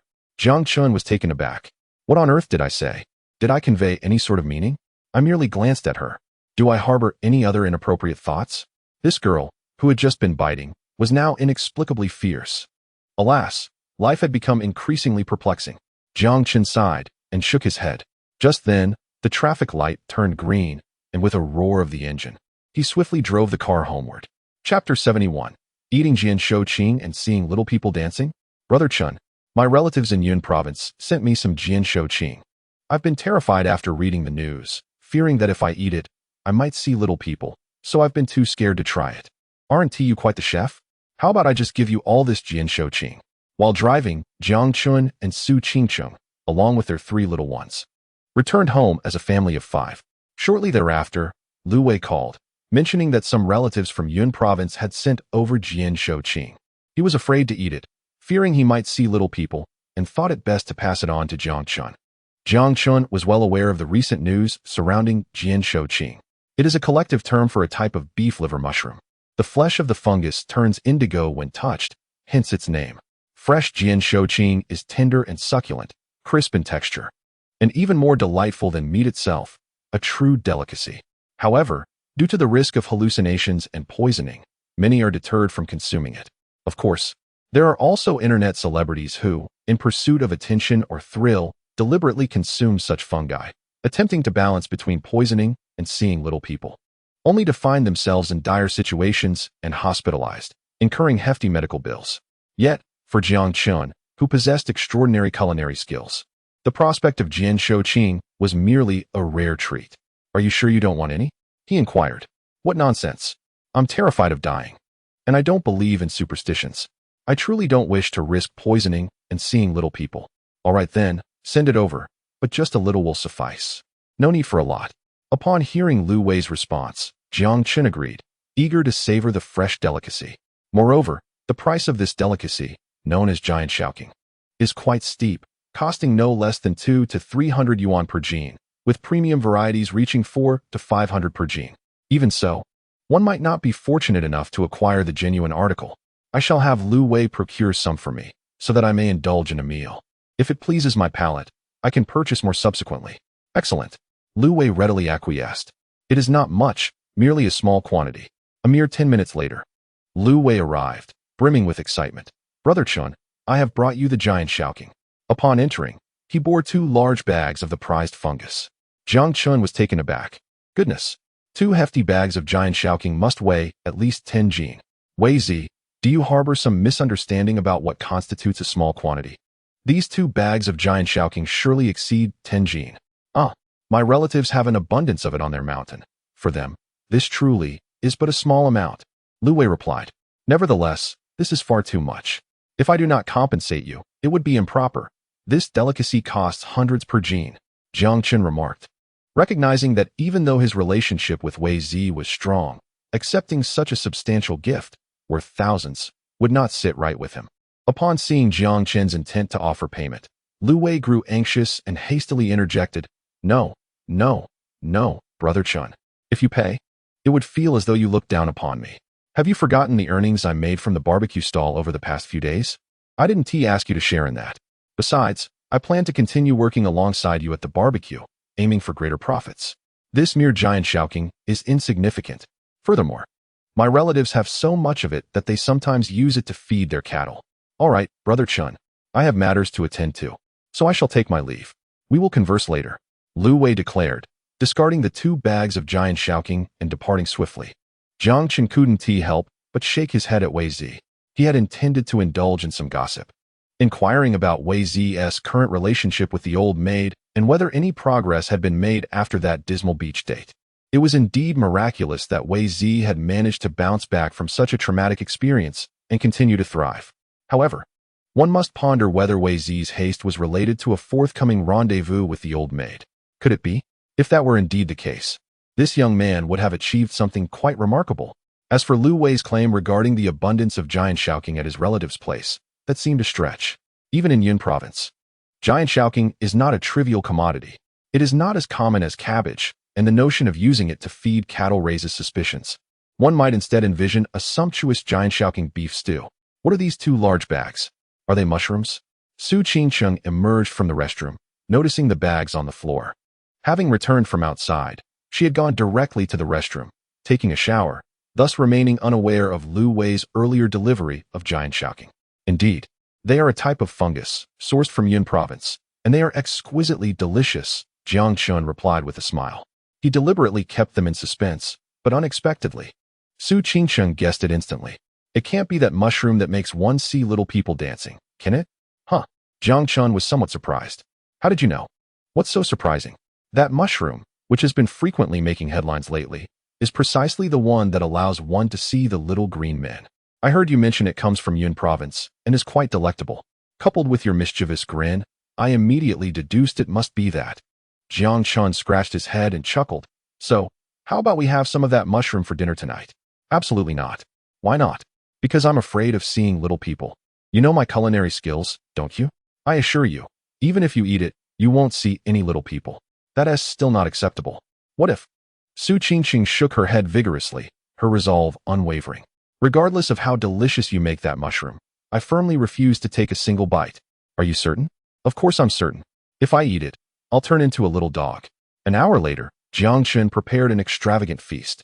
There were braised ribs, steamed base, poached shrimp, sautéed greens, scallion beef, lotus root soup, sweet and sour yam, and cola chicken wings, among other sumptuous dishes. After a day out, they were genuinely famished. As the dishes were served, they indulged heartily.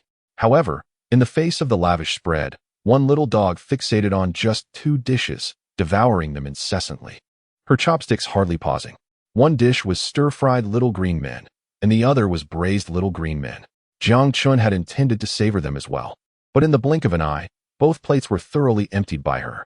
Hey, could you eat a bit slower? I'd love to eat slowly. But it's just too delicious. I can't control my hands. It's truly fragrant. So delightful. Aren't you afraid of seeing little people after eating so much? It's so delicious that even if I do see little people dancing, it would be worth it. Then can you leave me some? I barely had a few bites from those 2 plates. Dear, I must call you out on this. With her mouth full, Su Qingqing mumbled, yet spoke with conviction. I'm your wife. It's rare for me to enjoy something so much. Shouldn't you let me have some? What is happening? The little girl is actually calling him her husband for a taste of the little green men. How exaggerated. Chapter 72. The little girl is being affectionate? Taking advantage of Jiang Chun's momentary daze, Su Qingqing instantly claimed both plates of little green men, her eyes glinting with triumph. The flavor of the little green men was indeed unexpectedly delightful. She had been afraid of the consequences, worried about seeing little people dancing. But considering the culinary prowess of her big oaf, she felt somewhat reassured. Once the 2 plates of little green men were served, and she took a bite, all her fears vanished. The taste was simply extraordinary. To be honest, it was even more satisfying than eating meat. Let the puppy be a puppy, after all. This little dog has bitten someone before. As for calling her husband Big Pig Hoof, that was part of her plan all along. What can be done? At this point, she has already given birth to 3 children, and her body is no longer pure, having been through various experiences. There is no escaping it. Moreover, the dish prepared by Big Pig Hoof, the stir-fried greens, is simply exquisite. In a moment of delight, she inadvertently called him husband. One might say it was rather enjoyable to call him that. Ding. The host's wife has called the host husband for the first time, filled with affection. Congratulations to the host for receiving a reward of 100,000 yuan. What? There's a reward for calling him husband? A reward of 100,000. Not bad. The dog system is doing a commendable job. The 2 plates of stir-fried greens were swiftly devoured by Su Qingqing, leaving little for Jiang Chun, who hardly participated in the feast. After finishing, she still felt a lingering desire. With a mischievous glint in her eyes, she set her sights on the 2 large bags of greens. Dear husband, what should I do if I want to eat more stir-fried greens? Could you possibly stir-fry some more? The flavor is simply marvelous. I crave more. Those 2 plates were merely a tease. Su Qingqing playfully licked her lips, her tone laced with a hint of coquetry. Upon witnessing this, Jiang Chun was nearly entranced. How could this be the goddess senior from Sihai University? A cool and distant professor? Unprecedentedly calling him husband, and even playfully licking her lips? Any man would struggle to resist such charm. In a surge of excitement, he almost took out the torn stockings rewarded by the dog system to help the young lady wear them. Hey, what are you doing? Why have you suddenly fallen silent? Su Qingqing asked, puzzled by Jiang Chen's peculiar expression. She thought to herself, did I go too far? Was I too deliberate? If I truly provoke Big Pig Hoof in a moment of passion, with my current frail state, I wouldn't be able to handle it. especially since I am still in confinement. Cough. It's nothing. I just had a thought. Jiang Chun quickly masked his surprise. While stir-fried greens are delectable, one cannot overindulge. Consuming too much is certainly not good for the body. Besides, there is still a plethora of dishes on the table, specifically prepared for you. It would be a shame to waste them, Jiang Chun advised. But she simply wanted more. Please, just make a little more for me. Would that be all right? Su Qingsheng pleaded, continuing her charming approach. She was aware that she might be playing with fire, risking repercussions, yet there was no other way. For the sake of a delicious dish, she had to resort to this. Jiang Chun sighed in exasperation. All right. You've won this round. I will prepare another plate. One plate? That is hardly enough. If you're going to make it, why not prepare a bit more? How much do you want me to make? Why not prepare both packages of the fresh greens? What? Are you a fool? Those 2 packages weigh around 10 kilograms. Even a pig cannot consume that much. Ding. The host scolds his wife for being foolish, and the couple engages in playful banter. Congratulations to the host for receiving a reward. 50,000 yuan, and a pair of ridiculous underwear. Jiang Chun. Seriously, I can earn rewards like this. But a pair of silly underwear as a reward? Just the name alone sounds inappropriate. Yet, upon reflection, considering I've received rewards for such frivolous items as torn stockings before, this pair of ridiculous underwear doesn't seem so outlandish. Ah, dear classmate, even if you reward me with tens of thousands of yuan, why only these absurd items? I am a respectable man. I truly do not need this. No, you do need it. Jiang Chun, son, your father's birthday is approaching. You, along with Qingqing and the 3 little ones, must come over. After their meal, Jiang Chun received a call from his mother about his father's birthday. Mom, since I've said I will go, I will definitely be there, Jiang Chun replied. All right, I will let your father know.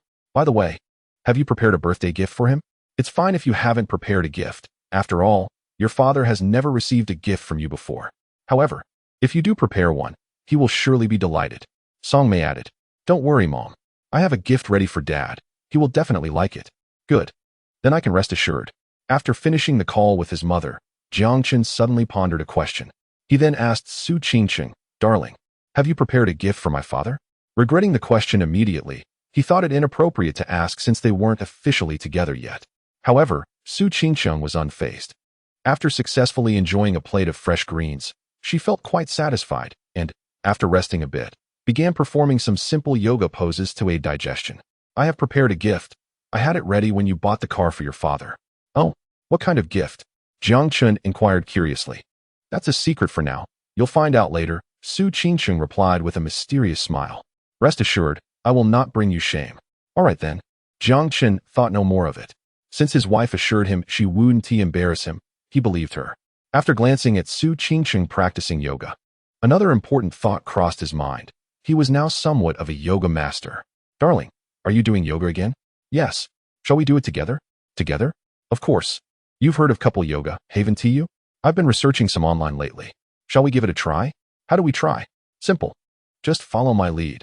Whatever I do, you do. Let us begin with a simple couples yoga pose. Chapter 73. It's done, my dear. I have seen little beings. On that day, Su Qingsheng, after using the miraculous scar-removing potion, not only did her external scars vanish, but the multiple wounds from her cesarean section also healed completely. Moreover, there was an unexpected effect. As for what that effect might be, for now, only Su Qingsheng can truly appreciate its depth. You seem so skilled. When did you learn yoga? With Jiang Chun's presence, Su Qingsheng's yoga practice escalated in complexity, and under his guidance, they engaged in couples yoga, the difficulty increasing with each pose. Su Qingsheng was astonished. After all, she had practiced yoga for many years, having met Song Mei through their shared interest, and had established a solid foundation and understanding. Yet, before Jiang Chun, her yoga proficiency felt akin to that of a novice, clumsy and often making mistakes. Jiang Chun, on the other hand, appeared more adept than her former yoga instructor, executing each movement with the grace of a true master. Despite her astonishment, she found great enjoyment in the practice. She had always adored yoga. With Jiang Chun's hands-on corrections and guidance, her progress was rapid, enabling her to attempt challenging poses she had previously shied away from. And astonishingly, she succeeded at most on her first attempt. If I told you I only just started learning yoga recently, would you believe me? Jiang Chun chuckled. This was indeed the truth. as his journey to becoming a yoga master had only commenced a few days prior. I absolutely believe it. Su Qingqing scoffed, unwilling to relent. The notion that he had only recently begun was laughable. It was as if he were trying to deceive a 3-year-old. Given his current level of yoga prowess, it would require at least a decade of diligent practice, complemented by expert guidance, to achieve such skill. However, it seems you possess quite a variety of talents. Su Qingqing noted, counting on her fingers. Cooking, massage, childcare, and now yoga. Truly remarkable. Ah, this is just the beginning. Jiang Chun proclaimed, unabashed. Your husband is a man of many talents. Take your time to discover them. Su Qingqing's cheeks flushed slightly, tinged with disdain. Many talents? Discover them slowly? How bold you are, boasting about your abilities in such a manner. Such self-promotion is nothing short of arrogance. TSK. It's broad daylight, and yet you show no shame. What is the matter? Your expression suggests you doubt me. Jiang Chun laughed, half serious, half joking. Before his wife, he felt emboldened. I believe you. Fine. Su Qingqing conceded. So tell me, do you think I see you as the legendary treasure of a man? Huh. Like the old woman selling melons. You're simply praising yourself. Su Qingqing immediately rolled her eyes in a remarkably beautiful manner. Jiang Chun, witnessing the alluring and profound expression on Su Qingqing's face, couldn't help but chuckle. If it weren't for the pressing matters at hand, he would have been utterly enchanted. After regaining his composure, Jiang Chun resumed his dedicated instruction, growing increasingly astonished as he taught. While he had honed his yoga skills through a system that seemed to grant him extraordinary talent, transforming into a yoga master in the blink of an eye, Su Qingqing displayed a different kind of innate gift. She grasped concepts effortlessly, learned swiftly, and at times even demonstrated a remarkable self-taught ability, drawing inferences from one lesson to another, though it must be acknowledged that Jiang Chun's teaching was exceptional. Her flexibility, with her tall and slender physique, was akin to that of a soft noodle, leaving one in sheer admiration. Seeing this, Jiang Chun unhesitatingly increased the difficulty of their practice. They attempted advanced poses such as the chair pose, flying whale, camel pose, bird pose, and the modified boat pose. Despite it being Su Qingqing's first attempt at these challenging movements, Jiang Chun was concerned that he might have been teaching too quickly. However, to his astonishment, Su Qingqing executed each pose flawlessly.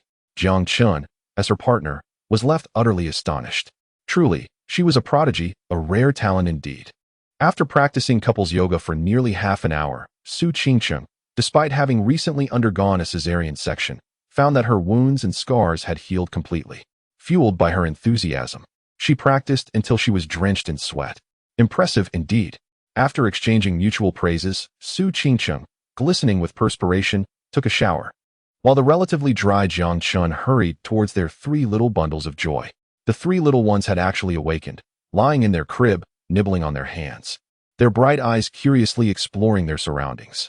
As the days went by, their appetites grew, and Su Qingqing found herself increasingly challenged to keep up.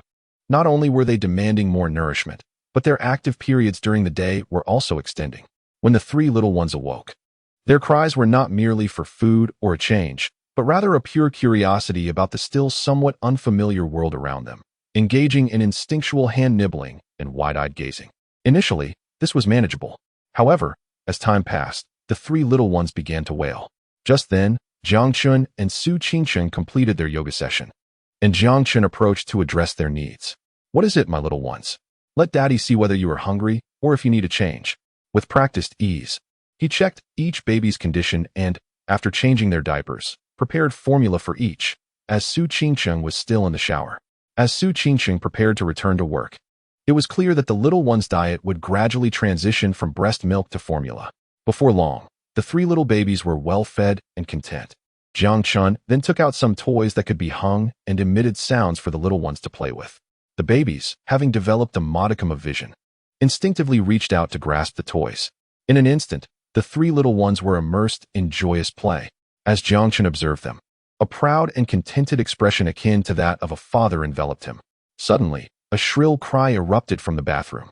Oh no, darling, it's over. I saw a little person. Su Qingqing exclaimed, rushing out of the bathroom in a state of utter panic. Jiang Chun, momentarily bewildered, pondered, what on earth?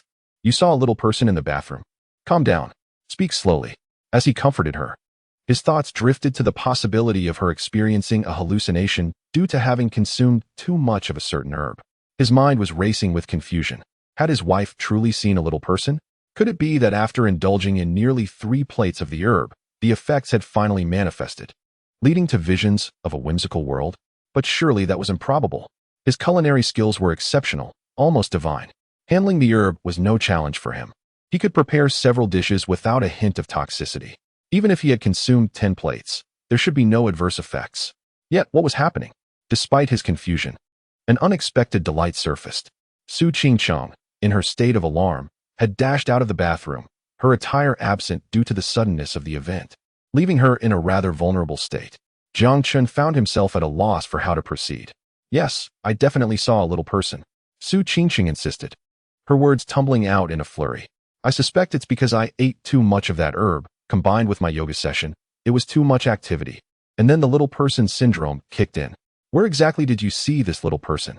Jiang Chen inquired. Just now, in the bathroom. She replied. In the bathroom? Jiang Chen echoed, perplexed. He then asked, and now, do you still see the little person? No, not now. Su Qingcheng glanced around and shook her head. Not now? Jiang Chen was momentarily speechless. He could ascertain that whatever Su Qingcheng had seen was certainly not due to the effects of the herb. If she had indeed been hallucinating, the visions would persist. It was inconceivable that there would be a little person in the bathroom, yet none outside it. Don't be afraid. I'll go check the bathroom, Jiang Chun reassured her. Okay, Su Qingcheng nodded. But be careful. In her flustered state, she even forgot to inquire whether Jiang Chun had experienced any symptoms himself. After all, if he hadn't he wouldn't see a little person either. With that, Jiang Chun stepped into the bathroom. Upon entering, the first thing that caught the eye was a myriad of colorful garments and petite outfits hung up by Su Qingcheng. Jiang Chun casually glanced around, feeling a twinge of surprise as he estimated their sizes, which appeared to have grown larger. After regaining his composure, Jiang Chun searched the restroom and soon discovered the small figure Su Qingcheng had described in a corner. Upon seeing it, he couldn't help but chuckle and called out to Su Qingcheng to come over. Come here, take a look at this peculiar creature. I'm afraid to look. She replied. Afraid of what? You could easily crush such a tiny thing with a single step. After a moment's hesitation, Su Qingcheng entered and, upon seeing the so-called small figure, felt both embarrassed and amused. For there, before her, was merely a swarm of tiny flying insects resembling mosquitoes, not the little beings she had anticipated. Perhaps I was too nervous. Seeing so many of them scurrying about made me quite anxious, she admitted, placing a hand on her forehead in embarrassment. Jiang Chun, feeling a mix of helplessness and disbelief, quipped, Did you lose your senses for 3 years during your pregnancy? To mistake these little flies for something more sinister while merely taking a bath. How foolish. However, Su Qingcheng's reaction indicated a deep-seated fear of the potential consequences of eating something harmful, especially since she had devoured a significant amount of the dish known as Jin Shou Qing. Although Jiang Chun had prepared it, the psychological imprint remained, instilling a sense of dread within her. Thus, upon perceiving any unusual movement, she became hyper-aware, her mind racing with anxiety. The dim lighting in the restroom only exacerbated her fears, leading her to genuinely believe she had encountered something ominous. What should we do now? Su Qingcheng asked awkwardly, scratching her head, her hair still wrapped in a towel from washing. What else but to eradicate them entirely? Jiang Chun replied decisively. He was somewhat bemused that even in a luxury residence like Bishi House, which was brand new, there were still pesky flying insects. However, considering their wings, they might have simply flown in. Regardless of how they arrived, extermination was imperative. Without further ado, Jiang Chun retrieved some mosquito spray and applied it, swiftly dispatching a multitude of the pests. Seeing the immediate effects of the spray, Su Qingcheng was eager to join in. Let me have a go. Sure. But you'll need to do one thing first, Jiang Chun said, feigning nonchalance as he noticed her in her white attire. You must put on some clothes first. It's quite distracting seeing you flutter about like that. Ding. The host has eliminated the pests for his wife, triggering a hidden reward. Congratulations to the host for acquiring 100,000 yuan. As days swiftly passed, the day of Jiang Chen's father's birthday arrived. Both Jiang Chun and Su Qingcheng had already coordinated with Song Mei, ensuring that they would indeed make an appearance today. Jiang Chen's gift was meticulously prepared. The 4S dealership had delivered the new Wanjie M7, all formalities completed. Jiang Chun had also employed a one-click optimization feature, enhancing the vehicle to its utmost potential, durable, reliable, and certainly appealing enough to please the old man. Su Qingcheng was equally attentive to the occasion. On the day of their visit to Jiang Chen's parents' home, she rose early to prepare. After applying a subtle makeup, she repeatedly tried on various outfits, seeking one that was both beautiful and appropriate. With each ensemble, she solicited Jiang Chen's opinion, to which he invariably responded with approval. Although he spoke the truth, his wife was a paragon of beauty, a goddess whose allure could render even a burlap sack enchanting. Su Qingcheng felt dissatisfied, suspecting Jiang Chun of being dismissive. After trying on over 10 outfits without arriving at a decision on what to wear to her future mother-in-law's house, she found herself at a loss. Please, take a look. I've tried on so many clothes. Which do you think looks best? Which outfit do you prefer? In her moment of desperation, Su Qingcheng once again sought Jiang Chen's assistance. Jiang Chen glanced at her, a smile playing on his lips. Do you wish for my honest opinion or a fabricated one? Of course, I want the truth. Otherwise, why would I ask you? Very well then. I'll speak candidly. My favorite is when you wear no clothes at all. Ah. Su Qingcheng, initially filled with anticipation, felt her face flush with embarrassment. She shot Jiang Chen a playful glare, utterly taken aback by his unexpected response. I knew you were incorrigible. No pearls can emerge from a dog's mouth. And honestly, haven't you seen enough of me in that state? Chapter 75. Thankfully, at least I didn't turn into Ultraman. In the western outskirts of Sihai City, within an aging residential complex, Jiang Daping and Song Mei resided in their old home. Early that morning, Jiang Daping repeatedly ventured onto the balcony, peering toward the entrance of the community, eager to catch sight of Jiang Chun and Su Qingcheng's arrival. Song Mei observed him with disdain. If our son said he would come, he will certainly show up. Look at you, so restless. It's not even 8 a.m. yet. They might just be finishing breakfast. Besides, when have you ever seemed so concerned about our son? He has only been home for 2 days during his university break, and you were eager to send him off. Jiang Daping chuckled. Isn't it true that I simply wish to preserve our couple's time together without that rascal interrupting? That boy is truly something. At his age, he still rushes home during breaks. How thoughtless. Bah, how shameless. Song Mei blushed, then retorted at Jiang Daping. He is our son. After all, is there such a thing as a father who feels no compassion for his child? Who says I don't care for him? In the early morning, who could it be rushing to the balcony, eager to see if their son has arrived? The love of a father is as formidable as a mountain. Do you truly comprehend it? Jiang Daping remarked. You're not merely looking for your son. It seems you are yearning to see your grandchildren, Song Mei retorted sharply, casting a glance at Jiang Daping. Instantly, Jiang Daping felt a twinge of embarrassment, chuckling awkwardly. Can I hope to see both my son and my grandchildren? There's a saying about the affection between generations. It's perfectly natural for me to cherish my grandchildren. Besides, who do you think their parents are? It's our son who brought them into this world. Thus, my bond with our grandchildren is inherently linked to my bond with our son. All right, you have a point. Song Mei feigned disdain, then directed Jiang Daping. Let us tidy up the house. After all, it's an old residence that hasn't been lived in for a while. Since Qingcheng is visiting for the first time, we must ensure our home is presentable. Of course, Jiang Daping readily agreed, and the couple set to work, tidying the house once more. This year, for Jiang Daping's birthday, the chosen venue was the new home gifted to them by Jiang Chun, located by Swan Lake. The couple had resided there for some time and had grown fond of the house and its surroundings. However, considering it was Qingcheng's first visit, they decided to host the birthday celebration at their old house, a place imbued with significance as it was where Jiang Chun had grown up. After much contemplation, the couple concluded that it would be more heartfelt to celebrate in their old home, allowing Qingcheng to forge a deeper connection with Jiang Chun. Additionally, the room where Jiang Chun had spent his childhood remained intact, which Song Mei believed would pique Qingcheng's curiosity. Time truly flies. In the blink of an eye, that rascal has grown up. I, Jiang Daping, am now 50 years old and a grandfather to 3.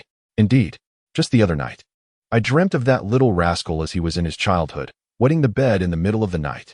I was furious to find the freshly changed sheets ruined again. Suddenly waking up, I realized a decade has passed, and here we are, proud grandparents. Speaking of which, how did we end up together all those years ago? I believe it was through an arranged meeting? Yes, indeed. Our relationship progressed quite rapidly after that. I recall you coming home to meet my parents the very next day. True, but you were rather mischievous. Mischievous? Really? What do you think? We had just met, and you were already trying to hold my hand. After a few drinks, you lost all sense of decorum, dragging me into the woods. Jiang Dapeng covered his face, feeling a wave of embarrassment wash over him. Was it truly that disgraceful?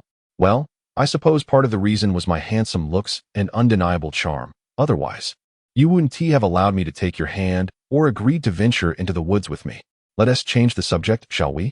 Indeed. It is my birthday this time, and I wonder if that rascal will prepare a gift for me.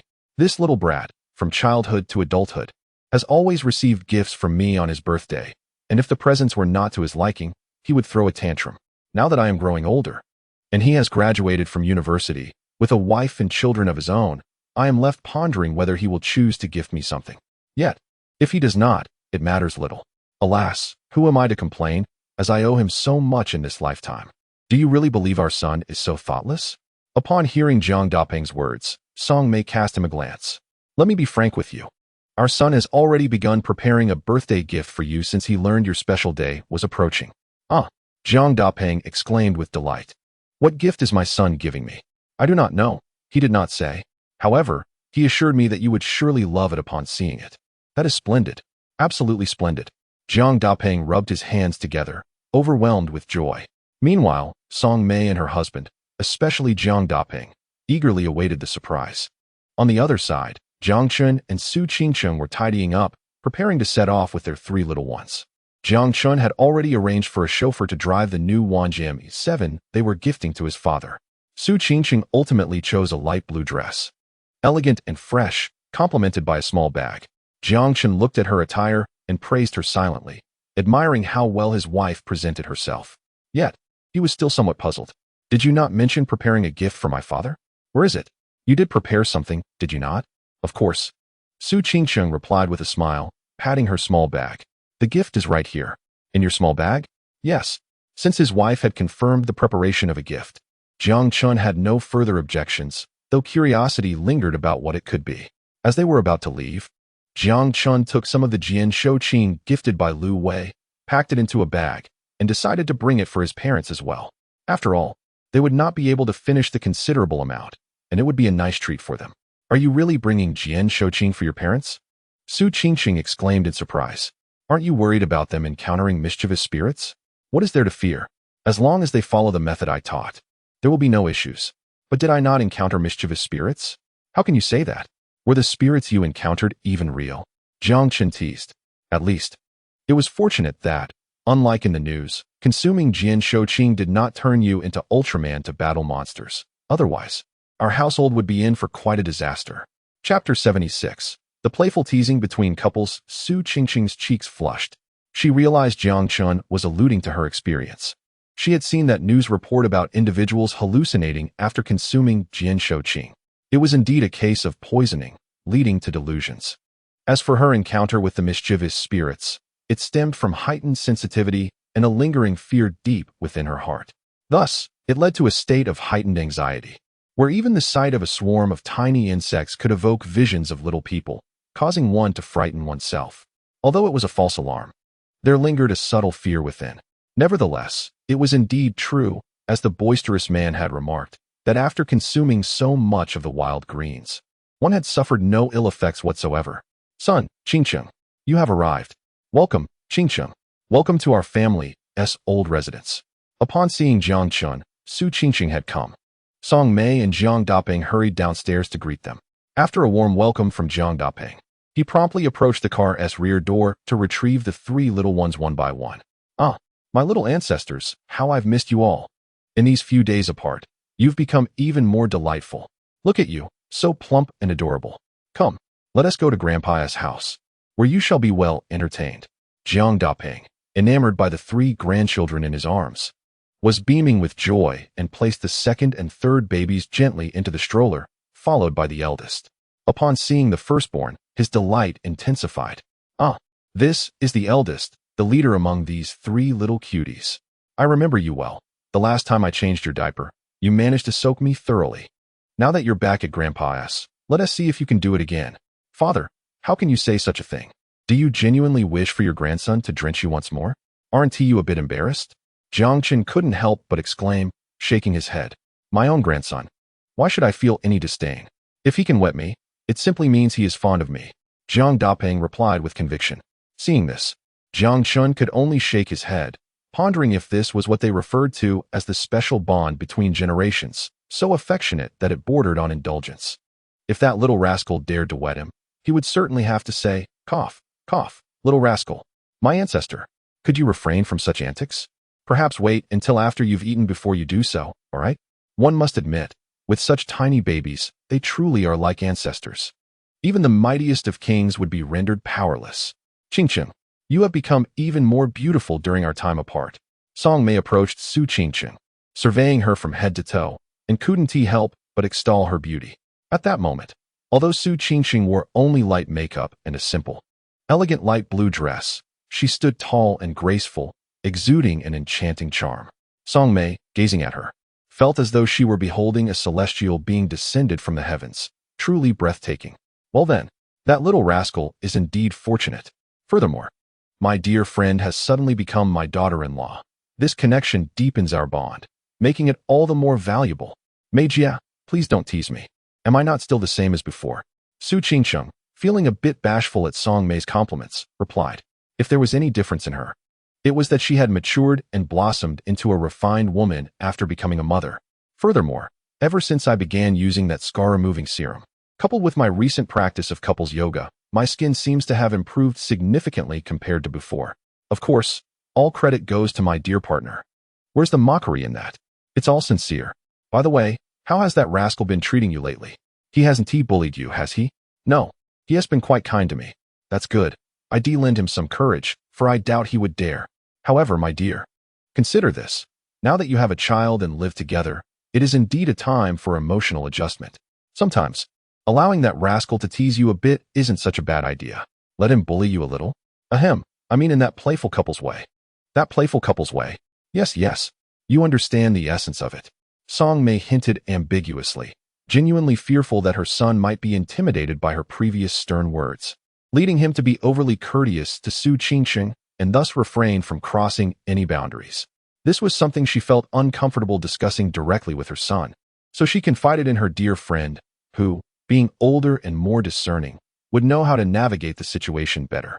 It would save them from becoming overly formal with one another, like polite strangers rather than a loving couple. Su Qingqing was somewhat taken aback, was her dear friend, the mother of her beloved, alluding to the intimate dynamics between spouses? With Song Mei's subsequent frankness, she understood all too well what playful teasing between couples implied. But, alas, did she truly need a reminder? Did she need such indirect hints? Your dear one is quite skilled and has plenty of talents, far surpassing what you have suggested. Seeing her friend grasp the meaning, Song Mei felt her prior concerns were not in vain. Immediately, she cheerfully urged, Qingqing, what are we doing chatting out here? Come on, let us head home. The old Jiang family house is situated in a decades-old neighborhood where the neighbors are well acquainted. Upon seeing Jiang's son return with an extraordinarily beautiful wife and 3 adorable triplet babies, the neighbors quickly emerged to greet Jiang Dapeng and his partner. Many inquired about Jiang Chun as well, to which Jiang Chun responded politely. After the Jiang family went inside, the neighbors remained in a state of astonishment and surprise. Is this the daughter-in-law that Jiang Chun brought back? My goodness, she is stunning, even more so than the actresses on television. And not just the wife. Have you seen their little babies? Chubby and fair, especially the triplets. Indeed, triplets. It has been decades since such a phenomenon has occurred in our area. Alas, has the ancestral grave of the Jiang family begun to emit smoke? Just consider Jiang Chun, who, in his youth, was far from a model citizen and nearly fell into the clutches of delinquency, even finding himself summoned to the authorities for a chat. Back in those days, who among us did not witness his misadventures? His father, Jiang Dapeng, would chase him around the neighborhood with a belt in hand, a sight to behold. Many thought he was destined for failure, and Jiang Dapeng and his wife even contemplated having another child. Yet, who could have predicted that this young rascal would not only redeem himself, but also successfully gain admission to university?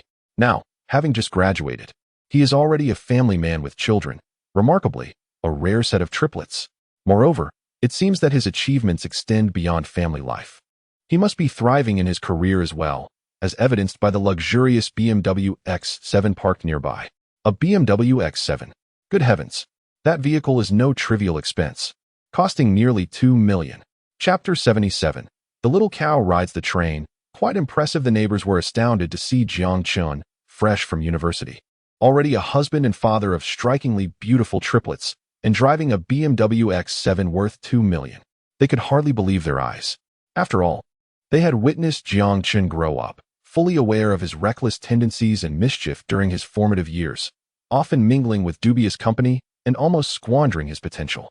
However, their astonishment did not end there. Surely, you are unaware of where Jiang Daping and Song may have recently relocated? They have moved to Swan Lake. Jiang Daping only returned to stay for a couple of days to celebrate his birthday. At this juncture, a certain Uncle San, an old acquaintance of Jiang Daping, chimed in. His words left the crowd even more astonished. What? They have moved to Swan Lake? Impressive indeed. The residences at Swan Lake are highly coveted in our city, characterized by their chic designs and appealing luxury. Nowadays, young couples aspire to own a home there. Failing to do so would leave one's mother-in-law quite displeased. It must be said, this couple is quite generous. A single unit costs at least $2 to $3 million. Generous or not, the reality is that the home at Swan Lake was a gift from their son, Jiang Chun. Naturally, they would be delighted to reside there. What? Jiang Chun gifted it to them? Indeed, it seems quite reasonable for Jiang Chun, driving a BMW X7, to present his parents with a 2 to 3 million yuan home. Uncle San continued, moreover, do you know where the young couple resides? This tidbit was something Jiang Daping inadvertently revealed, and now everyone was intrigued. Uncle San, spare us the suspense and tell us already. Yes, please share where Jiang Chun and his wife are living. Don't say they reside at BU residence, for that is the most luxurious and upscale community in our city. Seeing the eager expressions on the faces of the crowd, Uncle San relished the moment. After taking a sip from the thermos containing goji berry water, I cleared my throat and said softly, indeed, Jiang Chun and his partner currently reside in Bishuiju and have purchased the property outright. At this revelation, a profound silence enveloped the gathering, with many inhaling sharply in astonishment. Though Sihai City is not large, merely a city in name, akin to a county in reality, purchasing property here is a significant undertaking. The homes by Swan Lake represent an ideal, yet are considered the pinnacle of housing options, with prices soaring to 2 or 3 million yuan, which constitutes a considerable sum for a city like Sihai, known for its moderate cost of living. It is common for couples to deplete their finances to secure a home near Swan Lake for their weddings. In contrast, Bishuiju exists on an entirely different plane. It is a realm that ordinary individuals scarcely dare to envision, with prices comparable to first-tier cities, approaching 100,000 yuan per square meter, and any apartment starting at tens of millions.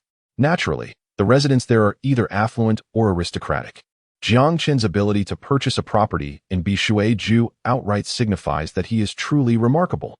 To put it more colloquially, Jiang Chun is not merely a small cow riding a train, but rather a small cow entering a bullpen. Impressive indeed. The neighbors were left speechless by Uncle San's words, and many began to reflect on their own children in stark contrast to Jiang Chun, who had once teetered on the edge of delinquency. Their own offspring, who had excelled academically and were praised as outstanding scholars, had parents who harbored high hopes for them, wishing for their sons to become dragons and their daughters to become phoenixes. Now, having graduated from university, some managed to secure commendable paths. Either they succeeded in postgraduate research at elite universities, ventured to major cities earning salaries of 10 to 20,000 yuan, or landed stable government positions, thus providing their families with a sense of pride and prestige. However, these accomplishments pale in comparison to Jiang Chun, who, fresh out of university, can afford a BMW X7 and has purchased a home in Bishuiju outright, complete with a wife and children, and even welcome triplets. Ahem, it is perhaps best not to dwell on such matters. In the Jiang family's old residence, the atmosphere was one of warmth and joy. Jiang Daping and Song Mei were delighted to welcome their son, future daughter-in-law, and 3 grandchildren into their home. Truly a time of celebration. With the occasion coinciding with Jiang Daping's birthday, the wrinkles etched by the years seemed to smoothen, and he appeared rejuvenated, beaming at his grandchildren with uncontainable joy. Upon their arrival, he embraced each of them, and as they entered the house, he continued to hold them close, unable to let go. Seeing this, Song Mei shot him an exasperated glance, prompting Jiang Daping to finally release the little ones. However, as soon as he did, Song Mei scooped them up again, cradling each one without exception. "Mom and Dad, I'll just leave the fruit on the table," she said. On this occasion, Jiang Chun brought a large assortment of various fruits, all of which were rather expensive, indulging his parents with delicacies they usually refrained from purchasing. "Well, just place them on the table," Song Mei instructed. "You rascal, look at you. You've brought Qing Sheng along with your grandchildren. Your father and I are already overjoyed. And you still buy fruits. What more do we need?" While she feigned dissatisfaction with a light-hearted demeanor, she washed some fruits and brought them into the living room. "Indeed, you've only chosen the priciest fruits. Son, with so much you've bought, your mother and I won't be able to finish it all. What a waste of money," Jiang Dapeng chimed in, echoing Song Mei's sentiments while his expression betrayed his amusement. Seeing their reactions, Jiang Chun felt a twinge of embarrassment. Throughout his life, he had never bought his parents anything significant, not even birthday gifts, and he had rarely treated them to fruits, often indulging himself at home instead. However, he vowed that such a situation would not persist. "Oh, what is this?" Jiang Dapeng inquired, spotting the bag containing the prized giant Shaoqing mushrooms. "Uncle, these are giant Shaoqing from Yun Province," Su Qingsheng stepped forward to explain. "Giant Shaoqing? From Yun Province? Isn't that the kind of mushroom that can cause hallucinations?" Jiang Dapeng immediately connected the dots, as the mushroom had been frequently mentioned in the news, becoming notorious. "Yes, that's the one." Su Qingsheng smiled as she elaborated. "However, Jiang Chun knows how to prepare it. Following his method will surely pose no issues." "Well, that's reassuring." Jiang Dapeng nodded. He understood that while giant Shaoqing could be delicious, improper cooking could lead to poisoning. Nevertheless, he had complete faith in his son's culinary skills. If Jiang Chun assured him it would be fine, it undoubtedly would be. Afterward, the elderly couple spent some time playing with their grandchildren in the living room before joining Jiang Chun and Su Qingsheng for a conversation. They then made their way to the kitchen to prepare lunch. This meal, being both a family gathering and Jiang Dapeng's birthday celebration, was particularly sumptuous given that it was Su Qingsheng's first visit. The menu and ingredients had been meticulously planned by the couple 2 days prior. However, upon entering the kitchen, the previously cheerful Jiang Dapeng now wore a furrowed brow. "Didn't you say, you rascal, that you had prepared a birthday gift for me? Where is it? All I see they've brought her some fruits and a few pounds of giant Shaoqing. Surely, this cannot be my gift?" Jiang Dapeng felt a sense of discomfort. Although he claimed not to mind, after all, he thought of his child. And whether or not he received a birthday gift was inconsequential. Seeing only fruits and mushrooms naturally dulled his spirits. "Look at you, getting anxious over trivial matters. How could a father hold such things against his child? Are the fruits sent by our son and Qingqing not gifts? And what about that hand-picked green vegetable?" Song Mei was equally puzzled. However, when it came to choosing between her son and her husband, she resolutely opted for her son. Indeed, what kind of father would quibble with his own child? Moreover, those fruits I observed were all quite expensive, costing at least 200 to 300 yuan. As for that hand-picked green vegetable, according to market prices, even a pound would be at least 200 yuan for higher quality. It could easily reach 400 to 500 yuan per pound. That package of hand-picked greens, I estimated to weigh around 3 pounds. So, adding the fruits and the greens together, it must be worth at least 1,000 yuan. A birthday gift worth 1,000 yuan, what more could one desire? Well, fine. After listening to Song Mei's words, Jiang Dapeng rubbed his forehead. To be fair, 1,000 yuan is not an insignificant amount. He would hardly splurge on such fruits and greens himself. For their son to achieve this was already quite commendable. Furthermore, not every family's son is as considerate as theirs. Jiang Dapeng found some solace in that thought, and his heart felt a little lighter. At that moment, Su Qingsheng entered the kitchen and overheard their conversation. It was her first visit to her in-law's home, and although she was good friends with her future mother-in-law, sitting in the living room watching television while they cooked felt rather inappropriate.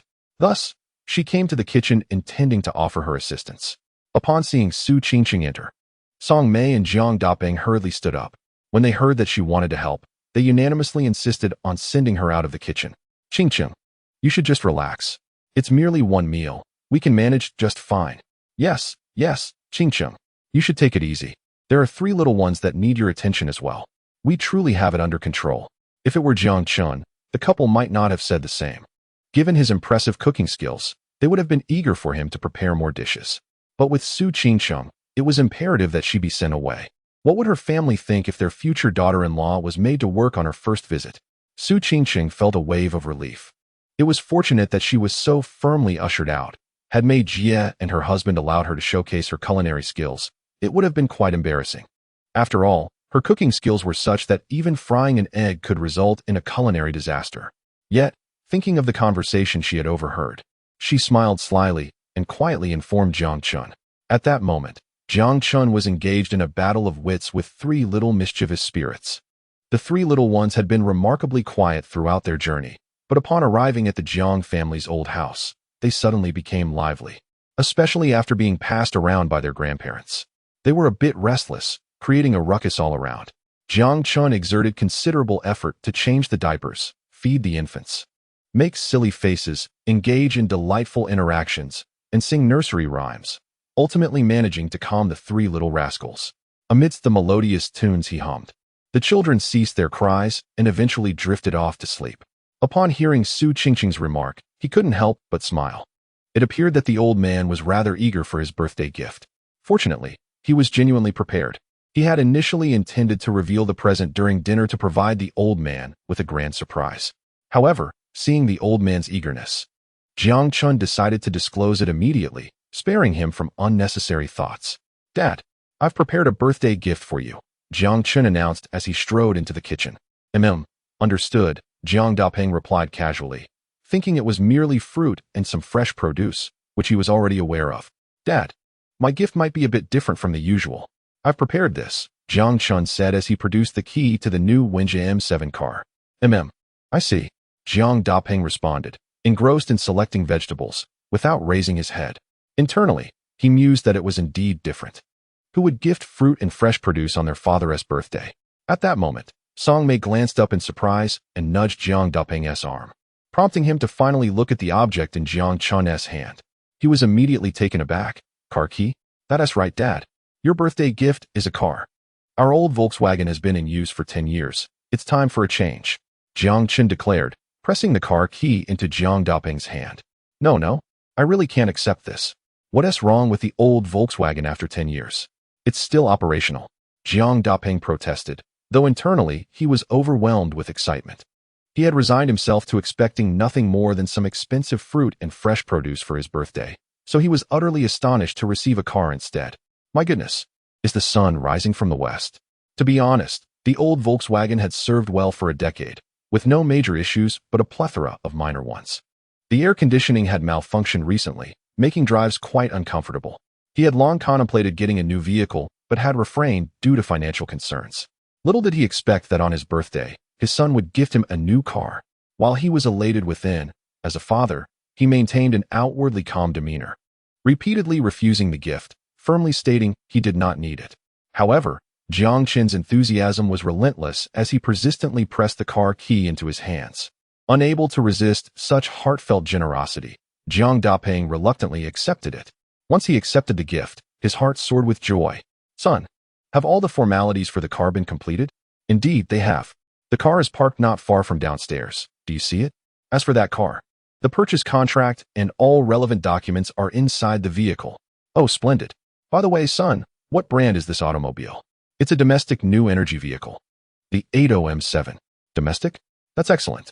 Nowadays, the quality of domestic products is exceptional, unlike in our day when the quality of domestic cars was lamentable, leaving us with no choice but to opt for foreign brands. Times have changed. Domestic vehicles are no less impressive than their foreign counterparts," Jiang Dapeng exclaimed, filled with excitement. If not for the fact that he was the elder, he would have acted more impulsively like the youth, rushing into things. He even felt a strong urge to head downstairs immediately and take the new car for a spin. However, the opportunity soon presented itself. Song Mei, upon seeing that her son had gifted a new car, playfully scolded him for spending extravagantly, yet she felt pleased. But as she returned to continue cooking, she discovered that cilantro, green onions, and ginger were all out of stock, necessitating a trip to the market. Jiang Chun, overhearing this, volunteered to go, suggesting a stroll to the nearby vegetable market with Su Qingqing. However, Jiang Dapeng swiftly intervened, saying, "Never mind, you two stay at home. I'll handle it." Before he could finish his sentence, he was already hastily heading towards the door. When Song Mei noticed his urgency, She understood his intentions immediately and advised. The market is only a couple of 100 meters from our home. Don't show off by driving the new car. Understood. I want to drive, Jiang Dapeng replied quickly, already rushing out. Not drive? How could that be possible? After all, this is a new car gifted to me by my son. I could not only drive to the nearby market, but would even want to take the car out at midnight if necessary. Song Mei went to the balcony and indeed saw Jiang Dapeng eagerly approaching the new vehicle. She could only shake her head and smile helplessly. Jiang Chun and Su Qingqing exchanged amused glances, unable to suppress their laughter. Ah, so this is the true Jiang Dapeng. Mom, what gift did you prepare for Dad's birthday? Jiang Chun suddenly inquired of Song Mei. Despite frequently teasing her husband, she always made a point to prepare a proper birthday gift for him each year. In earlier years, it was knitted scarves, gloves, and sweaters. In recent years, it has been mobile phones and sunglasses. This year, as Dad turns 50, it piqued Jiang Chen's curiosity about what thoughtful gift she would bestow. Yes, Sister Mei, what surprise have you prepared for Uncle? Su Qingqing chimed in cheerfully, intrigued about what her future mother-in-law would gift her future father-in-law. Oh, actually, I haven't prepared anything extravagant. After decades of marriage, the gifts I give are quite ordinary and practical. Seeing the two of them inquiring, Song Mei felt no need to conceal her intentions. The son gifted his father a new car, and as a mother, she felt immense joy, marveling at how her son had grown up. Even now that he could earn money, he had not forgotten about his parents, filling her heart with delight. She promptly entered the bedroom and rummaged through her pre-prepared gift. The essence of my present is practicality, and its price is quite reasonable. Exactly 1,000 yuan, she remarked as she opened the gift box. Curious, Jiang Chun and Su Qingqing hurried over to take a look, only to discover that the gift from Song Mei was, surprisingly, a belt. Upon seeing this, Jiang Chun felt an inexplicable panic and instinctively attempted to flee. Fortunately, Song Mei quickly reacted and called him back, assuring him, "Don't worry, son. It's not a Seven Wolves belt." Chapter 79, Not expensive? Indeed, it is not. Just a few 100,000. As Song Mei observed her son's reaction upon discovering the belt, she was nearly unable to contain her laughter. Oh, my dear son, this is a gift for your father. You're all grown up now, with a wife and children of your own, whether or not the belt is from Seven Wolves. Your mother and father would never use a belt to chastise you again. Su Qingqing couldn't help but giggle, clearly amused by the situation. It seemed the words of the big oaf were not unfounded. Both friends were filled with mirth, while Jiang Chun could only facepalm in exasperation. Oh, has it really been so difficult for me all these years? Meanwhile, Jiang Dapeng had gone out to buy groceries, a mere 100 or 200 meters from the market, purchasing only cilantro and scallions, yet he spent nearly an hour outside. It goes without saying that he was taking his new car for a spin, showing off to his old buddies before finally returning. Thankfully, there was no rush to cook, and since it was his birthday, Song Mei merely cast a cheerful glance at him upon his return and let it go. Mom and Dad, let me help with lunch, Jiang Chun volunteered, eager to assist in the kitchen. In the past, Song Mei and her husband would have promptly shooed him away, but this time was different. During their last meal at Jiang Chun's home, a simple dish of smashed cucumbers had left Jiang Dapeng craving more. Sure, son, come and make a few dishes. And make sure to prepare several plates of smashed cucumbers. Absolutely no problem. Why settle for cucumbers? This time, I'll bring some fresh green vegetables and make a few more dishes. All right then, I'll prepare 2 plates of smashed cucumbers and 3 dishes of fresh greens. Perfect. Let us do just that. As Jiang Chun headed to the kitchen to help, Su Qingqing, as the future daughter-in-law of the Jiang family, did not want to appear idle, so she also offered to assist. Unsurprisingly, she was once again shooed away by Song Mei and her husband. However, she was ultimately kept busy, as Song Mei assigned her the tasks of sorting scallions and cilantro, along with peeling garlic. Su Qingqing approached her tasks with utmost seriousness. After a collective effort from the family, the lunch, which also served as Jiang Dapeng's birthday feast, was finally prepared, featuring an array of dishes crafted by Jiang Chun and Song Mei, totaling around 20, encompassing a delightful variety from land, sea, and air. For a family gathering consisting solely of 4 adults, the spread was nothing short of lavish.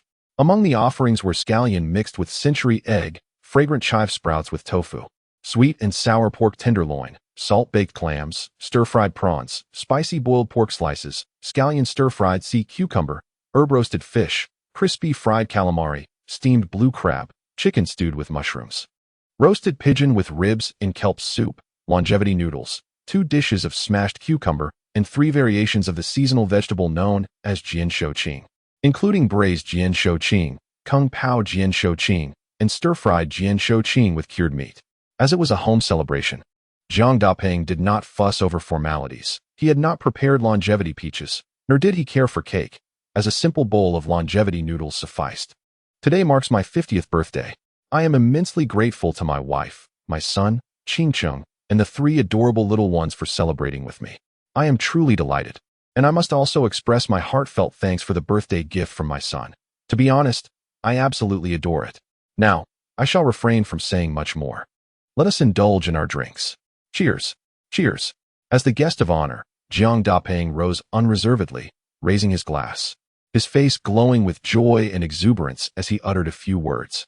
The others also stood, lifting their glasses, clinking them against Zhang Dapeng's. Happy birthday, Dapeng. Happy birthday, Dad. Happy birthday, Uncle.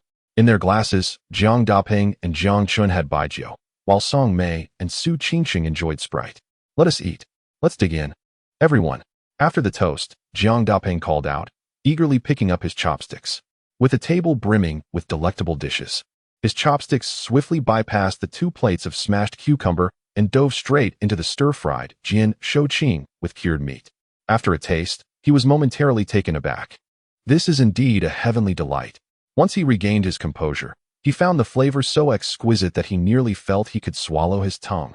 Ah, this jian shou qing is truly delicious. That young lad has some skill. Several dishes were Song Mei's specialties, such as sweet and sour pork tenderloin, chicken stewed with mushrooms, and rib kelp soup, which Jiang Chun had relished since childhood. Song Mei deliberately served these dishes to Su Qingqing, who, upon realizing this, enjoyed them heartily, leaving her plate impeccably clean. Come, Dapeng. Happy birthday. This is my gift to you this year. The birthday banquet was filled with warmth and joy as the family dined together. Song Mei also took the opportunity to present her carefully prepared birthday gift, a leather belt from Jindalang. She had grown accustomed to calling him Dapeng, a name that had become second nature to her, as she had addressed him this way since their first encounter years ago, even when he had pulled her into a grove during their initial meeting. After all these years, it had become a habit.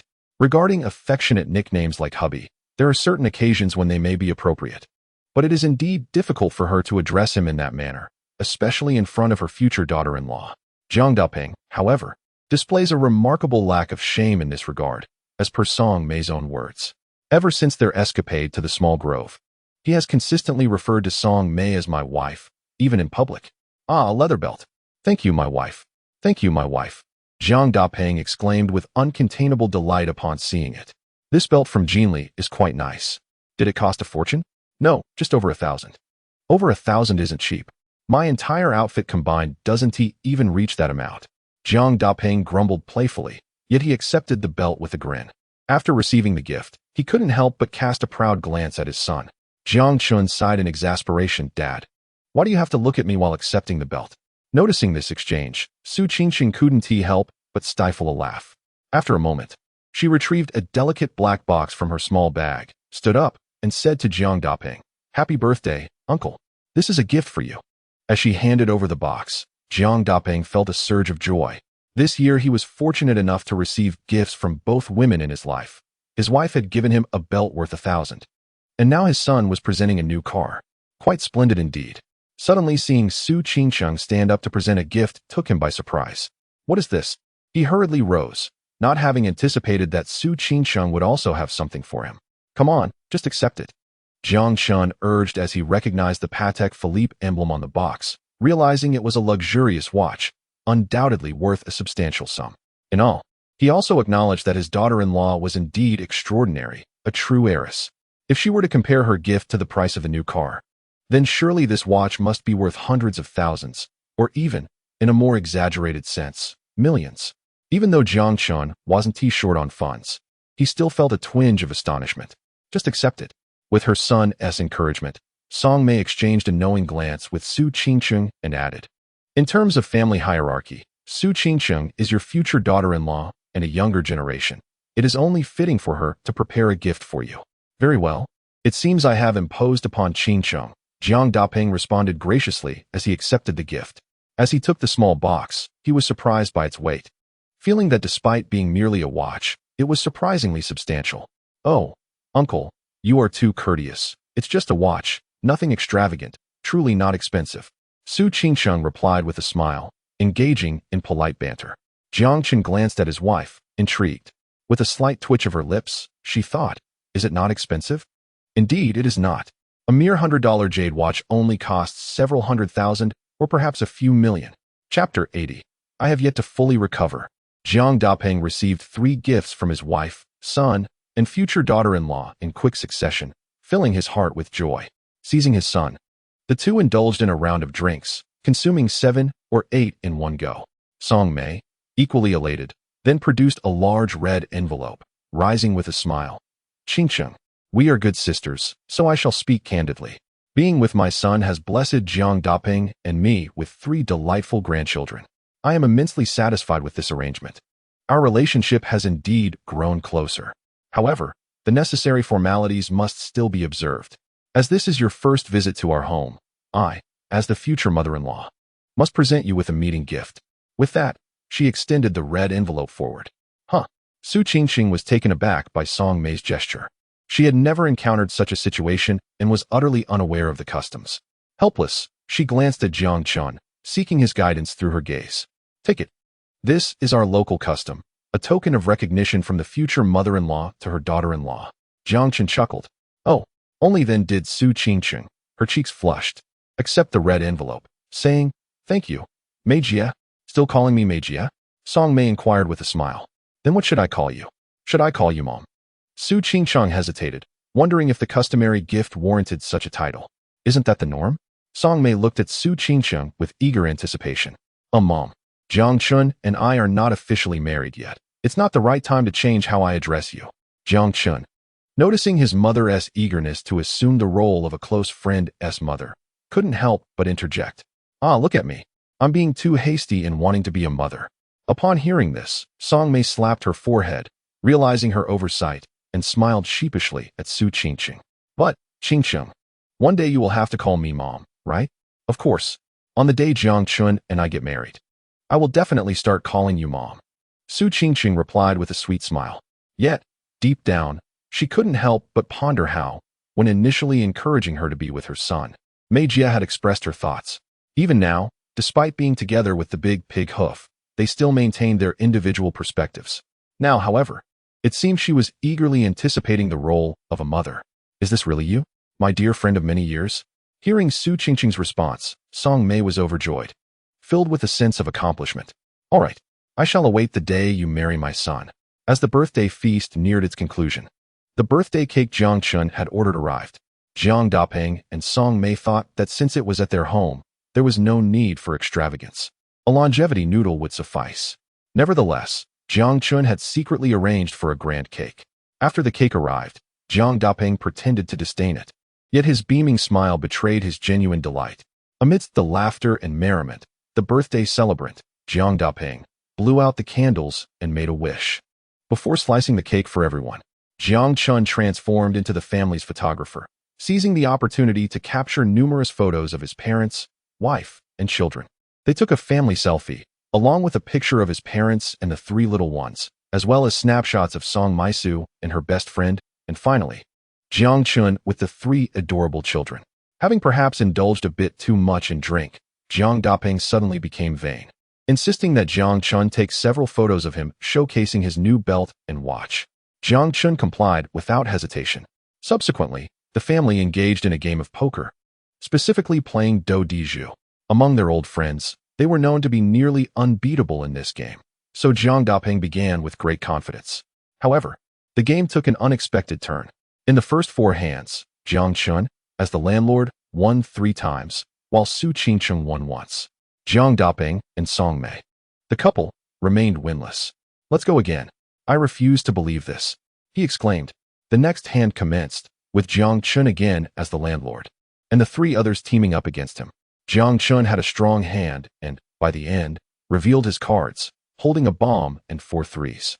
However, Su Qingcheng also revealed her cards, showcasing an even stronger hand with 4 twos and 2 kings.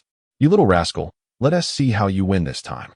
Jiang Daping boasted, though his hand was quite poor. Surely, with Su Qingsheng holding 4 twos and 2 kings, victory was impossible for him.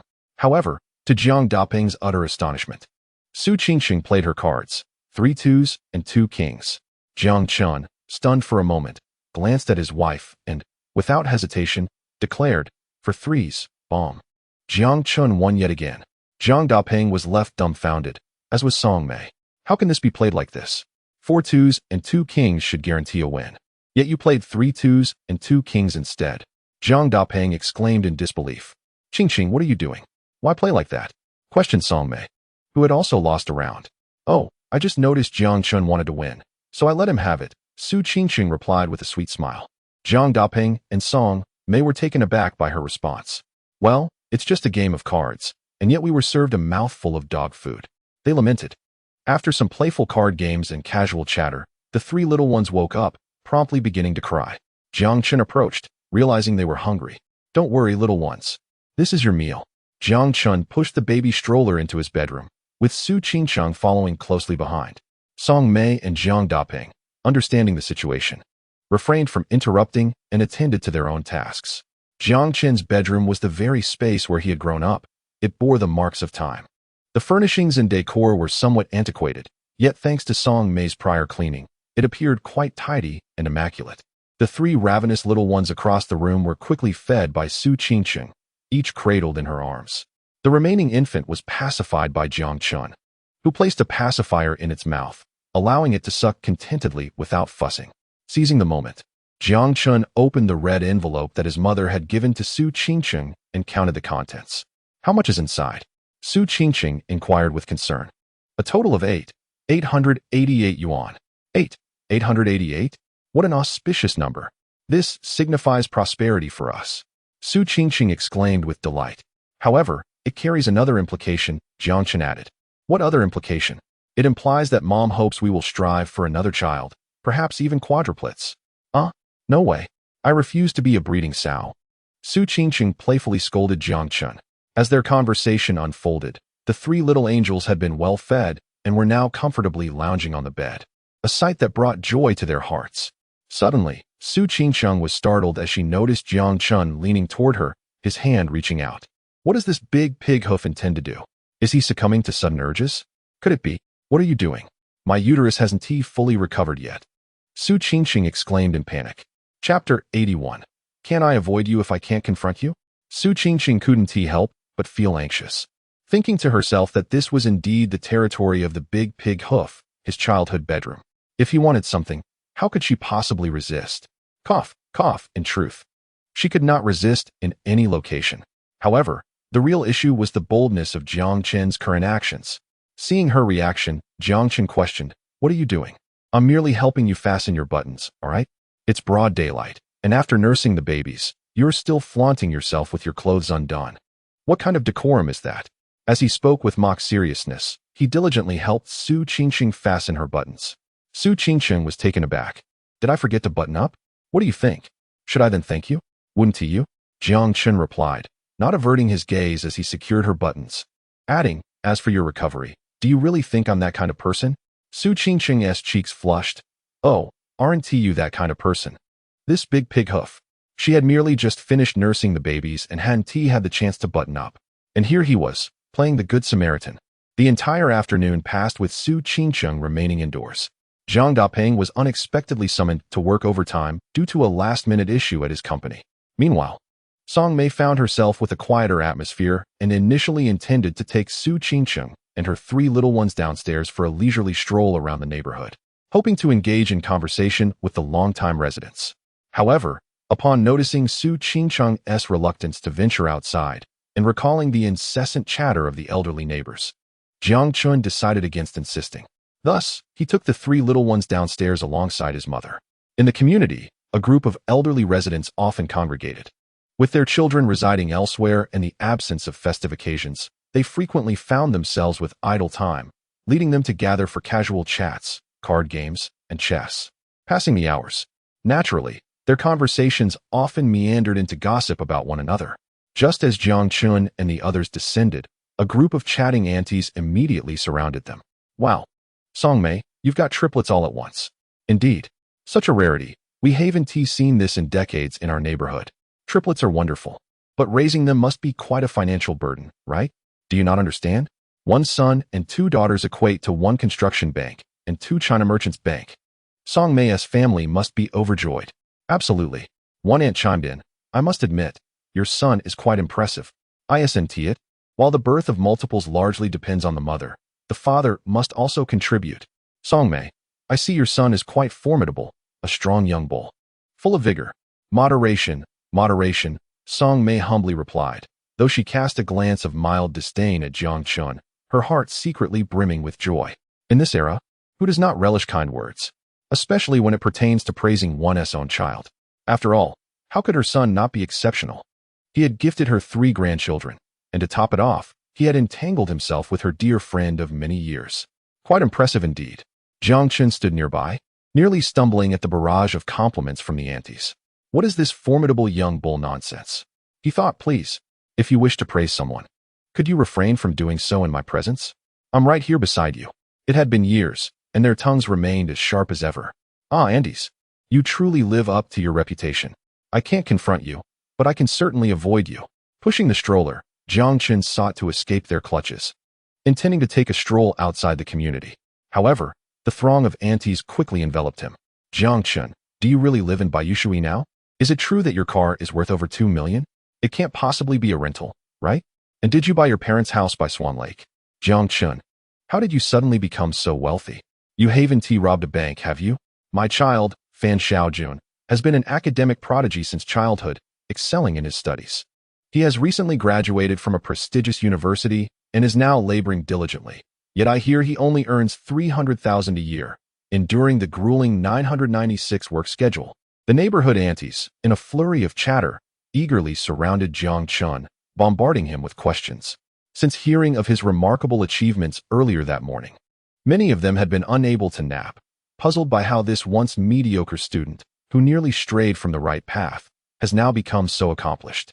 He possesses luxury cars, opulent residences, a charming wife, and astonishingly, 3 adorable little ones. This clearly surpasses the accomplishments of their own children. Thus, after exchanging pleasantries with Songmei, the group of aunties rushed toward the main subject, eager to glean insights and wisdom from him, for they were not entirely skeptical. Rather, some outright disbelieved his success. Logically speaking, Jiang Chun was merely a recent graduate, previously dismissed as a lackluster student. His attractive wife could be attributed to his good looks, and the fact that he had 3 children could be ascribed to his robust physique. However, the $2 million car and the multi-million-dollar mansion at Baiyushui, along with the $2 to $3 million property he purchased for his parents at Swan Lake, seemed rather far-fetched. One would wonder where he acquired such wealth if he were not a second-generation rich kid. Surely it must involve some dubious dealings. Of course, being neighbors, they spoke with a degree of restraint, not wishing to be overly harsh. Ding. The host is faced with a choice. Option 1. A good man does not quarrel with women, avoid the aunties, and earn the title of turtle. Option 2. Unable to refuse their hospitality, engage in friendly conversation, and earn the title of a true man. Another set of choices. How could he endure being a turtle? He must select option 2. Jiang Chun had initially intended to keep a low profile, but with the system meddling, he found himself obliged to stay and chat with these amiable neighbors.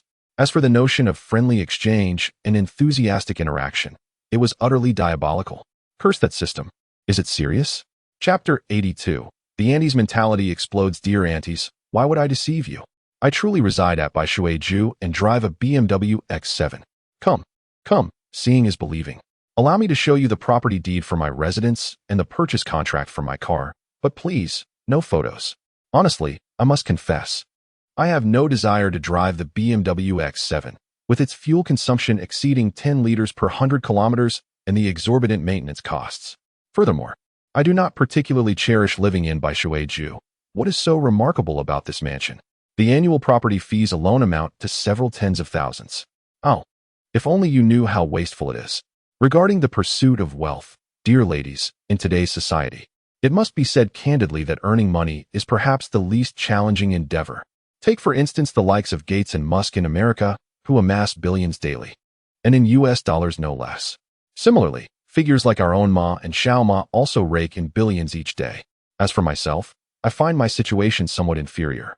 I might earn a mere few hundred thousand each day, occasionally reaching 1 million. So, is it truly difficult to make money? Not in the slightest. And as for you, Aunt Sue, do not be disheartened. Your son Fan Xiaojun is indeed quite remarkable. His annual salary is not less than 300,000. And if he were to abstain from all expenses, it would merely take him over 30 years to afford a residence in Baijuju, much like I have. After a casual chat with Jiang Chun, the mood among the ladies began to falter. They were unaware of the extravagant wastefulness that surrounded them. To be frank, the easiest thing in the world is to earn money. Originally, they intended to pry into Jiang Chen's secrets, curious about how this young man had amassed his fortune, wondering if perhaps his wealth was acquired through dubious means. After all, this was a young man who once struggled academically and was considered a failure. Yet, they found themselves outmatched by his bravado. Oh, and to think that I am in a lesser position, earning merely a few hundred thousand daily, occasionally reaching 1 million. Come now. Earning several hundred thousand in a single day is equivalent to what others might earn in an entire year. By no means is this a trivial accomplishment. If this is what you consider inferior, then what does that make others? Mere failures? The ladies, having failed to obtain the answers they sought, were left feeling quite sour, reminiscent of having consumed 10 pounds of lemons. Particularly Aunt Sue, who, upon hearing this, was utterly dismayed. Her son Fan Xiaojun, in comparison to Jiang Chun, had always been a top student. While children from other families played in the neighborhood, parents would eagerly encourage their children to play with Fan Xiaojun rather than Jiang Chun, who appeared somewhat disheveled. For years, her family had held a position of pride within the community. Yet now, to say it bluntly, Fan Xiaojun is hardly fit to carry Jiang Chen's shoes. How piercingly painful that realization is. Furthermore, this young man casually remarked that Fan Xiaojun, if he were to forego all consumption, would only need over 30 years to amass enough to purchase a home in Baijuju. Is this even a reasonable expectation? 30 years without sustenance. How many such decades does a person possess? To contemplate that in 30 years, I would be an elderly woman in my 70s or 80s. Alas. So why linger here in embarrassment? I shall take my leave. After a brief conversation with Jiang Chun, the ladies hastily departed. Aunt Lu, Aunt Sue, why are you leaving? We were just having such a good chat. Inquiringly, Song Mei asked as the ladies made their exit. No more discussions. Enough of this chatter. The elderly ladies waved their hands dismissively. Shall we converse a bit longer? What trivial matters shall we discuss? If we continue, they might very well explode with indignation, collapsing to the ground in a frothing frenzy. In a flurry, they all hurried away. You rascal, just look at the words you spoke, sending a whole group of aunties running. Song Mei observed the retreating figures of the ladies and then glanced at her son, chuckling as she scolded him. Ahem. You really have a penchant for convoluted logic. Jiang Chun sheepishly scratched his head. Well, I was merely looking out for their best interests. Your reasoning is quite peculiar. Song Mei retorted with a laugh. In truth, witnessing the neighborhood aunties flustered in front of her son filled her with a sense of pride. After all, back in the day, when she and Jiang Dapeng pursued Jiang Chun throughout the community with various contraptions, it was undeniably embarrassing. The neighbors, though silent, surely relished the spectacle behind their backs, advising their children to steer clear of Jiang Chun. Thankfully now, her beloved son had truly brought her honor, allowing her to hold her head high in front of everyone. As Song Mei contemplated this, her posture naturally straightened a bit more. Ding! The host's friendly interaction with the neighborhood aunties resulted in their joyous exodus. Congratulations, host, on earning the title of real man and a reward of 100,000 yuan. What? Making the aunties so jubilant that they left? All right then. Yet, in just a short moment of mere conversation, he had earned a substantial cash reward of 100,000 yuan. What a remarkable feat. Jiang Chun, alongside his mother and 3 little ones, strolled around the neighborhood with an air of triumph until the babies began to cry, demanding nourishment. Satisfied, they returned home. As Jiang Chun pushed the stroller into the bedroom, he was surprised to find Su Qingqing deeply engrossed in a book. So much so that she did not notice his entrance. Dear, what book has captured your attention so thoroughly? He inquired with a smile as he leaned closer. Startled, Su Qingqing quickly concealed the book behind her back, her face flushing with embarrassment. Reading? Who said I was reading? I saw it the moment I came in. Pray tell, are you secretly indulging in some questionable literature? What do you mean secretly? These are your dubious books, mind you, she complained, recalling how, while lying on the bed uncomfortably, she had rummaged under it, only to discover the very items she now begrudgingly revealed from behind her back: 2 magazines and 3 books. Jiang Chun was taken aback as he recognized them. They were indeed part of his cherished collection from years past. Upon discovering his collection of books from years past, Jiang Chun was immediately engulfed in a wave of embarrassment and perspiration. Among these volumes were 2 magazines, notably the once popular Seeking magazine, which, in truth, was rather innocuous, consisting merely of covers and illustrations featuring numerous celebrity photographs. By contemporary standards, they hardly merited a second glance. The real source of his embarrassment lay in the 3 volumes of Liu Bei. Although the content was not particularly explicit, it paled in comparison to the works of certain domestic Nobel laureates, leaving him feeling somewhat inadequate. Yet, these were indeed the infamous Uncle Liu that had circulated widely in the past. Chapter 83. No, no, no. My desire has only just awakened. As the saying goes, which girl does not harbor youthful infatuations, and which boy remains untouched by love? Jiang Chun was no exception in his youth. Bewildered and naive, he was particularly curious about the matters between boys and girls. Driven by curiosity and yearning, he experienced his first love at a tender age. Although they knew little of romance, their interactions were limited to innocent hand-holding, and there was no scandal. However, their teachers and parents soon intervened, and he found himself inexplicably heartbroken, leading to a dramatic period of despair. In search of solace amidst his studies, he turned to literature. It was during this tumultuous time that he encountered those 2 magazines and 3 volumes of Liu Bei. The magazines were quite ordinary, their content rather mundane. Yet the covers and illustrations featured the female celebrities he idolized, rendering them irresistible to him. The 3 volumes of Liu Bei were notorious among classmates, clandestinely passed around as forbidden literature. Some copies were confiscated by their homeroom teacher, while others met a fiery demise at the hands of his mother, who discovered him reading under the covers by flashlight until dawn. Upon catching him in the act, she yanked his ear and seized the books, only to furiously toss them into the stove after a cursory glance. Thus, these relics, having survived numerous trials, were preserved beneath his bed, safe to this day. However, Jiang Chun, now a more seasoned individual, found himself utterly disinterested in the once coveted Liu Bei. He regarded it as absurd and laughable, struggling to comprehend the fervent curiosity surrounding the relations between the sexes. What was the fuss about? Was there truly any mystery worth such intrigue? Moreover, this incident had been inadvertently uncovered by Su Qingqing, just as their relationship began to blossom. How would she perceive him now? Would she think back to his youthful indiscretions, or assume he was merely a boy with a mind full of mischief? Yet, he insisted to himself, he was a rather earnest young man. Consequently, upon witnessing the items Su Qingqing had tossed his way, Jiang Chun felt a mix of embarrassment and social anxiety. His first instinct was to obliterate the evidence. After retrieving a lighter, he prepared to set these relics ablaze. Upon seeing this, Su Qingqing smiled, her expression playful as she remarked, "This is a treasure hidden beneath your bedboard. I exerted considerable effort to unearth it, and you are simply going to burn it? Is that not a pity?" "Not at all," he replied. "However, these are all renowned literary works." "Renowned? They are merely scandalous toxic weeds," she retorted. "How about I add these books to my collection?" After a brief pause, Su Qingqing suddenly suggested. "Ah!" Jiang Chun exclaimed in surprise. He was caught off guard by Su Qingqing's request concerning the 3 books, one being The Waste City, another The Qin Chronicles, and The Last Norwegian Wood. Admittedly, they could be considered literary classics, yet the content was undeniably quite scandalous. "You wish to collect these?" Jiang Chun asked incredulously. "Indeed," Su Qingqing affirmed with a nod. "However, the content is rather inappropriate. To be frank, I once regarded them with the same perspective as Liu Bei." "Inappropriate? That depends on your viewpoint," Su Qingqing explained. "These books are masterpieces by esteemed authors and possess significant literary value. If you approach them from an artistic perspective, you will perceive literary artistry.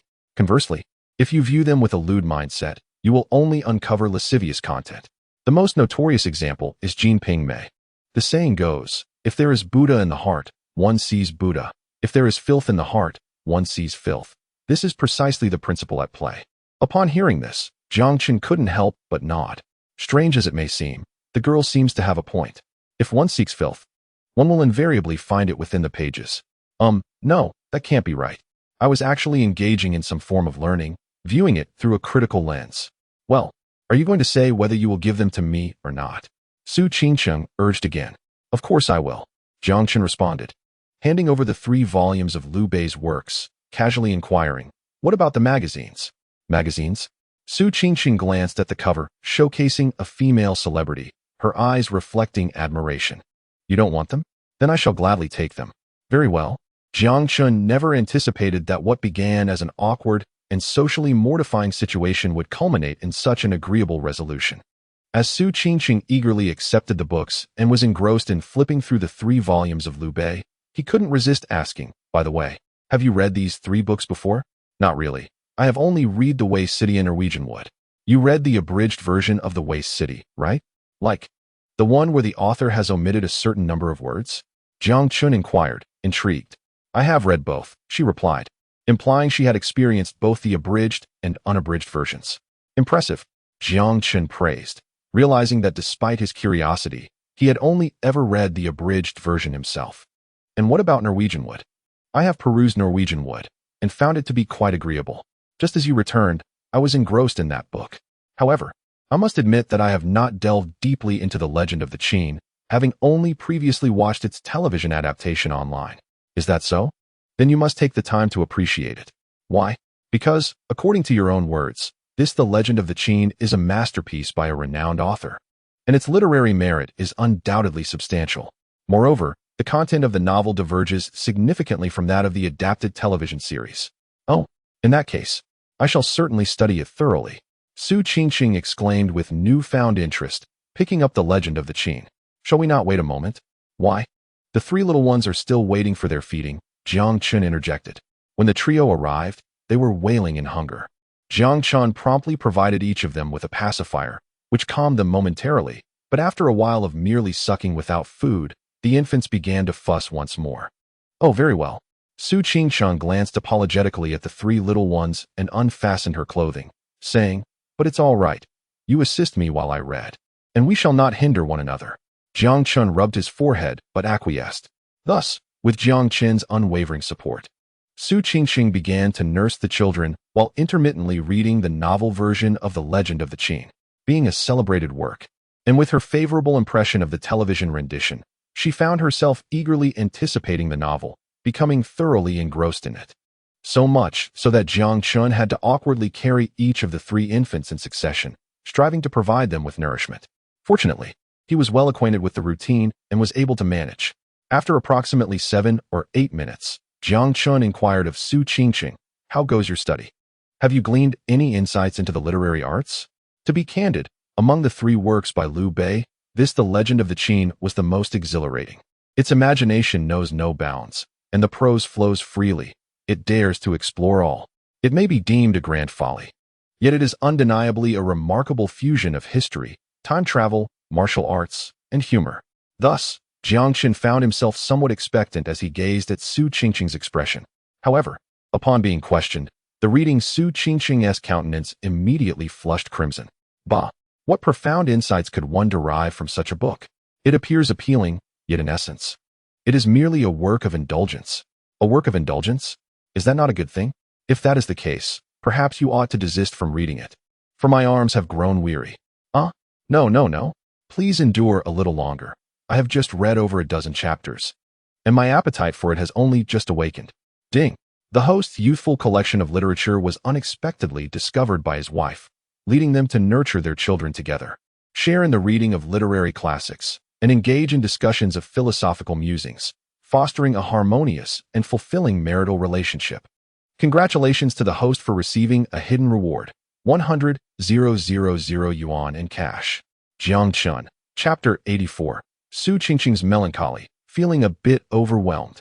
Su Qingcheng became captivated by the book Seeking Qin. She read it in a whirlwind, finishing it in one sitting, and before she knew it, evening had approached. Due to the insistence of Song Mei and her husband, Jiang Chen and Su Qingcheng had decided to stay for another night, so they felt no urgency despite the late hour. Have you finished? Yes. What do you think? Not much feeling, just quite good. That's all that matters. From Su Qingcheng's response, Jiang Chun gleaned little useful information. However, he could discern from her flushed face, which lingered in a state of shyness, that she indeed found the book's content quite enjoyable. To his slight surprise, the book Seeking Qin, which was written from a male perspective, had piqued the interest of the young girl so profoundly. Where are the little ones? The 3 babies? Having indulged in her reading, Su Qingqing finally came to her senses and instinctively sought out the 3 little ones. In her memory, she had just been nursing the babies while engrossed in the book. There in the living room, Mom was clamoring to see her grandchildren, so I brought the stroller out. Oh, Su Qingqing stepped outside, and Jiang Chun rose as well, setting down the book he had been reading. During the time Su Qingqing was absorbed in her reading, he had fed the babies and settled them down. He didn't remain idle either. He had taken up the wasted capital and revisited it. After many years, many plot lines had faded from his memory.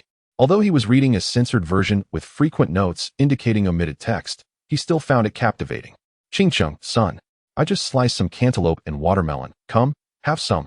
In the living room, Song Mei approached Su Qingqing and Jiang Chun with a platter of fruit, encouraging them to enjoy.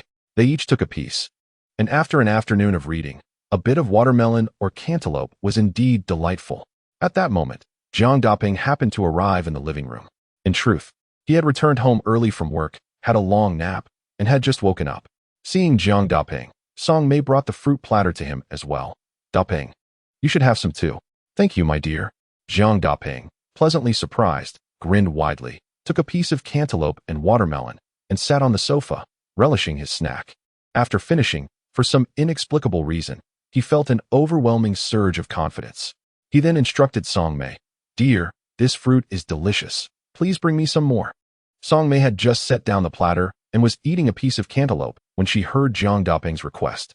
She turned to see him lounging with his legs crossed, exuding a carefree demeanor. Suddenly, a wave of irritation surged within her. Do you lack hands? If you wish to eat, go fetch it yourself. She retorted without hesitation. The atmosphere immediately turned awkward. The household dynamics. In that moment, Jiang Chen couldn't help but feel a pang of sympathy for his father, but the remaining 99 seconds were spent in laughter. Oh, father, what on earth compelled you back then to marry my mother, this fierce tigress? To stifle her laughter, Su Qingqing, noticing that Song Mei had finished her snack and was wiping her hands, prepared to head to the kitchen. She chimed in, Sister Mei, let me help you with the vegetables. Thus, the two ventured into the kitchen together. As for the oblivious Jiang Daping, he merely shook his head, completely unfazed. After all, he was accustomed to it. With an awkward grin, Jiang Daping rose and approached the fruit platter, taking a bite of both cantaloupe and watermelon. Well, if no one is going to help, then so be it. What is the fuss? If fruits are scarce, I shall indulge in them myself, he declared, plopping down on the sofa, crossing his legs, and savoring his snack. Then, with renewed enthusiasm, Jiang Daping turned to Jiang Chun. Son, it has been ages since we last played chess together. How about we engage in a few rounds today? Sure, replied Jiang Chun. And thus the father and son commenced their game of chess. Through playing with his son, Jiang Daping managed to regain some of his lost dignity, winning 7 or 8 out of 10 matches. As for how he achieved victory, it was, of course, through a series of retractions and clever tactics. When Jiang Chun inquired about his methods, Jiang Daping defended himself vigorously. When you were but a child, I taught you chess. Do you dare claim you never took back your moves or played unfairly? Now that you've grown up, isn't it my turn? Is that not permissible? Jiang Chun replied. Of course. You are my father. Your word is law. Ding. As the host accompanies his father in a game of chess, showcasing filial piety. Congratulations to the host for receiving 80,000 yuan in cash. In the kitchen, Song Mei still harbored some grievances against Jiang Daping. She thought to herself, this Jiang Daping is truly pushing his luck, basking in the sunlight and flourishing with the slightest hint of rain. In truth, she was nursing her irritation towards him. The earlier incident with the fruit was merely trivial. What truly infuriated Song Mei was that Jiang Daping returned home from work in the afternoon, claiming to be tired and wanting to sleep. Yet, he insisted on dragging her along to sleep as well. Can you believe it, in broad daylight? We are well into our 40s. Moreover, our son and his future fiancée are right here, and he dares to be so shameless. Enraged, Song Mei promptly kicked Jiang Daping off the bed. Men should never be indulged. Song Mei wished to impart this wisdom to Su Qingqing, but then reconsidered. After all, She could not assist her future daughter-in-law in dealing with her own son. She suddenly realized she had returned to the very question she had previously posed to Su Qingqing. Ultimately, should one be closer to their son or to their cherished friends?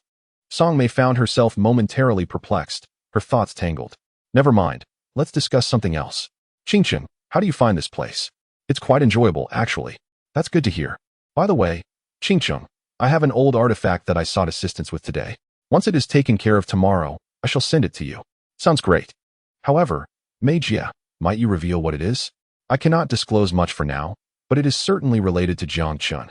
Trust me, you will undoubtedly appreciate it. Very well, I shall await your message.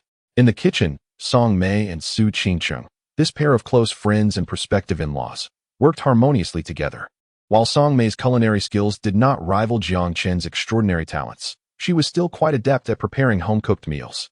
Su Qingqing, though not particularly skilled in the kitchen, had an unparalleled knack for selecting ingredients.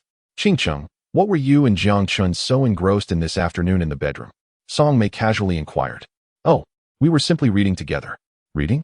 What are you reading? Just some literary classics, Su Qingqing replied nonchalantly. How wonderful it is to read literary masterpieces. It enriches knowledge and cultivates one's character. Song Mei couldn't help but praise. Seeing the look of satisfaction on Song Mei's face, Su Qingqing felt a twinge of embarrassment. Oh dear, Mei Jia, you are unaware of the truth. In reality, Jiang Chun and I spent nearly the entire afternoon studying and observing the very toxic literature that you once wished to eradicate with fire. However, in retrospect, she had come to terms with Jiang Chen's secret admiration for Liu Bei. It is a phase everyone goes through at that age. Curiosity about the opposite sex and certain matters is perfectly natural. Moreover, those books by Liu Bei are indeed genuine literary classics, not the frivolous, debauched type. Yet, despite this understanding, Su Qingqing still felt a sense of melancholy. The source of her discontent lay in those magazines, for no matter how one framed it, the glamorous photographs of female celebrities within them would inevitably evoke Jiang Chen's past fantasies and perhaps even serve as an awakening. That night, Su Qingqing lay on the bed where Jiang Chun had once slept. Troubled by her thoughts, she found herself restless and unable to sleep. She reached out to rouse the drowsy Jiang Chun beside her. Hey, who do you think is more attractive, me or the stars from those magazines? Jiang Chun, caught between sleep and wakefulness, was in a daze. Although his physical condition had improved, requiring little sleep to maintain his energy for the next day, lying in bed with no other distractions made it easy for him to drift off. Why are you asking such a trivial question again? Jiang Chun scratched his head. Come on, just tell me, who looks better? Well, I need to see you first to make a judgment, he replied. All right, take a look. Jiang Chun turned Su Qingqing's body to face him, gazing intently for a moment. The proximity was such that even their breaths mingled. He confirmed, You are not as beautiful as you think. Really? She asked, only to be met with a playful kiss. Of course, it's true. I'm asking you a question. Why did you kiss me? Another kiss followed, and Jiang Chun replied, This is my answer. Startled, Su Qingqing hesitated to inquire further. She feared that if she did, the boorish man might kiss her again. She was frightened. Chapter 85. Why are you sleeping so soundly? Su Qingqing was unnerved by Jiang Chen's kiss and decided against pursuing that line of questioning. After all, it was an event from many years ago, a moment of youthful folly. No matter how much she cared for him now, wishing to possess his entire heart, it remained an unrealistic aspiration that couldn't alter the past. She resolved to be more involved in his future instead. But wait, who was actually invested in him? That boorish fellow had a mind full of schemes. Who would truly want to claim his heart? With this thought, Su Qingqing couldn't help but shoot a fierce glare at the aforementioned boar in the dark. The night passed in silence. Although she had some lingering thoughts and tossed about restlessly, fatigue ultimately overtook her, and she succumbed to sleep, drifting into a deep slumber until dawn. Son, Qingqing, it's time for breakfast. Come morning, around 8 or 9 o'clock, Song Mei could no longer hold back. She approached the bedroom of Jiang Chun and Su Qingqing, knocking on the door to rouse them. The scene felt reminiscent of the days when Jiang Chun was in middle school, on weekends or during holidays. It was Song Mei who would repeatedly call him to rise for meals. If she didn't tea, he could easily sleep until noon or even 1 or 2 in the afternoon. As she called them, Song Mei couldn't help but murmur to herself, waking up so late. Could it be that the little rascal and Qingqing? But then she dismissed the thought. It was normal, Young people had their vigor, after all. They had already welcomed 3 children into the world, and engaging in the activities typical of a young couple was nothing to be ashamed of. Yet, she pondered, wasn't Qingqing still in her confinement period? Forget it. Why bother? Overthinking will only invite annoyance. Got it, Mom. We're getting up. Inside the bedroom, Jiang Chun rubbed his eyes and began to rise. Due to his constitution, he did not feel particularly drowsy. However, in recent days, aside from waking up a few times at night to tend to the baby, he had little in the way of entertainment, so he resorted to sleeping. Over time, a new biological clock formed, and he found himself drowsy at regular intervals. It's already past 9. Su Qingcheng, too, had awakened. Upon glancing at the time, she was startled to find it past 9 o'clock. A wave of panic washed over her as she thought, after all, she was at her in-laws' home. How could she have slept so soundly? It was rather embarrassing to have Sister May call both her and the big oaf to rise. What would Sister May, her prospective mother-in-law, think of her? Lazy? Indolent? Or perhaps she had engaged in some evening amusement with the big oaf, leaving her utterly fatigued? None of these implications were favorable. Thus, she hastily dressed and scurried to the bathroom to freshen up. Upon entering the dining area, she noticed her son, Jing Cheng, and the girl, Su Qingcheng, were already awake. Song Mei set some breakfast on the table and exchanged a few words with Jiang Chun, who had just emerged from the bedroom. Son, this is the rice wine egg drop soup I prepared for Qingcheng, specifically to aid in lactation.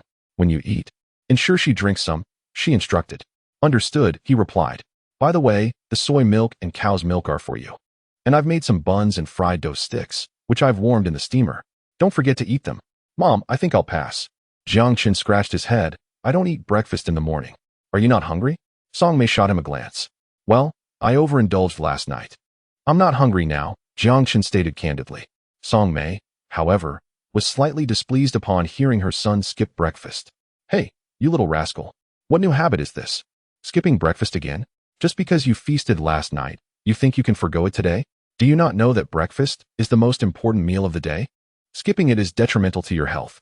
There was a time during his high school years when Jiang Chun also neglected breakfast, opting instead for a few more moments of slumber, only to receive a sharp reprimand from Song Mei, who unexpectedly swatted him with a slipper on the backside. Ever since then, whenever he was home, he made it a point to eat breakfast without fail. All right, I'll eat. But I'll skip the milk and soy milk. I'll just have a fried dough stick. Seeing her mother prepare to launch into another round of admonishments, Jiang Chun casually picked up a fried dough stick, ready to indulge, only to be halted by Song Mei's keen eyes. You can't eat without brushing your teeth. How unsanitary. Reluctantly, Jiang Chun set the dough stick down. Fine, Mom. Noticing the absence of his father, he casually inquired, where's Dad? I haven't seen him. Your father? He was called in to work overtime by his superior early this morning. Oh, Jiang Chun nodded. His father was indeed quite busy these days. Despite bearing the title of engineer, his work was both laborious and unglamorous. In his youth, he had been a rather inconspicuous figure at the factory, earning less than his wife. Yet, as he aged, his significance seemed to have grown, along with a corresponding increase in salary. Of course, his earnings were dutifully contributed to the household. After finishing breakfast with Su Qingcheng, it was time for the 3 little ones to have their meal. Thus, Su Qingcheng, accompanied by her 3 little ones, retreated to the bedroom to nurse them. What was expected to take merely 20 minutes, unexpectedly extended to over half an hour. Yet the 3 little cherubs still seemed unsatisfied. What? They had run out of provisions. To her astonishment, Jiang Chun, who was assisting nearby, found himself bewildered. This was the first time he had encountered such a predicament. Yet it was puzzling. Jiang Chun mused, recalling how vigorous she had been just the night before.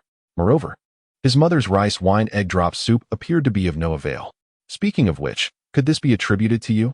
Su Qingqing's face flushed with indignation. Her eyes filled with reproach. This caused Jiang Chun to rub his forehead in exasperation, wishing to defend himself, but found himself at a loss for words. What do you intend to do? What do I intend to do? I wish to take a bite out of you, Su Qingcheng declared vehemently, seizing Jiang Chen's arm and biting down with surprising ferocity. Ouch! Jiang Chen exclaimed dramatically, observing the faint tooth mark on his arm, rendered speechless. Are you part dog? You actually bit me.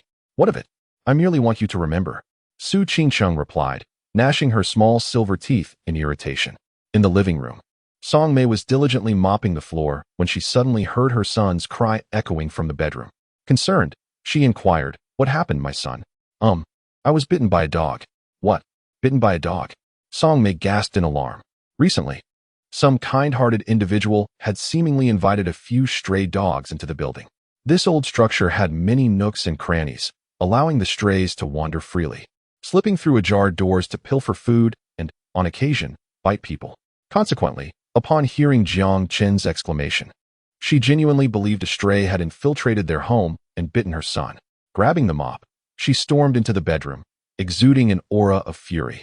"Son, which dog bit you?" Upon witnessing Song Mei's entrance and listening to the exchange between mother and son, Su Qingsheng felt her face grow warm with embarrassment. Initially perturbed, she decided to take another playful bite out of Jiang Qin's arm. This time, she exerted slightly more pressure. Though it was still far from the strength of a child tugging at hair, it was merely a symbolic gesture. Su Qingsheng was reluctant to bite too hard. What if she caused him harm? She could hardly afford to compensate for any damage. Nonetheless, Jiang Chun winced in pain once more. Raising his head, he helplessly addressed Song Mei. "Did you see that, Mom? This is how I was bitten by a dog. How tragic." Song Mei, momentarily stunned, was truly under the impression that her son had been bitten by a stray dog that had sneaked into their home. Enraged, she brandished the mop, ready to confront the supposed canine intruder, only to find herself confronted with such an absurd scene. The dog that bit the son turned out to be Qingxing. Astonishingly, it performed a live demonstration right in front of her. Song Mei was utterly stunned. This is undoubtedly a game for the youth, a playful spectacle indeed. As someone with experience, she was well aware that when a woman bites a man, it carries multifaceted meanings. It is not necessarily rooted in anger or hatred. More often than not, such actions are playful banter, a flirtation steeped in a certain charm, hardly meant to be taken seriously. Moreover, in light of the current circumstances, why was Qingxing embarrassed? Why did she bite the son? The reason is rather clear. The son must have taken considerable advantage of her. At that moment, while Qingxiang was simultaneously flustered and unaware, she was nursing the baby, leaving the matter to be resolved by themselves. With a few casual remarks, Song Mei hurriedly grabbed a mop and left, all the while lamenting the brilliance of the morning sun, or rather, how perfectly round it was. In summary, she was both astonished and slightly embarrassed. Oh, she should not have barged in just now. What if the young couple were engaged in something more intimate? Never mind. From now on, she truly needs to be more mindful. Children grow up and no longer heed their mothers. Let the young ones handle their own affairs. Once Song Mei exited, in the bedroom, Jiang Chun and Su Qingxing exchanged bewildered glances. Jiang Chun had been fooling around, never expecting his mother to actually walk in. Upon entering, she witnessed the girl biting him and offered no assistance, instead choosing to leave. On Su Qingxing's end, her embarrassment had reached its zenith. This oaf, disregarding her dignity, dared to compete for food with her child, and to declare that she had bitten him, especially in front of Mei Jie. This was intolerable. Furthermore, if I am a dog, then what are you? A male dog? Ugh, a dog husband. Thus, after Song Mei departed, Su Qingxing resolved to retaliate, determined to bite this oaf once more. Judging by her fierce demeanor, the intensity of this bite would likely rival that of an infant tugging at someone's hair. However, Jiang Qin was not one to remain passive. He swiftly dodged, evading Su Qingxing's lethal bite. But Su Qingxing was undeterred, launching another attack. Jiang Qin, caught off guard, did not anticipate her persistence and was unable to escape this time, resulting in her seizing one of his legs. With a triumphant expression, Su Qingxing thought to herself, "You, who treat me poorly and have taken so much advantage of me, it seems you have finally met your match." With this thought, she opened her mouth wide and bit down fiercely. Jiang Qin resigned himself to his fate. After all, there would be many more instances of being bitten by this girl in the future. What was there to fear? Let us consider this as an opportunity to accumulate some experience. Thus, one might indeed resign oneself to fate. However, at that very moment, a sudden exclamation arose. Ah, how delightfully smug Su Qingcheng was, poised to take a decisive bite, only to be met with a sharp pang of pain herself, causing her to gasp. It turned out that she had fallen prey to the cunning trap of fate, for the one responsible was her little darling, Sambao, who was still suckling in her arms. After a prolonged attempt with no milk forthcoming, Sambao, in a fit of irritation, decided to bite down. "You little rascal, why are you biting me? I am your mother." Su Qingxing exclaimed in exasperation, reluctantly releasing Jiang Chun while she scolded the disobedient little one. However, as she uttered a few words of reprimand, an unsettling thought crossed her mind. The bite was unusually painful. Could it be that her little darling was teething? But that seemed implausible. She was merely 4 weeks old. How could she possibly have teeth? As Su Qingqing leaned down to inspect Sanbao's mouth, she was taken aback. What? Our little Sanbao has indeed sprouted teeth. Jiang Chun, upon hearing this, was equally astonished.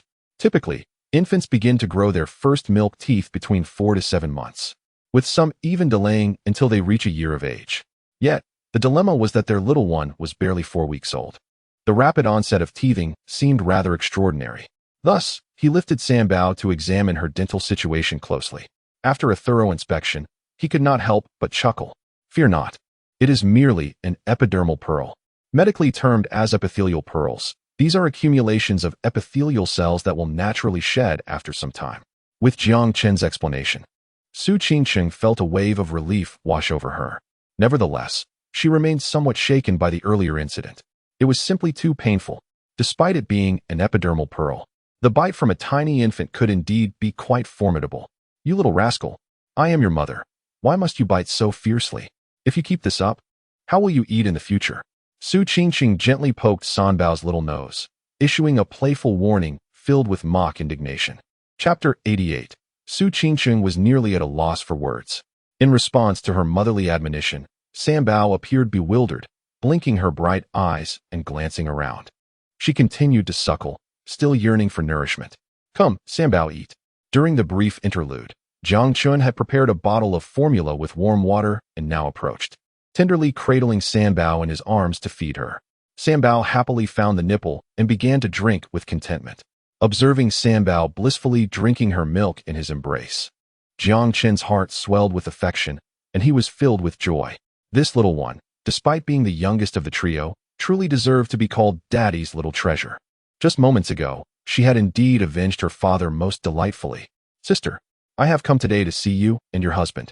Yesterday, upon hearing that it was my brother-in-law's birthday, we intended to visit.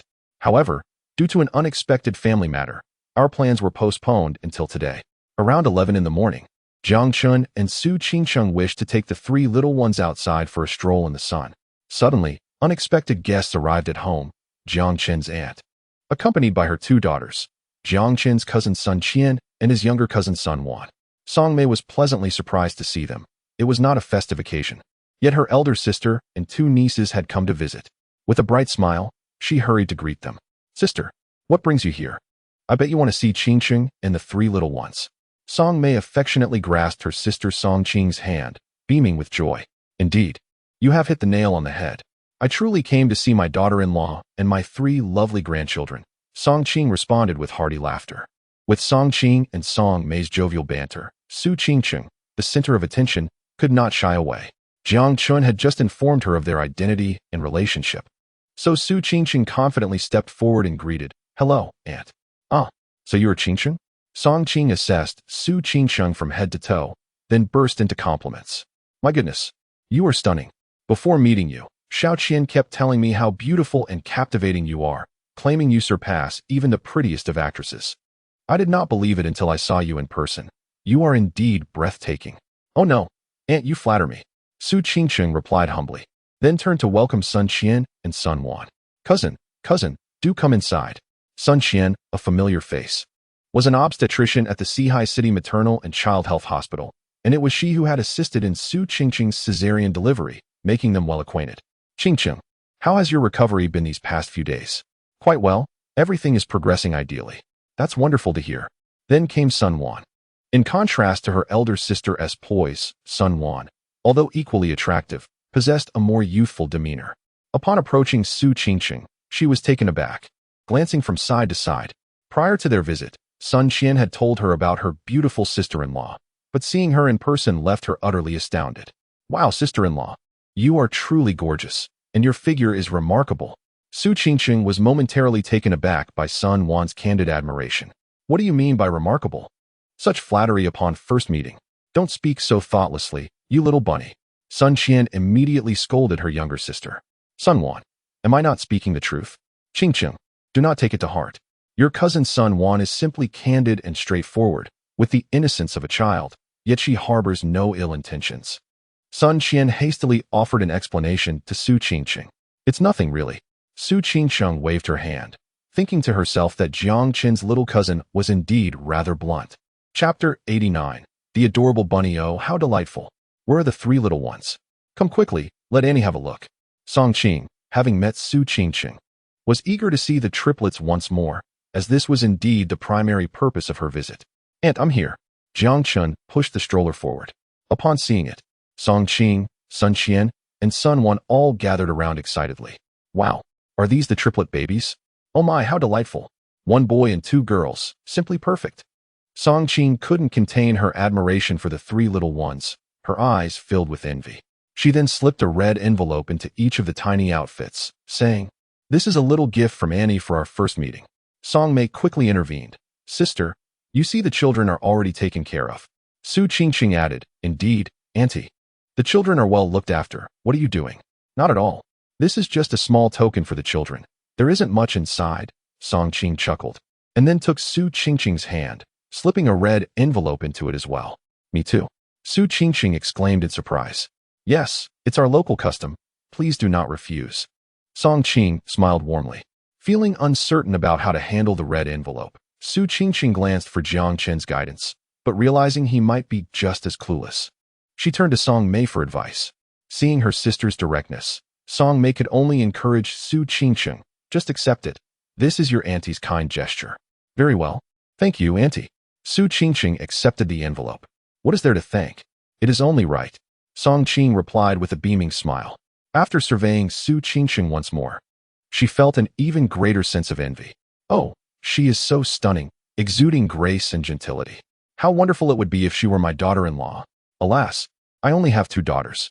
Yet, despite her envy, she couldn't help but admire Jiang Chun, who seemed to have it all. "Xiao Chun, you are so fortunate to have such a wonderful wife and three adorable little babies." "Auntie, it's all right, it's all right." Jiang Chun scratched his head modestly. In truth, he was quite satisfied with his wife, beautiful, generous, and gentle. Who wouldn't be fond of her?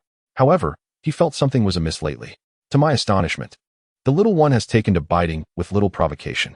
It has only been a short while, yet I have already endured several bites from her. Although they do not inflict much pain, her lack of restraint is quite alarming. This biting habit must be addressed. I must devise a solution. At that moment, my aunt, cousin, and younger cousin arrived, carrying several bags that rustled with sounds of excitement. Oh dear, I had almost forgotten about these. My cousin, Sun Qian, was the first to react, calling for Sun Wan, and eagerly brought the bags forward, opening them one by one.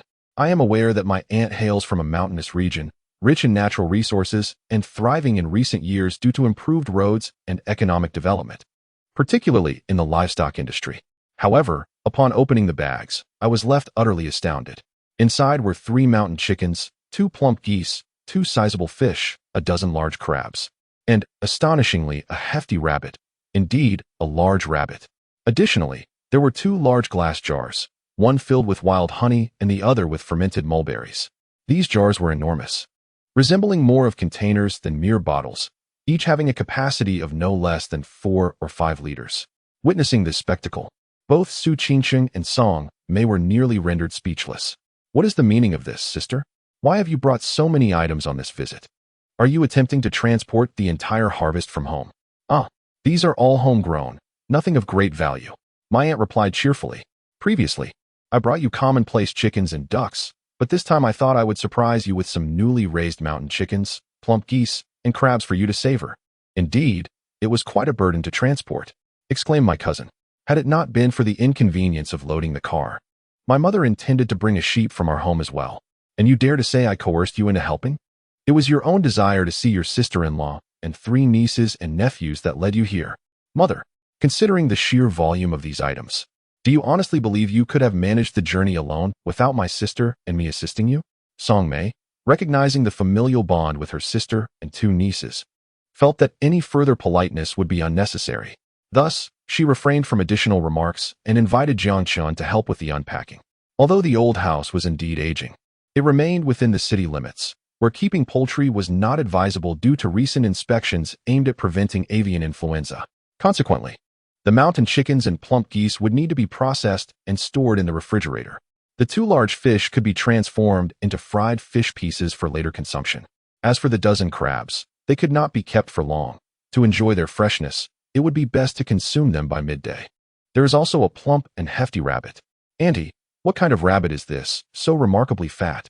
Jiang Chun observed that the rabbit was considerably larger than the average, weighing at least 7 to 8 pounds. This breed is known as the Rex rabbit or the Flemish giant, specifically cultivated as a meat rabbit. Prized for its substantial size and economic value, along with its delectable meat. In fact, this specimen is rather ordinary. Fully grown ones can weigh over 10 pounds. "We only began raising these rabbits in the past 6 months, Song Qing explained. Upon hearing Annie's words, Jiang Chun felt a surge of curiosity. So, he conspired with his mother to prepare a pot of rabbit meat for lunch. Simultaneously, he developed a keen interest in the mountainous region where Andy resided. He had visited there as a child, enduring a long journey by car followed by a trek along unpaved roads to reach the destination. Now, it could be accessed within an hour or two. Observing the local produce Andy brought, mountain chickens, crabs, honey, and mulberries, he noted the picturesque landscape, with its clear streams and verdant mountains. It was rumored that a splendid hot spring had recently been developed in the area. Perhaps tomorrow, he could take his wife and children to visit Auntie, indulging in food and merriment. They could soak in the hot springs together, enjoying the sauna experience. Indeed, it would be delightful. Su Qingsheng remained unaware of Jiang Chen's burgeoning plans for a family hot spring outing. Her attention was captivated by the rotund rabbit, which appeared so adorably clumsy, yet was specifically bred for meat. Admittedly, she had never been averse to rabbit meat, while she held no particular sentiment towards it. She knew that under Jiang Chen's culinary prowess, rabbit meat would undoubtedly transform into an exquisite delicacy. Within moments, her imagination conjured up an array of rabbit dishes: spicy rabbit heads, fragrant rabbit legs, cold rabbit, fresh pot rabbit, hand-pulled rabbit, dry pot rabbit, rabbit with dipping sauce, spicy rabbit intestines, sugar-coated rabbit cubes, and fish-flavored rabbit shreds, among others. The rabbit was indeed so endearing. How delicious it would be. Chapter 90. By the way, have you two been intimate? Upon hearing that Jiang Chen's aunt had come to visit, Jiang Dapeng, who was working overtime, took a break to return home for lunch. After chatting with Song Qing and the others for a while, he proceeded to the kitchen to assist in preparing the mountain chicken, fat goose, and rabbit. Before joining Jiang Chun to cook lunch together, the table was adorned with a sumptuous array of dishes. In addition to the usual assortment of signature vegetarian and cold dishes, there were several hearty offerings: garlic steamed fish, chopped chili fish heads, sweet and sour beef tenderloin, dry-fried intestines, stir-fried river shrimp, scallion stir-fried sea cucumber, and steamed crabs. Moreover, there were 3 rabbit dishes: braised rabbit, spicy rabbit legs, and fish-flavored rabbit shreds. Unsurprisingly, the mountain chicken and rabbit meat were the most popular. Due to their smaller portion sizes, the mountain chicken was quickly devoured, leaving the 3 plates of rabbit meat for everyone to relish. Song Mei and Jiang Dapeng, along with Su Qingsheng, were well aware of Jiang Chen's culinary prowess, relishing every bite without reservation. For Song Qing and her mother-daughter trio, it was their inaugural experience of Jiang Chen's culinary artistry, and they were effusive in their praise. Having endured days of rabbit meat at home, even the most exquisite cuts had become tiresome. To their delight, they found themselves transformed into eager diners once more, as 3 generous platters of rabbit meat were swiftly consumed. Fortunately, with the rabbit meat depleted, other delectable dishes remained, each one a paragon of flavor. Thus, the meal culminated in a joyous gathering. "Dear sister, and to you, Xiao Qian and Xiao Wan, I must excuse myself from further conversation, for my work beckons," Jiang Dapeng declared post-meal. He expressed his apologies to Song Qing and her sister, before hastily departing for overtime. Song Qing, understanding, remained behind. Once Jiang Dapeng hurried away, she leaned in closer to praise Song Mei. "Ah, sister, I hadn't anticipated that after all these years, my brother-in-law would still be so engrossed in work. Yet, he balances it with family obligations, truly a model husband." Upon hearing this, Song Mei felt a flush of warmth. Oh, he is merely busy work, earning a pittance. As for being a model husband, what is so exemplary about that? He frequently reminds me of past promises, suggesting we should have another child, preferably a daughter. But he fails to realize that thanks to that troublesome little one, he hasn't even retired yet, and is already a grandfather, with 3 grandchildren to his name. And still, he desires to add more to the brood? What nonsense! At this rate, that mischievous little rascal might unexpectedly present him with more grandchildren. After lunch, Jiang Chun and Su Qingcheng retreated to the bedroom to tend to their 3 little ones. Following a morning of preparation, Su Qingcheng's earlier embarrassment had vanished. While Jiang Chun was changing the diapers of the 3 cherubs, he discovered they had completely exhausted their supply. To prevent any mishaps, he resolved to head out for a quick purchase. "Son, when you buy diapers, don't forget to pick up some fruit," Song Mei instructed. "Understood, Mom," Jiang Chun replied. Departing. In the living room, Song Qing and her mother-daughter trio were engaged in casual conversation when their collective gaze turned towards the bedroom.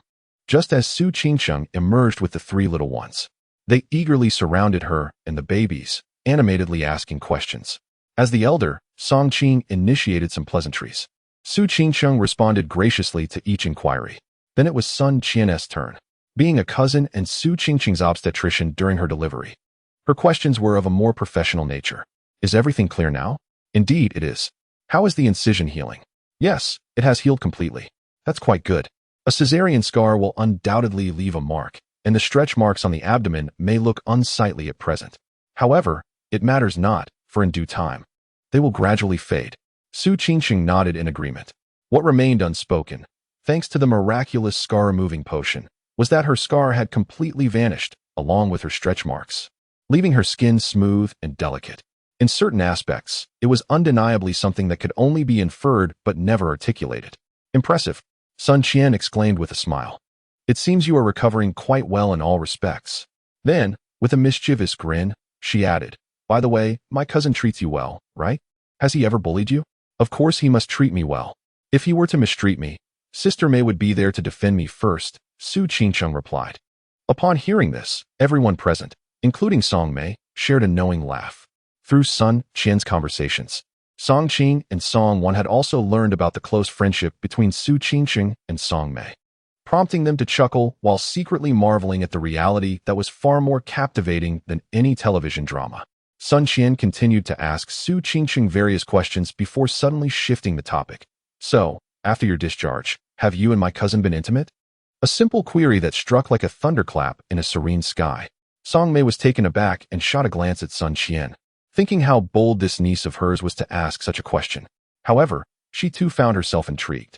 This inquiry, while seemingly trivial, touched upon the emotional progression of the couple.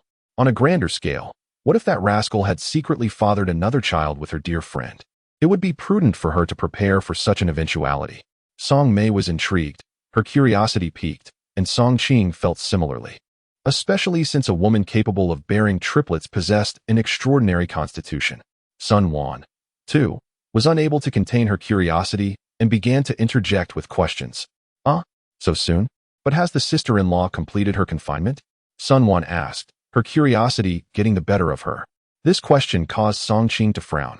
As she had just realized that her little daughter was listening nearby, she immediately scolded, "You little rascal, what do you know about intimacy? Go, get out and watch television." Without further ado, she pushed Sun Wan out of the room. Sun Wan protested, "Who are you calling a little rascal? I'm only 1 year younger than my cousin, and I've already graduated from university." "That may be so, but your cousin is already a husband and a father of 3. What about you? You haven't even been in a relationship. If you're not a little rascal, then who is?" After pushing Sun Wan outside, Song Qing closed the bedroom door with a decisive thud. Sun Wan, pouting in defiance, expressed her discontent. "Fine, I'm a little rascal, am I? However, I am but a young girl, what of it? In this day and age, who is unaware of the meaning of intimate relations? It is merely the connection that arises between men and women for the purpose of survival and procreation. How absurd." In the bedroom, Song Qing resumed her previous position. Facing her were 3 elder female relatives and her cousin, including the pretentious friend Su Qingcheng, who was playfully teasing the grandchildren, leaving Song Qing feeling quite overwhelmed. Her delicate face flushed with embarrassment.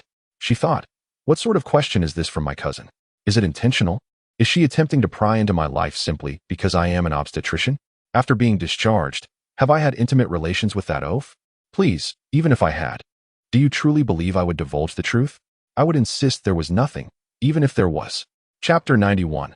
Frustration. Well, no, Su Qingqing shook her head. No, Sun Qian inquired. Her curiosity piqued. Not even once. Not even once. Su Qingqing replied. Besides, I am still in confinement.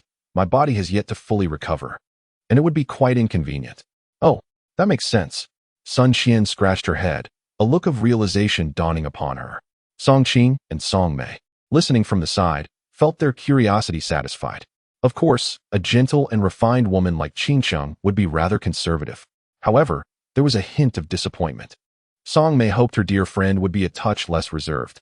Having an intimate relationship would signify that Qingcheng and her son shared a good bond.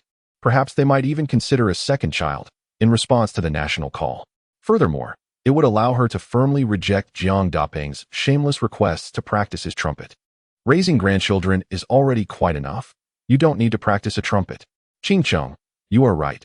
Some matters cannot be rushed, as they may harm your body and lead to lingering complications. Sun Qian returned to her role as an obstetrician. Upon hearing Su Qingqing's response, she felt a twinge of regret.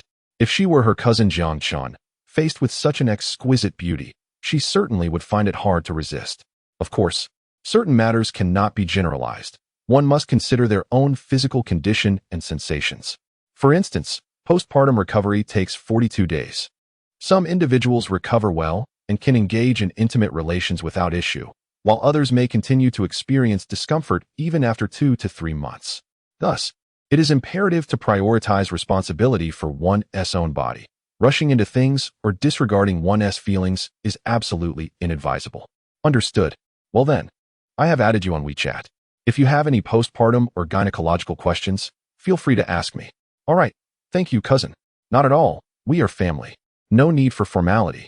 After that, the conversation turned rather casual, and the atmosphere gradually lightened. Song Mei, Song Qing, and Sun Qian were exceedingly considerate of Su Qingqing's feelings, sharing amusing anecdotes about Jiang Chun from his childhood, each trying to amuse her in their own way. With a friend like Song Mei by her side, Su Qingqing soon found herself mingling with them, laughter filling the air. However, concerning the various inquiries posed by her cousin earlier, Su Qingcheng felt somewhat perturbed. Alas, ultimately, it all traces back to that inconsiderate rascal. If it weren't for him, how could she be pregnant? How could she have children? How could she find herself in the role of a wife? And now, why must she be surrounded by others, questioning her about such delicate matters that, in truth, she desperately needed to comprehend? Yet, if it weren't for that inconsiderate rascal, it seems she wouldn't have been able to bring forth 3 adorable little ones. Life would have been far less enjoyable without them. But, what does that even matter? Without that inconsiderate rascal, could she not reproduce on her own? Can't she lay eggs and play by herself? Thus, in summary, it's still all that rascal's fault. As Su Qingqing pondered this, she couldn't help but feel a surge of irritation. Meanwhile, Jiang Chun, who was at the supermarket buying fruits, suddenly felt an inexplicable chill run down his spine. Who's cursing me? No, who is threatening me? Why do I suddenly feel so cold all over? Xiaowan, why are you watching TV alone in the living room? Where are my aunt and cousin? After purchasing diapers and fruits, Jiang Chun returned to find Sun Wan alone in the living room and asked curiously. They're in the bedroom chatting with my sister-in-law. Sun Wan gestured towards the bedroom with a pout. Chatting in the bedroom? Why aren't you joining them? Jiang Chun inquired. Puzzled. I would like to, but my mom said I'm just a little girl and shouldn't be listening in, so she kicked me out, Sun Wan replied, sulking. By the way, what are they talking about? Is it inappropriate for children? Jiang Chun asked. Cousin, do you think I'm still a child? Sun Wan suddenly questioned. Well, you're not exactly little anymore. Exactly, cousin. I'm not a child at all. I'm quite grown up. Thank you very much. Who isn't he seen or understood anything? It's just my mom who underestimates me, thinking I'm still a little brat, Sun Wan declared, watching TV while venting her grievances to Jiang Chun. Jiang Chun glanced at Sun Wan, then at the television she was so engrossed in, shaking his head in disbelief. So, the not-so-little you is still watching Ultraman? Galaxy Ultraman. Xiao Chun, you're back. We were just talking about you. Indeed, it is said that when Xiao Chao is mentioned, he appears. Upon hearing that Jiang Chun had returned, Song Qing, Song Mei, and Sun Qian joyfully emerged from the bedroom, each wearing expressions of satisfaction, having indulged their curiosity. What are they saying about me? Jiang Chun inquired, scratching his head, though he anticipated it was not anything particularly flattering, especially not from his doting cousin. Of course, they would say you are fortunate. And they might also praise your handsome looks.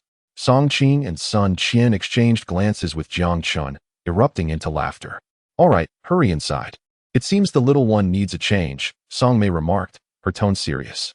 After all, she couldn't just stand idly by while attending to her own precious child. Okay, Jiang Chun replied, carrying a pack of diapers into the room.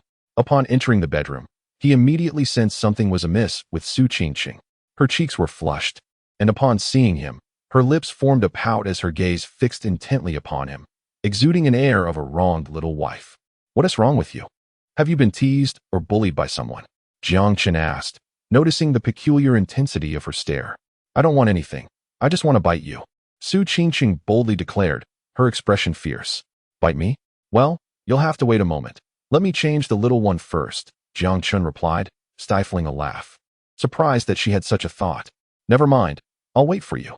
Su Qingqing said generously, having resolved to take a bite out of him. Feeling that one bite would not suffice, as her heart was filled with pent-up frustration. A minute later, after Jiang Chun had finished changing the diaper, Su Qingqing wasted no time. Without giving him a moment to catch his breath, she seized his arm and bit down hard. Ouch! Jiang Chun exclaimed, accustomed to her antics. Exaggerating his reaction for effect. Did you really bite me? What's wrong with that? You made me so irritable just by being in my sight. I will bite you, and I want to bite you again. Su Qingqing began to act quite unreasonably, biting him once more. This was a stark contrast to her usual aloof goddess demeanor. Was she still a goddess?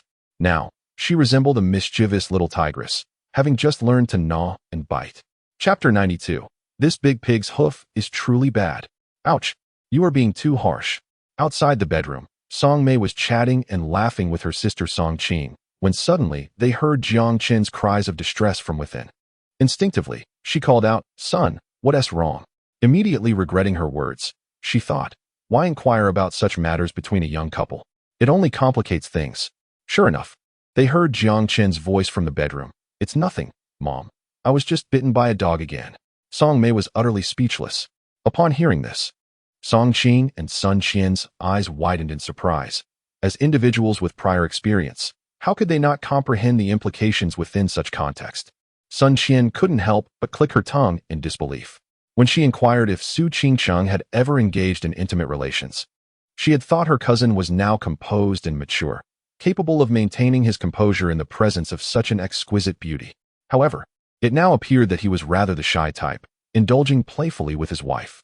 Consequently, once they grasped the situation, both Song Qing and Sun Qian shared a knowing laugh. Seeing this, Song Mei's expression faltered slightly. Serves him right. A few more reprimands, and he might just learn to behave. After all, he was her beloved son. Having a couple engage in such nonsensical banter during the day, with relatives around, was rather inappropriate.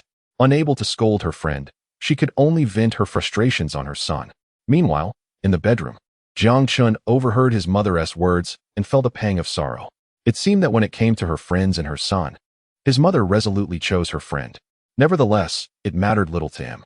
Since his mother was biased and unwilling to advocate for him, he would resolve matters on his own.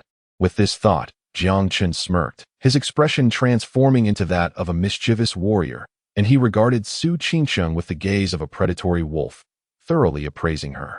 As for Su Qingqing, emboldened by her triumph in teasing and buoyed by Song Mei's significant support, she wore an increasingly smug expression, utterly oblivious to her own naivete and the imminent danger. On the contrary, she continued to escalate her provocation. What now? Sister Mei is on my side. I wonder if you, big oaf, will still dare to act arrogantly in the future? Suddenly, Su Qingqing's countenance paled. She had never anticipated that while she was still in the midst of her taunts, the big oaf would retaliate, not only daring to act defiantly, but also returning her provocations with a vengeance, biting back even harder. Jiang Chun's response left Su Qingqing thoroughly subdued. Her cheeks flushed crimson as she hastily adjusted her clothing, shooting him a fierce glare. This big oaf was insufferably wicked. Son, could you come out for a moment? Your aunt has something she needs your assistance with, Song Mei called, knocking on the bedroom door. All right, Jiang Chun replied, then turned to Su Qingqing with a smile. Shall I step out? Ugh, just go if you want. Why do you have to ask me? Su Qingqing retorted, her irritation evident. The blush on her cheeks had yet to fade, and upon hearing Jiang Chen's question, her face flushed even deeper. This big oaf, the audacity is truly remarkable. Having just bullied someone, one can still speak to oneself with a grin. Very well. I stepped outside to find my wife still flustered. Jiang Chun chuckled softly, ensuring the three little ones were settled before preparing to rise and leave. Just as he was about to stand, Su Qingqing suddenly interjected, "Wait, I shall join you." Outside, there awaited Jiang Chen's aunt, cousin, and younger cousin. For a future daughter-in-law of the Jiang family, to remain cooped up in the bedroom was rather inappropriate. Those who understood knew she was simply hiding away, having done nothing untoward. However, those unaware might mistakenly think she was engaging in some scandalous affair with the boorish fellow. Thus, as Jiang Chen ventured out, Su Qingqing tidied herself and wheeled the baby stroller along. Upon seeing this, Song Mei and Song Qing hurried over. "Aunt, how may I assist you?" Jiang Chun inquired, settling onto the sofa. Song Qing appeared a bit embarrassed, pulling Sun Wan closer. "Ah, it's actually about your cousin, Xiao Wan. She has just graduated from university this year and is currently seeking employment. However, her school lacks prestige and she possesses no remarkable talents, resulting in repeated setbacks in her job search. She has been idling at home, living off us. While our family is well off and her presence at the table is merely a matter of an extra pair of chopsticks, it is not a sustainable situation. Your uncle and I have grown weary of this. Recently, we heard you have been doing quite well for yourself, driving a luxurious $2 million car and residing in a mansion worth tens of millions. You are indeed making waves in the business world, a promising young entrepreneur. Could you possibly assist your cousin in finding a job? It needn't be anything too extravagant, just something of average standing. I simply cannot bear to see her idling at home any longer." Song Qing lamented while holding on to Sun Wan. Jiang Chun grasped the underlying message. They wished for his current success to help his cousin secure employment. It should not be a formidable request. Yet, to hear himself described as thriving, a promising young entrepreneur? While it was somewhat accurate, given that it was his own aunt speaking, Jiang Chun felt compelled to remain modest. However, before he could express this sentiment, Sun Wan, upon hearing her mother's words, immediately protested. "Idling? Who is idling at home? Mom, let me ask you, who has been washing dishes, cooking, sweeping, and wiping the tables every day? Moreover, I am actively seeking work, but I have yet to find a suitable position. You dare call what you cook food? It's more akin to swill." "Swill? Well, let me ask you this. Have you and Dad eaten what I've prepared? All right, enough. Let us keep the peace. We are still at your aunt's home." Listening to Xiao Chen's words, as he witnessed his mother and younger sister on the verge of an argument, Sun Qian hastily intervened with a few words, steering the conversation back to the topic of job hunting. Jiang Chun observed the quarrel silently, pondering the rebellious nature of his younger cousin. Indeed, she still had a fondness for Ultraman. However, seeing his aunt pleading for assistance, he felt compelled to lend a hand. "Xiao Wan, what is your educational background?" he inquired. "An ordinary second-tier university, majoring in accounting," she replied. "What are your expectations regarding work and salary?" "I hope to find a job related to my field, with a salary of at least 10,000 a month, no overtime, no adjustments to my days off, and no last-minute tasks. In short, a position with ample pay and minimal responsibilities, along with generous benefits." "Well," Jiang Chun hesitated, "to be frank, your expectations are a bit lofty. However, I can assist you in finding a job related to accounting. It may be just starting out, and the salary might be lower, with average benefits and considerable responsibilities, including overtime. Yet, the potential for future growth is significant. You know I drive a BMW X7, which costs around 2 million yuan. I assure you, if you commit to that job for 3 years, you too will have the means to drive a luxury car of the same caliber and become a genuine affluent woman. So what do you say? Are you willing to take this opportunity?" Chapter 93. The ambitious young man. Are you serious? You can help me find a job in accounting? After 3 years, I could drive a BMW X7 and become a true wealthy woman? You must be joking, Sun Wan exclaimed, her mouth agape in astonishment. Her visit to her aunt's home was primarily to see how beautiful her cousin was, not to solve her employment issues. Therefore, when Jiang Chen inquired about her job and salary expectations, she aimed high, hoping for a position with ample pay and minimal duties. After all, who wouldn't desire such a job? Yet, in this day and age, it is genuinely challenging for university graduates to find good employment. In truth, she had a realistic view of herself. Graduating from a second-tier university with a non-popular major and lacking standout abilities, securing a job with a monthly income of 5,000 to 6,000 yuan would suffice. She did not harbor grand ambitions. As for relying on her family, That was merely a way to provoke her mother, who still underestimated her capabilities despite her age. I am not a child anymore. I understand everything. Please stop calling me a little girl. Jiang Chun, noticing his cousin's interest, smiled and assured her, in 3 years, I can ensure you will be able to afford a luxury car worth $1 million and become a little wealthy woman, without a doubt. However, everything comes at a price. If you aspire to possess a fine automobile and live as a wealthy woman, you must exert considerable effort. In other words, this job may not align with your earlier expectations and requirements, as it offers a modest starting salary, entails extensive overtime, and often demands work during weekends and holidays. This is hardly an issue. After a brief hesitation, Sun Wan remarked, It's no problem, cousin. My previous demands were merely whimsical. In reality, I graduated from an ordinary second-tier university and do not hold such lofty expectations. For my first job, a reasonable salary suffices, and I am quite willing to endure overtime and work during holidays. The key factor is, as you mentioned, the potential for growth. Sun Wan concluded with a playful smile, revealing her true sentiments. As long as within 3 years, it enables her to become a little wealthy woman. What do overtime and working during holidays matter? Even if it means getting up in the middle of the night, she would be invigorated to tackle her responsibilities. Although, she currently does not have a boyfriend, nor has she ever been in a romantic relationship. Regardless, once she becomes a little wealthy, she can lounge at home all day, and her mother will no longer berate her for being a freeloader. Xiao Chen, what kind of job are you referring to? How can there be such vast potential for growth, allowing Xiao Wan to purchase a luxury car and live as a wealthy woman within 3 years? At this moment, Song Qing inquired with concern. She has always known Jiang Chen well. Aside from his mischievous childhood, he has proven to be quite reliable in adulthood. However, the prospect of a job that could lead to luxury cars and wealth within 3 years seemed a tad far-fetched. Could it be some sort of pyramid scheme? Mom, you needn't worry. Xiao Chan is my cousin, and since he dares to assert such claims, there must be some merit to his words. He has no reason to speak frivolously. Moreover, Xiao Chen has only recently graduated and already owns a car and a house, quickly achieving success. Thus, if he says 3 years, it could very well be feasible, Sun Qian interjected, defending her cousin. She held admiration for him.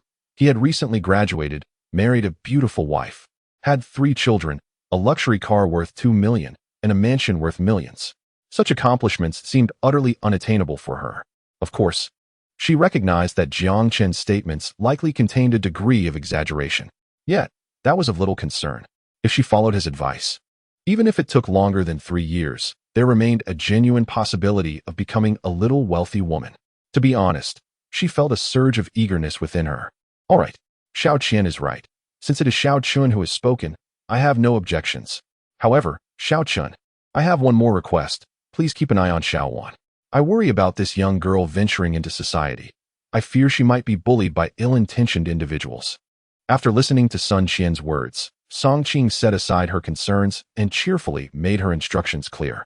Regardless of the circumstances, it was a relief to finally shed the burden of someone who merely lounged at home. Rest assured, Aunt, with me around, no one will bully my cousin. Jiang Chun assured Song Qing, then turned to Sun Wan and asked, So, Xiao Wan, now that everything is settled with Aunt, are you interested in the job I mentioned? Absolutely. I would love to. Sun Wan eagerly responded. Once the matter of her employment was settled, it was already late. The 3 women of the Song family headed home. Their visit to Song Mei's house had been fruitful, having seen Su Qingqing and the 3 triplets while also resolving Sun Wan's job situation. As they returned, they were in high spirits, satisfied with their day's endeavors. After seeing them off, Song Mei went upstairs first. The young couple, pushing the stroller, lagged behind. Su Qingqing turned to Jiang Chun and said, If I'm not mistaken, the prestigious job you mentioned, where one could become wealthy after 3 years, is actually just helping out in your store, isn't it? Jiang Chun felt a bit embarrassed. You guessed it right. You hit the nail on the head. Huh. Was there ever any doubt? Listening to you, I could tell what kind of boast you were about to make. So, what job do you intend to arrange for your cousin? Something suitable for her, naturally an accounting position. I know it's an accounting role, but what specifically? Specifically, it's the financial director. Could you speak plainly? All right, it's a front desk position. Front desk? Yes, to be more precise. It's a front desk role combined with various odd jobs. Su Qingqing was left speechless. This man was indeed quite the dreamer. Imagine if your cousin knew that the job she was so eagerly anticipating one that would make her a little wealthy after 3 years, is actually just a front desk position with miscellaneous duties. She would be infuriated. Jiang Chun, unfazed, replied, "Wife, you really don't understand. Don't underestimate the front desk role. According to my plans, the soon-to-open barbecue restaurant will grant substantial authority to the front desk, as it will oversee the restaurant's finances and report directly to me, the owner. Moreover, I intend to establish a company and create a chain operation. If my cousin joins now, she will be one of the founding employees, holding a position equivalent to that of the store manager, Lu Wei. Just think, 3 years from now, if I manage to open hundreds or even thousands of chain stores. If she possesses the capability, I would trust her to become the financial director of the brand. At that time, imagine her as the financial director of a chain giant, easily affording a luxury car worth millions and living the life of a little wealthy woman. Wouldn't that be effortless?" Hearing Jiang Chen's words, Su Qingsheng felt a stirring in her heart. Indeed, given the remarkable capabilities of the Great Pig's Trots, along with the irresistible allure of the barbecued delights, it is not entirely inconceivable that 3 years hence, a colossal chain boasting thousands, even tens of thousands of outlets could emerge. Although the task is formidable, it is certainly within the realm of possibility.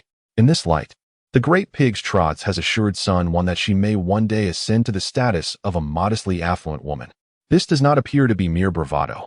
Furthermore, should Sun One indeed become a financial director and attain her modest wealth, might I not then find myself as the proprietress? The mere thought sent a thrill through Su Qingsheng, prompting her to cast a sidelong glance at Jiang Chun. There he stood, tall and imposing, with piercing brows and starry eyes, a figure of striking elegance that stirred her emotions.